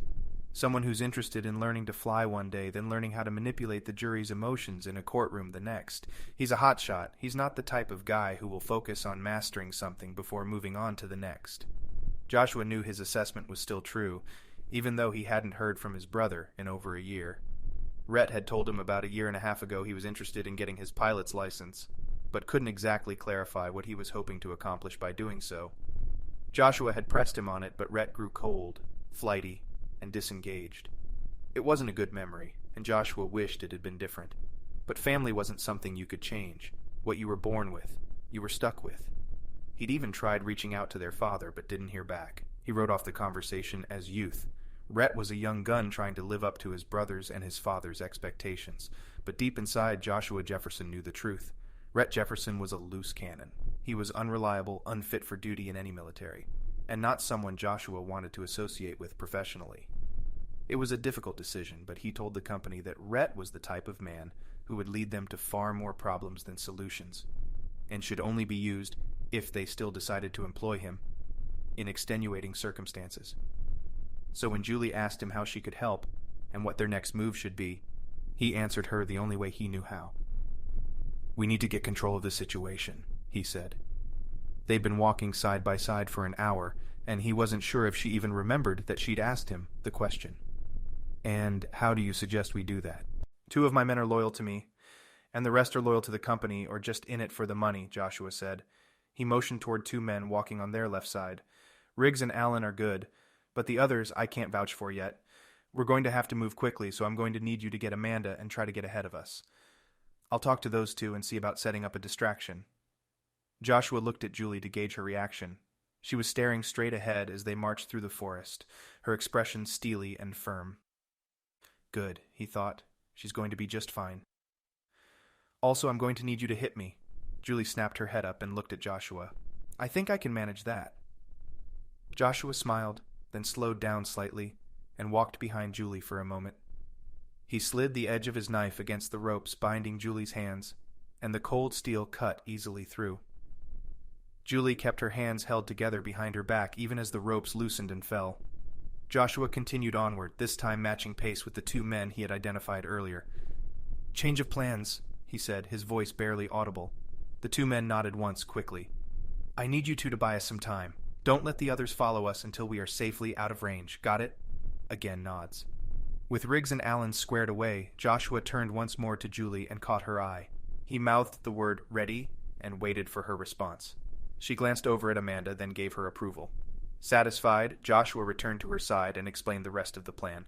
When he'd finished, they walked along in silence for a few more minutes. Just when Joshua was about to ask if Julie was comfortable with their plan, she struck. The force of the blow was harder than Joshua expected. It landed perfectly, her fist crushing the side of his head and nearly knocking him unconscious. He had little left to fake as he stumbled sideways and fell to his knees. She attacked again, this time finding the underside of his chin with her knee. He groaned and fell on his face. Joshua heard 2 of the men at the back cry out and start running forward. Go, he whispered, barely able to speak. The world around him was spinning, but he could see Julie grab Amanda's arm and pull her along, the 2 of them disappearing into the woods as the rest of his men tried to make sense of the attack. Allen and Riggs were at his side. They lifted him up and waited for him to catch his balance. 3 of the others had already broken off to go after the girls, and Joshua gave the order to Allen to have them called back. Allen ran off to accomplish the task, and Riggs looked down at Joshua, waiting. His gigantic body swayed slightly in front of his boss. Round them up, Joshua said. Regroup and have them continue forward. Our goal is to find the city. Let the women go. Riggs didn't respond, but his eyes narrowed ever so slightly. Riggs, you hear me? Boss, our mission... I determine our mission, Riggs. Is that clear? Riggs stared, then finally answered, his voice low and menacing. Yes, sir. Without another word, Riggs turned and ran off into the jungle. Chapter 47. Ben saw the gate between the trees just as Archie and Paulino reached it. Both men stopped and stood in the light, waiting for the others to catch up. The gate, nothing more than 2 huge trees twisted together and interconnected, was like the end of a tunnel they hadn't realized they were walking through. The bright sun, normally dampened by the thick covering of canopy trees high above their heads, had now found an entrance to the denseness of the forest. It bled in, enshrining everything in front of Ben in light. The silhouettes of Paulino and Archie were like beacons, and Ben found himself hustling to reach their location. It was already hot, multiplied by the humidity of the jungle. He had been sweating profusely since they'd stepped foot in the rainforest, but the directness of the sunlight still felt warm and life-giving as Ben stepped out onto the platform with Archie and Paulino. Carlo and Reggie, pushing Rhett along in front of him, joined them soon after, and the 6 men stood silently for a moment as they stared downward into the valley. Ben knew from Archie's descriptions of the area that the Amazon basin was mostly flat by definition. Runoff and mountain rivers in the Andes joined together in a myriad of tributaries called the Amazon River. Over millennia of flooding, erosion, and the natural cycle of geological life, the entire basin had been flattened and pressed downward, all except for the land directly in front of them. A huge looming plateau stretched upward from the ground, raised high into the air, and dwarfing the trees surrounding it.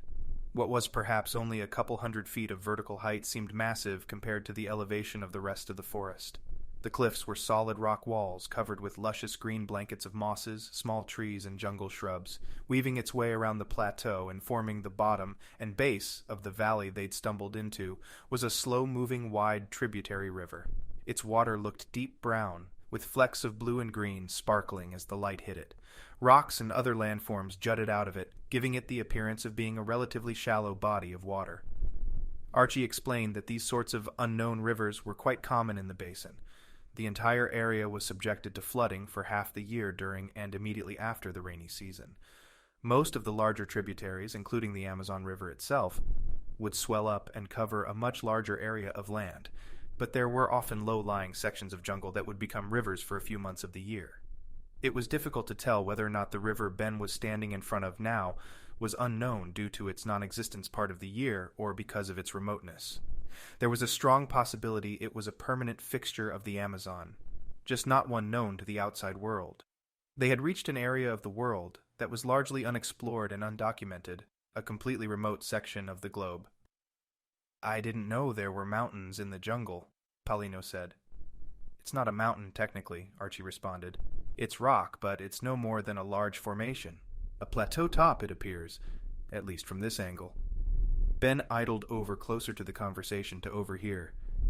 "Because the land surrounding the cliffs is lower than the rest of the basin, satellite mapping of the region wouldn't be able to accurately depict the shape of the raised area here. It is likely this small hill has gone completely unnoticed for the past few thousand years." "If we're lucky," Ben said. "That's true." He shuddered at the thought of running into more natives. Reggie broke up the geography lesson. "Let's get down into the valley at least. We can decide whether or not to cross the river here or head upstream, but we need to get closer to it first." "Cross the river?" Paulino asked. Ben noticed that the man was holding his side. He hadn't spoken a word of complaint since they'd left the boat, but it had only been a couple days since he'd been injured. Ben hoped he was legitimately feeling better and not just acting courageous. "Yes," Reggie said. "The lines intersect less than a mile from here, according to the printouts and the map I put together." He already had the map in his hands, and the others leaned in to examine it for themselves. Ben noticed that Reggie had scribbled in notes along the journey, in an attempt to keep track of their progress as they trekked forward. "Assuming the map is correct, and we've been diligent enough to be close," he continued, "the final destination of the city is actually straight ahead." Ben frowned, looking from the map in Reggie's hands to the high cliffs on the other side of the river. He noticed that in front of the cliffs there were sections of water, separated from the larger river, that pooled around the bases of trees and rocks. The plants shot out of the murky depths, their roots sometimes poking from the surface as well. A swamp. They'd have to cross not only a river, but a swamp as well. He told the others. "Seems that way," Reggie said. "But once we're across, we can figure out how to get onto the plateau." Ben wasn't sure what to make of Reggie's statement. "Wait, onto the plateau?" Reggie and the others looked at Ben as though he was delusional. "Ben," Archie said, his voice calm, as if explaining the situation to a toddler, "we must get to the top of the plateau. You do understand that, no?" Ben looked at each man, waiting for one of them to burst out in laughter. "This is a joke," he thought. "You can't be serious," he said. "We can't climb the cliffs. There's got to be a way around, and—" "Ben," Paulino said, "we'll make it. I know we will." "There's no other way, Ben," Reggie said. "The destination is on top of that plateau, and the only way to get there—" Ben looked at Carlo. He hadn't spoken a word to the man, even when they were on the boat. He'd stayed with their party after the captain had been eaten, and he'd been helpful to the group whenever needed. As quiet as the man was, Ben hoped he'd still have a reasonable opinion about whether or not they should climb 200-foot cliffs. Carlo shrugged. Ben sighed. "Maybe that's Brazilian for you're right, Ben, and it's a bad idea." "Looks like the verdict's been reached then," Reggie said. "Down to the river, cross it, and then the swamp, then figure out how to get up the cliffs." Ben shook his head. This started out impossible. "I can't believe it's getting more impossible every minute." He reached into his pocket and grabbed the second coca leaf he'd taken from Reggie and popped it in his mouth. "Let's hope these things help with more than just hunger and fatigue." Chapter 48. Ben was sore and exhausted from the climb down the hill, and he was frustrated as well. They'd descended from the platform overlooking the expansive valley and raised plateau, and now the group was standing near the wide, shallow river. He wasn't excited about crossing another body of water, but as Reggie and the others had explained, there was no other choice. He felt as though his shoes and socks had only just dried from their first river excursion. The humidity of the jungle air was stifling, and it made drying off from soaking wet a rare feat. He considered removing his shoes and holding them above his head, to have something dry to wear on the opposite bank, but quickly decided against it. Dry shoes were a luxury he couldn't afford at the expense of subjecting his feet to whatever tortures might lay underfoot on the river's bottom. He shuddered as he considered his options. "Is there any chance I can wait here?" he wondered. The girls would be with the mercenaries, and if Reggie was correct, they'd be dumped out into the valley as well, shortly behind his group. He might be able to stay behind, hidden, and use the element of surprise to attack. With what? He had nothing but Reggie's Sig Sauer handgun, and it was no match for the assault rifles he'd seen earlier. He might be able to get a few shots off before the enemy spotted him, but he was no Deadeye. It was a long shot. Literally. Maybe they could all stay behind, save for one or two of them. It seemed Carlo was comfortable in the jungle, and he might not mind the trip.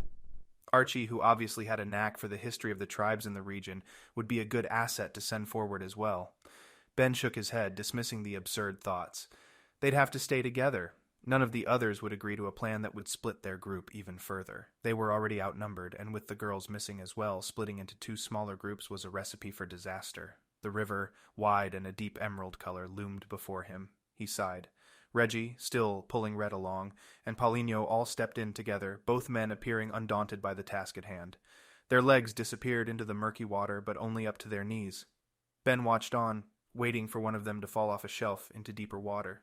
The two men in the river continued forward, trudging onward unfazed, their knees barely covered. The current, if it existed, was weak and unfocused, and neither man had trouble navigating any underwater rocks or debris. Carlo entered the water next, and Archie followed closely behind. Ben saw his opportunities for backing out of the endeavor drifting away with every passing second, and finally he made up his mind. He stepped out and into the water. He stared down at his feet as the first, then the second steps sank away into the mud. The water felt cool at first, but as his body acclimated to the temperature, he reassessed and determined the river here to feel about the same as an old, stale bath. He cringed. I'm walking through a section of the Amazon River for the second time in days. What is wrong with me?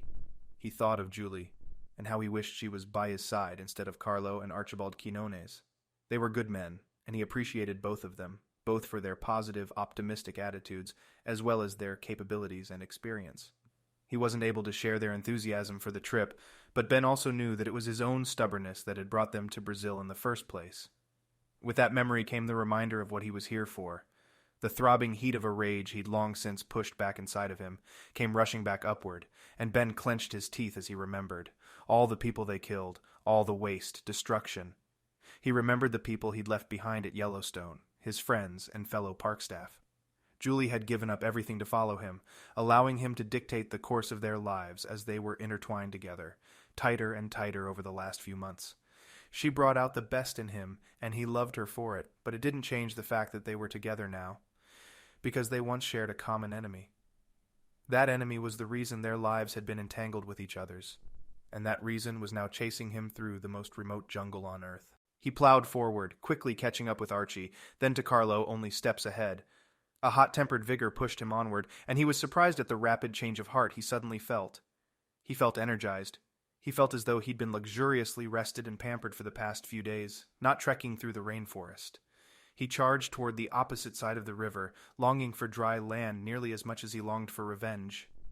He'd find the killers, the company behind it all, and he'd start with the mercenaries behind them. Ben had silently restated his mission to himself a few times, and the opposite bank was now closer than the one they'd started from, when he felt the bite. It was quick, small, and subsided as rapidly as it arrived. He shook his leg, assuming his ankle had been caught by a sharp tree branch or stick. The second bite stopped him in the middle of the river. He looked down at the river, his legs 2 feet beneath the surface. The rippling nearby was unnatural, not repetitive enough or rhythmic enough to be caused by the current flowing over some permanent obstruction. The rippling became more intense, and he looked up to see Archie and Carlo nearby, both wide-eyed and breathing rapidly. He frowned, trying to understand the commotion. Paulinho and Reggie, dragging Rhett behind them, were already nearing the riverbank, but Ben had stopped and was waiting for someone to explain. "Piranha!" Archie shouted. "Get out of the water!" Ben felt a surge of sheer terror that launched him forward with a vigor that even his anger from before couldn't match. He half swam, half crawled toward Reggie, Rhett, and Paulinho, silently praying he was making progress, but feeling as though he was running in place. He felt stuck, mired by the soft, muddy bottom of the river, waiting in horror for the inevitable strike of the carnivorous fish.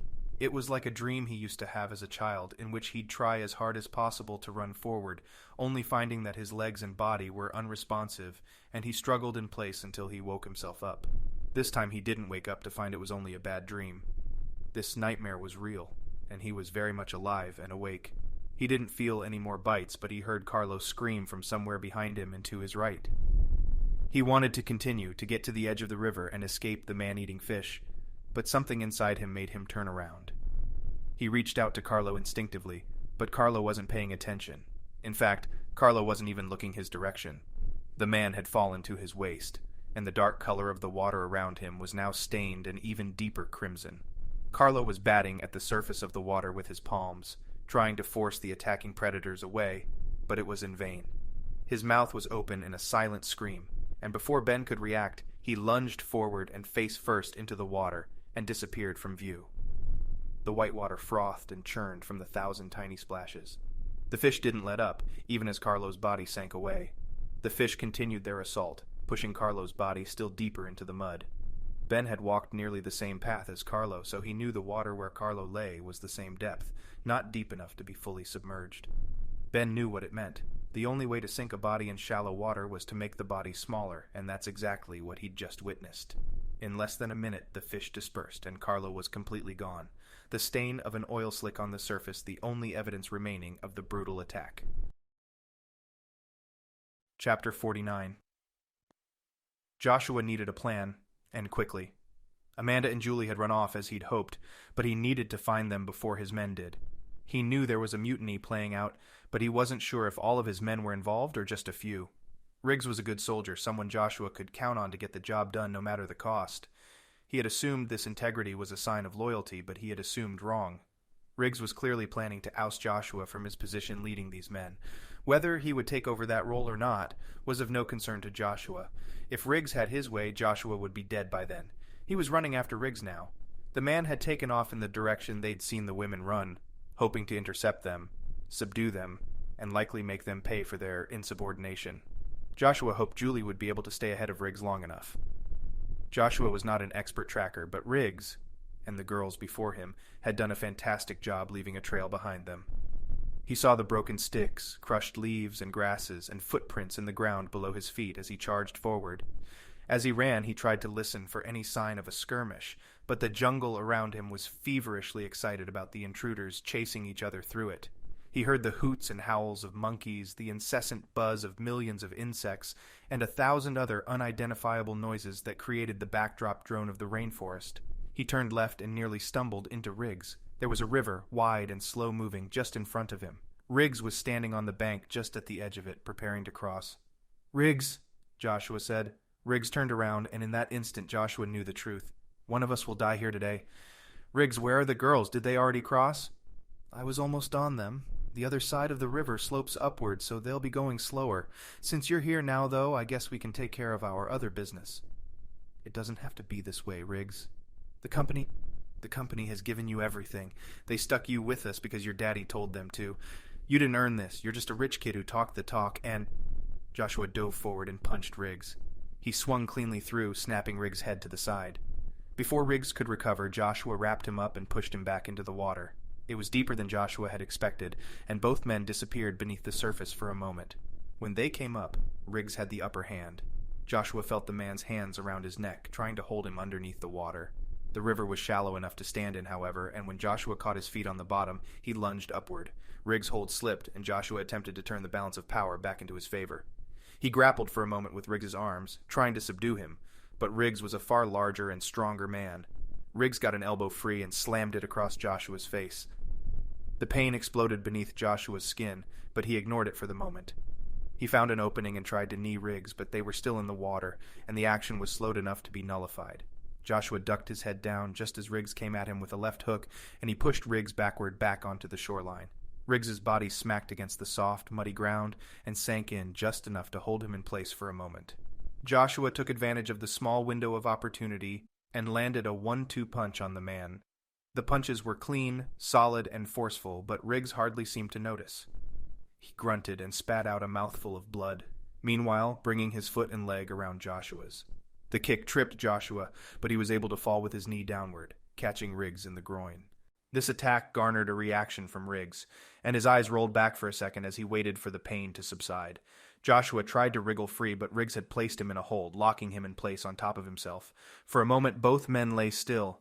Joshua's muscles ached with exertion, rock solid as they struggled to fight against the opposite force Riggs was providing. Joshua knew Riggs would win just about any hand-to-hand combat, but there was nothing he could use as a weapon. He tried to remember his training, searching in vain for something to use against his second-in-command. He rolled onto his shoulder, attempting to focus all of his weight and strength in one direction. The move worked, and he somersaulted over Riggs and out of reach of the man's grasp. Joshua stood up and turned around. Riggs was already on his feet, now brandishing a huge knife in his right hand. Riggs spat again, then smiled. "This ends here, boss." He hissed the last word, enunciating his hatred for Joshua with a single syllable. "Why, Riggs? What's in it for you?" "It's not that hard to figure out, Jefferson. There's a lot of money involved, as always. The company isn't loyal to you, or me, or anyone else for that matter. They just want results. We were going to get results. You know I wasn't going to stop until That woman, the doctor, is the result. Whatever they think we're going to find out here can only be unlocked by her." Joshua knew Riggs was right. He had been given the same orders. Find Dr. Meron, find the Lost City, and bring back whatever they could that might help their research. Something the company had found in Amanda's research linked to this area of the Amazon rainforest, and they would do whatever it took to find it. Riggs was also right about their loyalties. The company would double-cross and betray anyone they employed to ensure they got what they wanted. It was a twisted, complex organization, willing to do anything and go to any lengths to accomplish their goals. Joshua grew suspicious of his own mission when he began talking to Julie. When she'd mentioned that his own brother had been with them, someone she would have no way of knowing otherwise, he'd tried to analyze all of the events leading up to his mission here. Most of the interactions he'd had with the company, as always, were through his father, Jeremiah Jefferson.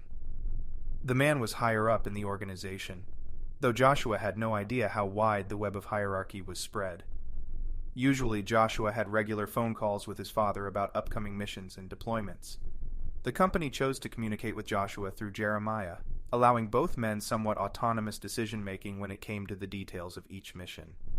That, too, was strange about this particular mission. Joshua hadn't spoken with his father in months. His communication lately had been via email. The emails, now that he thought about it, were short and written in a tone that didn't quite match his father's. He suspected now that his father's email had been hacked, either by someone within the company operating as a rogue, or by the company itself, in one of the never-ending twists and turns that define the organization's power structure. The most obvious sign of his being played, however, was the fact that his brother, Rhett Jefferson, was out here as well. Their father would never send Rhett. And from the conversations they'd had months earlier and before, Joshua was convinced their father thought less of his younger son than even Joshua had expected. He remembered one of the last conversations he'd had with his father. The subject of Joshua's kid brother came up, and Jeremiah Jefferson grew cold, his thick southern accent slowing down to enunciate his point. "Red is dangerous, not because of his experience and training, but in spite of it. He doesn't know where his loyalties should lie, and his only authority is money and power." Without overtly saying it, Jeremiah Jefferson had asked his eldest son to be wary of his younger brother. "What's it going to be, Jefferson?" Riggs asked, snapping Joshua back to the present. "You want to fight this out to its inevitable conclusion? Or can we do it the easy way?" Joshua assumed the easy way would end in his death, as Riggs would undoubtedly not want to allow Joshua to rejoin their group. The company would write it off as an unexpected expense, but nothing more. Joshua sighed. He glanced over to a large pile of sticks and branches that had floated into a corner of the river.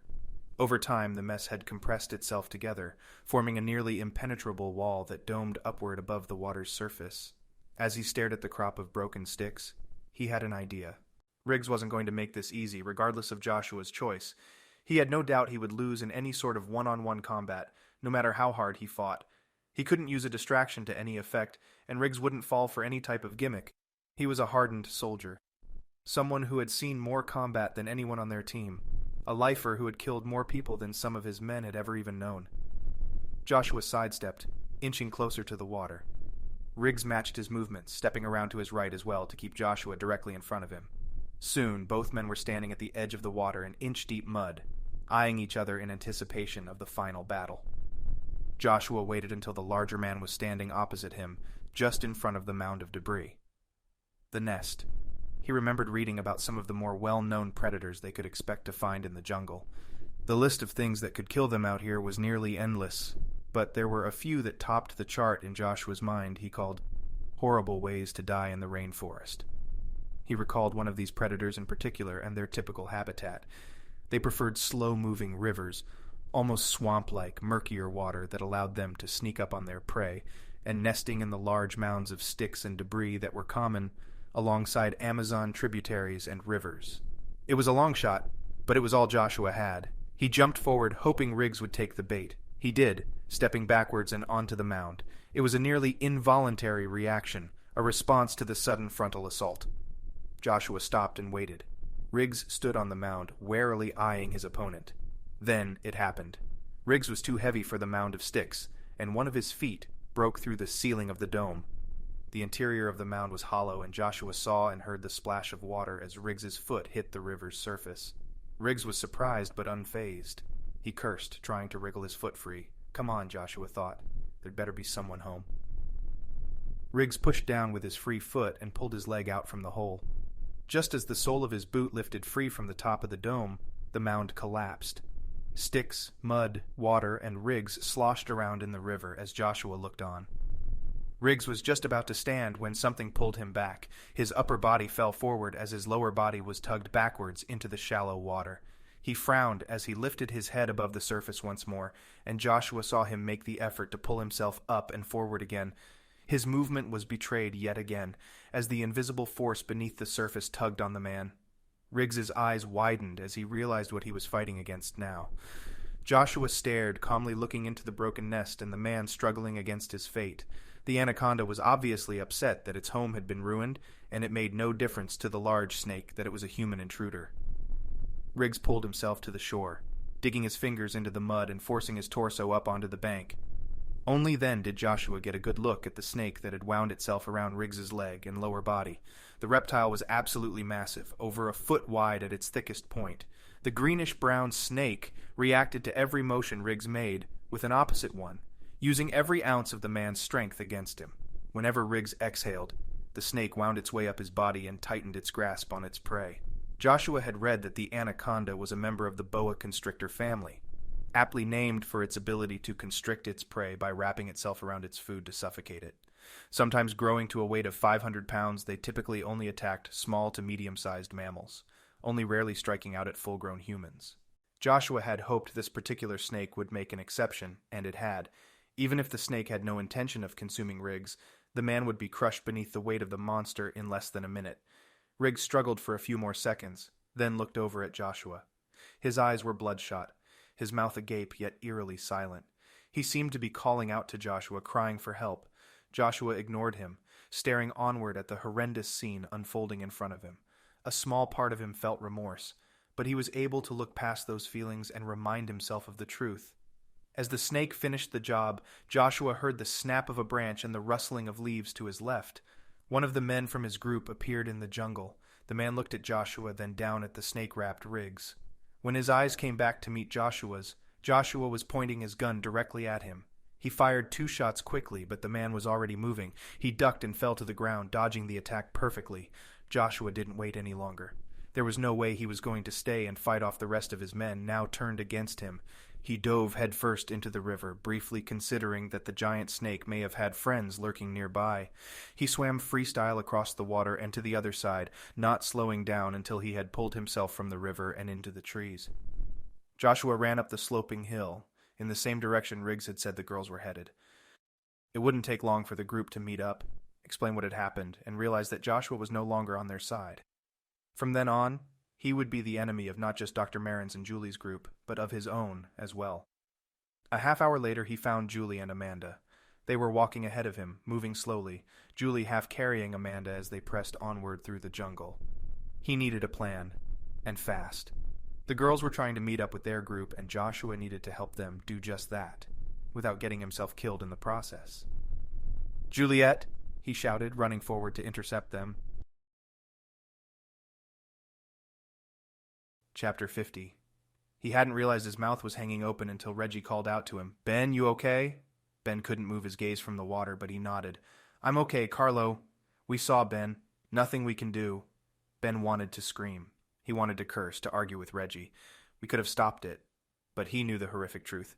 There was nothing they could have done. The attack was swift, stealthy, and there was no possible way to have prevented it. Even as it was happening, it would only have put more lives in danger if they'd tried to stop it. Paulino and Rhett were facing the other direction, looking onward into the thick stand of jungle that was now the only barrier between them and the cliff face. He felt a hand on his shoulder, pulling him gently away from the edge of the river. He turned to see Archie next to him, and Reggie walking over. "I'm sorry, Ben." Ben wasn't sure why the man should have been sorry. Carlo wasn't his employee, or friend, or even an acquaintance. Ben didn't know him any better than anyone else on the trip, and he should have been able to brush off the feeling with little concern. But something nagged at him. The entire journey had been reminding Ben of something he couldn't quite place. He hadn't tried to understand the feeling and even actively refused it, but he knew it was there.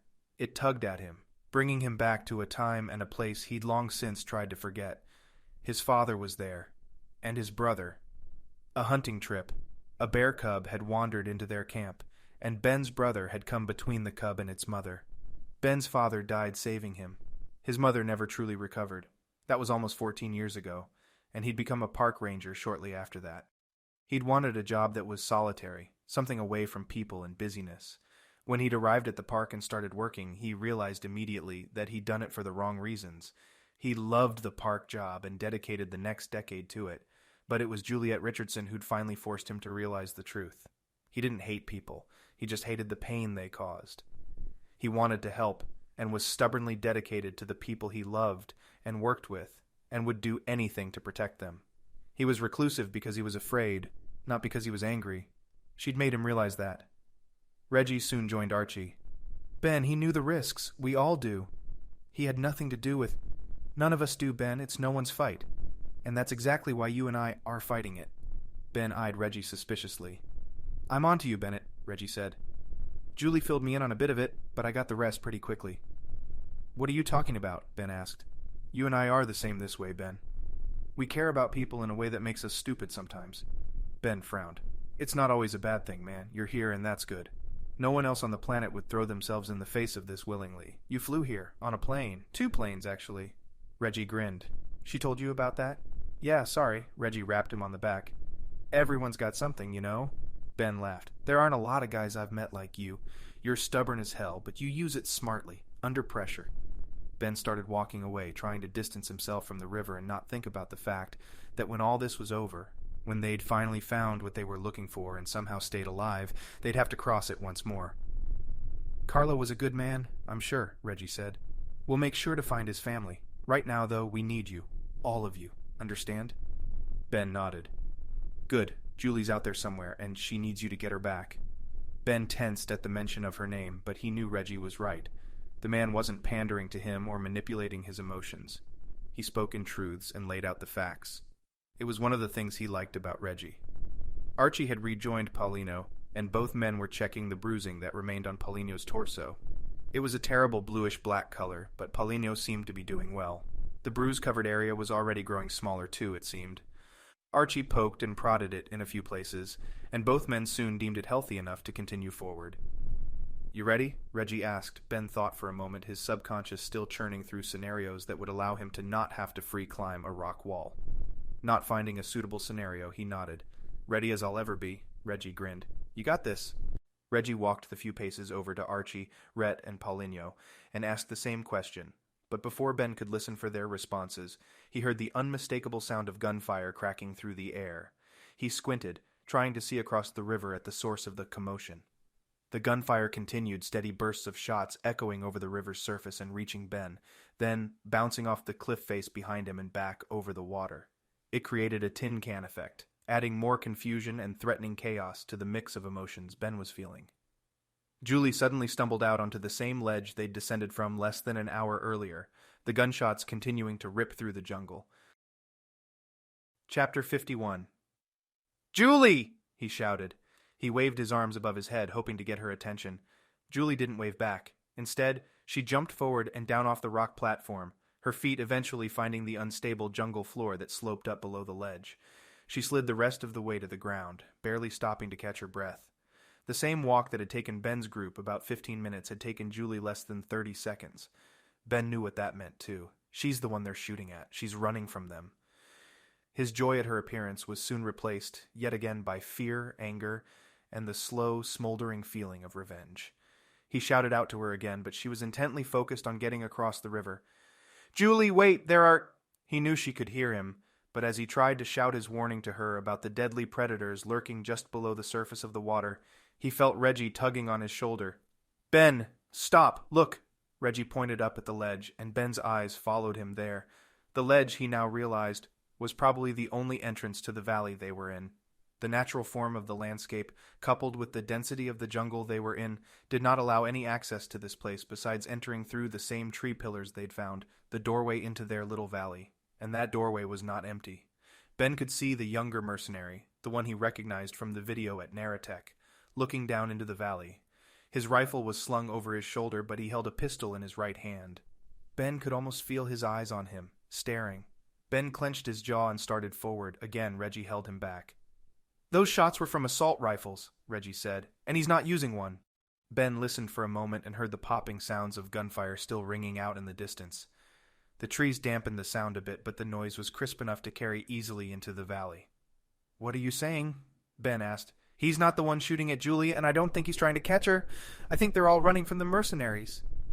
Ben frowned when Reggie mentioned all of them, but he continued to watch the platform and realized what Reggie meant. Behind the man standing on the ledge, he saw a splash of blonde hair. Amanda. "Dr. Meron's up there with him," Reggie said. The man didn't wait for Amanda to catch her breath. He jumped forward, just like Julie had, sliding down the ramp of twisted, rotting jungle flora and out onto the wide riverbank. Amanda followed. She botched the landing, but the man reached down and helped her to her feet. "He's helping her," Ben said. He felt silly for not being able to do anything from their location, only offering commentary from afar. When Amanda had recovered, the man stepped into the river and started across. Ben lifted his pistol and checked it, then held it out in front of him. He aimed toward the man, but knew it would be at least another minute before he was within range. Julie neared the middle of the river, and Ben dropped the gun. He wanted to tell her to turn back, to wait on the other side of the river, but the man was following her, only a few paces behind, and there was still someone shooting at them on the other side of the river. He forced himself to ignore the knowledge of what might be in the river, waiting for another victim, and he lifted the gun back up. He turned, expecting to see Reggie mirroring his action. Instead, Reggie was calmly staring off toward the river, as if nothing was wrong. "What are you doing?" Ben asked. "Something doesn't add up," he said. "I'm waiting." "For what?" At first, Reggie didn't answer, but then he motioned with a quick flick of his neck at the ledge once more. Ben again looked up to see. He hadn't heard the gunshots in about a minute, and the reason why was standing in the doorway to the valley, the mercenaries. He could only fully see the two men standing next to one another out in front, but he could make out the shapes of at least 6 more men standing in lines behind them. The 2 men in front were staring down into the valley, just like Julie and the other man had done, assessing their options. Ben tried to imagine their thoughts. Shoot them from here, or move down to the river. He strode forward, nearing the edge of the water. "Come down here," he thought. "Let's make it a fair fight." Julie was across the river, and Ben was so focused on the mercenaries he almost didn't realize she was calling out to him. "Ben!" she yelled again. He turned, surprised, and nearly fell backwards when she leapt into his arms, embracing him. She was crying, but smiling. He pulled her in close and rested her head on his shoulder as he squeezed. "Are you okay?" "Yes, you?" "I'm alive, but I'm ready to be out of this jungle. That cruise sounds pretty good right about now." Julie laughed, but Reggie was there to interrupt their rendezvous. "Time to go, lovebirds. We've got company." Ben looked over to see that the man behind Julie had indeed made it across the river. Amanda was close behind him, and Archie and Paulinho were already preparing to wade out to help her. Reggie and Ben lifted their pistols and aimed at the man. "Don't shoot, Ben," Julie said. "He's here to help." Ben was visibly caught off guard, but he didn't lower the gun. "It's okay," the man said. "Julie's right." Reggie took a few steps forward, still aiming at the man's chest. To his credit, the man in the river had his arms in the air, his rifle still slung over his shoulder, and his pistol in a hip holster. Ben realized then what the man's strategy was. By wading through the river with Julie in front of him, Ben's group wouldn't shoot at him. With Amanda behind, the mercenaries wouldn't either. As long as it stayed that way, neither firing squad could harm the man. It seemed as though the mercenaries had decided to take the safer way down, as they had disappeared from the platform back into the woods. Ben knew they were only a few minutes from emerging again on the other side of the river, and by then they'd be in shooting distance. He squinted in the sunlight, watching the three bodies progress across the river. The leader of the mercenaries was about to walk into their camp, and Ben wasn't sure what they would do when he did. Chapter 52. The men from Julie's and Amanda's group were waiting for him on the other side of the river. Julie had already reached Bennett, and Joshua saw them embrace for a moment on the shore. He felt a quick pang of regret, a feeling he wasn't entirely comfortable with as he watched. He slowly raised his arms in the air to show his surrender. "She's not lying," Joshua said again, "but we don't have a lot of time. They're coming down here, and they're not going to—" "You led them down here," Ben said. "Perhaps, but they would have found you anyway. I'm no tracker, but you leave a pretty obvious trail." Joshua had made it almost to the edge of the river, and he now felt the ground beneath him sloping upward. The slope continued past the waterline and into the dense jungle behind it, moving toward the bottom of a sharp cliff just beyond. He eyed the unique feature. A cliff was out of context here, in a generally flat basin like the Amazon. There were no mountains, no rocky outcrops, and certainly no cliffs. Generally, like many other places he'd been in the world, surprises lurked everywhere. He should have expected he'd find something like this out here in the most remote section of the planet. The cliff wasn't particularly tall either, which made it seem almost justifiable. It wouldn't be easily spotted by satellite reconnaissance, and the entire cliff structure was sunken into a larger, bowl-like valley that they were all now standing in. The group was all staring at him as he made his way up the last few feet of the natural embankment. Two of the other men from the group had waded out to retrieve Dr. Meron, who was barely able to stand on her own. They'd hurried back with Amanda, and all three were now exiting the river about 10 feet upstream from him. He looked from one person to another, finally landing on the one standing a few steps behind the others, his head down, Rhett. Joshua felt all the rage he'd ever felt toward the backstabbing, lying man he shamefully knew as his younger brother. He focused the feelings into his eyes, waiting for him to look up. When he didn't, Joshua charged forward. "You lying piece of—" Another man suddenly appeared in front of him, blocking his way. Joshua recognized the man who had joined the group back at the hotel, the one wearing the permanent grin on his face. "Good to meet you," the man said, completely oblivious of Joshua's irate attitude. "Name's Reggie, and this—" "Later, Reggie," Joshua said, trying to push his way past the man. Reggie didn't budge. "Listen, we've got some questions for you. Before you— He's my brother!" All eyes, including Rhett's, snapped up to Joshua. Reggie took a step back, clearly confused. Ben was frowning.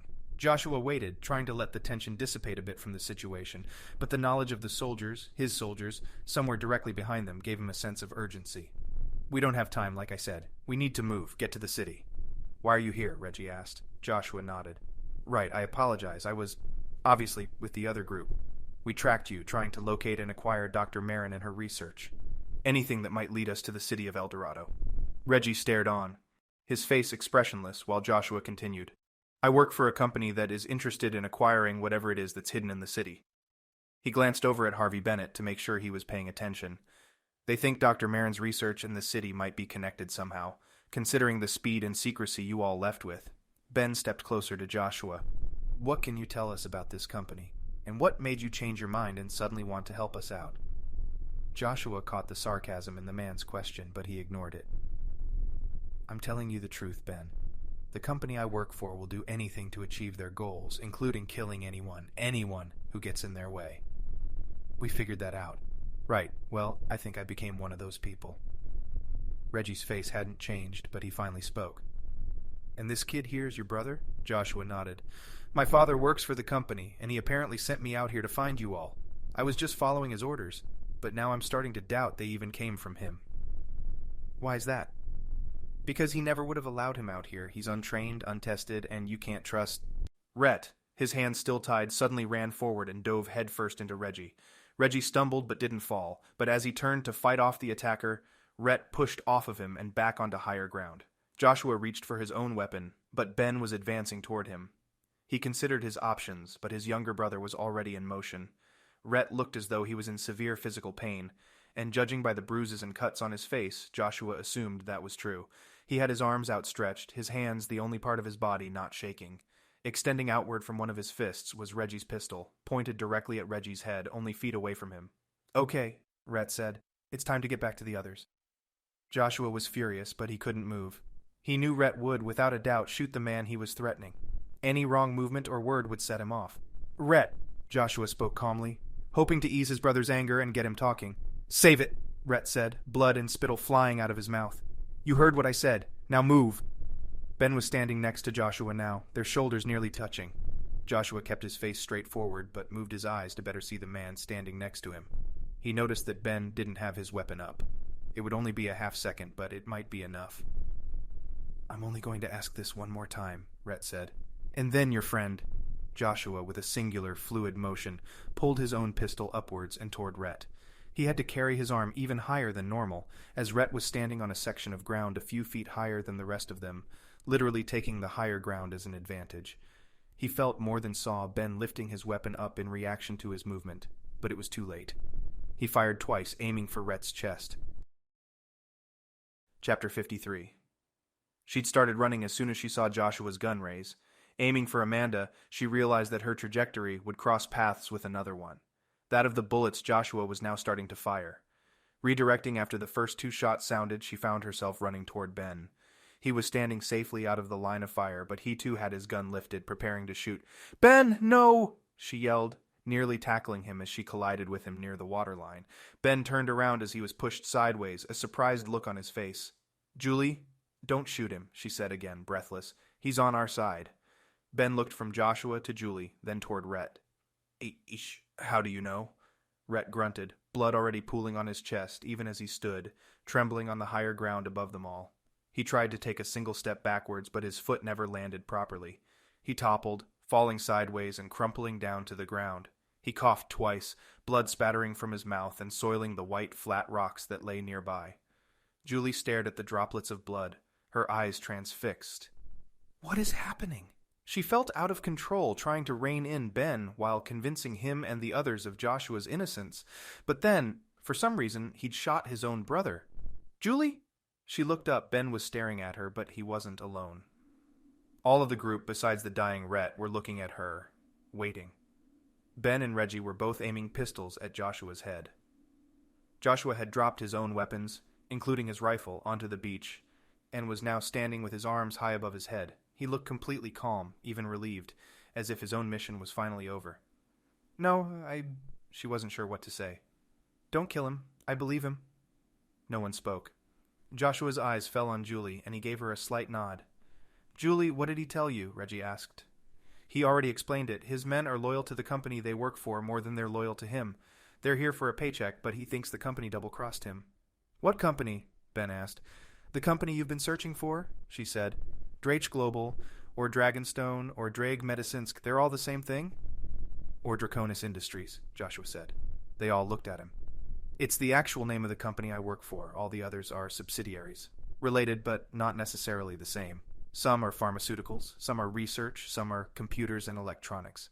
But my company has an interest in all of them, enough to have bought them out completely." "They're all different languages for dragon," Archie said. Joshua nodded. "It's a hidden in plain sight thing," he said. "They think no one will suspect them, as most of their business is completely legitimate R&D.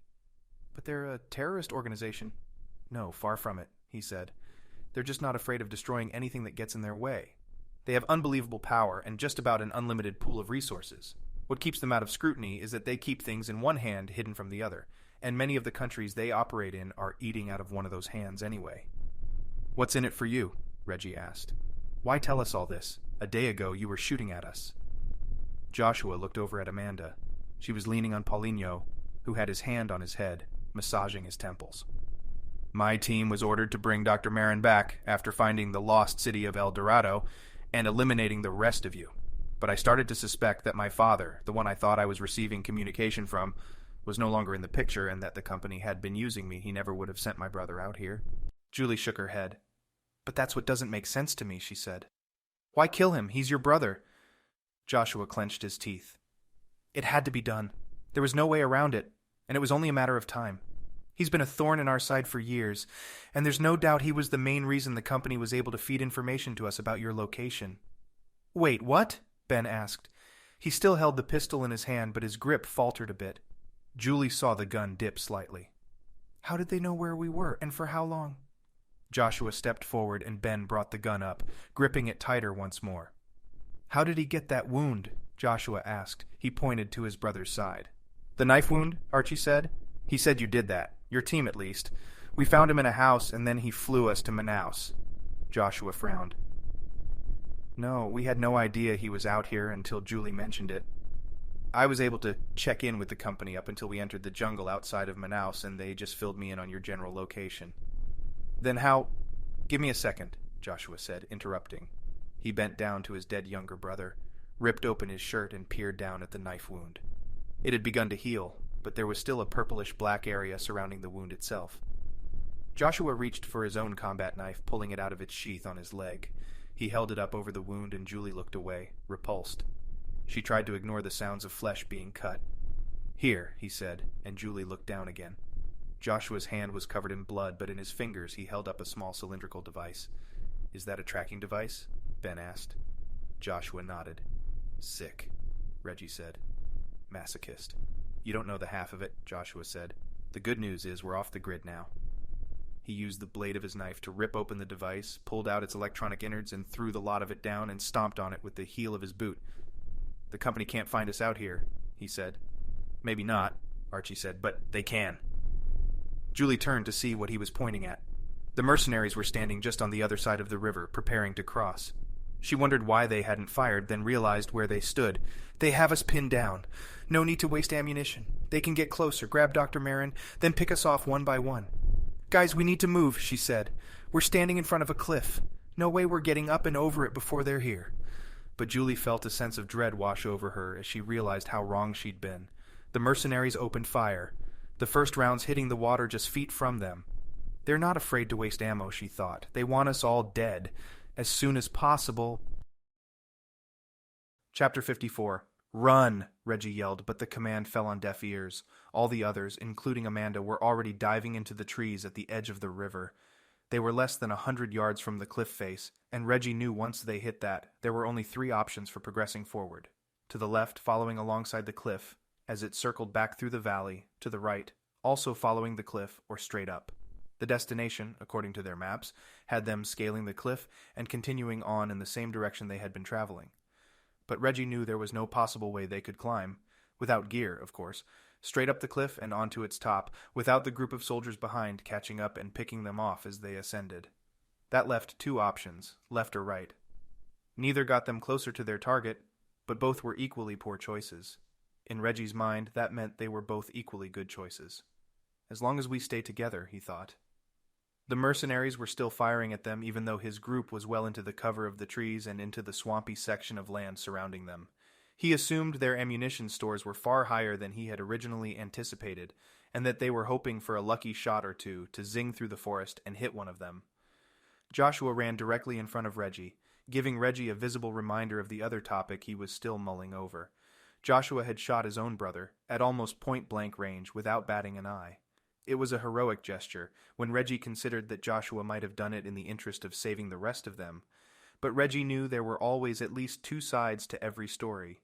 In this particular story, Joshua seemed to have always carried some grievances against his brother, and he knew Joshua was telling the truth when it came to his distrust for his younger sibling. Still, Joshua didn't even hesitate when Rhett sprang forward on the attack. He lifted his gun and fired, twice, into his own family member's chest. Reggie considered that if Joshua was anyone else, he might have justified the action by assuming the reaction was involuntary, just a natural desire to protect oneself and survive. However, Joshua seemed to be as well trained as Reggie himself, meaning that his ability to think on his feet and make split-second decisions was one of the characteristics that had kept him alive in his line of work so far. Other than that, Reggie couldn't figure out any plausible explanation for Joshua to join up with their group under the guise of wanting to help them out. His soldiers were stronger, better trained, and had far more experience than Reggie's own group, on average. Reggie was the only one of them with military experience, and certainly the only one with actual battlefield training. Joshua would be stupid to think that he needed to convince them he was better off fighting on their side than his own. That left one final explanation for Joshua's actions back at the river. Reggie chewed on this, considering the different sides and motives involved, and finally landed on the truth. He considered Occam's razor, a principle he used to define a situation by the number of assumptions that could be made about it. Whatever solution seemed simplest, in other words, had the fewest assumptions that could be made about it, was likely the correct solution. The solution, according to this principle, was that Joshua was telling the truth. He had stumbled through the jungle with Amanda and Julie because he had helped free them after deciding his own company was no longer aligned with his interests. He needed the help of Reggie's group, and knew that his own chance of survival was greater fighting against the men he had led out here. It wasn't an altruistic move either. Reggie knew that the man was most interested in his own survival, just like everyone else in the world. It just so happened that he shared a common enemy with Reggie's group and had a common goal: figure out who was really pulling the strings in his organization. In order to do that, he would need to help Reggie and the others find the solution to their problem and get out of the rainforest alive. Reggie realized they had made it to the cliff when he nearly bumped into Joshua. Paulinho, Archie, and Amanda were slightly behind the rest of them, but Ben and Julie were waiting already in front of a large moss-covered rock. Directly behind that, the cliff rose up past the top of the tree canopy into the sky. "Now what?" Ben asked. Reggie waited for Paulinho, Archie, and Amanda to arrive and catch their breath. "I don't know, to tell you the truth," he said. "There's no way we're getting up that cliff with no gear, and especially not before the rest of your guys arrive." He directed the last sentence at Joshua, hoping that the man might have a suggestion. He smirked and raised an eyebrow, waiting. Joshua shook his head. "Unfortunately, I think I reached the same conclusion." The gunfire had subsided for the moment, but Reggie calculated that they only had a minute, maybe two, before it started again, and unless they figured out how to disappear, it was going to be a bloodbath. "Anyone have any bright ideas? Basically left or right?" Reggie looked around at his battered, broken group. Paulinho was still holding his head as if trying to force back a massive migraine. Amanda was holding her side, breathing heavy gasps of air. Archie, considering his age, was doing remarkably well but still struggling. Ben and Julie were holding hands, but he could almost feel the tension between them. It was a tension he felt as well. It was a tension he knew all too well. His mind flashed back to another time, another place. He was running through the desert, trying to find the target he'd been ordered to bring in. His team was spread out over the dunes on either side of him, all running forward. The tension he felt then nearly matched the heat of the day, beating down on all of them as it blistered their bodies and gear. They ran for what seemed like an entire day, but he knew by the sun's refusal to move forward even an inch that they hadn't been traveling for more than a few minutes. He remembered wondering why his squad wasn't given any specific instruction beyond the few mission parameters they had. Find target, acquire target, return to base. They never made it back to base. Reggie returned alone 3 days later. "Reggie, you okay?" Reggie snapped his head up and saw that the others were staring at him. Ben stepped forward and grabbed his shoulder. "We're going left unless—" Reggie grinned. "Left sounds great. What are we waiting for?" Ben smiled and returned to Julie's side. Reggie turned the opposite direction and saw that Paulinho was still holding his head, only this time with both hands. I'm sorry, I cannot continue on much longer." Paulinho's words were stuttered, forced out through quick breaths of air. "What's going on?" Reggie asked. "My head," Paulinho said. "I don't know what it is, but it's worse than I've ever felt." "A headache?" Amanda asked. She reached up and put her hand on his temple, slowly massaging it. Paulinho seemed to appreciate the gesture, dropping one of his hands to his side, but he groaned in agony. He nodded. "Yes, worse than any other migraine. It started on the boat, but I thought it was related to my injury." His eyes were closed, squeezed tightly shut in pain. "I didn't want to say anything, but—" "Nonsense," Amanda said. "There might be internal bleeding, something that snuck up on you. Maybe you were hit harder than you—" "No," Paulinho said, shaking his head. "It's not that. It isn't a physical pain. I'm not sure how to describe it other than that." Reggie walked over and examined Paulinho quickly. "There isn't much we can do out here, friend, but we have to move." "No, I understand," Paulinho said. "I just wanted to mention it so that you know why I must stop." "You're going to be fine," Reggie said. He wasn't much for sentimental statements, and certainly not those he couldn't back up. He hated giving people false hope, but there was no other option. He refused to leave anyone behind. "Can you walk?" Paulinho nodded slowly. "I will live. I will let you know if it gets worse." Reggie knew they didn't have any more time to spare. Without another word, he started walking to the front of the group and continued on into the forest, keeping the cliff to his right. "They've crossed the river by now," he said to Joshua and Ben. knowing that both men were directly behind him. Shouldn't be much longer before they're... "Get down!" Ben yelled from somewhere behind him. Without stopping to assess the situation for himself, Reggie fell onto his stomach into a prone position. Immediately the gunfire resumed, much closer than he had imagined it would be. Each shot was doubled, the sound reverberating off of the cliff face and back to his ears a second time. He heard yelling as well, not from his own group but from the men tracking them through the jungle. They were signaling each other as to the whereabouts of their prey, which only meant they had found the location of Reggie's group. He felt safe on the ground, lying down and keeping a low profile, but he knew it was only a relative safety. It was temporary. They needed to move forward, even at the risk of one of the mercenaries' shots landing. They had only seconds before the mercenaries completely surrounded them. Only seconds before the mercenaries could aim at actual targets and not just voices bouncing off the cliff. As difficult as it was, he pushed himself off the hard jungle ground and into a standing position, hoping the others would heed his example. He continued forward, checking that his pistol had a full magazine by reaching into the larger pocket of his cargo pants. He subconsciously recognized that there was only one clip remaining, and second-guessed whether or not he had packed more into the 2 bug-out bags they were still carrying. Before he could determine whether or not they had enough ammunition to last one more firefight, Reggie remembered that they were, either way, completely outgunned and outmatched. They had 2 pistols to share between himself and Ben, and Joshua's rifle and pistol, and possibly enough ammo to last a few minutes of sustained fire. All of that would be against about 10 assault rifles, wielded by professionals who had been well trained on that particular weapon. The odds were long, and they were running out of daylight. He ran through the plausible scenarios in his mind, trying to land on one, and that did not end with their deaths. Unsatisfied with the result, Reggie charged forward through the jungle after ensuring that Ben, Joshua, and the others were following behind. Chapter 55. Reggie was only a few feet in front of him, pacing himself at a speed that he must have assumed it was reasonable enough for the slower members of the group, Archie, Paulinho, and Amanda, could match. Joshua was running alongside Ben, and Julie was just behind him, keeping pace. Ben wondered what the mercenaries were shooting at, since none of his group had yet been struck by a stray bullet. They kept up their 3-round bursts, pushing Ben and his group forward with every trigger pull. Either they had an unlimited supply of ammunition they were using to scare their prey, or they were shooting at shadows. Suddenly, Ben considered that there may be a third option. They might actually be shooting at people, he thought, just not us. As soon as he felt the relief the realization implied, terror set in again. If they are shooting at other people, who? The answer found him a few steps away. Ben's right boot hit the forest floor with a dampened thud as the moss and overgrown rocks consumed the sound. Before his left boot hit, his body was pulled sideways, hard, into the cliff. He tensed, waiting to slam into the hard rock surface of the cliff. The moment never came, and instead he was pulled through a winding set of thick vines, their leafy sprouts completely obscuring the opening.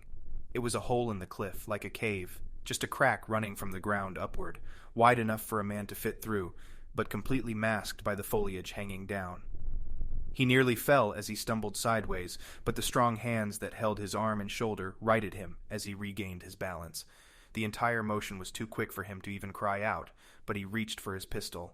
Another hand was suddenly present, pressing his own hand to his side and preventing him from retrieving his weapon. He wanted to scream, pulled backwards into the darkness. He felt the humidity of the cave, somehow still greater than that of the forest outside, and the sweaty palmed hands of his attackers increasing in number every second. Soon a hand was placed over his mouth and eyes, and he felt his legs being lifted into the air. The only connection to the outside world he had, the ground this place shared with it, was soon taken from him, as well as he felt his body levitating in the air, supported by countless hands carrying him along. Julie. The single word made him writhe and buck in denial, but it was no use. He was now completely at the whim of the 1,000-hand attack that was dragging him deeper and deeper into the cave. Deeper. The cave seemed never-ending. Ben kept waiting to feel the hands constricting him, a human anaconda slowly squeezing him of life, but it never came. They simply carried him, steadily, stealthily, into the dark recesses of the cave. His mind drifted away, unable to fight against the soothing feeling of relaxation from so many hands and fingers, applying pressure to his body as they held him in place. He again thought of Julie. A light appeared. manifesting itself through a flickering of shadows above his head. He was on his back, the hands mostly beneath him and on his sides, and the shadows danced and played around the edges of his vision, some of the longer ones extending up and over his head. He called out to Julie, but heard no response. The entire ordeal was eerily silent, and the appearance of the shadows above and around him were the only indicator he wasn't dreaming. The light became a tangle of grays on the rocks, then shades of dim color. The hands were real now, he could see them, each one a part of a pair that belonged to the people carrying him. People. He felt their presence now that their silhouettes were bathed in light. They hadn't spoken, and he hadn't heard any of them making even the slightest noise, but now they were real to him. Ben could see their eyes, dark and hollow as they were washed in the far-off light from somewhere behind him. They walked into this light, and with each step became more and more human. They were native Amazonian, similar in stature to the group of warriors they'd seen in the atrium, but he knew they were a completely different tribe. The men carrying him were covered in a gray coat of ash, each of them seeming to have grown out of the cave walls, living ghosts of the cliff. They wore headbands made of a woven rope, thin and wrapped once around their foreheads and tied at the back. On the tail of these headbands, colored beads and stones were tied together, hanging at different lengths on each man's head. Many of the men were shorter than Ben, but all had the sinewy musculature of fit, lean warriors.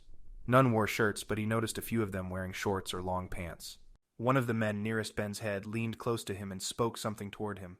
He couldn't discern any of the words, and the voice itself seemed alien.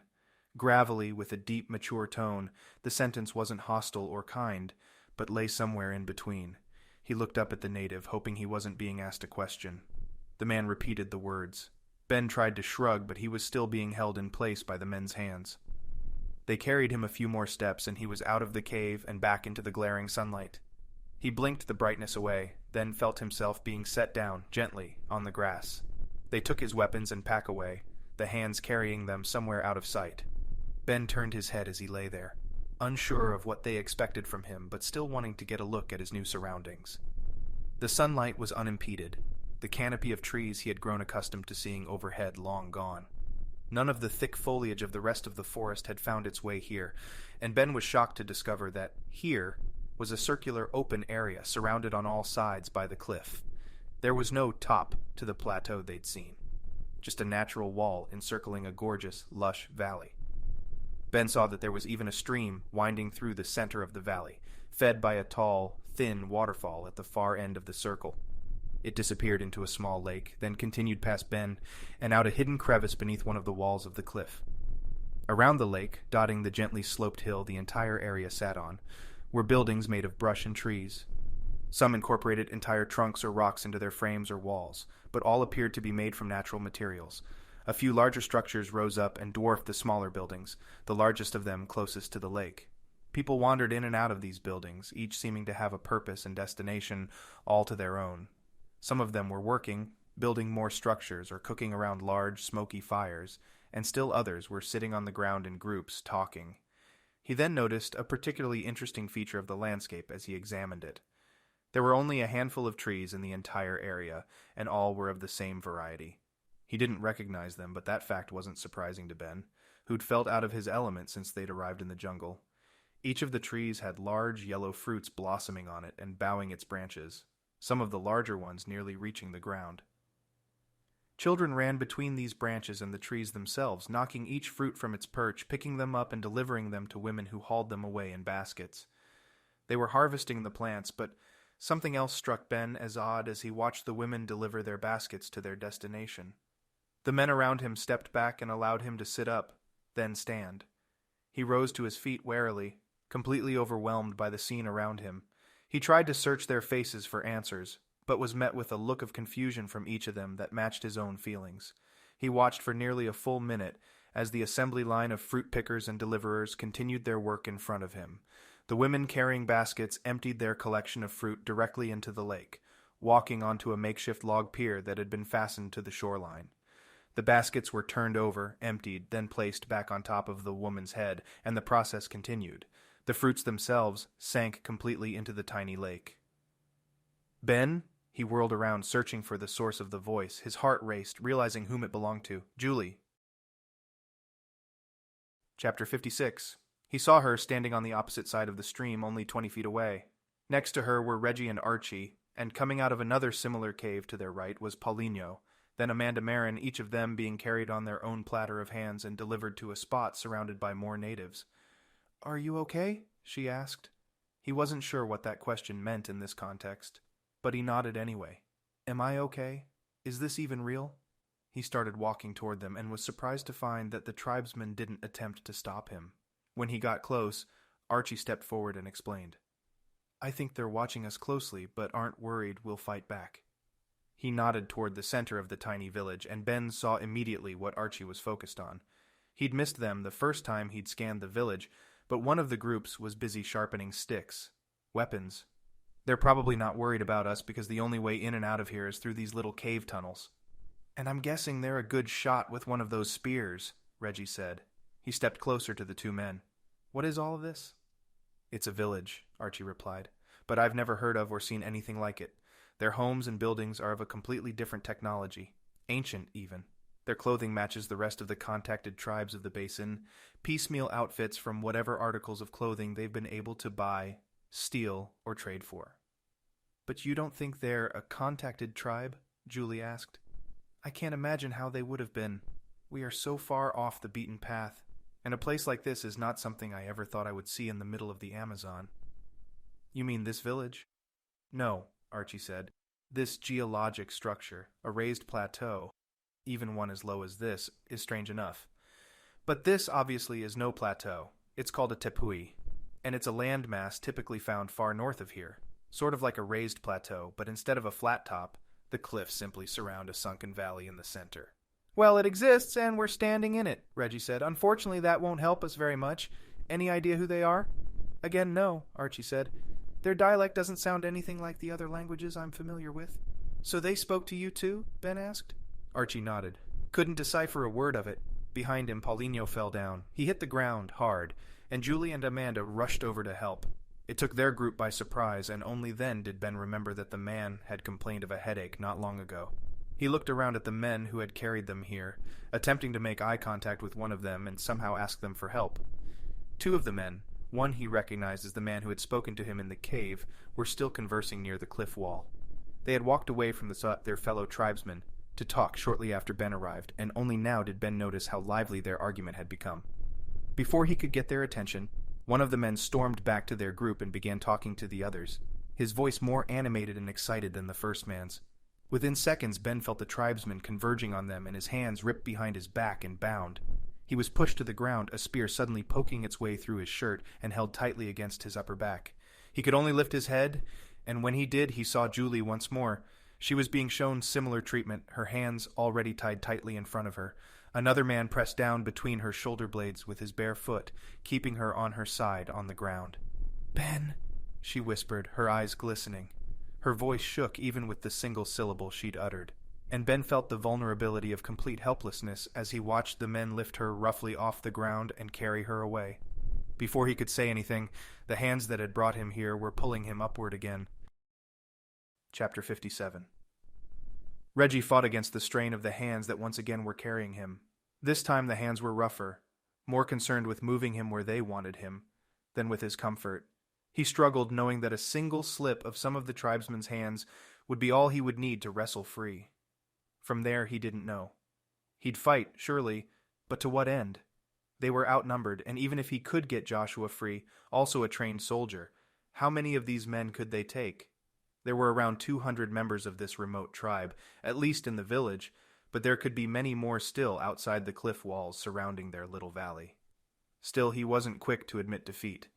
As the men carried his group, each member lifted high into the air like an offering to an ancient god. He did his best to study his surroundings, shifting his head as much as the hands would allow to get a glimpse of any sort of edge he may have in breaking free. He noticed a spear strapped to a man's back, poking out over his shoulder as he strode next to Reggie, holding his left side. If I can just get my hands free. He pushed all his strength into his right hand, focusing on freeing himself from their grasp. They were nearing the center of the village and the small lake that dominated the landscape. Some of the children stopped their fruit harvesting duties and watched as their fathers and brothers carried the strangers forward, but most of the villagers expressed no interest in the light-skinned intruders. Reggie waited until he felt himself start to be pointed slightly downward, the men shifting the weight on their feet to compensate for the gentle sloping land that led to the low-lying lake. He twisted sideways and simultaneously ripped his arm upward, hoping the sudden movement would release their grasp. It didn't. The natives increased their hold on his arm, and Reggie was stunned at the power of their grip. He'd failed, and he'd lost the opportunity to surprise them. He wondered if Joshua or Ben had tried anything similar, and was almost positive they had. They wouldn't be content with being carried into the center of a tribal village, especially under the assumption the Amazonian tribe was hostile. There had to be another way. He racked his brain to come up with a solution, but he hadn't been trained for this. Being carried 6 feet off of the ground, hands pressed against his sides, weapons out of reach and completely unaware of his captive's motives, was not a situation he'd ever expected he'd be in. Reggie was out of his element, literally and figuratively, and he could only hope the others would have more luck. They didn't. The indigenous tribesmen carried the group the last 100 yards to the lake. There he was dropped to the ground and landed with a hard thud. Before he could squirm away, the men held his feet together while 2 of them tied them together with a thick, twisted rope made of grasses, then pulled him back up. They dragged him back a few feet and pressed him against a tall pole that had been pushed into the soft muddy bank of the lake shore, then tied his hands behind it. He watched the other members of his group get tied to their own poles and waited for the job to be finished. The knots binding his wrists and ankles were solid, and he wasn't sure how long it would take to loosen them and break free. He knew it would be possible eventually to stretch the grass ropes enough to slip out, but it could be hours before that happened. He was concerned with what might happen before then. He glanced over at Ben. The larger man was staring directly at him, seemingly pleading with his eyes for Reggie to tell him the plan. He shrugged. "Sorry, friend." Ben nodded. Reggie felt even more respect for him at that moment. Stuck to a pole in the middle of the Amazon, hundreds of miles away from any real civilization, and Ben had accepted the non-response from him without question. He turned his head the other direction and saw Amanda trying to talk to Paulinho. Reggie could see that Paulinho's head was lolling sideways, his eyes were closed, but Reggie could hear him groaning, the soft sounds of painful moans drifting through the air. "Paulinho, you okay?" Reggie asked. Paulinho didn't answer. "It's a headache," Amanda said. "He's not doing well." Her own hands and feet were already tied, but her voice seemed to carry an air of hopelessness. There was no desperation, no fight. Reggie just heard defeat. The tribal men finished tying the group to their individual poles and immediately left the area. Reggie was about to call to the others, to attempt some sort of rallying speech when they returned. They were carrying more poles, 2 men per pole. Each group of men began pushing the heavy poles into the ground, heaving as they forced the sharpened ends of the trunks deep into the mud. Reggie watched as they spaced out the poles in a curving line, starting near Paulinho's pole and working nearly halfway around the lake. "What are they doing?" Amanda asked. "They're getting ready to host more guests," Reggie said. "What do you—" Before she could finish, Reggie heard a chanting noise from more of the men from somewhere behind him. The chant grew in volume, and he waited until they walked near enough to the lake and looked over. There were at least 10 more groups of warriors, each group holding another person above their head as they marched in lockstep toward the lake. He knew their destination, and was affirmed when the groups each stopped in front of one of the poles freshly stuck in the mud. The men were laid on the ground, and they were then bound to their own trunk. He was shocked, however, when he saw who the men were. "It's the Mercenaries," he whispered, not intending for the words to carry farther than a few feet in front of him. "They must have lost their fight with the tribe," Amanda said. Reggie looked at Amanda, tied to the trunk just to his right, but she was looking at the Mercenaries. She watched intently, the concerned look on her face not easing Reggie's fears. The chanting continued, and even got louder.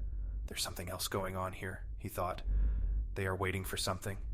Hordes of tribespeople descended on the lakeshore, all helping to secure the Mercenaries to their trunks.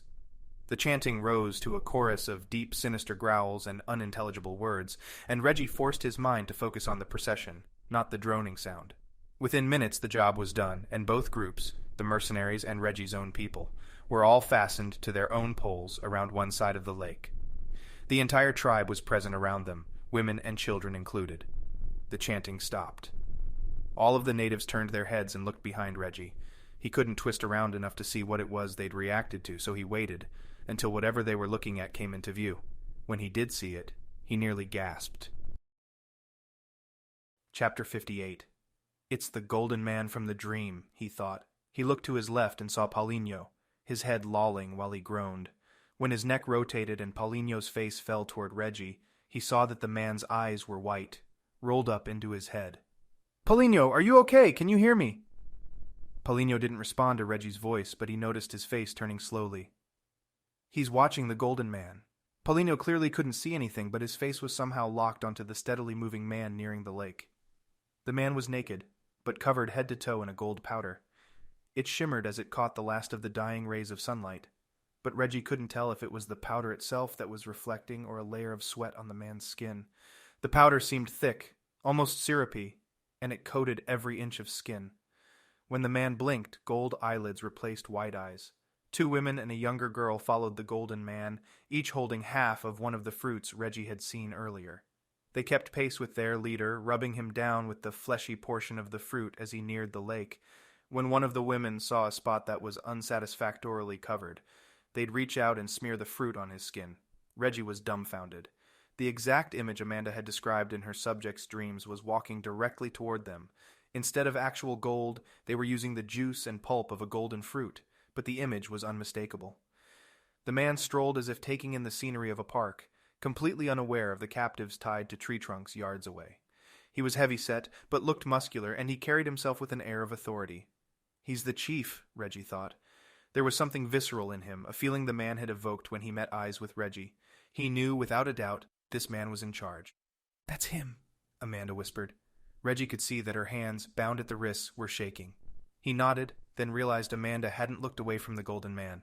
"I know," he said, "and I have a feeling we're about to be part of their special ceremony." "It's the Muisca tradition," Archie said. Archie was mounted 2 poles over between Amanda and Julie. Joshua was just on the other side of Julie, and Ben was tied to the pole at the far end. Reggie looked at Archie, waiting for him to explain. He almost grinned when Archie cleared his throat out of habit, looked at the others as if preparing a lecture, and continued. "Remember, the Muisca are thought to be the originators of at least one of the El Dorado myths," he said. "No one knows exactly why, but during their initiation ritual, their chief would cover himself in gold dust and jump into the lake. The Spanish, and many others after them, drained the lake, Lake Guatavita, near the Muisca people's home, but the legends were never confirmed. Besides, this is nowhere near where they were thought to have lived. But you told us a few days ago that if El Dorado was not an actual city but a people, they could move anywhere they needed to stay out of the way." Archie nodded, his head lowering. "It is true," he said, "but it is still hard to believe. I have wanted to believe in it since I heard the myth, but seeing this, actually watching this procession, it is still unbelievable." Reggie looked at Amanda. "And you're sure this is the man from the dreams?" She nodded. "Without a doubt." Her voice was shaking slightly, but her eyes seemed adamant. "Okay," Reggie said. "Archie, what happens in this legend after the chief jumps into the lake? Specifically, does the legend mention anything about the people tied up to poles around the lake?" "No," Archie said, "but that was merely a legend. There is no boat here either. In the stories, the chief would float out to the middle of the lake on a gold-covered boat." The chief held his hands in the air, waiting for all eyes to turn to him. The only sound was the churning of the waterfall, cascading down into the valley, far on the other side of the lake. Satisfied, he lowered his hands and stepped into the lake. His foot fell beneath the surface, but stopped after only a few inches. He strode forward, confidently, his other foot landing again just inches below the waterline. "There must be a platform or something," Ben said. "Boulders," Archie said. "You can barely see them, but only when the light catches them just right." Reggie saw and confirmed this fact for himself. The slowly widening concentric circles left by the chief's steps revealed a line of huge rocks perfectly placed, leading outward from the shore and rising to just below the water's height. The leader of the tribe continued, never hesitating, until he reached the center of the lake. He stood up to his ankles and began to speak in a slow, deep voice. The words were unintelligible to Reggie, but they seemed to have a soothing effect on the gathered tribespeople. They sighed, and he heard some speaking the same syllables back to the chief, their voices lowered to a near whisper. They were witnessing an ancient ritual. The chief's arms were slowly rising again, this time until they were extended straight over his head. His words, the repetitive incantation, rose in volume and intensity to match his arms, and when he opened his palms directly above his head, he was nearly shouting. The villagers copied his enthusiasm, and he saw hundreds of hands raising simultaneously with the chief's. He noticed a few of the tribesmen to his left, near the last pole on the shore, walk toward the mercenary tied up, and begin to untie the knots binding the man's wrists and ankles. They worked methodically, each member of the tribe performing their duty in ritualistic precision. Some of them untied, while others held him steady. Still others removed his clothes one layer at a time until he was nearly naked, standing only in his briefs. "Now we know where they get their clothes," Reggie said to no one in particular.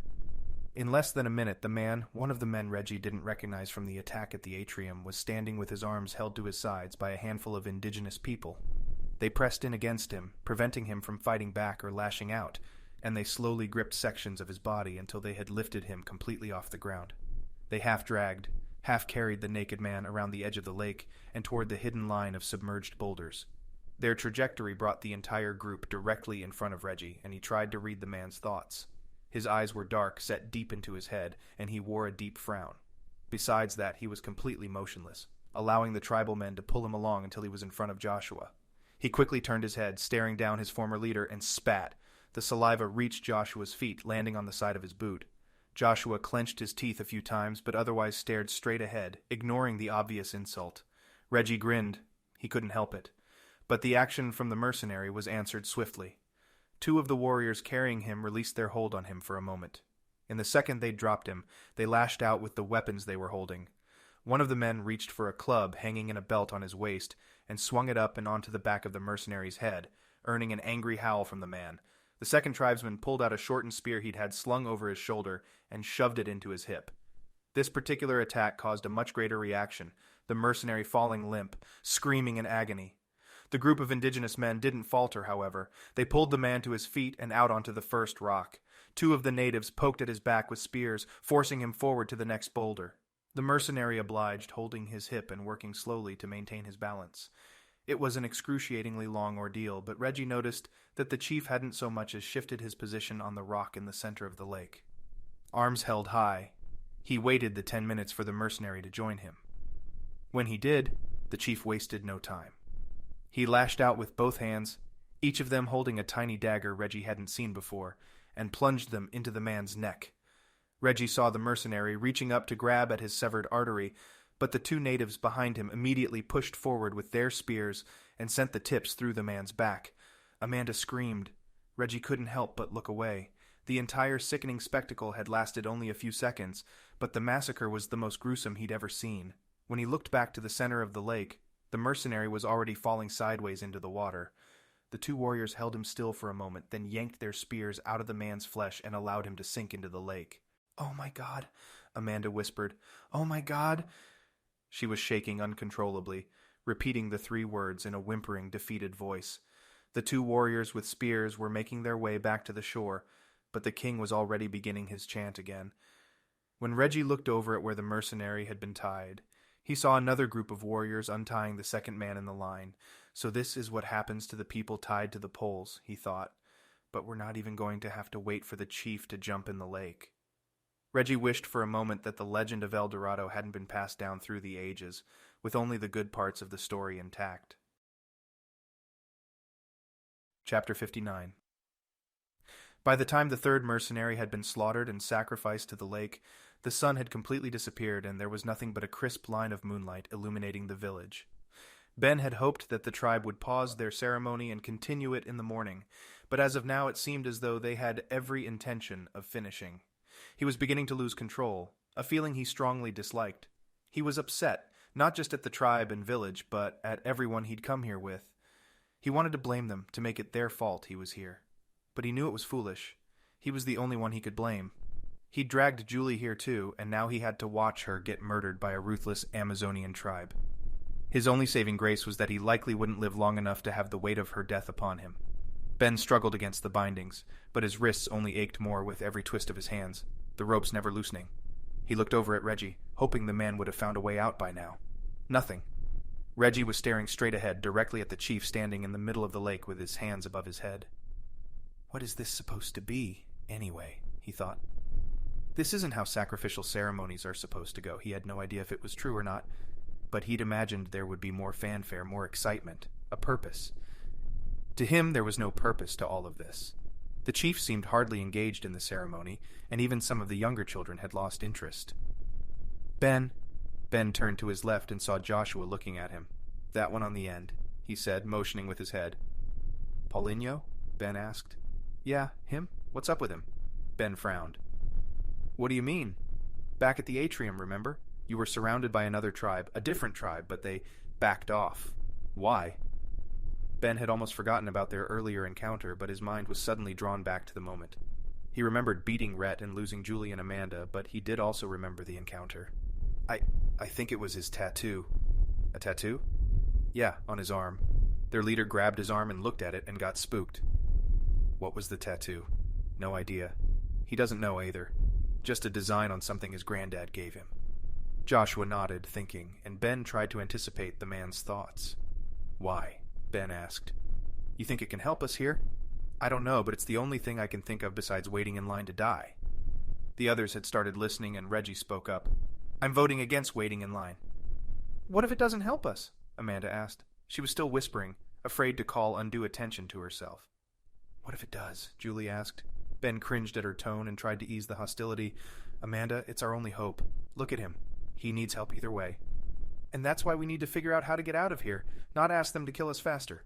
"I understand that, Dr. Meron," Reggie said. "But consider the options. We're stuck to poles, and without a way to get unstuck, we're not helping anyone."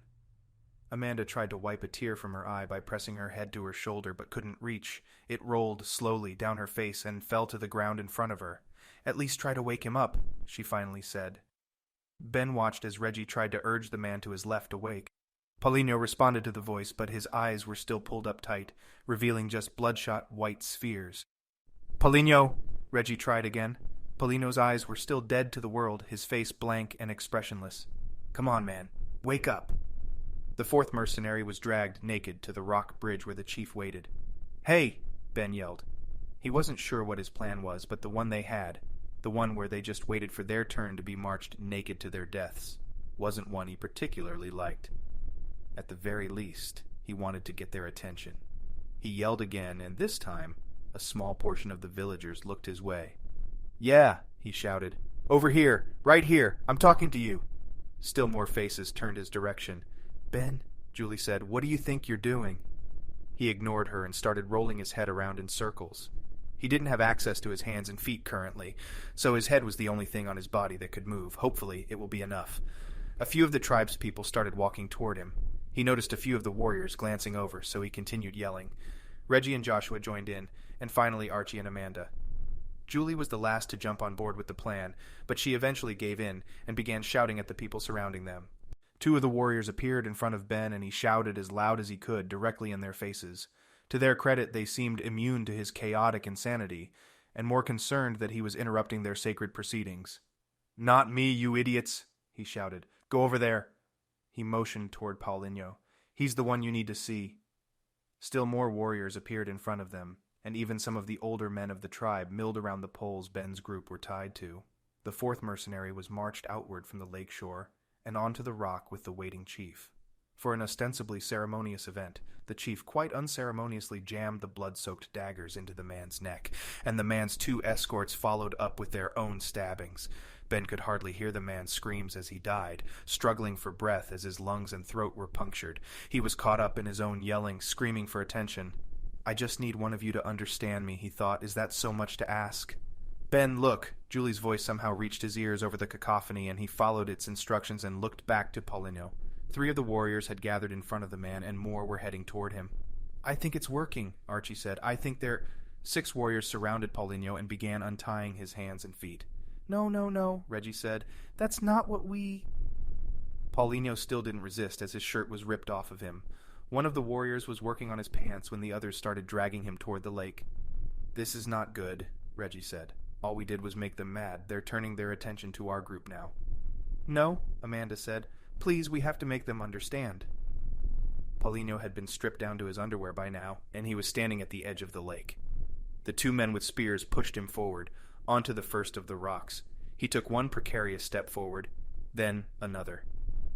Whatever drug was affecting him had turned him into a calm, placated individual. He didn't struggle, he didn't fight back. He simply walked forward, walking toward his own death. Does he even know what's happening right now? Ben thought. Ben began to lose control. He forced his upper body to crouch down as low as he could, bending his elbows until the strain on his shoulders from his bound hands screamed in pain. He pulled the pole against his back, pressing it tightly to his torso. Then he launched himself upward. He pushed with his feet, feeling them sink into the mud. The pole barely budged, but he knew it moved. He repeated the process, again and again. He worked silently, all the while watching Paulinho and the chief out on the rock in the center of the lake. He didn't want to call attention to himself. Yet he silently begged the others to notice him so that they could begin freeing themselves as well. The pole loosened with every thrust upward, but it was far too long for him to lift it out of the hole it sat in. What next? Ben wondered. He was just loosening the trunk, but he was still tied to it. Even if he could loosen it enough to lift it from the hole, his feet were still affixed to it. Still, it gave him something to focus on, something besides watching his friend die at the hands of a religious nutcase. The chief's arms were raised over his head, preparing for the sacrificial murder. Ben could almost feel the anxiousness of the villagers as they watched the proceedings. The two warriors behind Paulinho stood on the rock with their spears at the ready, awaiting their leader's next move. Paulinho was in a daze, staring straight ahead. He was rail-thin, his lack of clothing only accentuating his lean physique. Ben paused his attempts to loosen the pole from the dirt. He watched the back of Paulinho's head as it rolled around lifelessly. "Wake up," he thought. "Please, for the love of God, wake up." Paulinho didn't wake up. The chief's arms tensed in anticipation, and Ben saw his hands start to fall downward. Ben wanted to close his eyes, but he couldn't. The chief's hands began the downward half-circles that would terminate on either side of Paulinho's neck, and Ben watched on in silent horror. Chapter 60. Paulinho spoke, his voice resonating clearly over the water. Ben couldn't make out the word, but it was a guttural sound, heavy with consonants. The chief paused, his arms now held out at his sides, elbows bent. Paulinho repeated the word. The chief cocked his head sideways, but didn't move his arms. The entire scene seemed to freeze in place, heavy with anticipation. Paulinho repeated the word a third time. Ben didn't understand it, but he turned and looked at Archie. I'm not sure what it means," Archie said. "Have you heard it before?" Julie asked. "Yes, I believe so. I always assumed it was just a curse, something said out of frustration toward another person." "What language is it?" "That's just it," Archie said. "I didn't think it actually meant anything in any language. Different tribes have used it, so I assumed that it was just a shared vernacular of the region." The chief slowly lowered his hands and whispered a few words to the men standing behind Paulinho. They placed their spears over their shoulder once again and grabbed Paulinho's arms. The chief stepped closer to Paulinho and stared at him. He was shorter, so he pulled Paulinho's head down to look into his eyes. The two warriors began poking and prodding Paulinho with their fingers, pinching his skin as they examined him. One of the warriors stopped and dropped Paulinho's arm. He whispered something, a single word. Ben couldn't hear what it was from the shoreline, but the chief reacted swiftly. He shouted, a long stream of consonant-laden words that seemed more like grunting than conversational speech. The remainder of the warriors jumped into action, and even a few of the women and children. The entire village sprang into life, an odd juxtaposition as Ben's group. The rest of the mercenaries and Paulinho and the chief remained still. One of the women stepped forward after a minute or two and offered 2 of the yellow fruits to one of the warriors who had returned to the shoreline. The indigenous warrior walked out to the lake center again and handed the fruits to the chief. The chief lifted one of the fruits to his mouth and bit a piece of its flesh. He held the other fruit toward Paulinho's mouth and waited. There were a few people standing around, but most of the village had disappeared to perform some unknown task. Ben watched anxiously to see what Paulinho would do. It took about 10 seconds, but Paulinho slowly lowered his mouth down and bit off a chunk from the fruit. Ben could tell he was chewing, then he saw Paulinho's neck tense as he swallowed. He and the chief still stared at one another. They began to sway, slowly at first, then more rapidly, as the fruit took its effect on them. Ben frowned, more surprised and confused than angry. What in the world? He watched Paulinho grow more and more unbalanced, finally convulsing into a heap on the large boulder at the center of the lake. The chief responded in kind, taking longer but eventually joining Paulinho on the boulder, both men's backs resting on the rock submerged beneath the surface. The water lapped at Paulinho's face, but he didn't move. "They killed him," Joshua said. No one spoke. Ben and the others watched in silence for a few minutes, but neither man showed any signs of life. Ben heard Julie whisper, "What's going on? Are they dead?" "Better not be," Reggie said from Ben's left. "I have some words I need to exchange with that chief." Another minute passed, Ben's group intently watching the center of the lake. Finally, Ben thought he saw Paulinho's arm twitch. He waited to make sure he wasn't going crazy. It moved again, and he saw the chief stir just behind Paulinho. The chief gasped a breath of air, his eyes flying open in bewildered surprise. Paulinho's neck pulled his head upward while his hands shook and beat at the surface of the water. Both men convulsed a few times, as if experiencing the aftershock of a seizure. The chief stood up, blinked a few times, and fell backwards into the water. Ben tensed, not expecting the chief to have disappeared so suddenly, but then remembered the legend. The gold-covered chief jumps into the lake to rinse himself off and mark the close of the ceremony. Finally, Paulinho sat up. "Paulinho!" Reggie shouted. "What the hell was that about? You okay?" Paulinho ignored him, shaking his head slowly. His hands rose to his forehead, and he began pushing inward on his skull. "What's he doing?" "He was complaining of a headache earlier," Amanda said. "I imagine whatever we just saw didn't help." The chief was already back on the rock, dripping wet and no longer covered in gold, waiting for Paulinho. He didn't offer a hand, but when Paulinho began standing up, the chief stepped close to him. Once more he pulled Paulinho's face close to his and spoke. When he was done, the chief lowered his head and stepped back to the center of the rock. Paulinho turned and walked off the edge of the rock and onto the next. He stepped purposefully, not looking down to make sure his foot was hovering over the solid surface. His head was no longer rolling, his eyes no longer white. Paulinho made it to the shoreline, then turned to the group. Ben was intrigued, but still on edge. He felt the pole pressing against him, its full weight no longer secured by the thick mud and dirt. He leaned back against it, steadying himself. Paulinho marched to the edge of the lake and turned to address the group. He cleared his throat, then began. Chapter 61. "I have no idea what just happened," Paulinho said. Julie looked like she was in shock, watching a man she had grown close to visit the brink of death then come back full circle. He was very much alive, and yet he knew he was very much a different person. Paulinho continued. "The fruit did something to me, to us," he said. "I feel connected. I can understand what they are trying to do now, on a general level." He realized only then that the tribespeople had begun cutting their bindings loose. He saw Julie's hands freed, then her feet. The two warriors who had previously marched Paulinho out to the center of the lake by spear point were now offering him his clothes. His shirt was torn beyond repair, so he was given a long, loose-fitting one by a child who had run up to him as he spoke. "Why are they letting us go?" Julie asked. "They know that we are safe.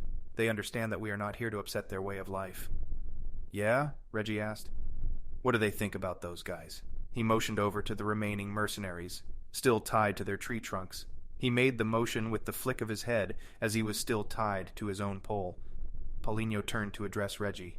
"They do not know about them," he said simply. "I am the one who was drawn to them, and you are the ones who helped me return." "Paulinho," Julie said, "what are you talking about? Are you sure you're okay?" "I feel completely normal," Paulinho said. "There's just something deeper I feel as well. This tribe shares my blood.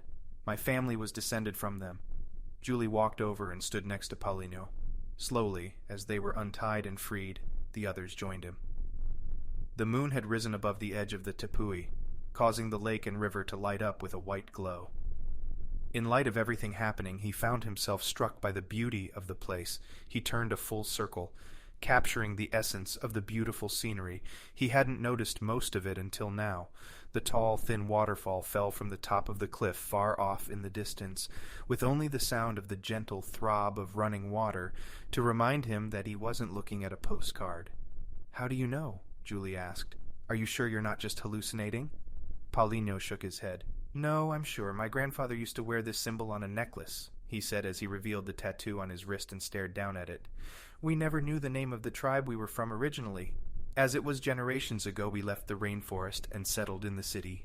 Amanda was already checking Paulinho's head for any wounds or bruises. He continued explaining.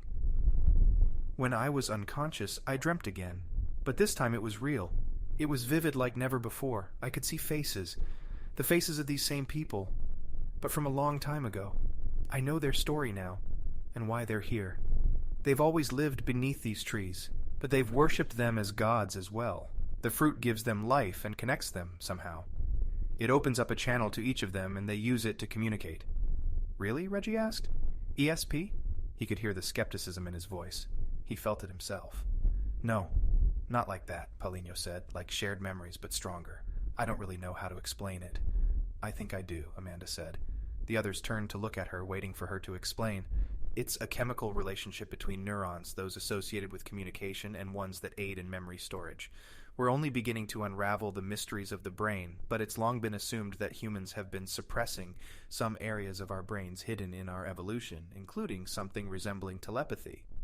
Resembling telepathy? Joshua asked incredulously. That's a pretty tall order. But if it was true, wouldn't it be something your company would do almost anything to discover? Ben asked. If they even thought such a thing might exist.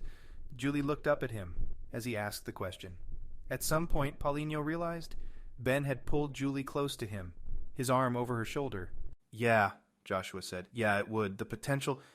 It seems like I understand them now, Paulinho said. I don't know how, but I know where each of them are generally, and I can feel with them. I sense that they're feeling pain, or joy, or fear. It sounds like a hive mind, Reggie said. Yes, about as close to one as we can get, Amanda said. This is absolutely fascinating. Our research was leading to this point, I believe. The Golden Man, the chief of the tribe of El Dorado. It's a shared memory, strengthened in their minds for generations, and it lives deep within the subconscious memories of their descendants. As we saw in the lab, most of the subjects we tested didn't even know they had this memory. It's part of the reason why I've been interested in this type of research for so long. What sorts of memories do we have hidden away? What sorts of things are locked up inside our brains that we can't access ourselves? And the fruit, the gold of El Dorado, I guess, must contain a chemical that reacts with the brain and allows the ancient evolutionary traits to unlock. But why? Paulinho asked. Why are they sending a message? I think we already know the answer to that question, Julie said. It's why we were able to find them. It's a homing beacon, Joshua said. Right, Julie answered. So their tribe, their people, will always know the way home. The science doesn't check out, Amanda said. Shared memories, maybe, but the ability to send a message via those same channels? The ability to broadcast a location to anyone with the same blood? I don't know, the homing beacon idea. But we do know it works, Julie said. Paulinho is a testament to that. Amanda nodded.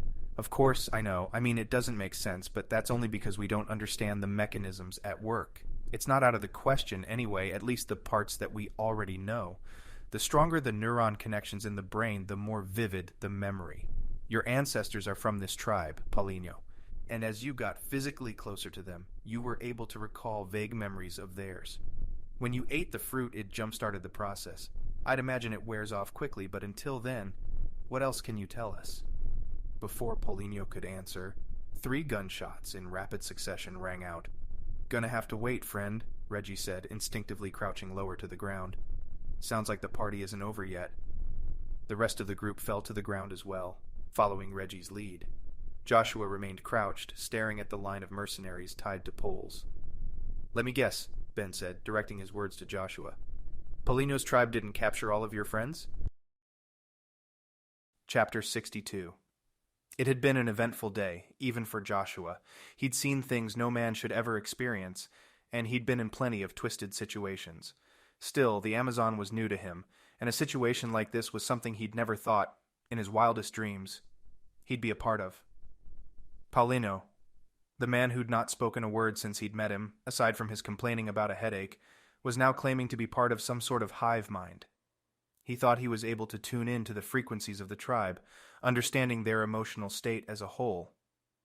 It was quack science, but there was one reason he believed every word of it. The company believed it. Draconis Industries, the company his own father had been a major part of growing, believed in it. There was no other plausible explanation as to why they would spend an unbelievable amount of money trying to reach this destination. They had plenty of resources, but they weren't wasteful. Even their double-crossing and redundancies served a purpose for them, and Joshua understood their motivations for that.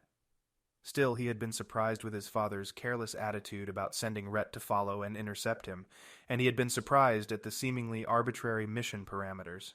Now, however, it made sense. The company was, as always, acting in its best interests. It had done something with his father, pretending to be his father when they'd set up the mission, then asked his brother to keep an eye on him during the course of it all. They were after something, and it was something so important, so powerful, they were willing to risk one of their own to acquire it. His father had paid the price for their greed, and his brother had lost his life as their pawn. Joshua felt no remorse at killing his own sibling, but he still wished he'd had time to reason with him. He wanted to explain to his brother how he had been fighting for the wrong side. It didn't matter now. All that mattered was getting Dr. Meron and the others back safely, without allowing his men to intercept them and complete their mission. They were in it for a paycheck, and they wouldn't be receiving that paycheck without the prize. Joshua knew they'd fight tooth and nail to achieve their goal, and they'd kill anyone who got in their way. He'd been one of those men once. It was usually easy to see the good in their duties as soldiers for hire, and if there wasn't any outwardly good qualities about their mission, Joshua made something up. He fought for good, and if he had to create that good, so be it. Now, however, there was no good in what his men were fighting for. He saw it for what it was. They were fighting for an organization that wanted nothing more than power for themselves.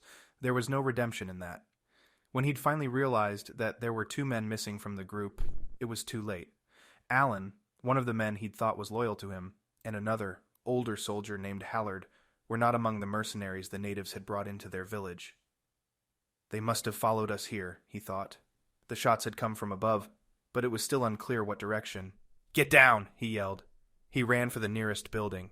Nothing more than a collection of branches and sticks that had been piled together around a hollow rectangle. It wasn't much for cover, but it was better than nothing. 3 more shots. This time louder and seemingly from another angle, whistled through the air and into the side of the building. The sticks and leaves exploded at impact, the bullet sizzling through the wall as if it were made out of paper. Maybe this cover isn't better than nothing. He instinctively ducked, but forced his head up again to see if he could get a bead on the attacker. He didn't see the man, but he saw the glimmer of something metallic on the man's vest. There, just beneath the top of the cliffs, directly across the lake from where Joshua was hiding. It was Alan and Hallard. It had to be. And if it wasn't for the darkness, Joshua thought they may have already taken some of them down. The group was still encircling Paulinho at the edge of the lake. Reggie and Ben seemed to be trying to corral them all and get them running toward the tiny buildings, so Joshua took stock of the larger situation. The chief was gone, disappearing at some point after Paulinho had returned to shore and the group. The rest of the villagers, including the warriors, seemed to be focused on defending their home.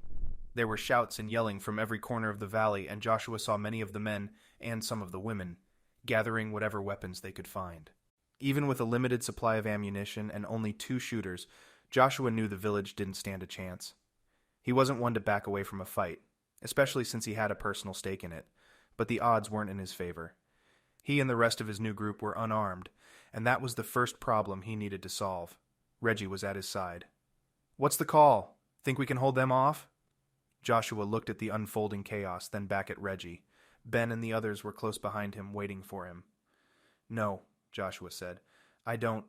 They're going to free the mercenaries. Then they'll look for the weapons.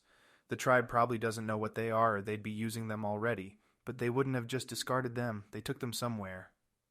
"Okay," Ben said. "So we get to the weapons first." Joshua nodded, but kept his attention on the cliffs, trying to detect any movement. "Yes, that's good.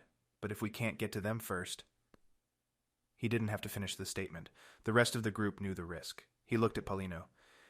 "Anything you can add? Anything that might give us an edge?" Paulino's face scrunched up a bit, deep in thought. "I don't think so, unfortunately. I feel their fear and their confusion, but I don't see what they see."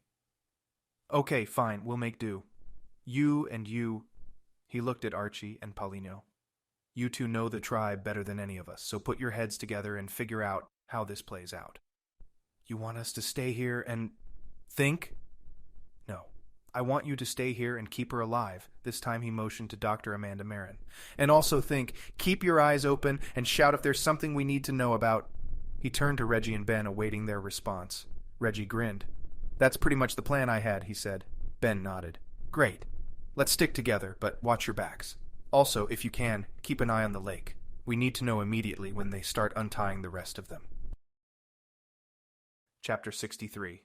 Joshua hadn't even finished the instructions before the shots rang out again. What they were aiming for, Ben didn't know. These 3 shots landed somewhere else in the valley, but he heard the screams of terrified villagers echoing back. "They're shooting at the villagers now." Ben clenched his teeth and rushed toward the next hut in the line. Joshua and Reggie were already checking 2 other huts, and so far they'd all come up empty-handed. He crouched down and glanced inside the hut he was standing in front of and saw a family, a woman and her 3 children, huddled together against the back wall. They tensed when they saw him, but he held up his hands as he backed away. Come on, he thought, they have to be around here somewhere. He tried to remember what the warriors had done after they'd stripped him of his weapons and backpack. He racked his brain, but couldn't come up with anything useful. We were at the edge of the valley, just inside the cliffs when they tied us up. We would have seen... He stopped. Taking a quick glance inside the next hut he came to and finding it empty, he realized something. They were checking the buildings at the center of the village, under the assumption that the villagers knew what modern weapons looked like.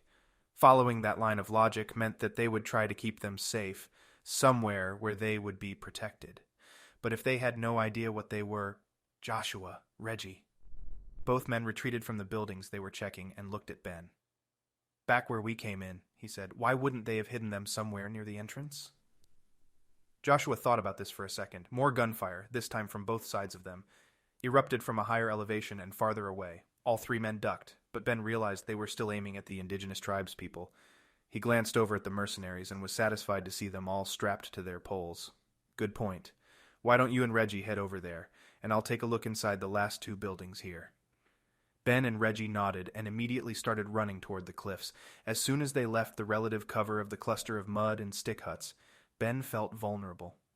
The valley was completely open, save for a few trees bearing golden fruit spaced out much farther apart than he would have liked. If the mercenaries on the cliffs decided to open fire on them, they were sitting ducks. He hoped they could run fast enough, or their attackers were still too far away to get a good shot. Still, he didn't waste time worrying about his precarious fate. Instead, he tried to focus on the gunfire to see where it was coming from. He still only heard two distinct fighters, one on either side of the valley. One of them, however, seemed to be firing on the tribespeople from a much lower altitude than the other.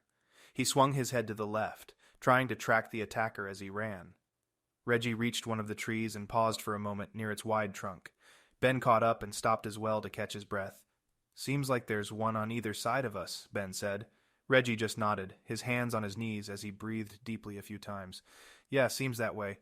Also seems like we're pretty lucky they've got other targets to focus on. You get a bead on any of them yet?" "Nope, sorry, I've just been trying to not get shot." Ben smiled. "Whatever you're doing, it's working. Let's keep pushing forward and keep an eye out for the guy on our left. I think he's on the ground now.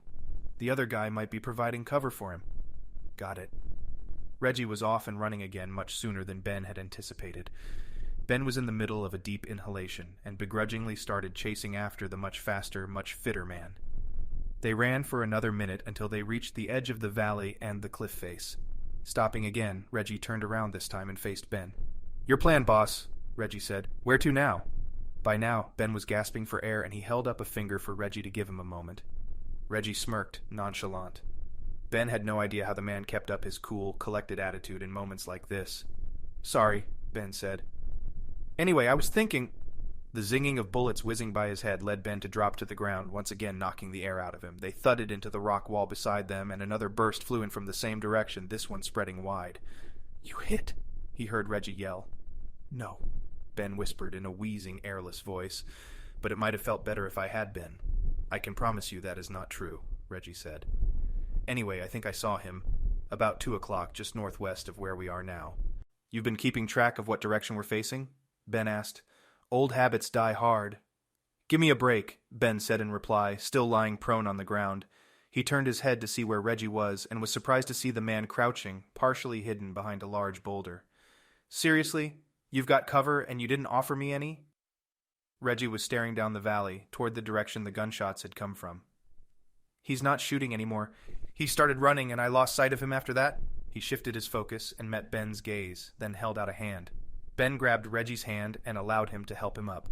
Ducking behind the boulder, Ben noticed that the large rock was one of a collection of similar-sized boulders in the area. For the first time since they'd stopped there, he took in his surroundings in more scrutinized detail.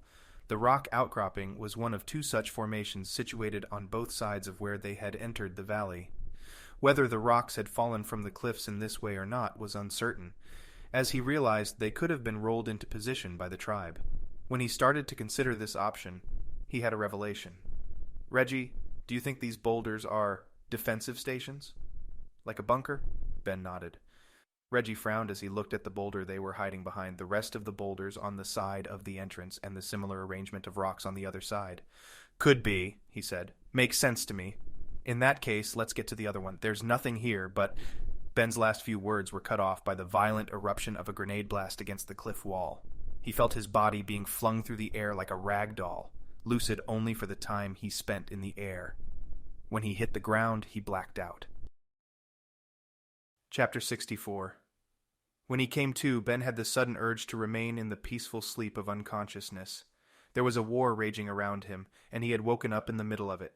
His vision was blurry, but he saw a dark shape leaning over his head. Ben, are you okay?" The words sounded muffled to him as if he was underwater. For a brief moment he thought about how, if he had made different decisions a week ago, he might actually have been underwater. He and Julie could have been on a cruise at this very moment, far away from the Amazon rainforest. Julie would be swishing some sort of fruity drink around in her hand while Ben nursed a beer with a lime in it. "Ben, come back to Earth. Wake up." The words drifted into focus, as did his vision, and he saw that both the blur and the voice belonged to Reggie. Reggie was gently slapping his cheek. Ben yanked his head sideways. "That technique really works?" Ben asked, groggy. "I like your sense of humor," Reggie said, "but this is really not a good time." As Ben's senses returned to him and the world came back into view, he realized Reggie was right. He thought he heard gunfire from all directions now, knowing that most of the effect was because they were right next to the hard surface of the cliff. The screams had grown in intensity, though they were still far off in the distance. "All right, big guy," Reggie said, throwing Ben's arm over his shoulder. "Take it easy, but hurry. We were a little late to the party." Ben looked over at the opposite set of boulders, about a football field away. At first he saw nothing out of the ordinary. The rocks stared back at him blankly. After a few seconds, however, he saw a head poke up from behind one of the boulders. As Ben tried to adjust his vision to focus on the new element in the scene, the head was joined by the barrel of a rifle. "Get down!" Reggie yelled, pushing Ben back to the ground. The assault rifle fire was far louder than it had been earlier, amplified by the natural reverberation chamber they were sitting in. They were pinned down, and Ben suddenly understood Reggie's frustration. "How?" The single word was all Ben was able to form on his lips. Reggie understood the question just fine. One of them must have made it to the Mercenaries already and untied them. No idea how they found the weapons so quickly, but I'm sure having a vantage point above everything else didn't hurt. Of course, Ben thought. They can see the entire valley, and if the weapons weren't hidden in a building, they would have been able to spot them from anywhere. "So what now?" Ben asked, even though he already knew the answer. "I've got no idea," Reggie said. "I was hoping you had a way to call in an airstrike or something." Both men waited for a moment as the gunfire aimed at them died out. It was the most harrowing situation Ben had ever been in, completely locked down by enemies trying to shoot him on two fronts, completely unarmed and helpless. His mind raced, trying to come up with options and solutions, each coming up wanting.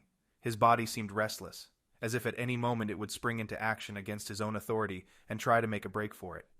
He willed himself to calm down, just as he had done so many times in the past. His memory traveled back to a time many years ago. He saw a vivid depiction of his father, trying to rescue his younger brother from the mother bear that had taken issue with his proximity to her cub. Ben remembered the feelings surging through his body at that time, but he also remembered the feelings he had replaced them with. Through willpower and determination and many years of practice, Ben had been able to extinguish the smoldering heat of pain and replace it with the burning embers of grit. His ability to hone in on one goal, sometimes at the expense of people who cared for him, had been sharpened to a point. The vulnerability and complete helplessness he remembered feeling back then had almost fully been replaced by a numb, hollow recollection. Almost.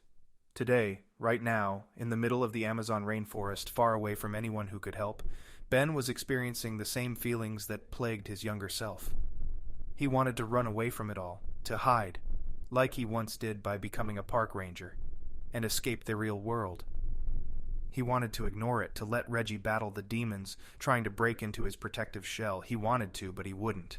If there was anything Ben had learned in just over 3 decades of life, it was that he was not the type of person to shy away from danger. It didn't make sense, and the logical side of his brain screamed against the infuriating insanity of his stubbornness, but he knew that at this moment in time he would fight. He looked at Reggie, trying to decipher what his new friend was thinking. Reggie had a way about him, a certain aspect of his character that consistently belied his true feelings, but Ben thought he knew. Looking into his eyes, Ben thought he understood the turmoil that was going on inside him. It was the same. Reggie had a story, just like he had a story, and he wanted to know. He deserved to know, but even more importantly, Reggie deserved to tell it. That would have to wait, but Ben felt a wave of assurance sweep over him as he made his choice. He would fight to hear that story, just like he would fight for Julie. She was somewhere back in the village, waiting for his return. Reggie needed him. She needed him. Something must have changed in his face, because something changed in Reggie's. "So, you're ready, I guess?" Ben looked at Reggie and nodded, once. He gritted his teeth and spoke out of the thin line between them. "Ready as I'll ever be." Chapter 65. Reggie knew that the next 2 minutes would be more important than the previous 2 days. If they weren't able to get to their weapons, there wasn't much hope they'd survive. And right now it didn't seem as though there was any way to get to the guns. At the very least, he had a kindred spirit in Ben. If he was going to fight, he knew Ben would be at his side through the thick of it. He thought of Joshua and how the man had really grown on him. He still didn't fully trust him, but there hadn't been any choice. He only hoped Joshua would honor his word and help them survive this. "Reggie!" Ben yelled from his side. "Move!" Reggie darted forward, heading for the cliff wall. He wasn't sure what Ben had intended, but he wasn't going to wait around for the men behind the rocks opposite theirs to start firing again. The cliffs were only a few feet away, but it was a specific section of the impenetrable wall he was aiming for. Namely, it was the part of the cliff that was not impenetrable. They'd entered, albeit not on their own accord, less than a day earlier through a hidden passageway located somewhere along this wall. If he remembered correctly, it even seemed like there were multiple passageways through the stone, since he knew Ben had been carried through another entrance, but it was impossible to tell exactly where these openings were by simply looking at the wall. Vines and thick vegetation covered the entirety of the wall, providing a carpet-like coating for the stone's surface. He knew there was a hole, he just couldn't see it, and Reggie needed to find it, fast. Ben was right behind him and reached the wall only a second after. Reggie jogged forward along the cliff, extending his left arm out and into the twisting vines. He pressed against the carpet, allowing his body to disappear halfway into the foot-thick wall of plants, until his hand reached the cool stone. It was slow going, and the vines were heavy against his forward progress, but he continued until the wall gave way.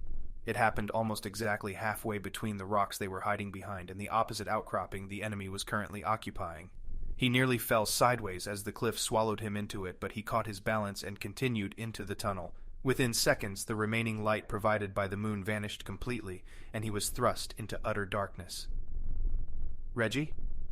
"In here," he replied, his voice echoing now deeper into the cliff. "Thought this might be a good place to regroup. This is a tunnel, remember? What if some more of the warriors return and don't know we're the good guys? They'll come in this way. And besides, don't you think the mercenaries might be thinking the same thing?" "Quite possibly," Reggie said, "but I'm not sure we have better." He felt the cold point of sharpened rock on his neck, and then felt the nagging sensation that he was being watched. "Well," he whispered, "at least it's not the mercenaries." Ben didn't respond. The spear point on Reggie's neck was joined by another, then another on his chest. Someone from inside the deep black torrent of nothingness grunted a few words, which were answered by another man's voice, still deeper in the tunnel. From around a corner the orange trickle of a flame emerged and grew brighter as its carrier turned and drew near. Reggie saw for the first time the silhouettes of 5 tribal warriors, 3 of whom were holding spears out and toward his body. Both groups stared each other down for a moment, neither speaking. Reggie forced himself to breathe, careful to not move more than was absolutely required. The men with the spears kept their points on him, pressing just enough to keep him alert but not hard enough to cause him pain. The tribal warrior carrying the lit torch walked toward them. His face was a twisted, shaking mirage in the dancing shadows of firelight. Reggie stood his ground. In the background, Reggie could hear the thudding sounds of gunfire, deeply muted by the thick cords of vines and overgrowth covering the entrance to the tunnel. He thought of the others, hoping Joshua would keep his word and help protect the rest of the group. Even if Joshua did keep his word, they would need all the luck they could get. Joshua's old team, the Mercenaries, had already reached the stash of weapons, and it was only a matter of time before they untied and freed the remainder of their crew. The tribesman spoke, again a guttural grunting sound, and Reggie raised his eyebrows. "No idea what you're talking about, man." The man repeated the noises. One of the other warriors spoke, then turned and sneered at Reggie. Reggie shrugged. He heard the odd set of words spoken a third time. The man in front of Reggie raised his hands, pushing the spears up and out of the way. Reggie waited, unsure of what the man's intentions were. Is this another sacrificial ritual? He wasn't about to force the man's hand, but Reggie had never been the type of person to wait around for someone else to act. Reggie took a slow, small step backward. The tribespeople tensed, but their leader didn't budge. "What are you doing?" Ben whispered. He saw Ben out of the corner of his eye, frozen in place opposite him in the tunnel. He had only moved his mouth, clearly as terrified as Reggie. "We have to make them understand," Reggie muttered. "The guns." Ben nodded. The leader of the indigenous warriors stepped forward, again closing the gap between himself and Reggie. Reggie thought about what he was going to say. What do you say to a group of people who have no idea how to understand you? He decided not to say anything. Reggie lifted his hands up, one in front of the other, in the shape of holding an invisible assault rifle. He curled the index finger of his right hand around a non-existent trigger and held his left hand in an upward-facing cupped palm. He pointed it to the side, toward the cave wall. Don't want this guy to get the wrong idea. The man frowned, then brought the torch down to see Reggie's hands in greater detail. Reggie shook his hands gently, pretending to fire. He made the pattering sounds of gunshots with his mouth, keeping it quiet enough to, hopefully, not upset the warriors. He repeated the process a few times, moving the positions of his hands to aim the gun in different directions, all the while continuing the noises. The warrior stared, still frowning, then brought his head back up and straightened. His eyes widened and he turned to the others in his group. He pointed at Reggie, excitedly chattering with the two men closest to him. They discussed for a few seconds, and Reggie was relieved to see the spearmen place the butts of their weapons on the ground and stand at ease. The lead warrior spoke again to Reggie, but his voice had changed. Where there was a slight gruffness before, the man was now using a different set of consonants, almost a sing-song-like voice, and Reggie interpreted it as a question. "See," he said under his breath, "that's the thing. I can't understand what you're saying." He enunciated the words out of frustration at the language barrier. Reggie pointed behind him toward the covering of vines at the entrance to the tunnel and performed the gun-holding action once again. The warrior spoke again, this time to his team, and 3 of them peeled off from the group of 5. They walked to the front of the tunnel and pushed aside the vines, exposing the tunnel to a surprising amount of moonlight. The gunfire grew louder, and Reggie noticed that there didn't seem to be as many screams emanating from the valley beyond. "We're running out of time." The leader of the warriors pushed Reggie forward. Reggie heard Ben moving alongside him as well. The 2 men were marched to the tunnel's entrance, directed by the 2 warriors. When they'd reached the opening, the 3 warriors in the front suddenly broke into a run, aiming toward their group of boulders to the left. "They're going for the guns," Reggie realized. "Either they're going to help us, or I've just taught them how to use the weapons against us." It didn't matter which it was. Reggie didn't have a choice. He was pushed out of the cave by the leader and into the vulnerable openness. He ran, hoping that Ben was behind him. A head poked up from behind one of the boulders just as it had before. They had only been in the cave for a couple minutes, so the men behind the circle of boulders were still guarding whatever weapons remained stashed there. "Reggie, duck!" he heard Ben yell. Before he could, he felt a cool swish of air just next to his head, then saw the head behind the boulder lance backward violently. Only then could he make out the outline of a spear sticking up in the air above the soldier's head, affixed to his skull. The man didn't make a sound as he fell backwards. Reggie was amazed. What a shot, he thought. The warrior who'd thrown the spear quickened his pace and reached the boulder at the same time as the first 3 men out of the cave. Reggie, Ben, and the leader of the small band of fighters were right behind them. Unlike the other circle of rocks Reggie and Ben had hidden behind, this group of boulders had clearly been placed in a specific formation, a circle. In the center of the circle was a pile of weapons, the 4 assault rifles, sidearms, and combat knives from the 4 mercenaries who'd been sacrificed to the lake, as well as Reggie's own weapons and the 2 remaining backpacks they'd brought along. Ben didn't see the bag Joshua had been carrying, the smaller pack that the tribe had stripped from his back when they'd arrived. While he was relieved to see a small stack of weapons piled there, it also meant that the rest of the mercenaries either already had their weapons back or were about to. He glanced to the lake, but it was impossible to tell from this distance whether the soldiers were still tied to their posts. Once again he thought of Joshua, Archie, Paulinho, and the girls, and hoped they were safe or had somehow escaped. There was also another problem. The guns weren't the only things waiting inside the circle of boulders. 2 mercenaries, not including the one who had already been killed by the spear, were posted inside the circle, each facing outward a different direction, keeping watch. I guess they're not tied up anymore. One of the men was already swiveling around to see what the commotion behind him had been. He saw his dead comrade first, the spear protruding from the man's face, leaning backward at a steep angle. Then he noticed the native warriors, creeping over and around the wall of boulders. He lifted the gun and fired. Reggie winced, ducking as the first warrior went down. The second was able to launch a spear, but by then the second mercenary had turned around to help. Reggie retreated, grabbing Ben before he entered the ring. "We're going around," he said. Ben nodded but broke away from Reggie's grip. "What are you doing?" "I'll go around the other way then," Ben said. Before he could argue, Ben was gone. Reggie ran around the rest of the rocks and aimed for the gap between two of the smaller boulders. This was where one of the soldiers had been posted up, and he gained speed as he entered the ring. He had no weapons, but he hoped he at least had the element of surprise. There were 2 more bursts of gunfire, and Reggie hoped the shots didn't land on target. He breached the line of boulders and saw that Ben had made it to his entrance at the same instant. Both men ran toward the center of the circle, aiming for their chosen soldiers standing just next to the pile of weapons. In his peripheral vision, he saw 2 of the natives, bleeding on the ground inside the ring. The leader of the group and the last warrior were nowhere in sight. In the last split second before impact, he focused again on his target. The soldiers both had their back to him and Ben, holding their guns up and at the ready for a frontal assault. Reggie dove forward, aiming for the lowest part of the man's back. He hoped to not only tackle the man solidly, but provide him with as much pain as humanly possible in the process. The connection was abrupt, and Reggie's vision lit up in a flash of white. The pain quickly subsided, and he had a brief moment of weightlessness as he felt himself soaring through the air with his prisoner beneath him. He wrapped his arms around the man, and both tumbled to the ground, hard. He'd knocked the air out of the soldier, but the man was recovering quickly, already starting to roll sideways to shake the attack. Reggie reacted faster, having the benefit of not being on the bottom of the pile, and he reached over and grabbed at whatever weapon lay nearby. A pistol. Good enough. The man was struggling beneath him now, but Reggie lifted the gun up and pressed it against the man's temple. "This ends now, buddy."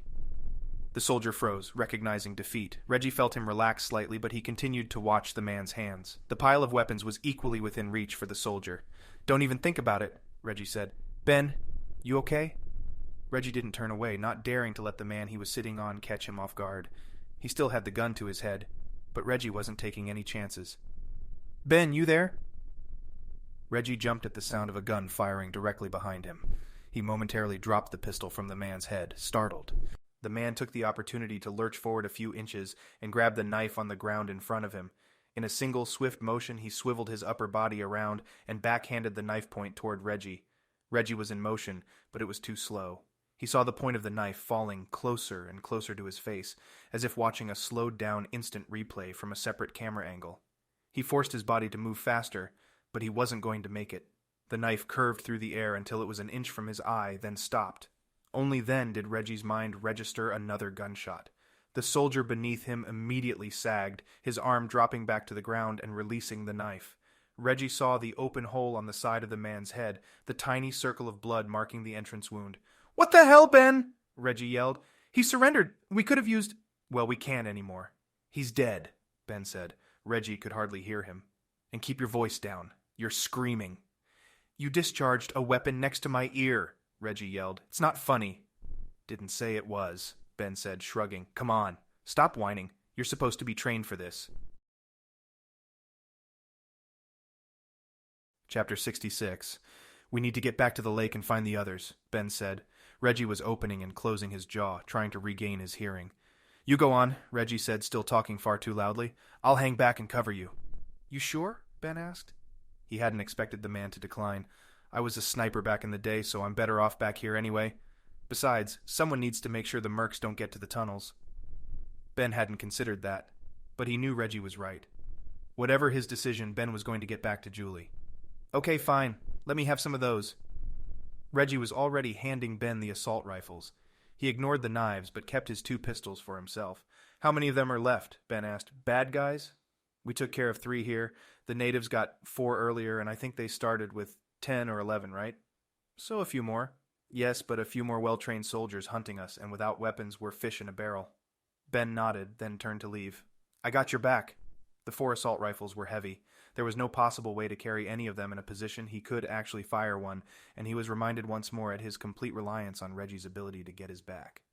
Ben was also not able to carry extra ammunition, so whatever was remaining in each gun's magazine was all they'd get. He hoped it would be enough. He increased his pace, fighting against the awkward weight of the rifles, but plodding along without trouble. The lake was about 100 yards away, but it felt like a mile. His legs were straining, he was drenched in sweat, and the air was heavy with moisture. He was having a hard time breathing, as if in a steam room. Every inhalation was marked with stabs of pain, as the exertion, stress, fatigue, and heat all acted against him. The lake was growing larger and larger every second, and suddenly he was there. He'd reached the building closest to the small lake and used every bit of remaining strength he had to step over the dirt threshold and check the interior. "Julie?" he shouted. No answer. He found them inside the second building, huddled together. Archie, Julie, Amanda, and Paulinho, who had somewhat of a dazed look in his eyes but was otherwise healthy. Ben assumed they were hiding, but when Julie didn't rush toward him when she saw who had entered, he took a closer look. Joshua was lying on the ground in the center of the hut. Archie and Amanda were hard at work, treating a terribly bloody wound on his abdomen. "It looks worse than it is," Archie said as he glanced over to Ben. "Well, it looks pretty bad." "What happened?" "Shot by his own man." "It was Alan," Joshua said, straining his neck to peer up at Ben. "I thought he was loyal, but they were all working against me." Amanda gently pushed his head back down and tried to force the man to rest, but Joshua continued. "I think the company's been planning this for some time," he said. "They got rid of my father somehow, and now they just need to get rid of me and my brother to tie up loose ends. I played right into their plan." "You're being too hard on yourself," Julie said. "Doesn't matter. It's too late now," he replied. "They're going to murder every single one of those villagers and then converge on these buildings. We're toast." "No," Ben said. "We're not." Finally, everyone turned to look at what Ben had dumped on the ground just inside the door of the hut. Without a word, Paulinho and Julie walked over and grabbed a weapon. "You found the stash," Julie said. She smiled, then started to turn back to the others. Ben grabbed her arm before she could move away from him, spun her around, and kissed her. He felt her tensed body relax after her surprise wore off. Then she straightened up again and pushed herself closer to him. He pulled her lower back closer, still kissing. "Okay, guys, probably not a great time for that," Amanda said. She grinned, but Ben felt his face flush from mild embarrassment. Julie stood on her tiptoes and kissed him again, quickly, then finally pulled her hand from his and looked up at him. He knew she was uncomfortable to say the least, her clothes streaked with sweat, hair disheveled, and holding an assault rifle, but he thought she'd never looked better. "Thanks, Ben," she whispered. The two words spoke volumes, and neither felt the need to fill the sudden silence with any more. "Lucky man," Joshua said, grimacing from the pain of his gunshot wound. Ben snapped back to the real world, feeling his short-lived boost of confidence draining again as he remembered their predicament. "So where's Reggie?" Paulinho asked. "He's guarding the exits," Ben answered, "but they're going to easily outnumber him if they decide to regroup and head that direction. We need to get out there and give him some help. But Joshua?" "I'm fine," Joshua said, with his eyes closed. The word fine was squeezed out through clenched teeth. "You must rest," Archie said. "I believe this is only a flesh wound, but we'll need a doctor to look at it." Joshua ignored Archie. "In my pack, I have a way to get a helicopter here. It's the emergency extraction protocol." "And it'll work from way out here?" Paulinho asked. Joshua nodded. "It should. Just enough juice to send a signal, assuming we can triangulate from here. There isn't any tree cover, so that should help." Ben considered this plan. "But what about the pilot? Won't they be working for—" "I'll discuss it with the pilot," Joshua said with an air of finality. He wasn't intending to discuss the plan with anyone, and if Ben was reading between the lines correctly, Joshua wouldn't actually be doing much discussing. "I can help out with the discussions then," Ben said. "Where's this pack of yours?" Joshua shook his head. "No idea. Alan's in charge now, chain of command. He's out there still, but they haven't been shooting at anything for a few minutes." Ben noticed that as well. The gunfire, save for a few bursts every 30 seconds or so, had mostly ceased. Probably not a good sign. "We're probably sitting ducks in here," Amanda said, voicing the concern Ben had just stumbled onto. "Shouldn't we—" Her voice was cut off abruptly by another, coming from just outside the hut. "On your feet, all of you. Outside now." Chapter 67. There was nothing he could do but comply. Without looking, Ben knew the voice would be accompanied by a man pointing a gun directly toward the back of his head. Ben stepped backward slowly out into the moonlight. The area seemed brighter now, as if the moon had been afraid to fully rise earlier. He didn't turn around, but he continued backwards until he felt the heated circle of the gun barrel pressed against him. "The rest of you," the voice shouted. "Outside!" Ben saw Julie, then Paulinho, Amanda, and Archie come out of the doorway. Joshua did not appear. Ben looked at each of the members of the team he'd helped lead out here, met eyes with each, and attempted to convey the message of, "I'm sorry," with nothing more than a deep look. Each of the group wore a stubbornness on their faces, silently rejecting his apology and surrender. Paulinho's eyes weren't even open as he walked by Ben. The man grabbed Ben's shoulder and yanked him backwards, where he was caught by two more mercenaries and held in place. The man, Alan, walked into the hut. Ben waited for the gunshot. Instead, he heard a wrenching noise as one of the men holding him suddenly lost his grip. He turned around to see a wide-eyed man, his mouth full of blood, fall to the ground. The other man, stunned by the sudden attack, had momentarily forgotten his task and allowed Ben to wiggle out of his grip. Ben elbowed him in the nose and turned to face the last of the soldiers. This soldier was ready and had already started aiming in the direction from which the spear had been thrown. He opened fire, and Ben started running. Julie was closer, and she gave the man a hard push. He lost his balance, and the gun dropped to his side as he tripped and fell to his knees. Ben was on him then, and he was about to grab for the gun, but another sickening, deep thud came from the man. Ben looked down to see a sharpened section of flat rock poking out from the man's back. The handle of a 6-foot spear stuck out the front of the man, and he instinctively dropped the gun and tried to pull out the spear. Ben, still watching the drama from behind, could hear the gasping strands of breath as the man struggled, in vain, to remove the weapon from his chest. He could see them now, creeping forward in the shadows. They moved silently, knowing where to walk to avoid the direct light of the moon. They were wraiths, ghosts of an ancient civilization, enacting revenge on the intruders who'd threatened their way of life. Ben felt completely helpless, and he was. His life was in their hands now. He could see only 5 of them, betrayed by the whites of their eyes. But he knew there were more. From all directions, watching them, moving slowly forward, there were more. The warriors, but also the villagers. He saw a child. The streaks of dried tears still stuck to his cheeks. He held on to his mother, and both of them walked closer. Ben whirled around, only then remembering the 3rd soldier, the one whom he'd hit in the face. His worry was nullified, however, as he saw the man's arms lifted above his head, interlaced together. He was on his knees, waiting for the group to decide his fate. Behind this man, waiting outside the hut, was the chief of the ancient tribe, the man who only an hour ago had been covered in gold, and standing on a sacrificial dais at the center of the lake was now standing in the doorway, looking in. What is he waiting for? Ben wondered. No one moved. Every party, Ben's group, the remaining mercenary, and the innumerable indigenous tribespeople watching on from the darkness, waited for the chief to act. Ben considered helping, but he was unarmed, and he had no idea what he could do anyway. The guns were still on the floor near the hut. What is Joshua doing in there? He knew they would be talking, the new leader explaining to the old the faults that led to this moment. The old leader, Joshua, would either ask for his life or ask for a quick death. They had been inside together for about a minute, so Ben wasn't sure where in the negotiating process they would be. The skirmish started at that moment. He heard Alan yell something unintelligible, and Joshua shout a pained reply. Then both men grunted with the unmistakable sound of the impact of 2 bodies. He doesn't stand a chance, Ben thought. Joshua's injury alone would be more than most men could bear, and he was now being attacked by a trained killer. Ben had to force himself not to run forward and push the chief out of the way. Joshua was not on their team, necessarily, but he trusted him. He'd already proven useful to their group, and they were all still alive, in no small part due to Joshua. Even still, it was Ben's hatred for the other group of men who'd chased them through the jungle that ignited his fury and urged him to help Joshua. But the chief wasn't moving, and it was clear he wasn't going to. Ben tried to understand his motives. Is he allowing the fight to happen to find out which man was stronger? Is it one less person he has to sacrifice? The end happened much quicker than Ben expected. He heard another grunt, this time louder and deeper, and he vaguely saw Alan stumble backwards toward the door. He must have been kicked. Alan was grabbing at his stomach as if the air had been knocked out of him and still moving backwards.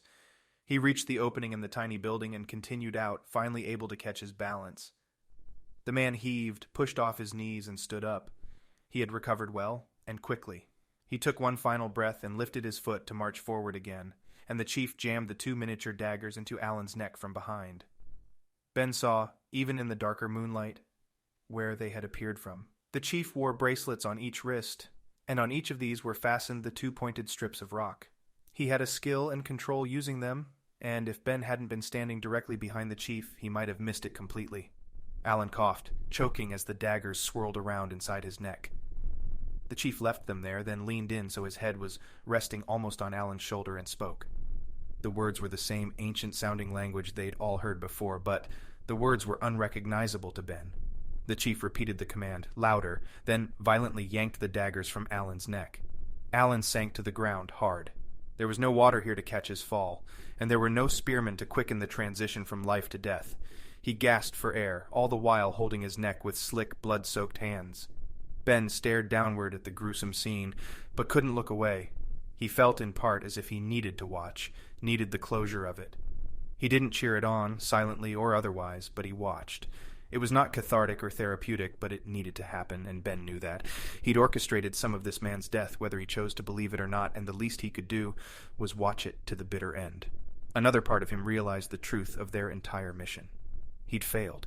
He was no closer to understanding who the company or organization was that had been behind all of this. And Joshua didn't seem to be confident either of them would find anything. He wanted all of this to be different. But there was no going back. He'd learned that before, many years ago. He couldn't go back. There was no hiding, escaping, or withdrawing from his past. He'd withdrawn himself, but he'd never successfully escaped anything that he'd experienced, no matter how hard he'd tried. Today was no different, so he watched. Alan gurgled once more, then died.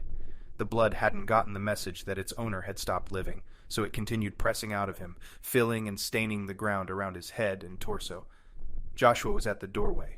"Anyone want to give me a hand?" he asked. His face showed a sign of shock when it registered who was waiting for him at the door, but the chief seemed uninterested and turned away, walking back to his people. Ben turned to Paulinho. "Anything you can tell us about all of that?" Paulinho's eyes were wide. "I felt it," he said. "I felt all of it. It was weird, like I said before. I just knew what they were feeling and how they were planning to act. I knew they were surrounding us, but I understood their motives weren't to harm us." "What about the chief?" Julie said. "That was weird, right?" Paulinho shook his head. "It was a fair duel. 2 men, both unarmed." Ben remembered seeing Alan drop his weapon just inside the door of the hut near the existing pile. The chief would have had Alan sacrificed or killed anyway, I think. But he saw that the 2 men were already standing off, so he let it conclude first. "Fascinating," Amanda said. Archie nodded. "I could spend weeks out here just studying them." "Well, you may have your chance," Joshua said. Everyone turned to him. He held up a shattered device from the pack Alan had been wearing, similar to an old cellular phone. "Is that the way home?" Ben asked. "It was," he said. "Alan destroyed it. Any chance he pressed the magic button before he did?" "Doubt it." "Okay," Amanda asked, her voice already rising. "What do we do?" Ben looked at Paulinho. "You have to try to communicate with them," he said. "It's our only shot. Maybe they'll give us canoes or rafts or something." "Yes," Archie said. "We can head downstream and the current will be quite easy to navigate. It shouldn't take long at all to get back to Manaus." Paulinho was shaking his head. "No, you don't understand. I can't talk to them. It's not like that. It is feelings in a general sense." "Paulinho," Amanda said, "we don't have any other options." Crack. Ben fell to the ground as the gunshot rang through the air, unable to catch himself as he face-planted into the hard-packed dirt in front of the hut. Chapter 68. Reggie saw Ben jump at the abrasive sound of the gun firing directly next to his ear. Ben had been standing off to the side of the group, deliberating with all of them, while Reggie had been sneaking up behind him. He'd waited for the right moment, then lifted the gun up so it was close enough to Ben's ear to cause him extreme alarm without too much hearing loss. It was a nasty prank, but it had worked like a charm. Reggie offered Ben a hand, grinning. Ben didn't return the expression. "What the hell was that for?" Ben asked. His voice was louder than it needed to be, and Reggie couldn't control his laughter. "Sorry, I owed you one. You could have made me go deaf." "Hardly, Ben. Besides, what were you going to do with this guy anyway?" Ben frowned, then turned to look at where Reggie was pointing. The last mercenary, the one Ben had elbowed, was lying on the ground, dead. "Why'd you do that?" "Like I said," Reggie explained, "I owed you one." Reggie had already determined there was not a chance they'd be leaving anyone alive, and after the rest of the soldiers had been dispatched, he'd kept his sights on this one. They weren't going to extract any new information from him, and anything he did know would be information Joshua already had. "Where'd you come from?" Julie asked. Reggie just flipped his head back a bit as if that was all the explanation needed. "Back there, Ben ran away and didn't invite me to the party." He looked over to Ben to see if he got a rise out of him, but Ben was busy trying to shake the ringing sound out of his head. "I didn't hear any gunfire, and I hadn't seen anyone in 10 minutes, so I started walking over. The villagers came out of nowhere, but they didn't even stop me. They were all heading here, so I followed and stopped a little ways away until the chief did, that." He nodded toward the bloody mess of Alan on the ground. "Sorry I was late." Reggie reached out his hand and offered it to Ben. Ben hesitated, but a moment later grabbed it and came closer. "Thanks, man." Then he stopped the handshake, still gripping Reggie's hand, and added, "But you're still an asshole." Reggie let out a verbal chuckle. "Don't mention it." He turned to the rest of the group, including Joshua at the doorway. "Now how are we getting out of here?" Chapter 69. Julie's heart was pounding, and she wasn't sure if it was from Ben's kiss, their terrifying experience in the Amazon, or the fear that remained surrounding how they would get home. Maybe it was a little bit of everything. They'd spent the night in the huts. After a round of silent hand signal negotiations between the villagers and their group had determined that was what was intended. She'd slept well, a quick, dreamless sleep, even though the moment she woke up she felt the wave of insecurity envelop her once again as she realized they were, still, stuck in the middle of the world's most remote jungle. She turned to Ben, who was snoring next to her, and watched him sleep for a minute. He stirred, somehow aware that he was being watched, and he sucked in a breath of air and saliva, then opened his eyes. "You really are cute when you're asleep," she said, grinning down at him. He squinted at her, deadpan. She laughed. "You feeling okay?" "I'm great, aside from a back that feels like it's been rolled over by a cement mixer, and a headache that makes me think I'm being lobotomized, not to mention my shoulder." He rolled over, wincing at a sore spot on his side as he massaged his shoulder. "You're a baby." Ben's mouth widened in mock surprise. "Are you being serious? I shot people. Give me a break." Julie laughed again, then rolled on top of him before he could react. "What are you... How about a little jungle fever?" she asked. That's not what that means," Ben said. "You're frisky this morning," he added. "Sorry, just... There's been a lot, you know?" Ben nodded. "I know." "You guys really gonna do that here?" a voice said from deeper inside the hut. Reggie sounded groggy, his voice much deeper than normal. He coughed a few times, then stretched and stood up. They'd fallen asleep in 2 huts. Ben, Julie, and Reggie in one, Paulinho, Amanda, Archie, and Joshua in another. They didn't have any sort of bedding, and the floor of the hut was the same dirt and grass that existed in the rest of the valley, so they'd slept in their clothes. The trees out in the valley were too far apart to hang the stingray tents, so they'd decided against trying to sleep outside. Reggie and Ben had used their packs as pillows, but Julie had been too exhausted to care. Julie was already standing as Reggie walked toward the front of the hut, and she reached a hand down to Ben to help him up. She knew it was mostly just a kind gesture, as he had 100 pounds on her, but he grabbed her hand anyway and sat up. She had aches and pains as well, and she worked to sate them. She pressed against the knots in her back and sides, massaging them with knuckles and the bottom of her wrists. Ben was still sitting, playing with his hair. It had gotten oily, and he was tousling it around as if it would make a difference. "You take forever to get up," she said. "Again, I shot people," he said. "How long are you going to use that excuse?" she jibed. "However long I can, and then a little more," he replied without hesitation. "Hurry up. We need to see how Paulinho did." Last night, after the chief had sacrificed the leader of the Mercenaries and their lodgings were negotiated, Paulinho had attempted to get an audience with the chief and some of the warriors and villagers to see about transportation out of the valley. It was clear the tribe no longer considered any of them a threat, but trying to break the language barrier to ask about boats or rafts proved to be an almost impossible task. Reggie and Archie had urged Paulinho to draw stick figures in the mud, while Amanda still thought there might be a way to communicate with the tribe using nothing but Paulinho's mind. Julie and Ben thought it was hopeless, and had gone to bed. The sun was cresting the top edge of the cliff at the far side of the valley, and the waterfall's mist was casting a long, thin rainbow over the entire scenic display. In short, it was breathtakingly beautiful. Julie hadn't been able to fully appreciate the geologic artistry that existed here, so she stood outside the hut and took it all in. Her phone was back at the hotel in Maraba, along with their luggage and rental car, so she had no way of capturing the moment digitally. Ben was behind her, and he wrapped his arms around her waist and pulled her back to him. She smiled, still in awe at the beauty surrounding her. The moment didn't last, however. She realized suddenly that there was a pall cast over the picturesque landscape. The nature was stunningly gorgeous in the morning light, but there was something her eyes had chosen to ignore about the scene. The bodies. There were villagers lying everywhere, dead. Face down, women and children as well, cast around the valley as if they'd been grains of salt sprinkled haphazardly down by the hand of a giant. Some of the huts nearby were smoking, burning slowly and providing the area with a campfire-like smell. The lake was the only part of the area that appeared to be untouched, the gentle lapping waves hitting the shoreline the same way they had for millennia. Julie looked around, trying to bring back the feeling of wonder she'd felt a moment ago, but it had passed. Now she saw the valley for what it really was, the smoking, charred husk of a once fantastic civilization. At least half of the people who had, only hours ago, called this place home were lying lifeless on the ground. Villagers were hard at work, some moving bodies to large piles at the sides of the valley. Others were using thick vines to pull down the few trees in the area, the ones that bore the golden fruit. She had to look harder to ensure her eyes were telling the truth, but it was true. "Ben, they're cutting the trees down." He didn't respond. Paulinho arrived, a pained smile on his face.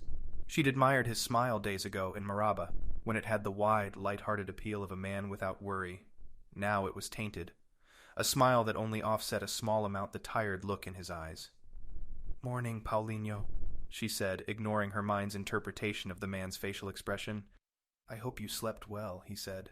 "We have boats." He turned and pointed to a path leading to the lake on the other side of the valley.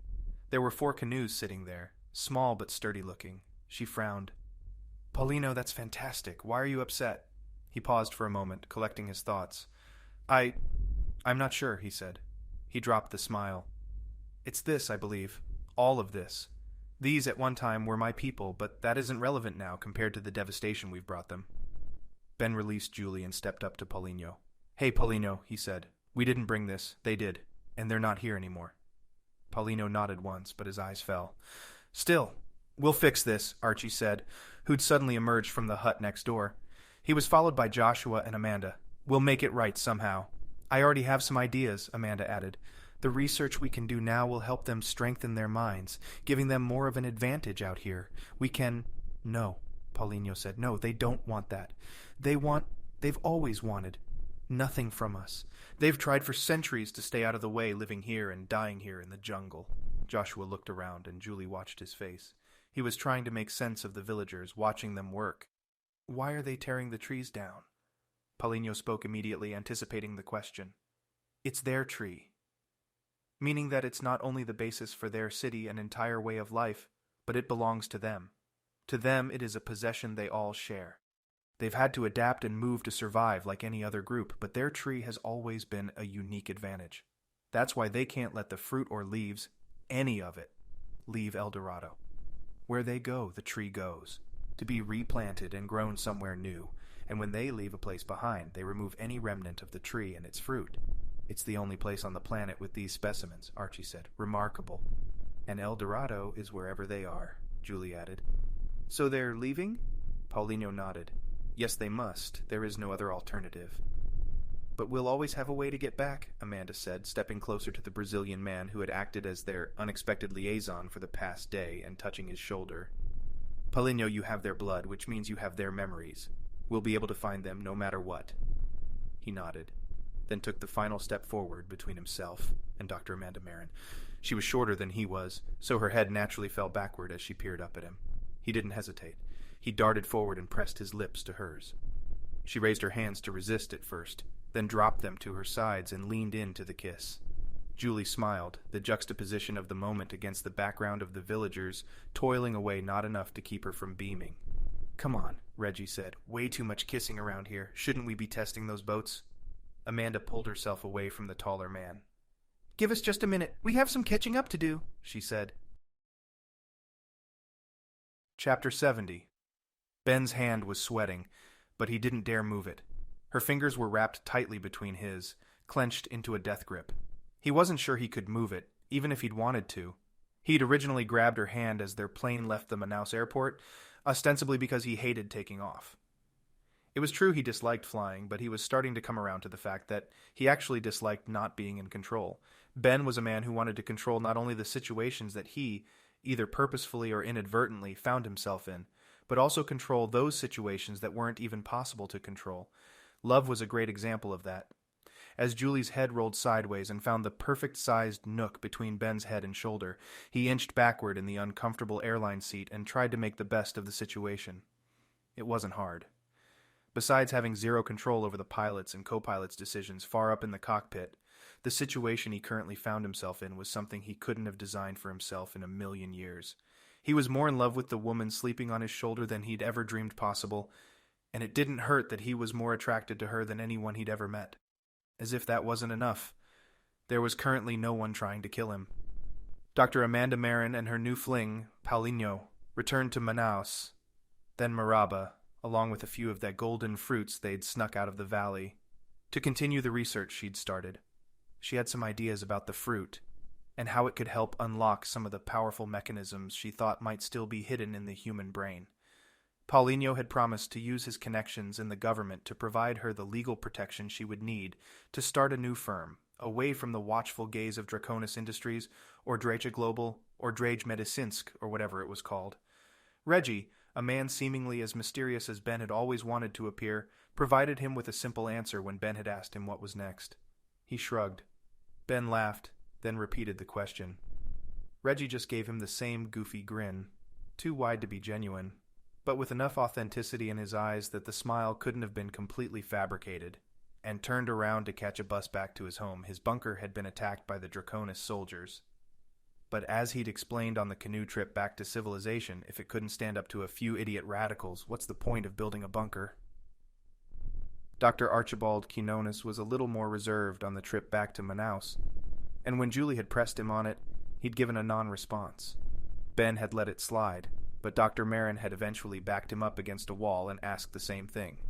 He was still reserved, but he did vow to help Amanda in her research, and even mentioned an inheritance he'd been sitting on for some time that would be put to good use by investing in whatever she had in mind. Finally, he thought about Joshua Jefferson, the son of a man intertwined in the dealings of an organization Ben had vowed to bring to justice. Joshua seemed to be a man of his word, albeit one who had been led astray by his own father, under the guise of doing good in the world. Joshua told Ben and the others that there would be more, and left Ben to wonder what exactly that meant. Joshua had given Ben his word that he'd be in touch.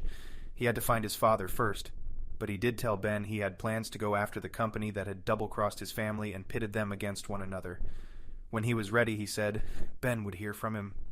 Their ragtag group of unlikely adventurers had somehow morphed into a band of experienced explorers, and Ben was even prouder to be named one of them. He needed a break, and he desperately wanted some downtime with Julie, but he knew there was more to the Draconis story than he'd discovered in the jungle. They were working on something, and he wanted to know what it was. The little he knew about the organization told him all he needed to know. They were not interested in altruistic applications for their advanced research. Draconis was cunning without moral obligation, and interested in expending any amount of resources to achieve their goals. He didn't know what those goals were, but he knew they wouldn't lead to good. He had renewed his vow to bring them down, and he knew Joshua would help him see it through somehow. For now, though, he would try to enjoy the success they'd had. They had found the mythical lost city of El Dorado, and though its gold was not what anyone in history had expected, they had finally uncovered its secret.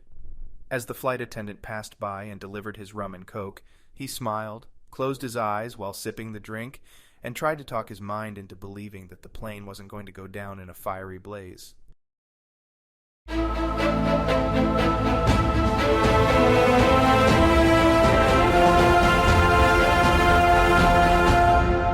This has been The Amazon Code by Nick Thacker. Copyright 2023 by Conundrum Publishing. All rights reserved. ConundrumPub.com.